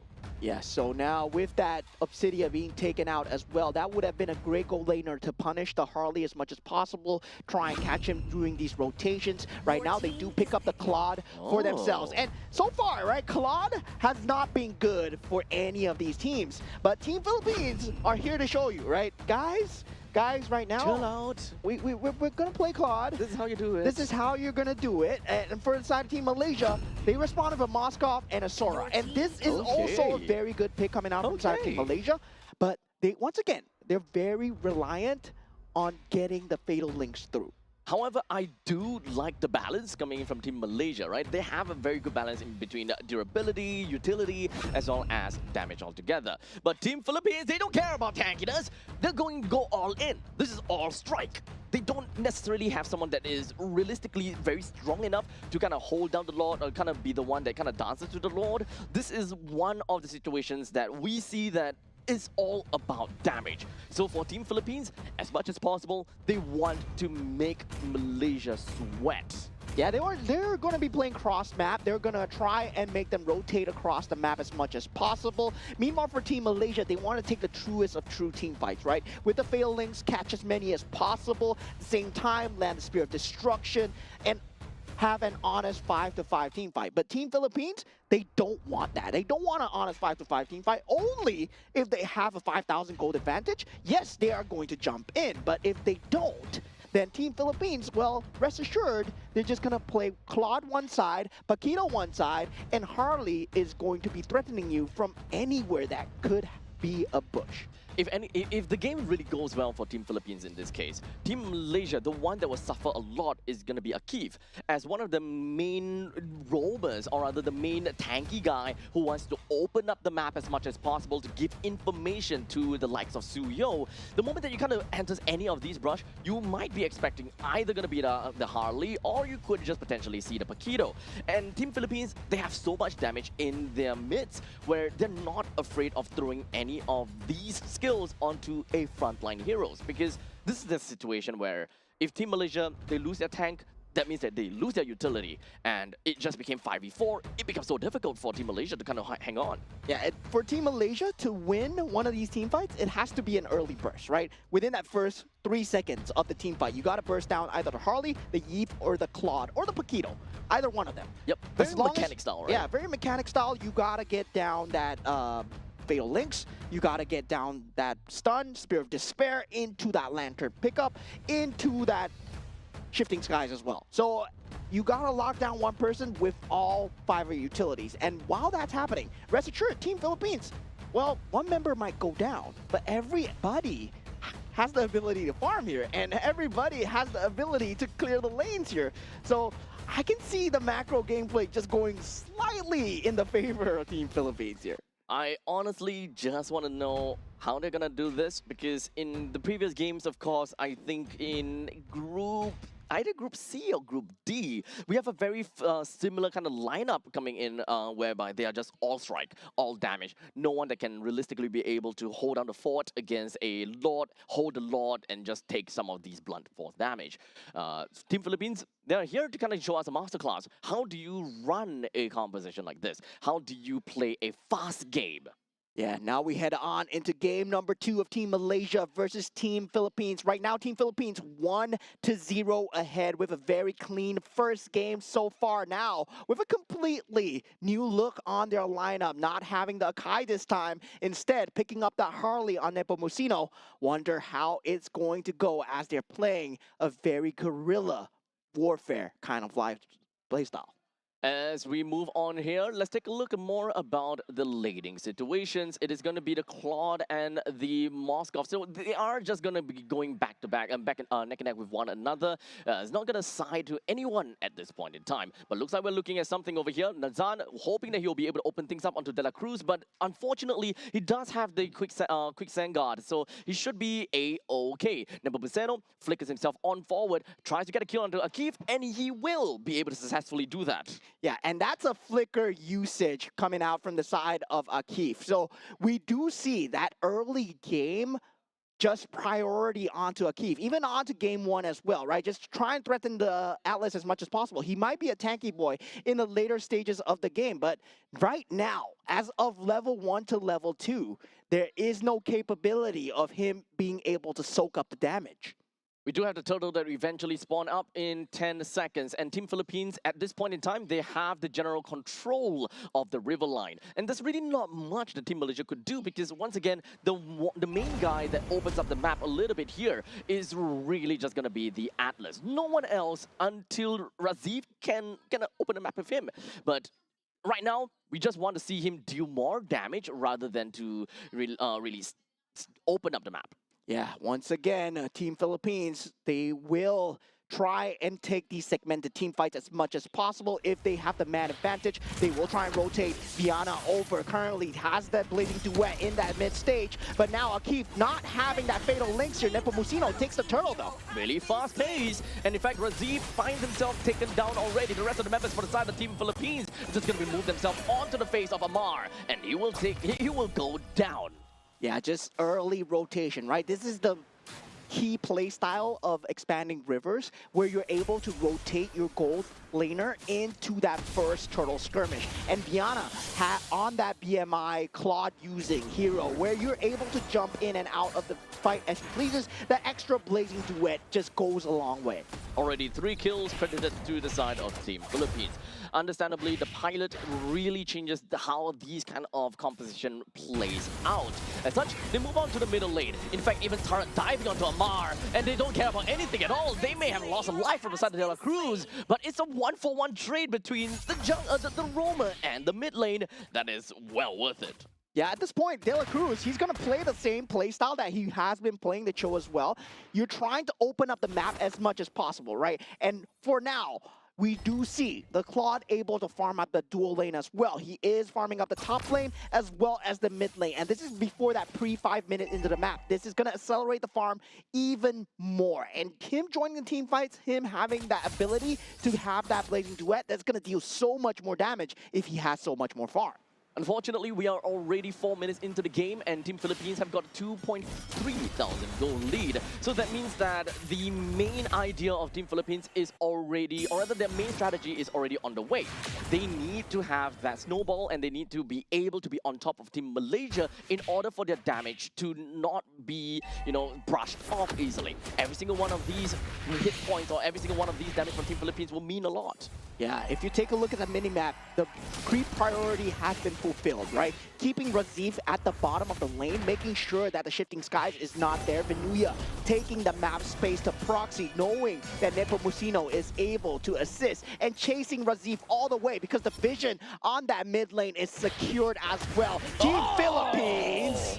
Venuya just gonna be flickering right in the face of Razif. Takes him down pretty effectively while we move on to the top lane. Team Malaysia wants to fight back against Team Philippines. They manage to take down Viana. De La Cruz joins into the fray and hoping that they will be able to just push the rest of Team Malaysia away. Papico comes back in, gets a kill on Akif and opens up the RWM. Double kill on top of Ilton. And now Nazan hoping they will be able to run away, but unfortunately the White Crystal slows him down, picks him off, and De La Cruz takes that kill. Any lesser team would have disengaged from that team fight, but no, Team Philippines does not back off. You know why? Because they used everything onto Viana, and they know for a fact they are so good at the utility cooldowns. They know for a fact that the enemy does not have this ability available, and that's just top tier MLBB that we're seeing right now. And for the side of Team Philippines as well, Binuya just giving up his life for Viana to somewhat come back into the game as well. That's the lead that we want to see from Team Philippines in order for this lineup to eventually work out. And it did work out very well.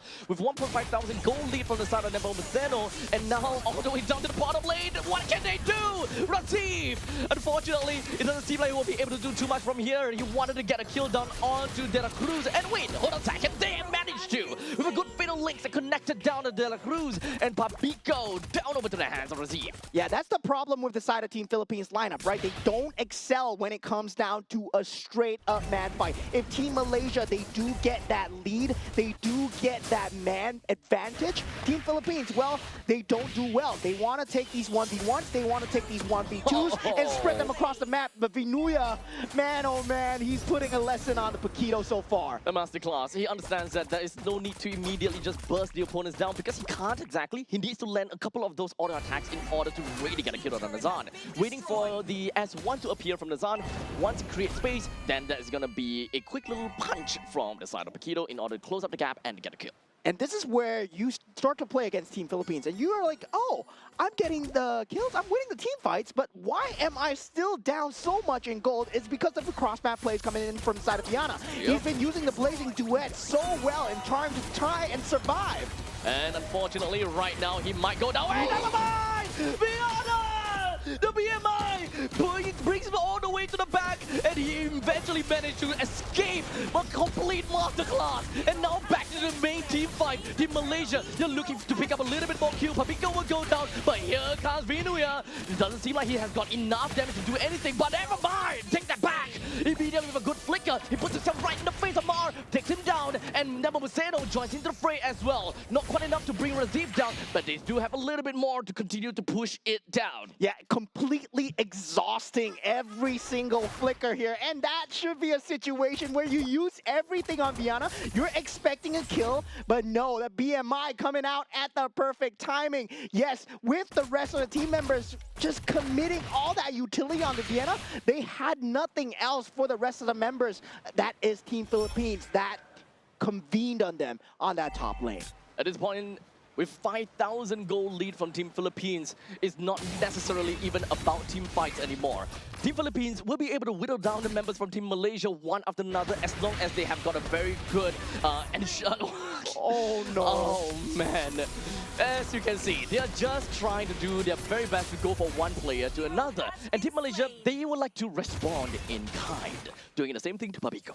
Yeah, and this is the thing, right? Team Malaysia needs to play as a death ball. Meanwhile, Team Philippines, they can play as individual commandos where they are taking Vinuya on one side of the map, Viana on the complete opposite, Yupu Nepomuceno in the center because he has that capability, and also De La Cruz just to get that map vision. So consistent creep pressure coming from opposite sides of the map, 6,000 gold advantage. Yes, you might be winning the team fights, but you're slowly losing your outer turrets. And for Team Philippines, they have all their outer turrets so far.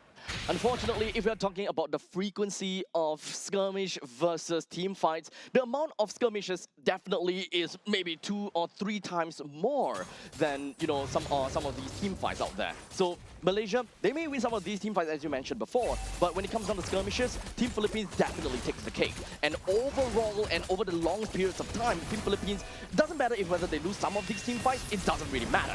But in the meantime, there we go. It's gonna be a big team fight, but the Lord Sand Strippers are flying up to the air right within Papico's RWM. And that's more than enough for Team Malaysia to take 2 L's to their name. Razif hiding inside of these brushes, and there's no way he's gonna get himself right out of the hands of Viana. And you can take one, you can take Nepomuceno out, but we're gonna make you pay, right? This is what Team Philippines is all about. Because right now, Team Philippines, Viana is at critical mass. Look at how much damage the Blazing Duet does when a good Claude player is given the farm. And this is why Claude is still so dominant as one of the top tier gold laners. It's just that teams have not been making him work. Now Team Philippines putting on a masterclass. To be honest and to be fair, it does seem as though Team Philippines, they have very strong control of the lanes and of course the river lines.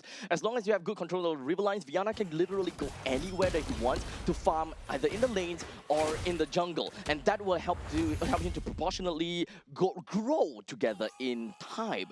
With 7,000 gold lead in favor for Team Philippines, Malaysia is way, way behind. And despite the fact that this is a very well-balanced team composition with good tank... Oh, wait, hold on a second. What was that? As the Raging Sandstorm lands, De La Cruz unfortunately will sacrifice his own life, and he's taking a lot of enmity coming from the side of Team Malaysia. He may sacrifice his life, but managed to allow his team to take a keep and Razif down. As continuously from this point onwards, Zan looks to get a kill. He managed to pick up a double, but Papico will take him down once and for all. While Vinuya goes for a little bit of style onto the side of Team Malaysia. Ilton now, as of course the Moskov, he do whatever they can to push out the waves and to survive. One more creep wave coming in from the side of Team Philippines. This might be the end here as they're trying to go for it. Ilton does go down. Team Philippines, they go for the throat here as they know they are on that clock as well. They don't want to give them any space to breathe as Team Philippines takes this 2-0. This is absolutely scary of a game from the side of Team Philippines. They are doing whatever that they can to ensure that they will put the opponents down under. I gotta say, Team Philippines, they look super friendly when, you know, they're not in the game, but when they smell blood in the water, this is the kind of players they are. Honestly, at this point in time, the moment that we go into the game, Philippines looked at the game and they focused in, like shooting fish in a barrel at this point. And this is what that playstyle is going to be about, right? Where a lot of the teams, they are taking the guerrilla team fights, but They want to play the Nolan, they want to play the Claude as much as possible, but sacrifices need to be made. And for Team Philippines, they're using their HP bar as a resource to start these fights, to force out these fights. De La Cruz, he might go down, but what do they gain out of it? And looking at Pabico as well, he died 3 times, but doesn't matter. Doesn't matter because in the end of the day, it's all about trade. You may go down, but someone else gets the kill, and then someone else will make full use of the economy that they have gotten. Well, in the end of the day, Pabico, also known as Sanji, with 6 kills, 3 deaths, and 10 assists, crowned the MVP of the game. Yeah, definitely for all the Team Philippines members putting on a show here. Team Malaysia, they did what they could, right? They did what they could. Won the team fights. They fulfilled their team comp perfectly. But when it comes down to the art of battle, Team Philippines, they won that war. This is the kind of situation whereby Team Philippines would not give you a grand dream. They're not going to sell you all of that. They're just going to be like, look, we have one person here, make your choice. Do you want to send Akif all the way into Fatal Links on the one guy? Or do you want to wait it out for a perfect opportunity for Razif to go in and out massive amount of people? Unfortunately, that dream was never sold to Malaysia because for the side of Team Philippines, 1 person, 2 person may get caught. However, it does not matter to them because every single one of these members from Team Philippines, they have ample amount of damage to punish Team Malaysia. Yeah, and it's not like Nazan was in a bad situation, especially with the Tsusin and the Suyo combo as well. They did find a lot of pickoffs onto Pabico and also onto Nepomuceno as well. But the main villain behind all this, Vinuya, right? Behind all this on the Paquito, we can see why this is one of the top tier bans that teams have just been banning out. And now, can you agree with me that Claude is good? in a winning situation, Claude is great. Yeah, but even in a losing situation, we need a litmus.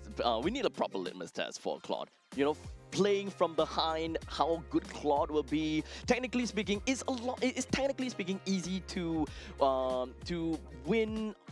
What's the word for it? I know what you mean. It's easier to win harder. Yeah, but it's not exactly easy to win slowly. Yeah, it's what I always say. That's what I always say. Every good team knows how to play when they're ahead, right? But when you're behind, that's where the decision making matters. Yes. Okay. Yeah, that's the way. Yeah. Forget what I said. Yeah, just take what he said. Yeah, so congratulations to Team Philippines for taking a 2-0 victory here at day 1 of the Asian Games qualifiers so far. What a treat that we had so far. We saw Team Indonesia going up against Team Laos, Team Philippines going up against Team Malaysia. Well, still early days. There's a lot of time to reset here. As we said, Team Philippines, there are 5 members stacked that have been playing together for a very long time. Indeed. In fact, this is, in some sense, and to a lot of the fans out there, this would be an expected outcome. But of course, I guess the training arc happens, and this is where the training arc for Team Malaysia will eventually come in. This is only day number 1. Pressure is not that high as of yet, as we mentioned time and time again.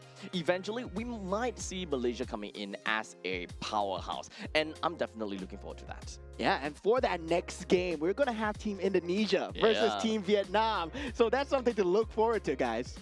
That is going to be the last game of the day, so make sure you guys look forward to that. We're going to go off for a short break, and we'll see you guys in a jiffy. Take care.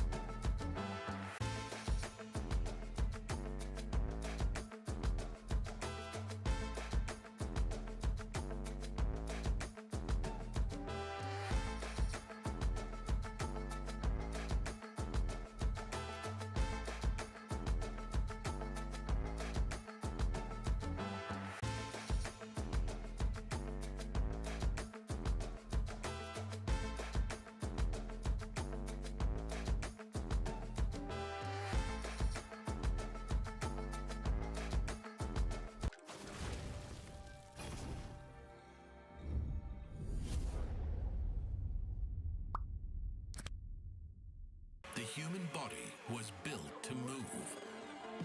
Not trapped at a desk in one singular posture for 12 hours a day. It's time your chair evolved. This is Secret Lab Titan Evo. Ergonomically engineered for you, gamers, hybrid workers, artists, backing your every move.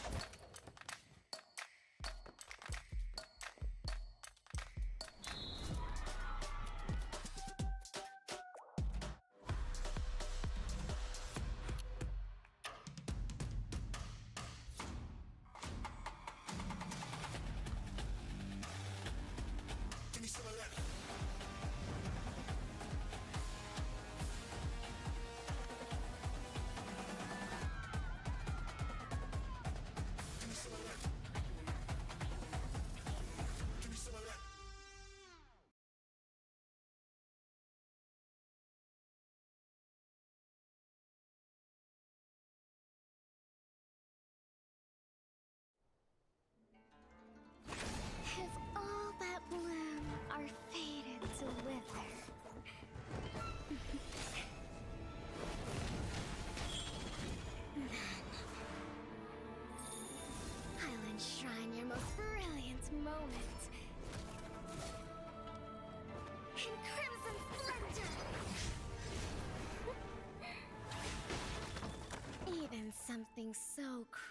can be graced with a splatter of beauty.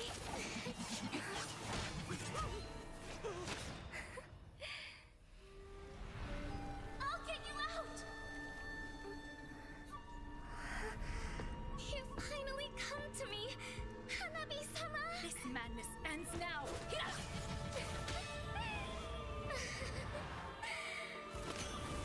At last, I'm shivering with excitement!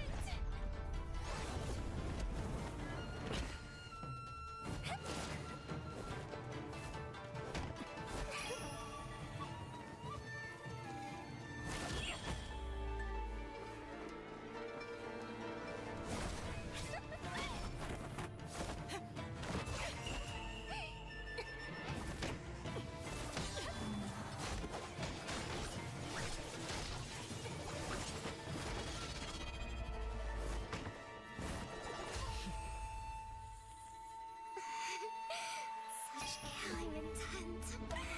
Does this mean Hanabi-sama finally understands Kirara?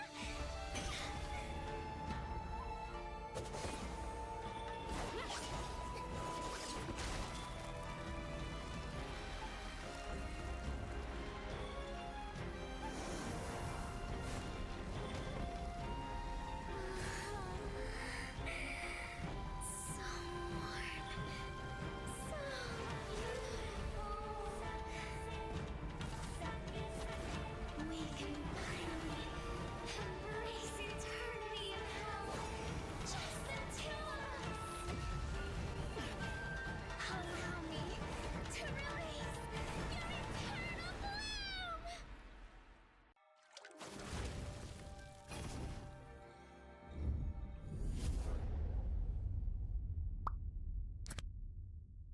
The human body was built to move.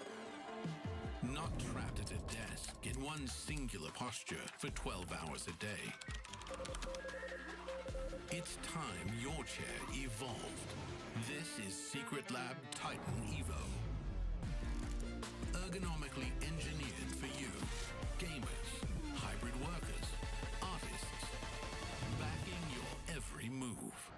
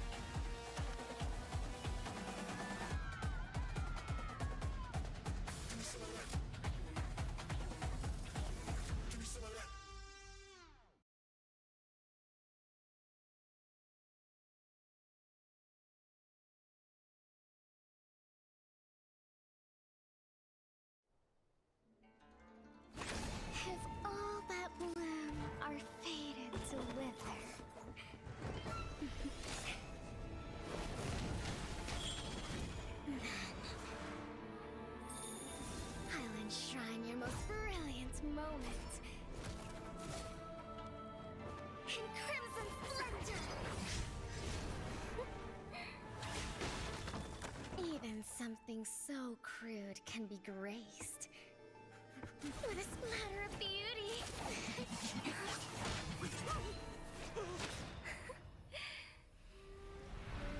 I'll get you out! You finally come to me, Hanabi-sama! This madness ends now. At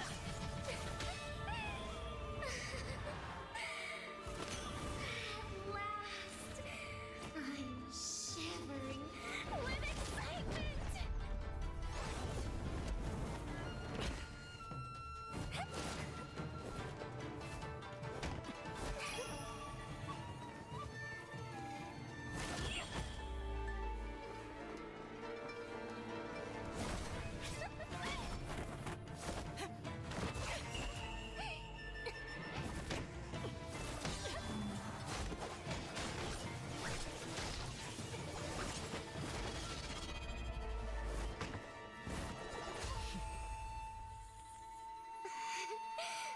Such killing intent. Does this mean Hanabi-sama finally understands Kirara?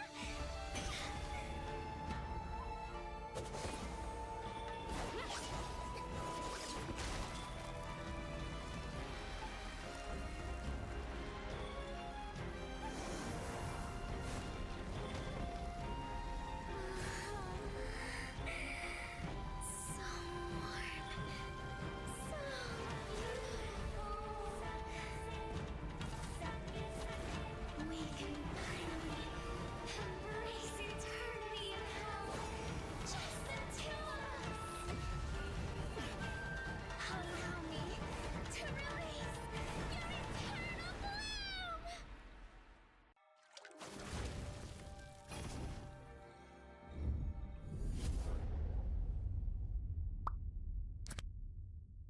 The human body was built to move. Not trapped at a desk in one singular posture for 12 hours a day. It's time your chair evolved. This is Secret Lab Titan Evo. Ergonomically engineered for you, gamers, hybrid workers, artists, backing your every move.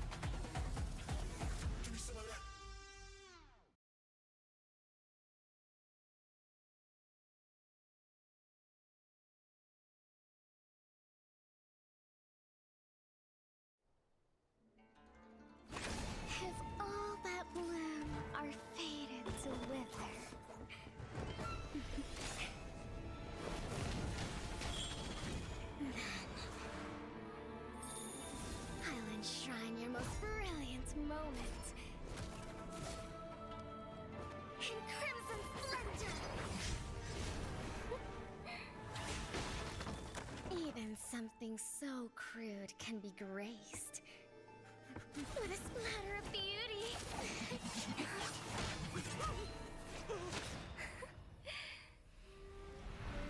I'll get you out! You finally come to me, Hanabi-sama! This madness ends now!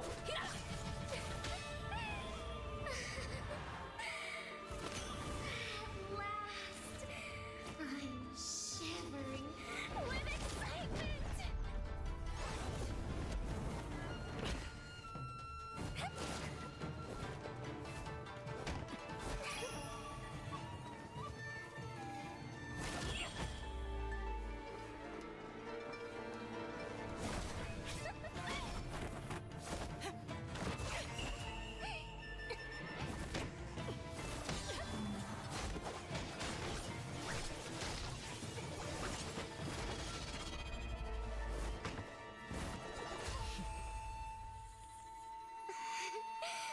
Such killing intent. Does this mean Hanabi-sama finally understands Kirara?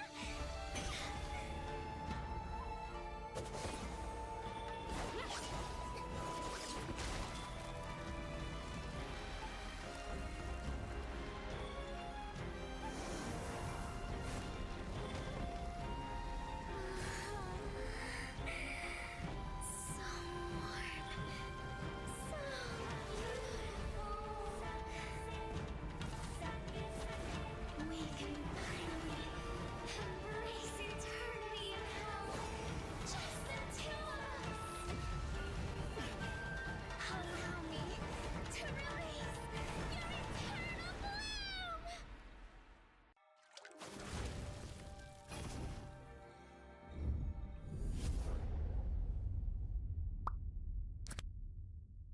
The human body was built to move. Not trapped at a desk in one singular posture for 12 hours a day. It's time your chair evolved. This is Secret Lab Titan Evo. Ergonomically engineered for you, gamers, hybrid workers, artists, backing your every move.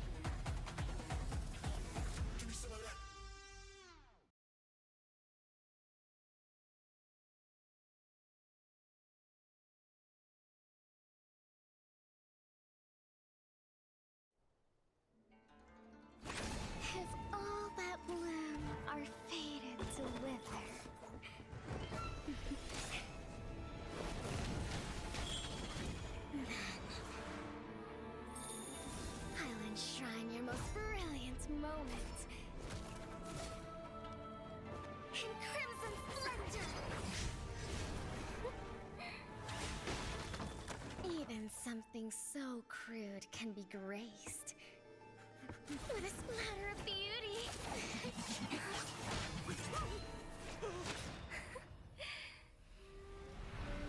I'll get you out! You finally come to me, Hanabi-sama! This madness ends now!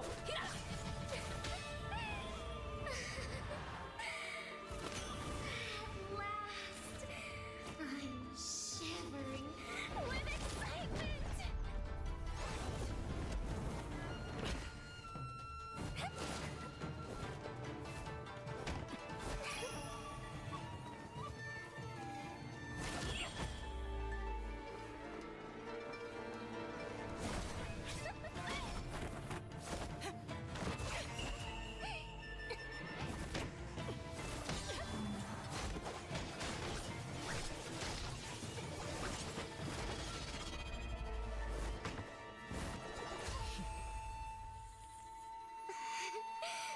Such killing intent. Does this mean Hanabi-sama finally understands Kirara?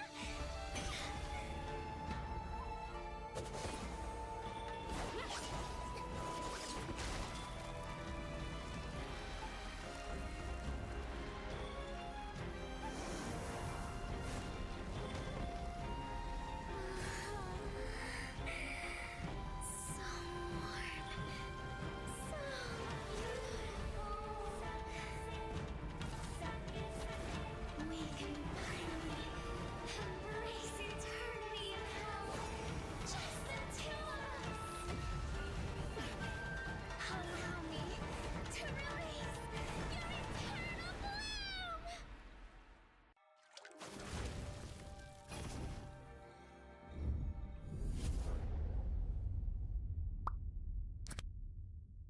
The human body was built to move.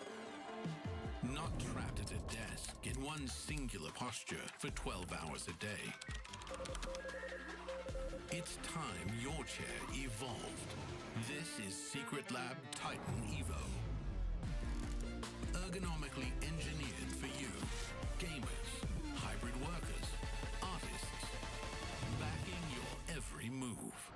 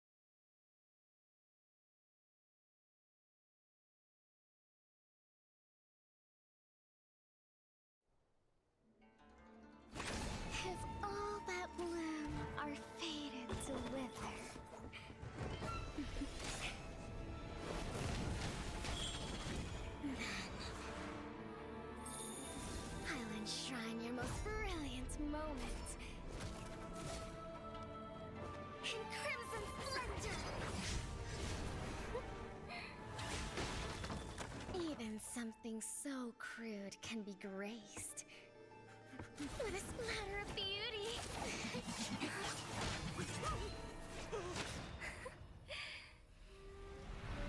I'll get you out! You finally come to me, Hanabi-sama! This madness ends now!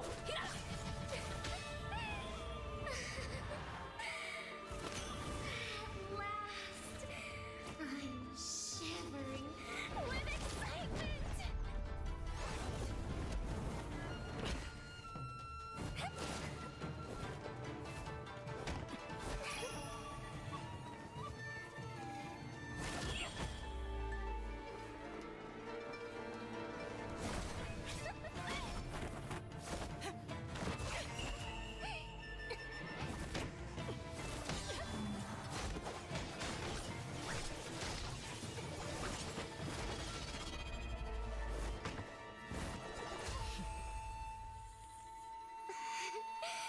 Such killing intent. Does this mean Hanabi-sama finally understands Kirara?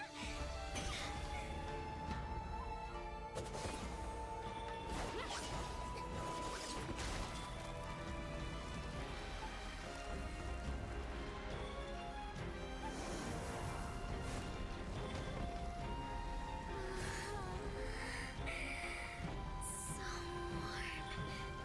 So beautiful. We can finally embrace eternity in hell. Just the two of us. Allow me to release your eternal bloom.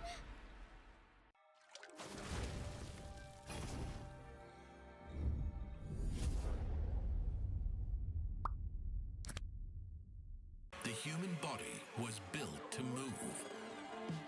Not trapped at a desk in one singular posture for 12 hours a day.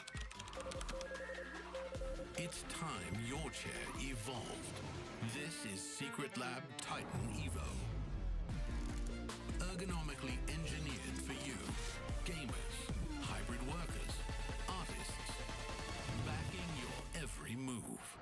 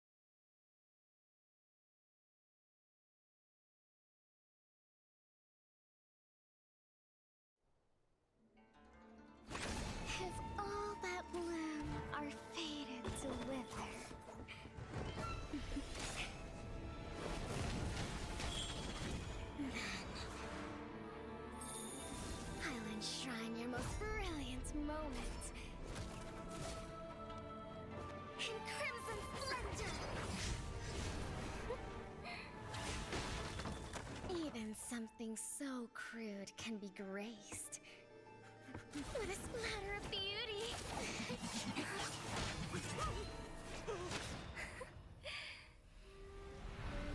I'll get you out! You finally come to me, Hanabi-sama! This madness ends now!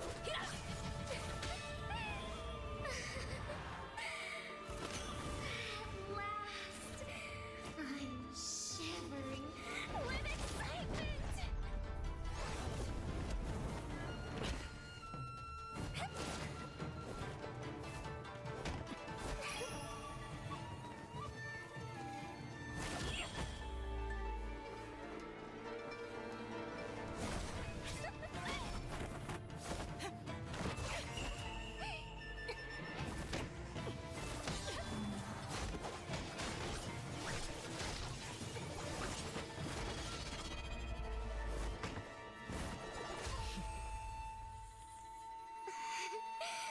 Such killing intent. Does this mean Hanabi-sama finally understands Kirara?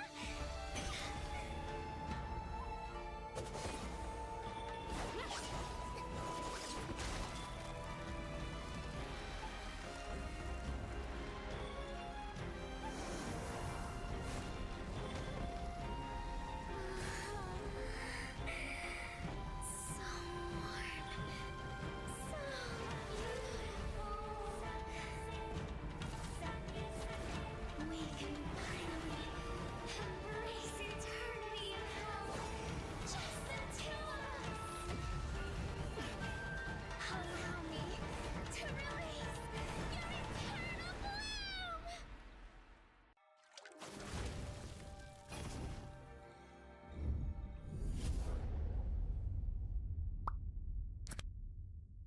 The human body was built to move. Not trapped at a desk in one singular posture for 12 hours a day. It's time your chair evolved. This is Secret Lab Titan Evo.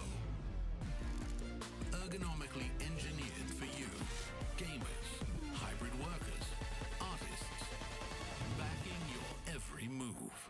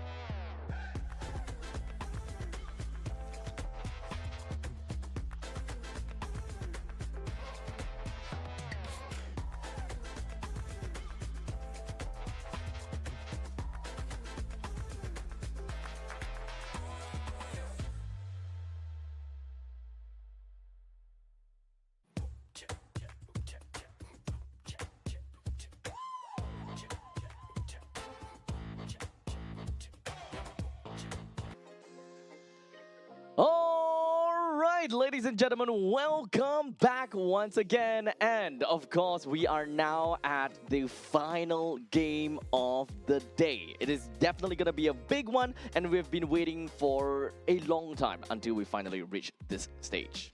Yes, definitely. We are on the cusp of the ending today, as we are going to have Team Indonesia grace the stage once again, but this time they're going up against Team Vietnam. And I've heard good things coming in from the side of Team Vietnam. They do have a bit of international experience here and there. There are going to be some familiar names. I believe Jauga is playing as well in that jungle role into that. They were actually from, I believe, Xeno Zenith. So Xeno Zenith, kind of an organization that we are familiar with. They have 3 players from Xeno Zenith that are currently in Saigon Phantom right now. So they will have a bit of, you know, MSC, M6, but not really at the playoffs level. They're mostly at the wildcard stages. Right. Now, we do have some time to talk a lot more about the teams and, of course, the players in a short little bit. But before we go down to the nitty-gritty, I would like to take this opportunity to thank every single one of you guys that is watching online, be it hardcore MLBB fans or general sports audience. We'll talk about that in a short little bit. Now, but of course, before we jump right in, I would like to take this opportunity to thank... oh, you know what? Let's talk about the standings first.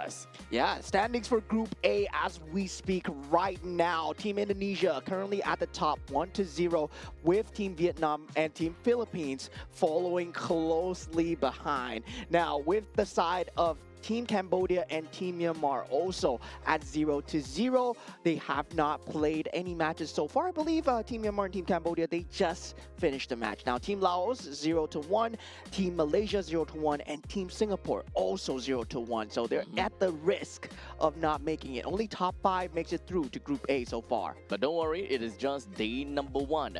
Well, in the meantime, let's jump right in and take a look at Group B, where at this point in time, we got Team Saudi Arabia that's at the top of the list. Every single one of these teams have played at least once. Well, in the meantime, Team Iran 1-0. They have got 2 points for themselves. Well, in the meantime, Team Jordan, they are currently 0 points as they went 1-1. Yeah, and for Team United Emirates and also Team Oman, they're currently sitting at the bottom of Group B. And mind you, only 2 teams will make it, with the 3rd place having to play that last chance qualifier. Now, with that all said and done, I believe that we have groups standings for Group C as well. I really hope we get that.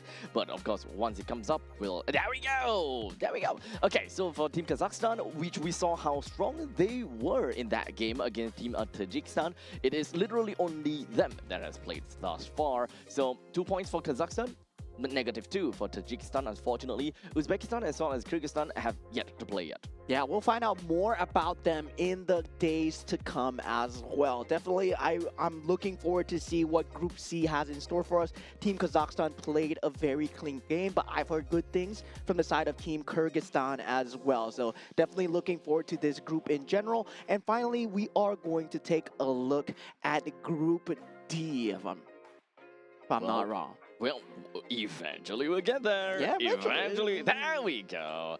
All right, for right now, okay, Team Mongolia as well as Nepal, they are currently at the top of the leaderboards. However, Mongolia for Team Pakistan, they went 1-1 for themselves, get themselves 1 point as well because of the, you know, they won 1, they lost 1, but at least the game that they won, if I'm not wrong, is it a game one? Either one of the games that they won, they managed to get 1 point.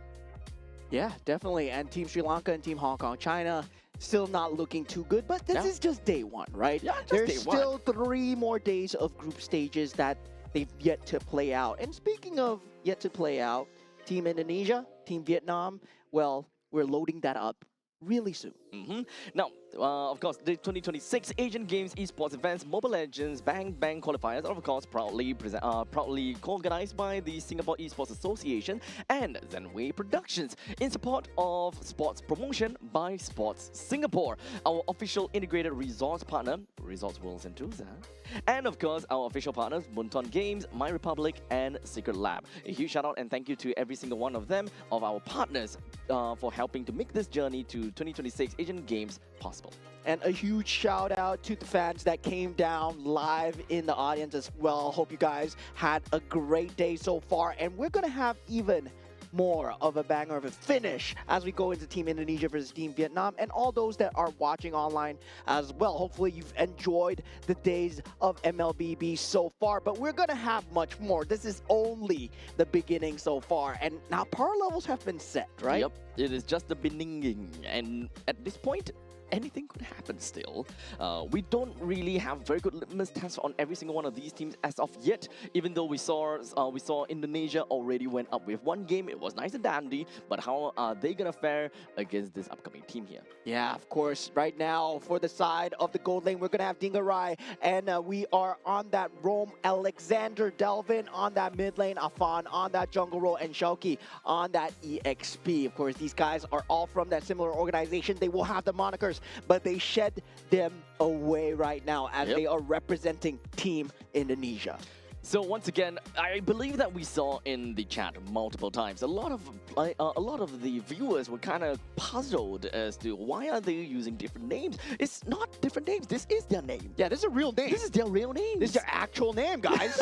That's their government name. Well, in the meantime, the names that you all know them by, you know, Nino, Yazuke, Hijume, Arfi, and Alec, it is all their handle name, their in-game name, which unfortunately would not be used here because right now they are representing their region. And meanwhile, on the side of Team Vietnam, we are going to have Yeon, we're going to have Ngoc Trang on that on that roam lane, and on that mid lane, we're going to have Van Dat, and also on that jungle, we have Toto, and also Tan Lam on that EXP lane. Okay, so slightly not what I was expected when it comes down to the names, because let's be honest here, you know, our time in the Asian games, at one point in time, it was just Yeah. There was like last names. Right? Yeah, there were a lot of last names, but for these guys, they have much more unique names. So definitely, there's a bit more diversity when it comes to just having that similar names alone. Yeah, so I'm glad, you know, it is a lot easier for us to be able to identify some of these players this way. So at least we've got that working for us. And to every single one of the audiences now watching, be it online or on site, I hope that you guys thoroughly enjoyed this upcoming game, being our last one. We still got more coming in tomorrow, the day after tomorrow, and even on Sunday, all of which are all gonna be group stage game that will be a lead up to the main event down at Japan, Nagoya. Yeah, and definitely for now, right? We do know that Team Indonesia is sitting at one of the top few seeds coming in at Group A. Now, coming in as a contender, Team Vietnam, I would say they are on that sunrise, where they are a very strong region. I believe they took that victory over Team Singapore, and that's a very respectable victory because Team Singapore is quite strong. Yeah, I mean, for those of you which, you know, kind of tune in to Singaporean meta and Singaporean plays, you guys more or less have an idea some of these players that have, you know, kind of, you know, float in, float out kind of situation. One of the players, Team Lord Vanix, and of course, Diablo recently rose to fame from his, you know, recent appearances in the international stage and even in MPL MY. But unfortunately, Team Singapore did not do so well against Team Vietnam. So that was actually a pretty good litmus test coming in to understand how Vietnam would be able to come in to fare against Team Indonesia. Yeah, and very strong in terms of decisive macro decision making as well. In terms of the entire gameplay itself, I would say Team Vietnam have a very good understanding of the game, but now that understanding is going to be fully put to the test, right? Because we saw from the previous game that they played against Team Laos, Team Indonesia are very prepared to shut down whatever comes their way, and it's going to be the map of broken walls once again. Oh man, I'm just staring at production right now. It's like, guys, what is this? Just staring at them. Hey, you know, who's it gonna do? Who did this? It is what it is right now, as it is a map randomization, and we rolled Broken Walls quite a lot of times in the mainstream here. And for the Broken Walls itself, definitely you will have a lot more capability to traverse into the crevices and also play around with terrain, a lot more choke spots as well. So definitely you're going to see heavy AoE coming out from both teams, but given how the meta has been playing so far, there are teams that favor that guerrilla playstyle over that team fight as well. As such, without further ado, we're gonna be jumping right in over to the team draft is with banned. Volvius. Volvius, of course, is gonna be thrown right into the banning pool. Kalia alongside with the Freyar. Nice to see that Marcel is gonna be taken away together with Fanny. Yeah, so Marcel has been a problem until as of late, right? Team Malaysia versus Team Philippines. I feel that they just ignored the Marcel problem by just not looking at it. That hero doesn't exist for them. And right now, it's finally back in the server, and it feels like it's going to be banned out. Meanwhile, for the side of Team Indonesia, banning out the Freya as well. And Freya, we have not seen any play today so far because it's been consistently on that ban ladder. So what else are we gonna be expecting when it comes down to the banning pool? Some Paquito. Yeah, Paquito is a very huge pick here, but they Your do team ban is out the picking. Fredrin. So for the side of Team Indonesia, they can actually pick up the Paquito for Shauki if they want to do so. Yep. Yeah, that's going to be a very strong opener, especially if they want to go into that macro playstyle. A punch for a punch. Your Indeed. team is picking. Paquito going into the hands of Indonesia, that just means that they have very strong early game presence right off the bat from the XP lead. All the way to the start to the end, right? Even once you hit level 2, that is where there are a plethora of ways that the members from Indonesia will be able to start up a team fight, or perhaps even to just slam dunk in the XP lane. Yeah, one of the dark horses coming through for the side of Group A, Team Vietnam. Now, with their batting and drafting pattern, I would say it's still pretty set in stone of what they want to do. I do believe they have a method to deal with the Paquito. That's why they let it through in the first place. They rather not deal with the Fredrin at the moment. Now they do pick up a Harif at this point, right? Now Your with the team is Atlas as picking. well. And this is what we see teams usually do versus the Paquito, right? It's either you favor the guerrilla playstyle or you favor that team fight. And now for the side of Team Vietnam, they're really going to lean towards that team fight with the Zaman's Force and Fatal Links available. Now for the side of Team Indonesia, it's about playing in units, in short little Your units, team is get the picking. macro as much as possible, and we see a play out of the Claude and also the Zusin. Okay, so we'll see if whether this is a Claude that plays the game and win harder for the team, or would they come down to a point where they, kind of have a little bit of difficulty in the early game and kind of come back to the game thanks to a Claude. That's the kind of thing that we want to see. But in the meantime, let's take a look and talk a little bit more about Team Vietnam, because right now they do have a Harif and Atlas. So at this point in time, it doesn't really quite suggest anything as for Eve? now. But yes, you did mention about the Eve. I would definitely say that Eve comes in pretty well. Drags anyone into the RWM as an Atlas. Is very open. Your team is banned. And this is actually a very strong pick in this current meta right now. Ling is actually very favored. It's very strong in terms of that rank gameplay as well. We have not seen it resurfacing in competitive, but a lot of theories out there that Ling is back. And we talked about Bruno coming back as well. And Ling, together with the Harif, with the Zaman's Force, we saw the combinations coming through, especially when it comes down to 2025, right? In terms of MSC, the gameplays, Ling was all it. And now it's time for Ling to just show its little prowess here, back again here in this current meta. Yeah, Your I team do is kind of banned. want to find out a little bit more about what brought along the idea of picking back a Ling here. Does Your the team is battlefield banned. change between the jungle creeps actually make a difference here? Yeah. And that's mostly the question. Yeah, the ability to get that level 2 slightly ahead when you get that early creep gives you a slightly better rotation, right? And Ling, if you can optimize that team is movement, banned. especially with the ability to just traverse across the walls, once you get that purple buff after that level 2 timing, you can get very early snowball in, especially since you have a very good iframe and also a very good ability to jump into these team fights. But of course, you require a very good setup. team That's is why the picking. Atlas and the Harif are ready there. Now, for the bans coming through, they have the Hilda and the Khalid being banned out, and being taken out is going to be the Eve and the Sora for the side of Team Indonesia. And that Eve is going to be a huge issue, especially with the Ling and Atlas and Harif. Now, taking a look at the mid lane, will they be able to go for something with a lot of mid priority? Hopefully, they want to go for something like a Lilia to kind of secure that priority push. They can go for a gourd if they wish to do so right now for side Team Vietnam. Just for a heads up, it does seem like Ling did have a very small buff onto him with an increase of basic attack speed. The cooldown for skill 2 has been slightly reduced for the mid stages of the game, and the ultimate does have a nice little utility where it reveals the position of enemy heroes hit.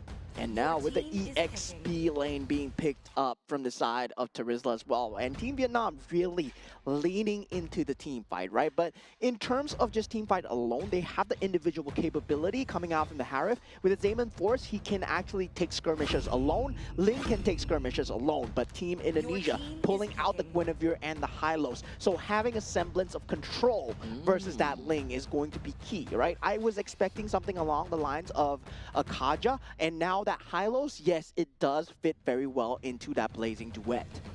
So now looking at the fact that Team Indonesia, they have a very tanky front line in the name of Hylos, while Team Vietnam, they don't necessarily have someone that can really whittle down this Hylos as much as possible in a quick span of time. So a really beefy front lines, we do have really strong control coming in from Guinevere and the Juicin, while in the meantime, Claude and Paquito, they have their power spikes in their own respective times of the game. Yeah, and the Valir will be that mid lane of choice once again, going for that team fight capability together with that individualness, right? If Valir gets jumped on, does have the ability to push the assailant away, trying to push the Purify away. Too. Yeah, and with Purify as well. So definitely you want to just have that bit of individuality. So I really like the draft coming out from the side of Team Vietnam. This is going to look like a great match. Yep. So with that all said and done, we are going to be jumping into the Land of Dawn, and of course, this is quite an interesting matchup. At least when it comes down to the draft from Team Vietnam, we haven't seen the Ling in a long time.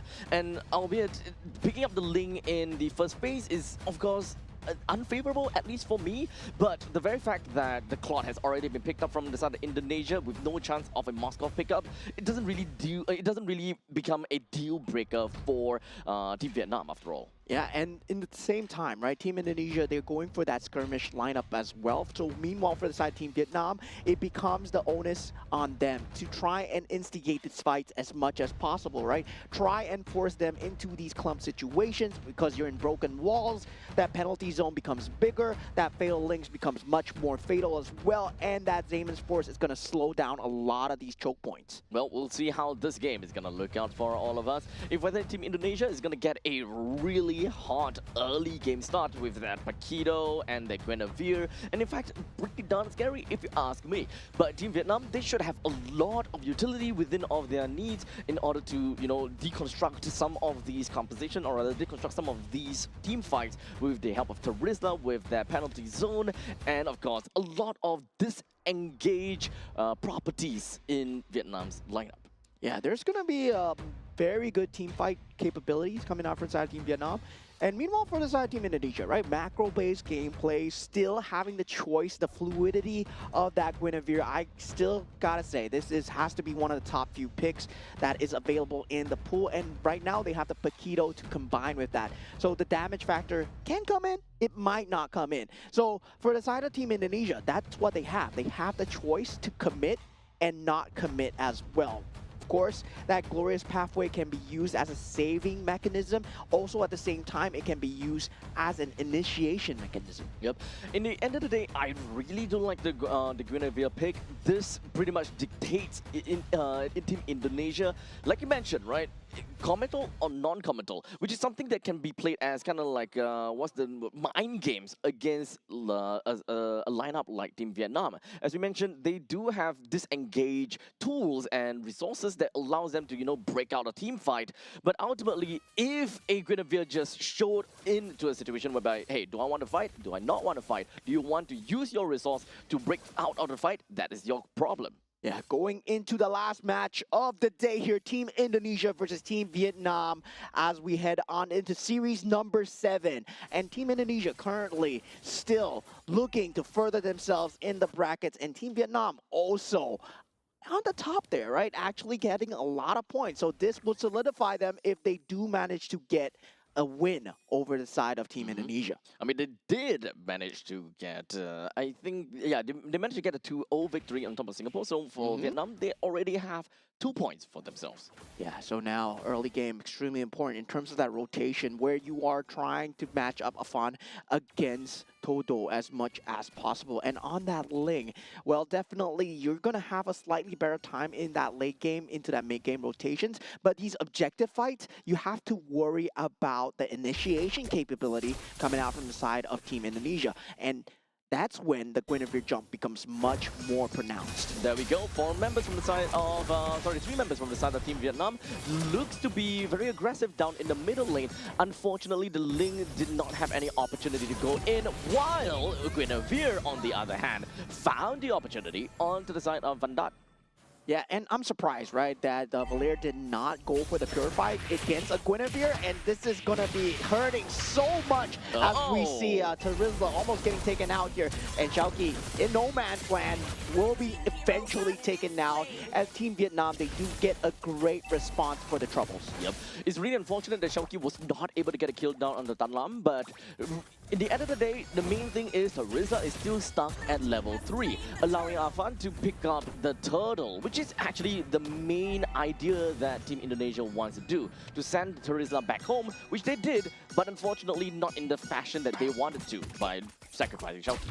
Yeah, very scary early game momentum coming in from the side of Team Indonesia at this point. I gotta say, having that Guinevere available, ability to jump here is going to be very scary for the side of Team Vietnam, as they have to consistently keep in the back of the heads, right? If they're playing near a bush, they need to have the vision, and they currently don't have it because Fatal Link's still not up for the side of Ngoc Trang, but at the same time, they need to make sure that these Fatal Links are not wasted.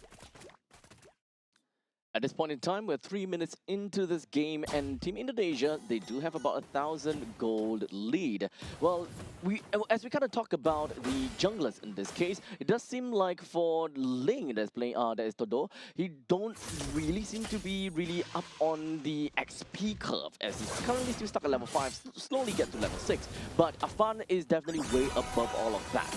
Yeah, now with the initiation coming in, Violet Requiem not able to catch because there is that disrupt coming out from the side of Van Dat at this point. Yep, he's not gonna be caring about too much of that because the ultimate is essentially a free cleanse. Now he right now down to the bottom lane, Todo trying to get a kill down on Afan, but unfortunately wasn't able to get a final hit in, and he went all in for that. The rest of the members coming from Team Vietnam wanted to come in to help things out. Unfortunately, now they're in a tough spot, and Tan Lam will go down together with Todo. Yeah, that would have been a great news for the side of Team Vietnam if they were able to take out Afan over there during that orange buff take. But now with him out of the picture for the side of Todo, it's going to be back to the drawing board here with no buffs into that next objective take. Now this second turtle currently still 3,000, close to 3,000 gold ahead for the side of Team Indonesia. Oh, that's a stun, and that is a Violet Requiem on the Todo. Once again, this is a game where Team Vietnam, they are unable to control their own jungle. This is the kind of situation that you would see if you don't really have very good lane priority in the middle lane to kind of hunker down your own jungle, where it is so easy for Alexander as well as Afan to just casually walk right in. Yeah, and now it becomes a question of whether or not they're going to keep that macro control, especially if they're able to play cross-map coming in from Satodo. But now with the Glorious Pathway, it's really tough for them to do anything at this point in time, as now another one sends up to the sky, and there's going to be Ngoc Trang. He fell down and fell hard indeed. yeah, there's so much lockdown coming in from the side of Team Indonesia. They're just getting CC'd. They're just getting consistently stunned, knocked up, unable to fulfill any action, right? In that position, Ngoc Trang, he had that perfect timing for that Fatal Links, but you can't even press the button. At this point, Team Vietnam, they're on a really difficult spot. Todo does not have any farm, and unfortunately, oh no, not another one of fun. He is just not caring about anything at all. Well, the penalty zone did manage to come out, but that's not going to do too much to Afan. And it finally went down after that Fatal Links, but that is a lot of utility used by Vietnam. Yeah, great response coming out from the side of Team Indonesia to just get the macro play going on that top side. Todo in a lot of trouble here as Dalvin, he's just going to dive in here, not giving a care into the world, just playing behind the enemy lines. This is unfortunate, right? Vietnam, they lost control of their jungle, they lost control of their lane. They don't have anyone that can really push Indonesia away, as Indonesia, they are literally taking the reins of the game and they have got their hands wrapped around the throats of Team Vietnam. Yeah, and at this point, right, there is an ugly creature called the Claude sitting in the back of Be conducted down, and in the meantime, it is just going to be Delvin. It's just constantly just waving up the lantern onto the opponents as much as possible. To see immunity coming in from Noctrung, he will be able to get away. While in the meantime, middle lane, Vietnam not being able to get himself right out of the grasp of Delvin.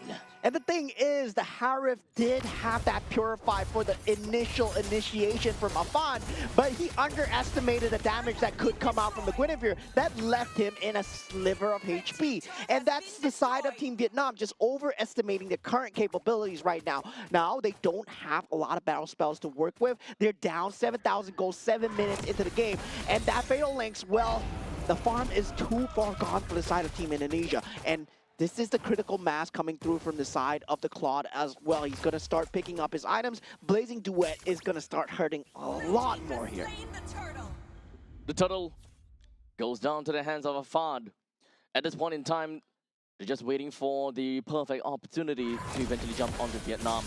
But at this point, Team Vietnam, they shouldn't try to control their own jungle. Right now, the rest of the members coming from the side of Indonesia, they will take the reins and take down Noctrung. While Team Vietnam, they're hoping that they will be able to fight back. The Blazing Duet coming from all the way from behind. They right, takes one down for himself. But finally, Toto picks one for himself. 2-3 is to 1 is the current scoreline for this Ling. He gotta have to hop away. But will he be able to successfully do that? Doesn't seem like it. Delvin takes one for the team. Very heads-up play coming in from the side of Delvin. That trade was actually favoring Team Vietnam until Delvin got that finish onto Toto at that point. Now, with that lead, Zingarai is able to make use of that map space to consistently shove in the lanes, get that creep priority in, at the same time, make them think about that top lane. If you take a look at the team fight, and Team Vietnam was trying to force their way into that wall, and it was successful, right? In that back play, Toto with that Tempest of Blades coming in at that perfect time onto Afan. Big Winter Truncheon though, coming from Afan. Wasn't really quite expecting the Winter Truncheon coming in from Afan though, because that is a lot more defensive. It's a very defensive item for him to pick up at this moment in time because they are way, way ahead. So I thought that they will want to double down in the damage department, and just so that they will be able to find good ways to really bring Vietnam down one fell swoop. Yeah, I mean, a very good player once said, when you're ahead, you start to build defensive because you don't want to give away the gold lead. And Afan just going with that Winter Crown at that period of time, well, doing an extremely good job of trying to just play with that initiation timing. Now, for the side of Team Vietnam, right, they're still in this. They have that late game capability, that macro coming out from the Ling. That's what makes Ling so special. But, of course, they gotta worry about the consistent threat of engage that the Guinevere provides for Team Indonesia at this point. So they aren't gonna be able to fight for these objectives unless they get vision of these bushes. And unfortunately right now, Team Vietnam is unable to get control of their own jungle. And you know what they say, a Ling that does not have a buff is essentially half of a hero. Yeah, a lot of these heroes need these purple buffs, man, and really, at the same time, Team Indonesia, good job of controlling it so far. Shoki just providing the threat of death from the bush so far, and you still don't know where the Guinevere is. So Team Vietnam, they have to play this so extremely safe, and without any outer turrets, feels like Team Indonesia, now they have a complete choco of the map, just needs to wait for the next Lord. The Lord now appears. He's gonna be marching down the middle lane though, so it's gonna be a little bit rough when it comes down to syncing up the waves, but it's Team Indonesia. They're not gonna have a lot of problems with that. Middle lane will slowly make its way down while Shauki moves all the way to the top side. But they manages to kind of sync up the waves pretty effectively, and I think that Team Indonesia, they should be able to run away with at least 2 inhibitor turrets. As now Team Indonesia looking all the way down to the bottom lane, Delvin trying to get a pickup onto, indeed, he did manage to get a pickup on Nocturne, and also another one. Right now, most of the members coming in from Indonesia, they are just from the bottom lane, but now that they have lost all of the creep waves, they move themselves back to the middle lane, which is possibly going to be a direction that they may want to try to go for? Good initial defense coming out from the side of Team Vietnam. We saw Todo on that top side using synchro fissures on that bottom lane as well. But now that second wave will be coming through, whether they can deal with Shouki and Alexander on both sides. Wow, Alexander literally just going to be walking right underneath the turret, but he's just going to be wrapped right in chains due to the fatal links. They will be able to take down the inhibitor turret down in the bottom lane as well. Glorious Pathway pushes the rest of Team Vietnam away in fear of a fast moving hasted Indonesia. And now Todo is still trying to make his best out in that back line, uses the tempers and blades, will be able to get away, but Dingarai is on that job so far and takes out Todo. And unable to get that macro gameplay, unable to get that cross-map gameplay as well. And we saw the Noctram using Atlas, getting that fatal links, not committing the flicker actually, only onto one target. And that might be just too little too late here. We've got to conceal. They're looking for an opportunity, but here we go. Even when it comes down to Glorious Pathway, they wasn't able to get themselves super deep into that fight. But at least they do have Nocturne, and they try to bring him down. Brings him all the way down to 1/3 of a HP, but did not want to completely go too far. Yeah, at this point, Team Indonesia, they know what they're fighting for. They're not trying to make these errors anymore, not diving into the enemy back lines. They know that the Lord is coming up in that 24 seconds. So definitely just trying to play that tri-lane pressure, push out the creep waves, get the vision through, secure the objectives. Then we take the inhibitor turrets. And this is very disciplined gameplay coming out from the side of Team Indonesia so far. For Team Indonesia, they're not trying to end the game as fast as possible because they understand that right now it's not about the fact that they would have a slower curve or the fact that they are not afraid of late game. In fact, they are a little bit afraid of late game. However, the speed of which Dingarai is going to get farmed versus, both Vietnam plus Todo is just non-existent. Indonesia will be well ahead and super accelerated because we're talking about Claude after all. The entire team comp of Indonesia would not be afraid of Vietnam all the way until 18 plus minutes. Oh, look at Shouki. It does seem like Shouki is trying to go for a little bit here, but he's all the way at the back line trying to go for a tap of Broxy. Flickers in, but unfortunately the steering torn will push him back a little bit. But it's going to be a-okay for now. But here comes Dalan and Todo all the way down to the bottom. Goes for 3 swords, but unfortunately wasn't able to do anything with any of those swords. As Fan pushes himself right into his face. 4 members down, and Dingarai cleans it all up with a quick blazing to it, and Indonesia will march it right down from the top lane, and they will end this game with no problems at all. Perfect map presence to end the situation there. Clean sandwich from the Paquito player Shouki, aka Nino, and pulling it off from the backside. You saw Delvin just going ham, making sure that Harith is unable to deal any semblance of damage towards the team. Once the Lantern was there on Harith, no Zayman's force, and the entire team fight was set in stone. It's all about zoning, and Indonesia, they managed to zone really well, right? The moment that we kind of see the Juicin is just kind of untouchable, there's just you kind of require a little bit too much resource in order to take that Juicin away. Taking the Juicin away undoubtedly will open up a wide avenue for your team to be able to rush in or continue on to the fight. However, that also means that you will use a lot of resource just to deal with the Juicin and what's left after that. Yeah, and that's a very key marker in terms of good players as well, right? In terms of learning how to play the Juicin, the more ahead you are, the more Juicin can go for in terms of that space, in terms of that takeaway, where usually we see when the arrival of the CC came, the ability to just make use of the farm into the space. Now Juicin, you can do that on a much higher level, especially on that mid lane, and teams, they've been learning how to play against that Juicin, but it was not enough, right? There was no flank capability. There's no way to punish that Juicin. The more farm Juicin has, the harder it is to play, and that's why it's such a heavy-handed hero to give into the hands of Team Indonesia. Extremely pivotal over to the lineup of Team Indonesia. If not for the Juicin, then the zoning gameplay from Team Indonesia will not be as one-sided as we had seen. Of course, congratulations over to Delvin for playing as the Juicin, the MVP of the game, with a total of 8 kills, 1 death, and 5 assists. Yeah, so far, so good. And I gotta say, right, the pressure coming in for the side of Afan on that Guinevere was just ever so present on the map. You can see that once you start to lose that early game where you start to lose it because of a very well-placed jump coming out from the Guinevere. And starting, you gotta play so scared. And you become even more scared, and you start to lose space because of that, because you don't have the vision to deal with the Guinevere. So the Guinevere has constantly just put out a lot of presence all the way from the start of the game to the end parts of the game.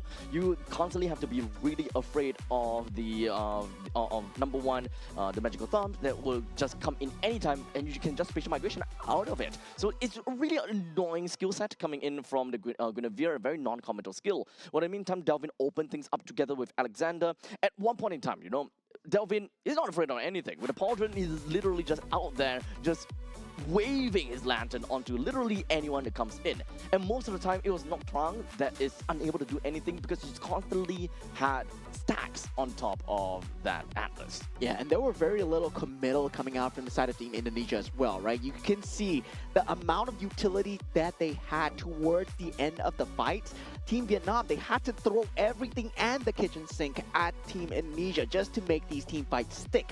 Meanwhile, for the side of Team Indonesia, they could have held on to that blazing duet until the end. They held on to that glorious pathway into that end as well. And really, much more of that threat of the damage coming through from the Paquito and the Guinevere that's just consistently keeping them on their toes. Yep. In a very ideal setup for the side of Team Vietnam, they definitely want to play a more poke style gameplay for the for the entirety of the game. They would definitely rely on a lot onto Valir if the game pretty much goes neck and neck. Look for opportunities for the Terizla to penalty zone in, or perhaps even an opportunity for Atlas to go in with the Fatal Links. And after all of that shenanigans is out, you pretty much will be able to take out a lot of resources out of Team Indonesia, which will breach a really nice path for either the Harif or the Link to eventually come in and sweep in for the rest of the kill. That is, of course, the main idea that Team Vietnam will want to go for, but unfortunately, the first factor of that composition just did not work, because those pokes were literally just... Yeah, and at the same time, I would say that that early game just not favoring as well, right? Not at all. Just completely one shutdown into the next, and after the first turtle was taken, I mean, that Ling pick looked good on paper, really good in terms of that macro play, but when it comes down to the execution, the amount of control that Team Indonesia had, that Hylos pick, I mean, at that point, Hylos pick, you might think it's not intentional, but from Team Indonesia, it was completely intentional, because one particular stun into that setup from the Guinevere, that really set the snowball going. Indeed. And there was absolutely no imminent threat coming in from the side of Team Vietnam. So the moment that Team Indonesia have done, kind of checking the opponent's, maximum damage output, they know how far they can take things. They know when do they, kind of pull back after a certain period of time within a battle in order to not overextend. And for Team Indonesia, they know they can go damn far with that, no problems, because number one, the Link just don't have a lot of damage to work with, and in order for the Link to realistically be able to get any form of gratification in terms of good amount of damage, that will come in only if the Bruisers is able to survive. And in this case, Terizla is not able to do anything. Problem is, Atlas also in that early game, not really too much of a beefy boy. And yeah, definitely for Team Indonesia, they just made use and exploited that fact. But that was game one, ladies and gentlemen. As we head on into game two, what kind of strategies need to change here for Team Vietnam? They did have a good theory on paper, right? In terms of execution, just falling apart at the slightest hint of disconvenience. And Team Indonesia, I feel that right now, they're very good at punishing their opponent's mistakes. One slight misstep into that bush was completely off. I really like the thought, the part where you literally talk about exploiting people's mistake and taking control of all of that. And this leads to a discussion over to Team Vietnam being using a composition like this, which is actually kind of high skill or very high mechanics where there is a lot of margin of error that could appear.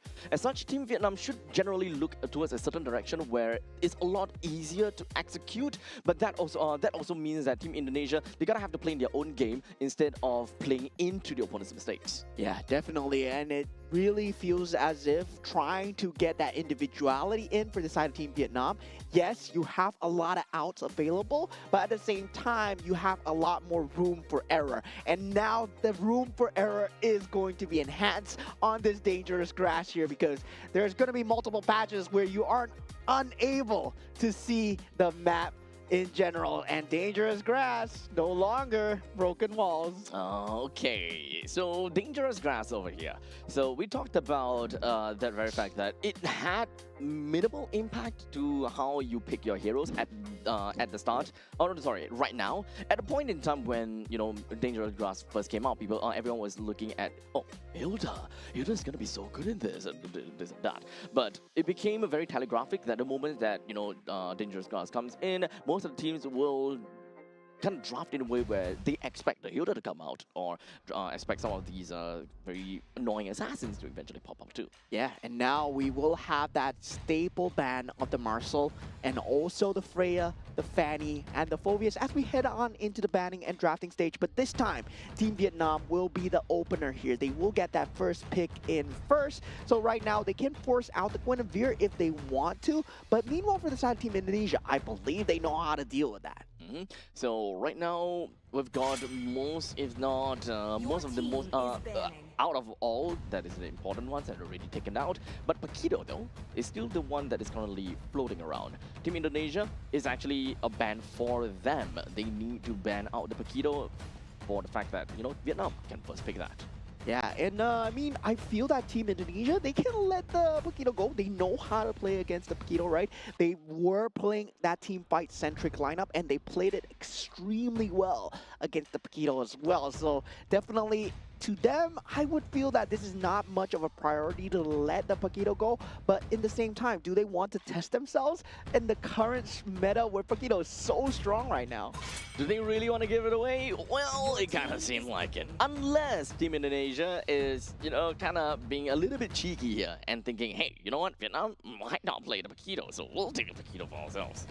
Yeah, I mean, at Kind of the like a same time, gamble. yeah, Team Vietnam, they There we have go. to pick it up. They They have have to to. pick it. They leaked it through, and if they give it to the side of Team Indonesia, it's going to be a Paquito Claude following through for the side of Team Indonesia once again, right? So right now, I believe for the side of Team Indonesia, they're going to look at the team fight options available. I would say they can go for what Team Vietnam went for. They go for the Atlas themselves. They go for the Harith themselves and show them that this is how the team fight lineup is meant to be played. So there is definitely some merits to getting those heroes out immediately, but you also gotta have to be careful with what Vietnam brings on over to the board. Understandably, the moment that you kind of show your hands onto the Harith, you can definitely expect a possible Arkai coming in. So for the side of Indonesia, how do they want to prepare for a possible Arkai jungle from the side of Team Vietnam? Because Paquito is already picked out for XP lane, a tank jungle is very likely to happen. I would say a tank jungle with a Paquito. Yes, at the same time, you are going for the best of both worlds, but you want to bank everything on that movement, on that macro, right? And we see Paquitos really do well if, let's say, you're given the space to do so. And I feel that more space is given from macro characters such as Claude over the Akai as well. So I would say great counter, but at the same time, they're gonna just prioritize that individuality, make sure that Guinevere is through, get that utility jungle through, make sure that, yeah, you have that threat of the jump. Okay, so at least when it comes down to Guinevere, it's still going to be picked up as one of the best junglers right now and around.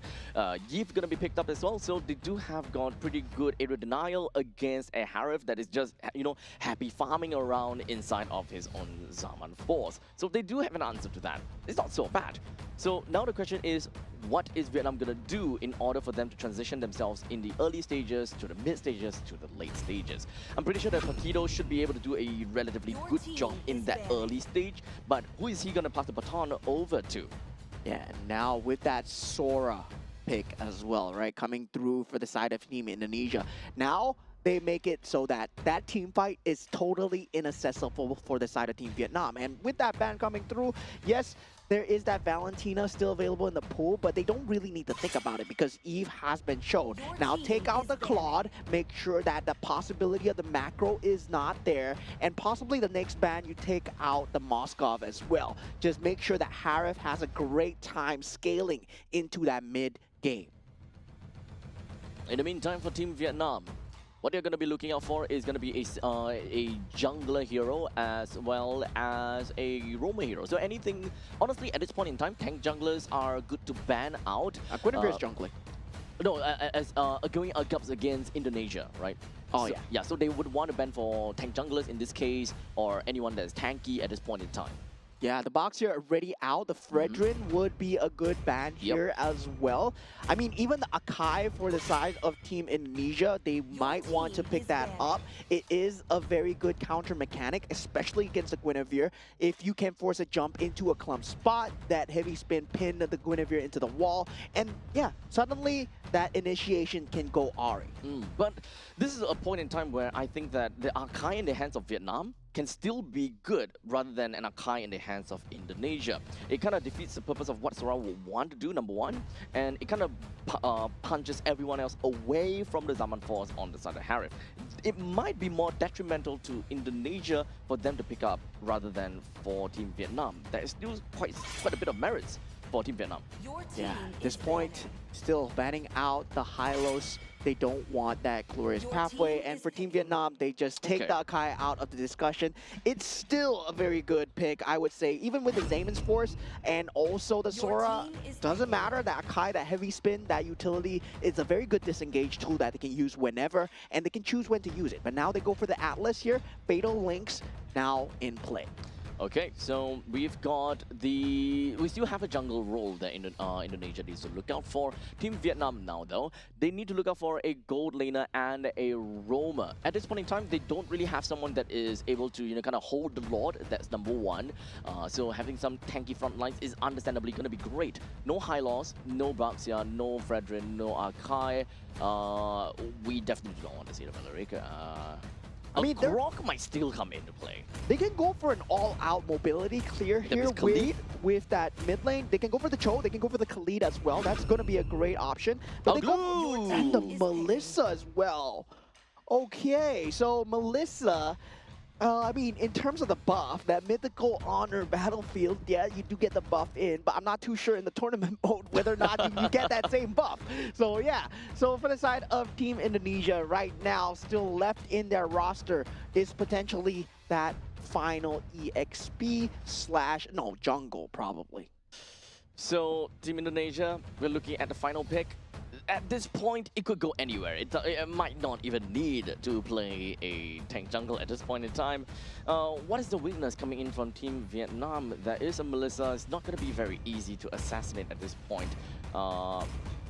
Feels a lot more divey for Indonesia. Yeah, they still need something to just kind of have the damage. There we go, the dive. Yeah, so they go for the Harley. Yes, I kind of like it, but at the same time, it goes against what they want to play, right? Where the Zaman's Force, yes, it's going to be a great tool, but they don't have that typical front line. So they're really, really relying on the Shifting Skies. If this was a team that really knows how to play against the Sora, once that Shifting Skies is gone, Team Vietnam can go in for that just execution because that tank capability is no longer there. I think it all boils down to who is gonna be the main scapegoat of each team, right? For Team Vietnam, understandably, they want the glue to be taking up most of these damage and to be the one that literally have the enmity from Team Indonesia. Well, Indonesia, same thing. They kind of want that from the Atlas, roamer for roamer kind of situation. But realistically, for Team Indonesia, they want to lock down onto Paquito as much as possible. Yeah, I mean, at this point, when we go into the game number 2 of Team Vietnam versus Team Indonesia here, I would say there is still a slight gap in synergy when it comes down to Team Vietnam. They did pick up the Guinevere and the Paquito, which has very good mobility, very good damage, very good individual gameplay, right? But in terms of that team fight, I would say Glue, you require that AoE, you're running into something, and that real manipulation, I don't think it's going to be enough. So at this point, the way that Team Vietnam is doing is, of course, the old style of jungling. That means that you still need to go over to the River Crab in order to hit level 4. Well, the way that Team Indonesia do is that they will take all 5 of the creeps within of their own jungle to hit the level 4, so they don't even need to talk about getting the jungle crab for themselves. So the jungle crab, understandably, will go over to Shaoqi, and this elevates the northern part of the map. This elevates Indonesia in that kind of extent. Ready, early game skirmish coming through from the side of Alexander as he puts in that flicker, that first blood, really thirsty for it so far. Oh, immediately with a flicker coming from the side on Nokrang, go straight in and get the kill down onto Dingarai. Not going to be able to do that over to Alexander though, but that is a big win. An overextension coming in for the side of Team Indonesia as they thought that, yeah, Inspire Melissa, yeah, you know, doesn't really have that capability to escape. Well, slight bit of arrogance there as they really jumped into that kind of gameplay without the ability to burst the Melissa down. And that's going to be a problem, right? When it goes into that laning phase, Melissa is really a very good lane bully versus the Harith.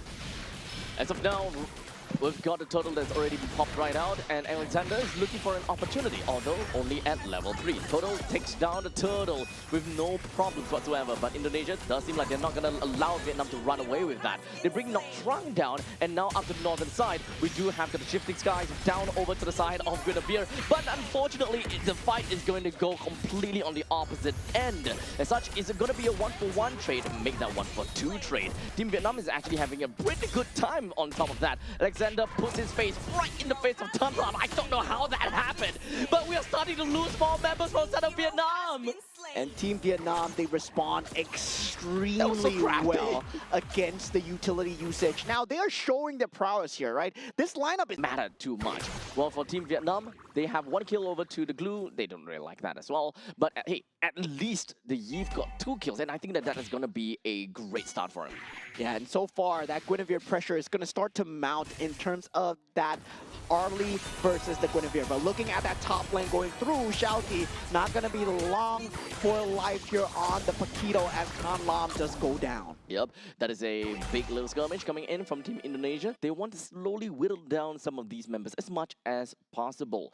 But you can see Team Vietnam, they're trying to put up quite a bit of pressure to the side of Team Indonesia as well. They are being pretty methodical and actually pretty good discipline as well. Almost. Yeah, they are going to have to split the map a bit harder for the side of Team Indonesia. And for Team Vietnam, they've been doing a great job of keeping map presence so far. Noctrong now in a position to fight here. They do have Delvin who will be able to walk himself right out of the team fight. He's going to be fine, all right. RWM popped right out. Van Dut hoping that he will be able to stay alive, but unfortunately would not be able to do at all. Xiaoji was a bit too annoying for him, and in the end, it is going to be a pretty good kill that will be credited in. Yeah, Toto trying to get out, but Dingarai is here on the scene here, and that's going to be 3 kills the way of Team Indonesia as it swings towards their favor. And that's the problem with the Melissa, right? Melissa, yes, very good in terms of that lane bully, but at the same mobility. time, yeah, you're just stuck in the lane for so long. And that's why the Harp is so good. In these objective takes, that Zaman's Force is always ever present.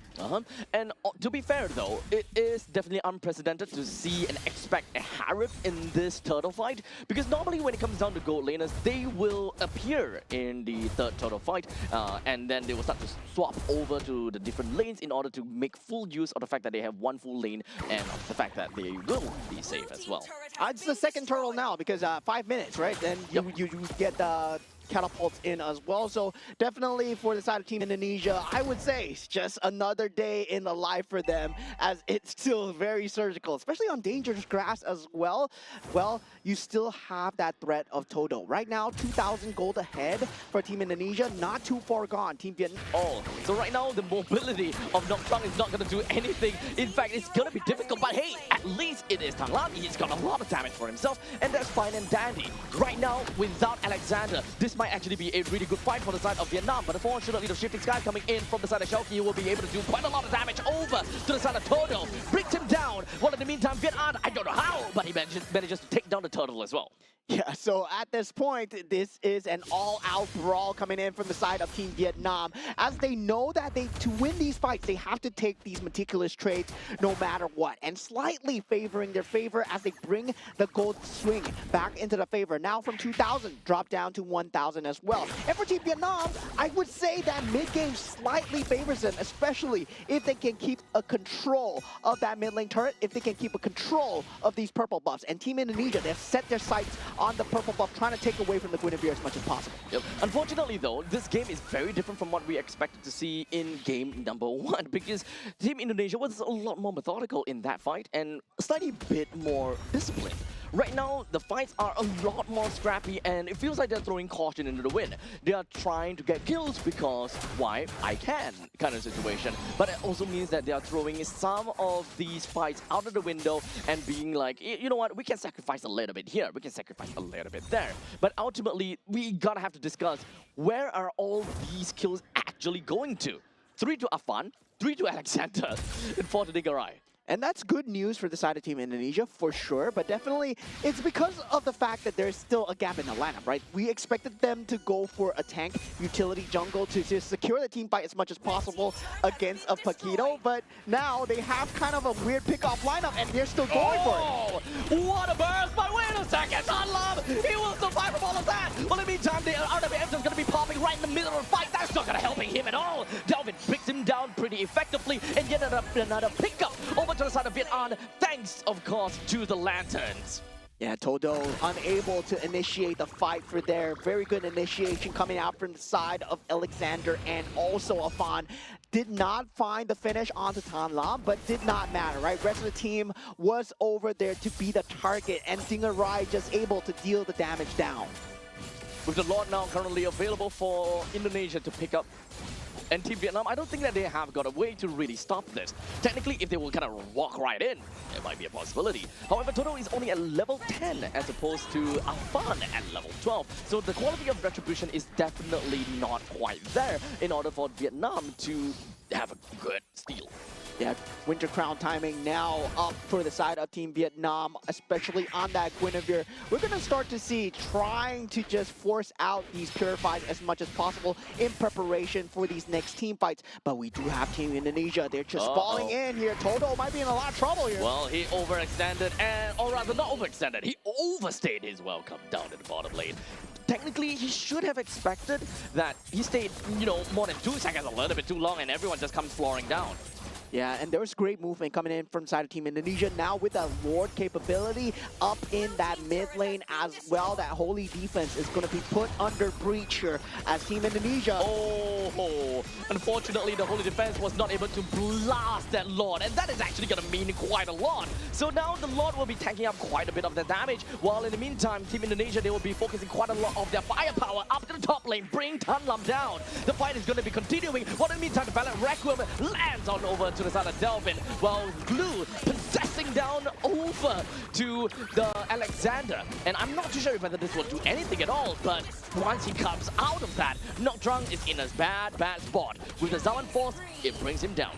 Yeah, currently they're still trying to deal with the creep wave problem that is in their base. And we did see the combo coming out from the side of Tan Lam, almost taking out Dingarai, but almost is not enough. They did get the consolation kill onto Delvin at that period of time, and with that, they do kind of stabilize. So Team Vietnam, they're still in this. If they make more mistakes from the side of Team Indonesia, that Melissa pick suddenly becomes very good here.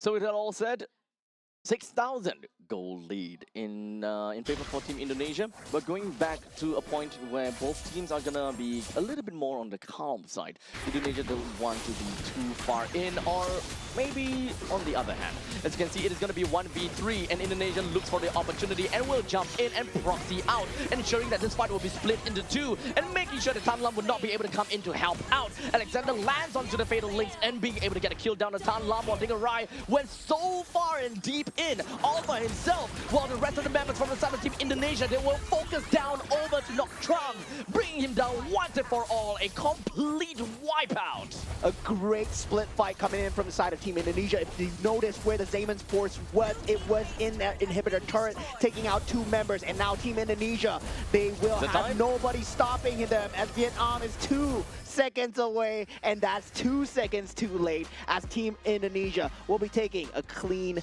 2-0 victory. Looks scrappy, but still clean 2-0. Yeah, it is really scrappy, but hey, it's not about the process, it's about the result. And Team Indonesia, they managed to get themselves the win, and honestly, they are a strong team after all. So taking away a 2-0 victory, we kind of expected from that. But of course, when it comes down to Team Vietnam, we have high expectations from them, and we really want to see just what exactly they are entirely made of, and perhaps will be able to show us more about, you know, what are the hidden strategies that they may have, or if whether they have well prepared against Team Indonesia. I would say, given that show during that game number 2, at least game number 2, they are looking competitive for the side of Team Vietnam, in the fact that they are making one of the top seeds lead, and they are consistently getting the trades through. So I gotta say, Team Vietnam, they're finding their pace here. Yep, and honestly, when we're talking about the pacing, there are of course 2 heroes that really made it possible,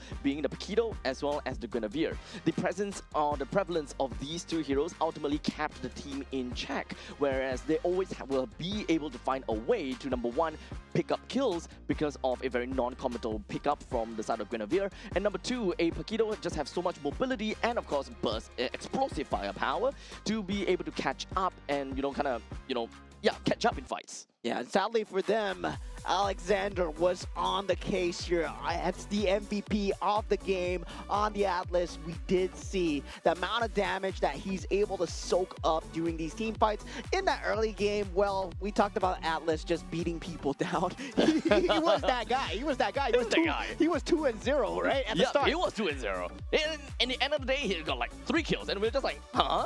What did this guy do? Yeah, this guy, man, this guy with the fleeting time as well. Oh, man. That fatal link combination, just so much threat coming through, and it was always at the perfect time as well, making sure that he's there to save the Harif, especially when the Zeman's force is down. He's never pulling it prematurely, as we see with most Atlas players coming in today. It's a very hard timing to get that fatal links correct. You don't want to pull it straight away. You want to do it for a cause. You got to have intention with it, and Alexander, he did have a lot of intention. Intention indeed, as we can, kind of rewind and kind of remember what happened at the bottom lane. It was, after all, Alexander that split the fight into 2, which resulted in such a fabulous game-ending play in order for Dingarai to be able to take 2 kills, and he was even jumping into the opponent's base in order to secure that. And because of how that fight was completely split up, Tanlam was at no point in time was able to do significant amount of damage over to Dingarai, which is going to be Dingarai's number 1 issue dealing with Tanlam. Yeah, and I gotta say, for the side of Team Vietnam, very good show, especially in this game 2, where they did manage to get 10 kills for themselves, over to 22 for the side of Team Indonesia. They did have moments where they were able to stabilize, and it looked like anyone's game, right? And that's the point of MLBB so far. You gotta make sure you can even things up, even when you are down. It's all about learning how to play when you're down, and Team Vietnam, they look like they know how to do that. Now, after all, I would say that Team Vietnam, they did whatever that they can. It is a valiant effort going up against Team Indonesia, but they're gonna have to go back over to the drawing board once again to really figure out what's wrong. Why are they unable to beat Indonesia? At least for game number 1, I think it's pretty obvious. They don't really have, proper control of the map. They don't have ways to, shove down the middle lane and kind of bolster around the different entry points of their own jungle. I think that is quite understandable. But game number 2 is where they started to bleed a little bit here. They give and take, to the point in time where, in the end of the day, Indonesia just had a better skilling, and of course, they just had better trades altogether. I gotta say, in terms of draft as well, they really put Team Indonesia on the ropes, right? Forcing them into that last pick for the Harley as well. That was not the prime pick that they wanted to go for. With that Akai ban, I gotta say, they had something. They knew it. They knew that was going to be one of the options as well. So with that ban, maybe a Barrage would have been good. No, not against a Guinevere at least. Yeah, so definitely gotta say, for the side of Team Vietnam, one of the dark horses for Group A so far. Now, Group A is consistent of a lot of teams in there, and only the top 5 will be able to make it over to the main event at Japan Nagoya. So it is going to be a cutthroat competition. However, today is only day number 1, and we have completed 7 series of games on stream, covering different kind of groups from A, B, C, and D. Ultimately, we've got 3 more days to go. We still got 3 more days to go. Yeah, there's a lot of timing for these teams to kind of settle in. And of course, we talked about Team Indonesia, Team Philippines today. These are full throttle teams. They've been playing together. They are from organizations together. Now they shed their titles and they come in as the government-given names themselves, but they have been playing together with their coaches. So honestly, at this point in time, the game could go to literally anyone and literally any region. Because, you know, when it comes down to resources, it may be completely split up. You know, different regions may have different kind of resources put in over to, you know, different tournaments, as a matter of fact. So now the question is, who will get away with the Asian Games, and of course, who's gonna be the top 5 within of Group B? Yeah, I mean, at the same time, top 5 of Group A, you mean, Group B, sorry, Group A, yes. Group B, we only have 2. Group C, we'll only have 2, and Group D, we'll only have 2 as well. Yeah. The only difference is Group B and Group D. They do have an LCQ slot, though. The teams in Group, there will only be 1 team in B and 1 team in D, the 3rd place, as a matter of fact, and they will go up against one another, if I'm not wrong, at the final day. So total up, we have a total of 2, 4, 6, 11, 12. We have a total of 12 slots. They'll be going up to the main event. Yeah, definitely. It's been a great day of Mobile Legends Bang Bang here, ladies and gentlemen. It's been an amazing time to watch all these teams try and find their place here, right? And some of the teams formed for the first time over here at the Asian Games qualifier. And for a lot of these teams too, a lot of expectations, a lot of hopes as they carry on that team jersey and the team colors. And going into that playoffs, going into the day 2, well, we're going to have a lot more games lined up for you guys. I mean, definitely, we did see today the amount of gameplay that's going to come through. We're just going to be excited for tomorrow as well. This is the cusp of a new patch. This is the cusp where people are still finding themselves. What worked? Is Bruno back? I mean, there is that capability, right? And not only that, there is still, of course, a point in time where we could see some, you know, very different things to happen. But, you know, let's talk about the standings right now. When in Group A, Team Indonesia at the top of the list. They are the team that managed to play a total of 2 games, though. Some of the other teams, only Vietnam and Team Indonesia played the total of 2 games. But regardless, you get it. 4 points for Team Indonesia. Team Philippines, 2 points because they only played 1 game. Cambodia as well, 1 game for themselves, 1 point. Team Vietnam went for 1-1, and unfortunately 0 points for themselves. Team Myanmar currently -1, and from this point on, we're just looking at -2s all the way from Team Laos, Team Malaysia, and Team Singapore. Yeah, and if we were going to take this on the last day, right? Top 5 makes it through to Aichi Nagoya. So at the risk of elimination from the first day is Team Laos, Team Malaysia, and Team Singapore, respectively. So that's how you're going to take a look at the standings, especially when it comes down to Group A. So all these teams so far, they've been performing extremely well, and I'm looking forward to see more of the performances coming out from the teams that we have not seen yet, right? Like Team Cambodia, Team Myanmar, and also the Team Singapore as well. And now looking at Group B, Team Saudi Arabia, we did see them dominating all the way at the top with 2 match wins. And that puts them at 4 points. Team Iran followed secondly with 1-0, putting them at 2 points. Team Jordan 1-1, and Team United Arab Emirates 0-1 at -2, and Team Oman at -4. Now, looking at these standings here, Team UAE and Team Oman, they are in danger of elimination. And Team Jordan, at least they have the opportunity, at least if things go on this way, they will have the opportunity to play in the last chance qualifier. Yeah. As things stays. Yeah, definitely. I mean, that's going to be that interesting match that we're going to have for that last game as well. Definitely for the last day, right? Yep. Because that last chance qualifier is where it becomes from group stages to suddenly a best of one. Yeah. To be fairly honest, anything could happen, and this is really difficult for us to do anything about because this is just day one after all. Now, standings for Group C, we do have Uzbekistan as well as Kyrgyzstan that have yet to play any form of games. While in the meantime, Kazakhstan had a great showing going up against Tajikistan, allowing Kazakhstan to get one win on top of Tajikistan.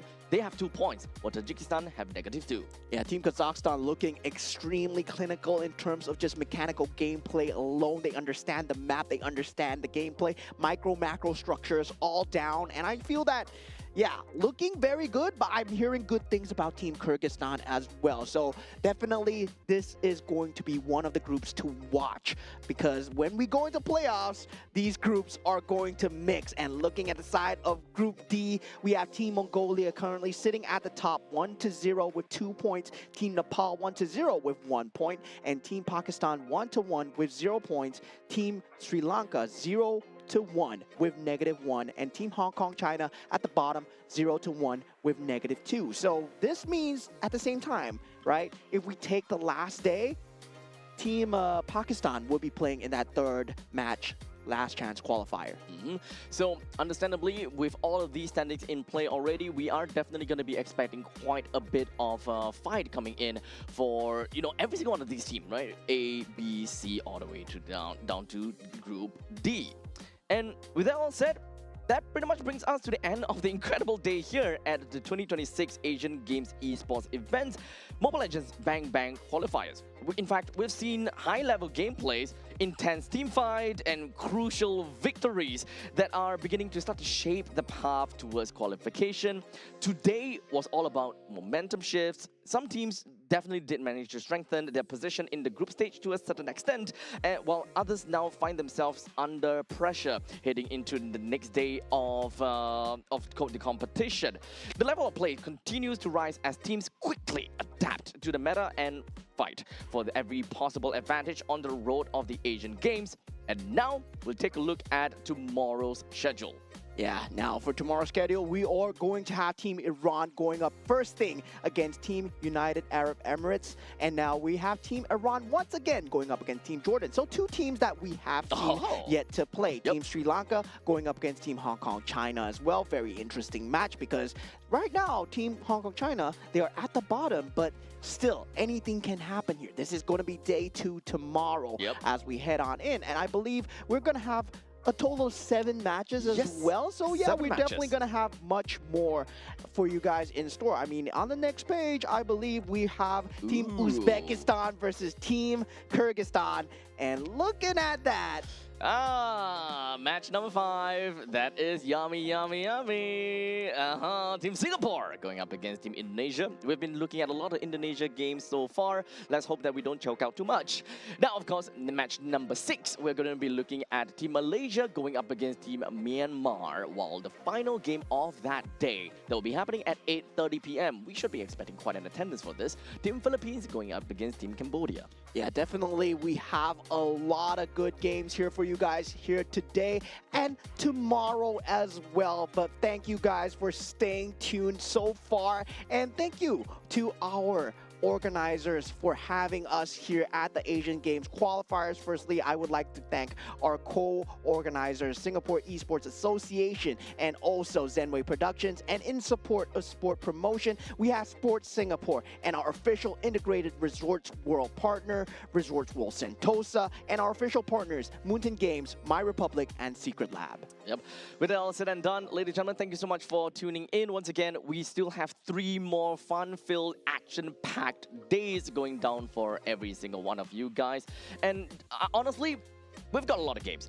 Both of us will be covering today and tomorrow, and for the weekends on Saturday and Sunday, we'll be nicely greeted by Jays as well as Churros, which will bring you guys all the way down to, you know, kind of close up the entire group stages itself. Yeah, today has been a roller coaster ride of emotions for a lot of the teams as they try and get settled down here in sunny Singapore, here at Resorts World Sentosa. And tomorrow we'll be at the same venue as the group stages heat up. Looking to establish consistency and control. We'll see you back here again for day 2 of action. Take care.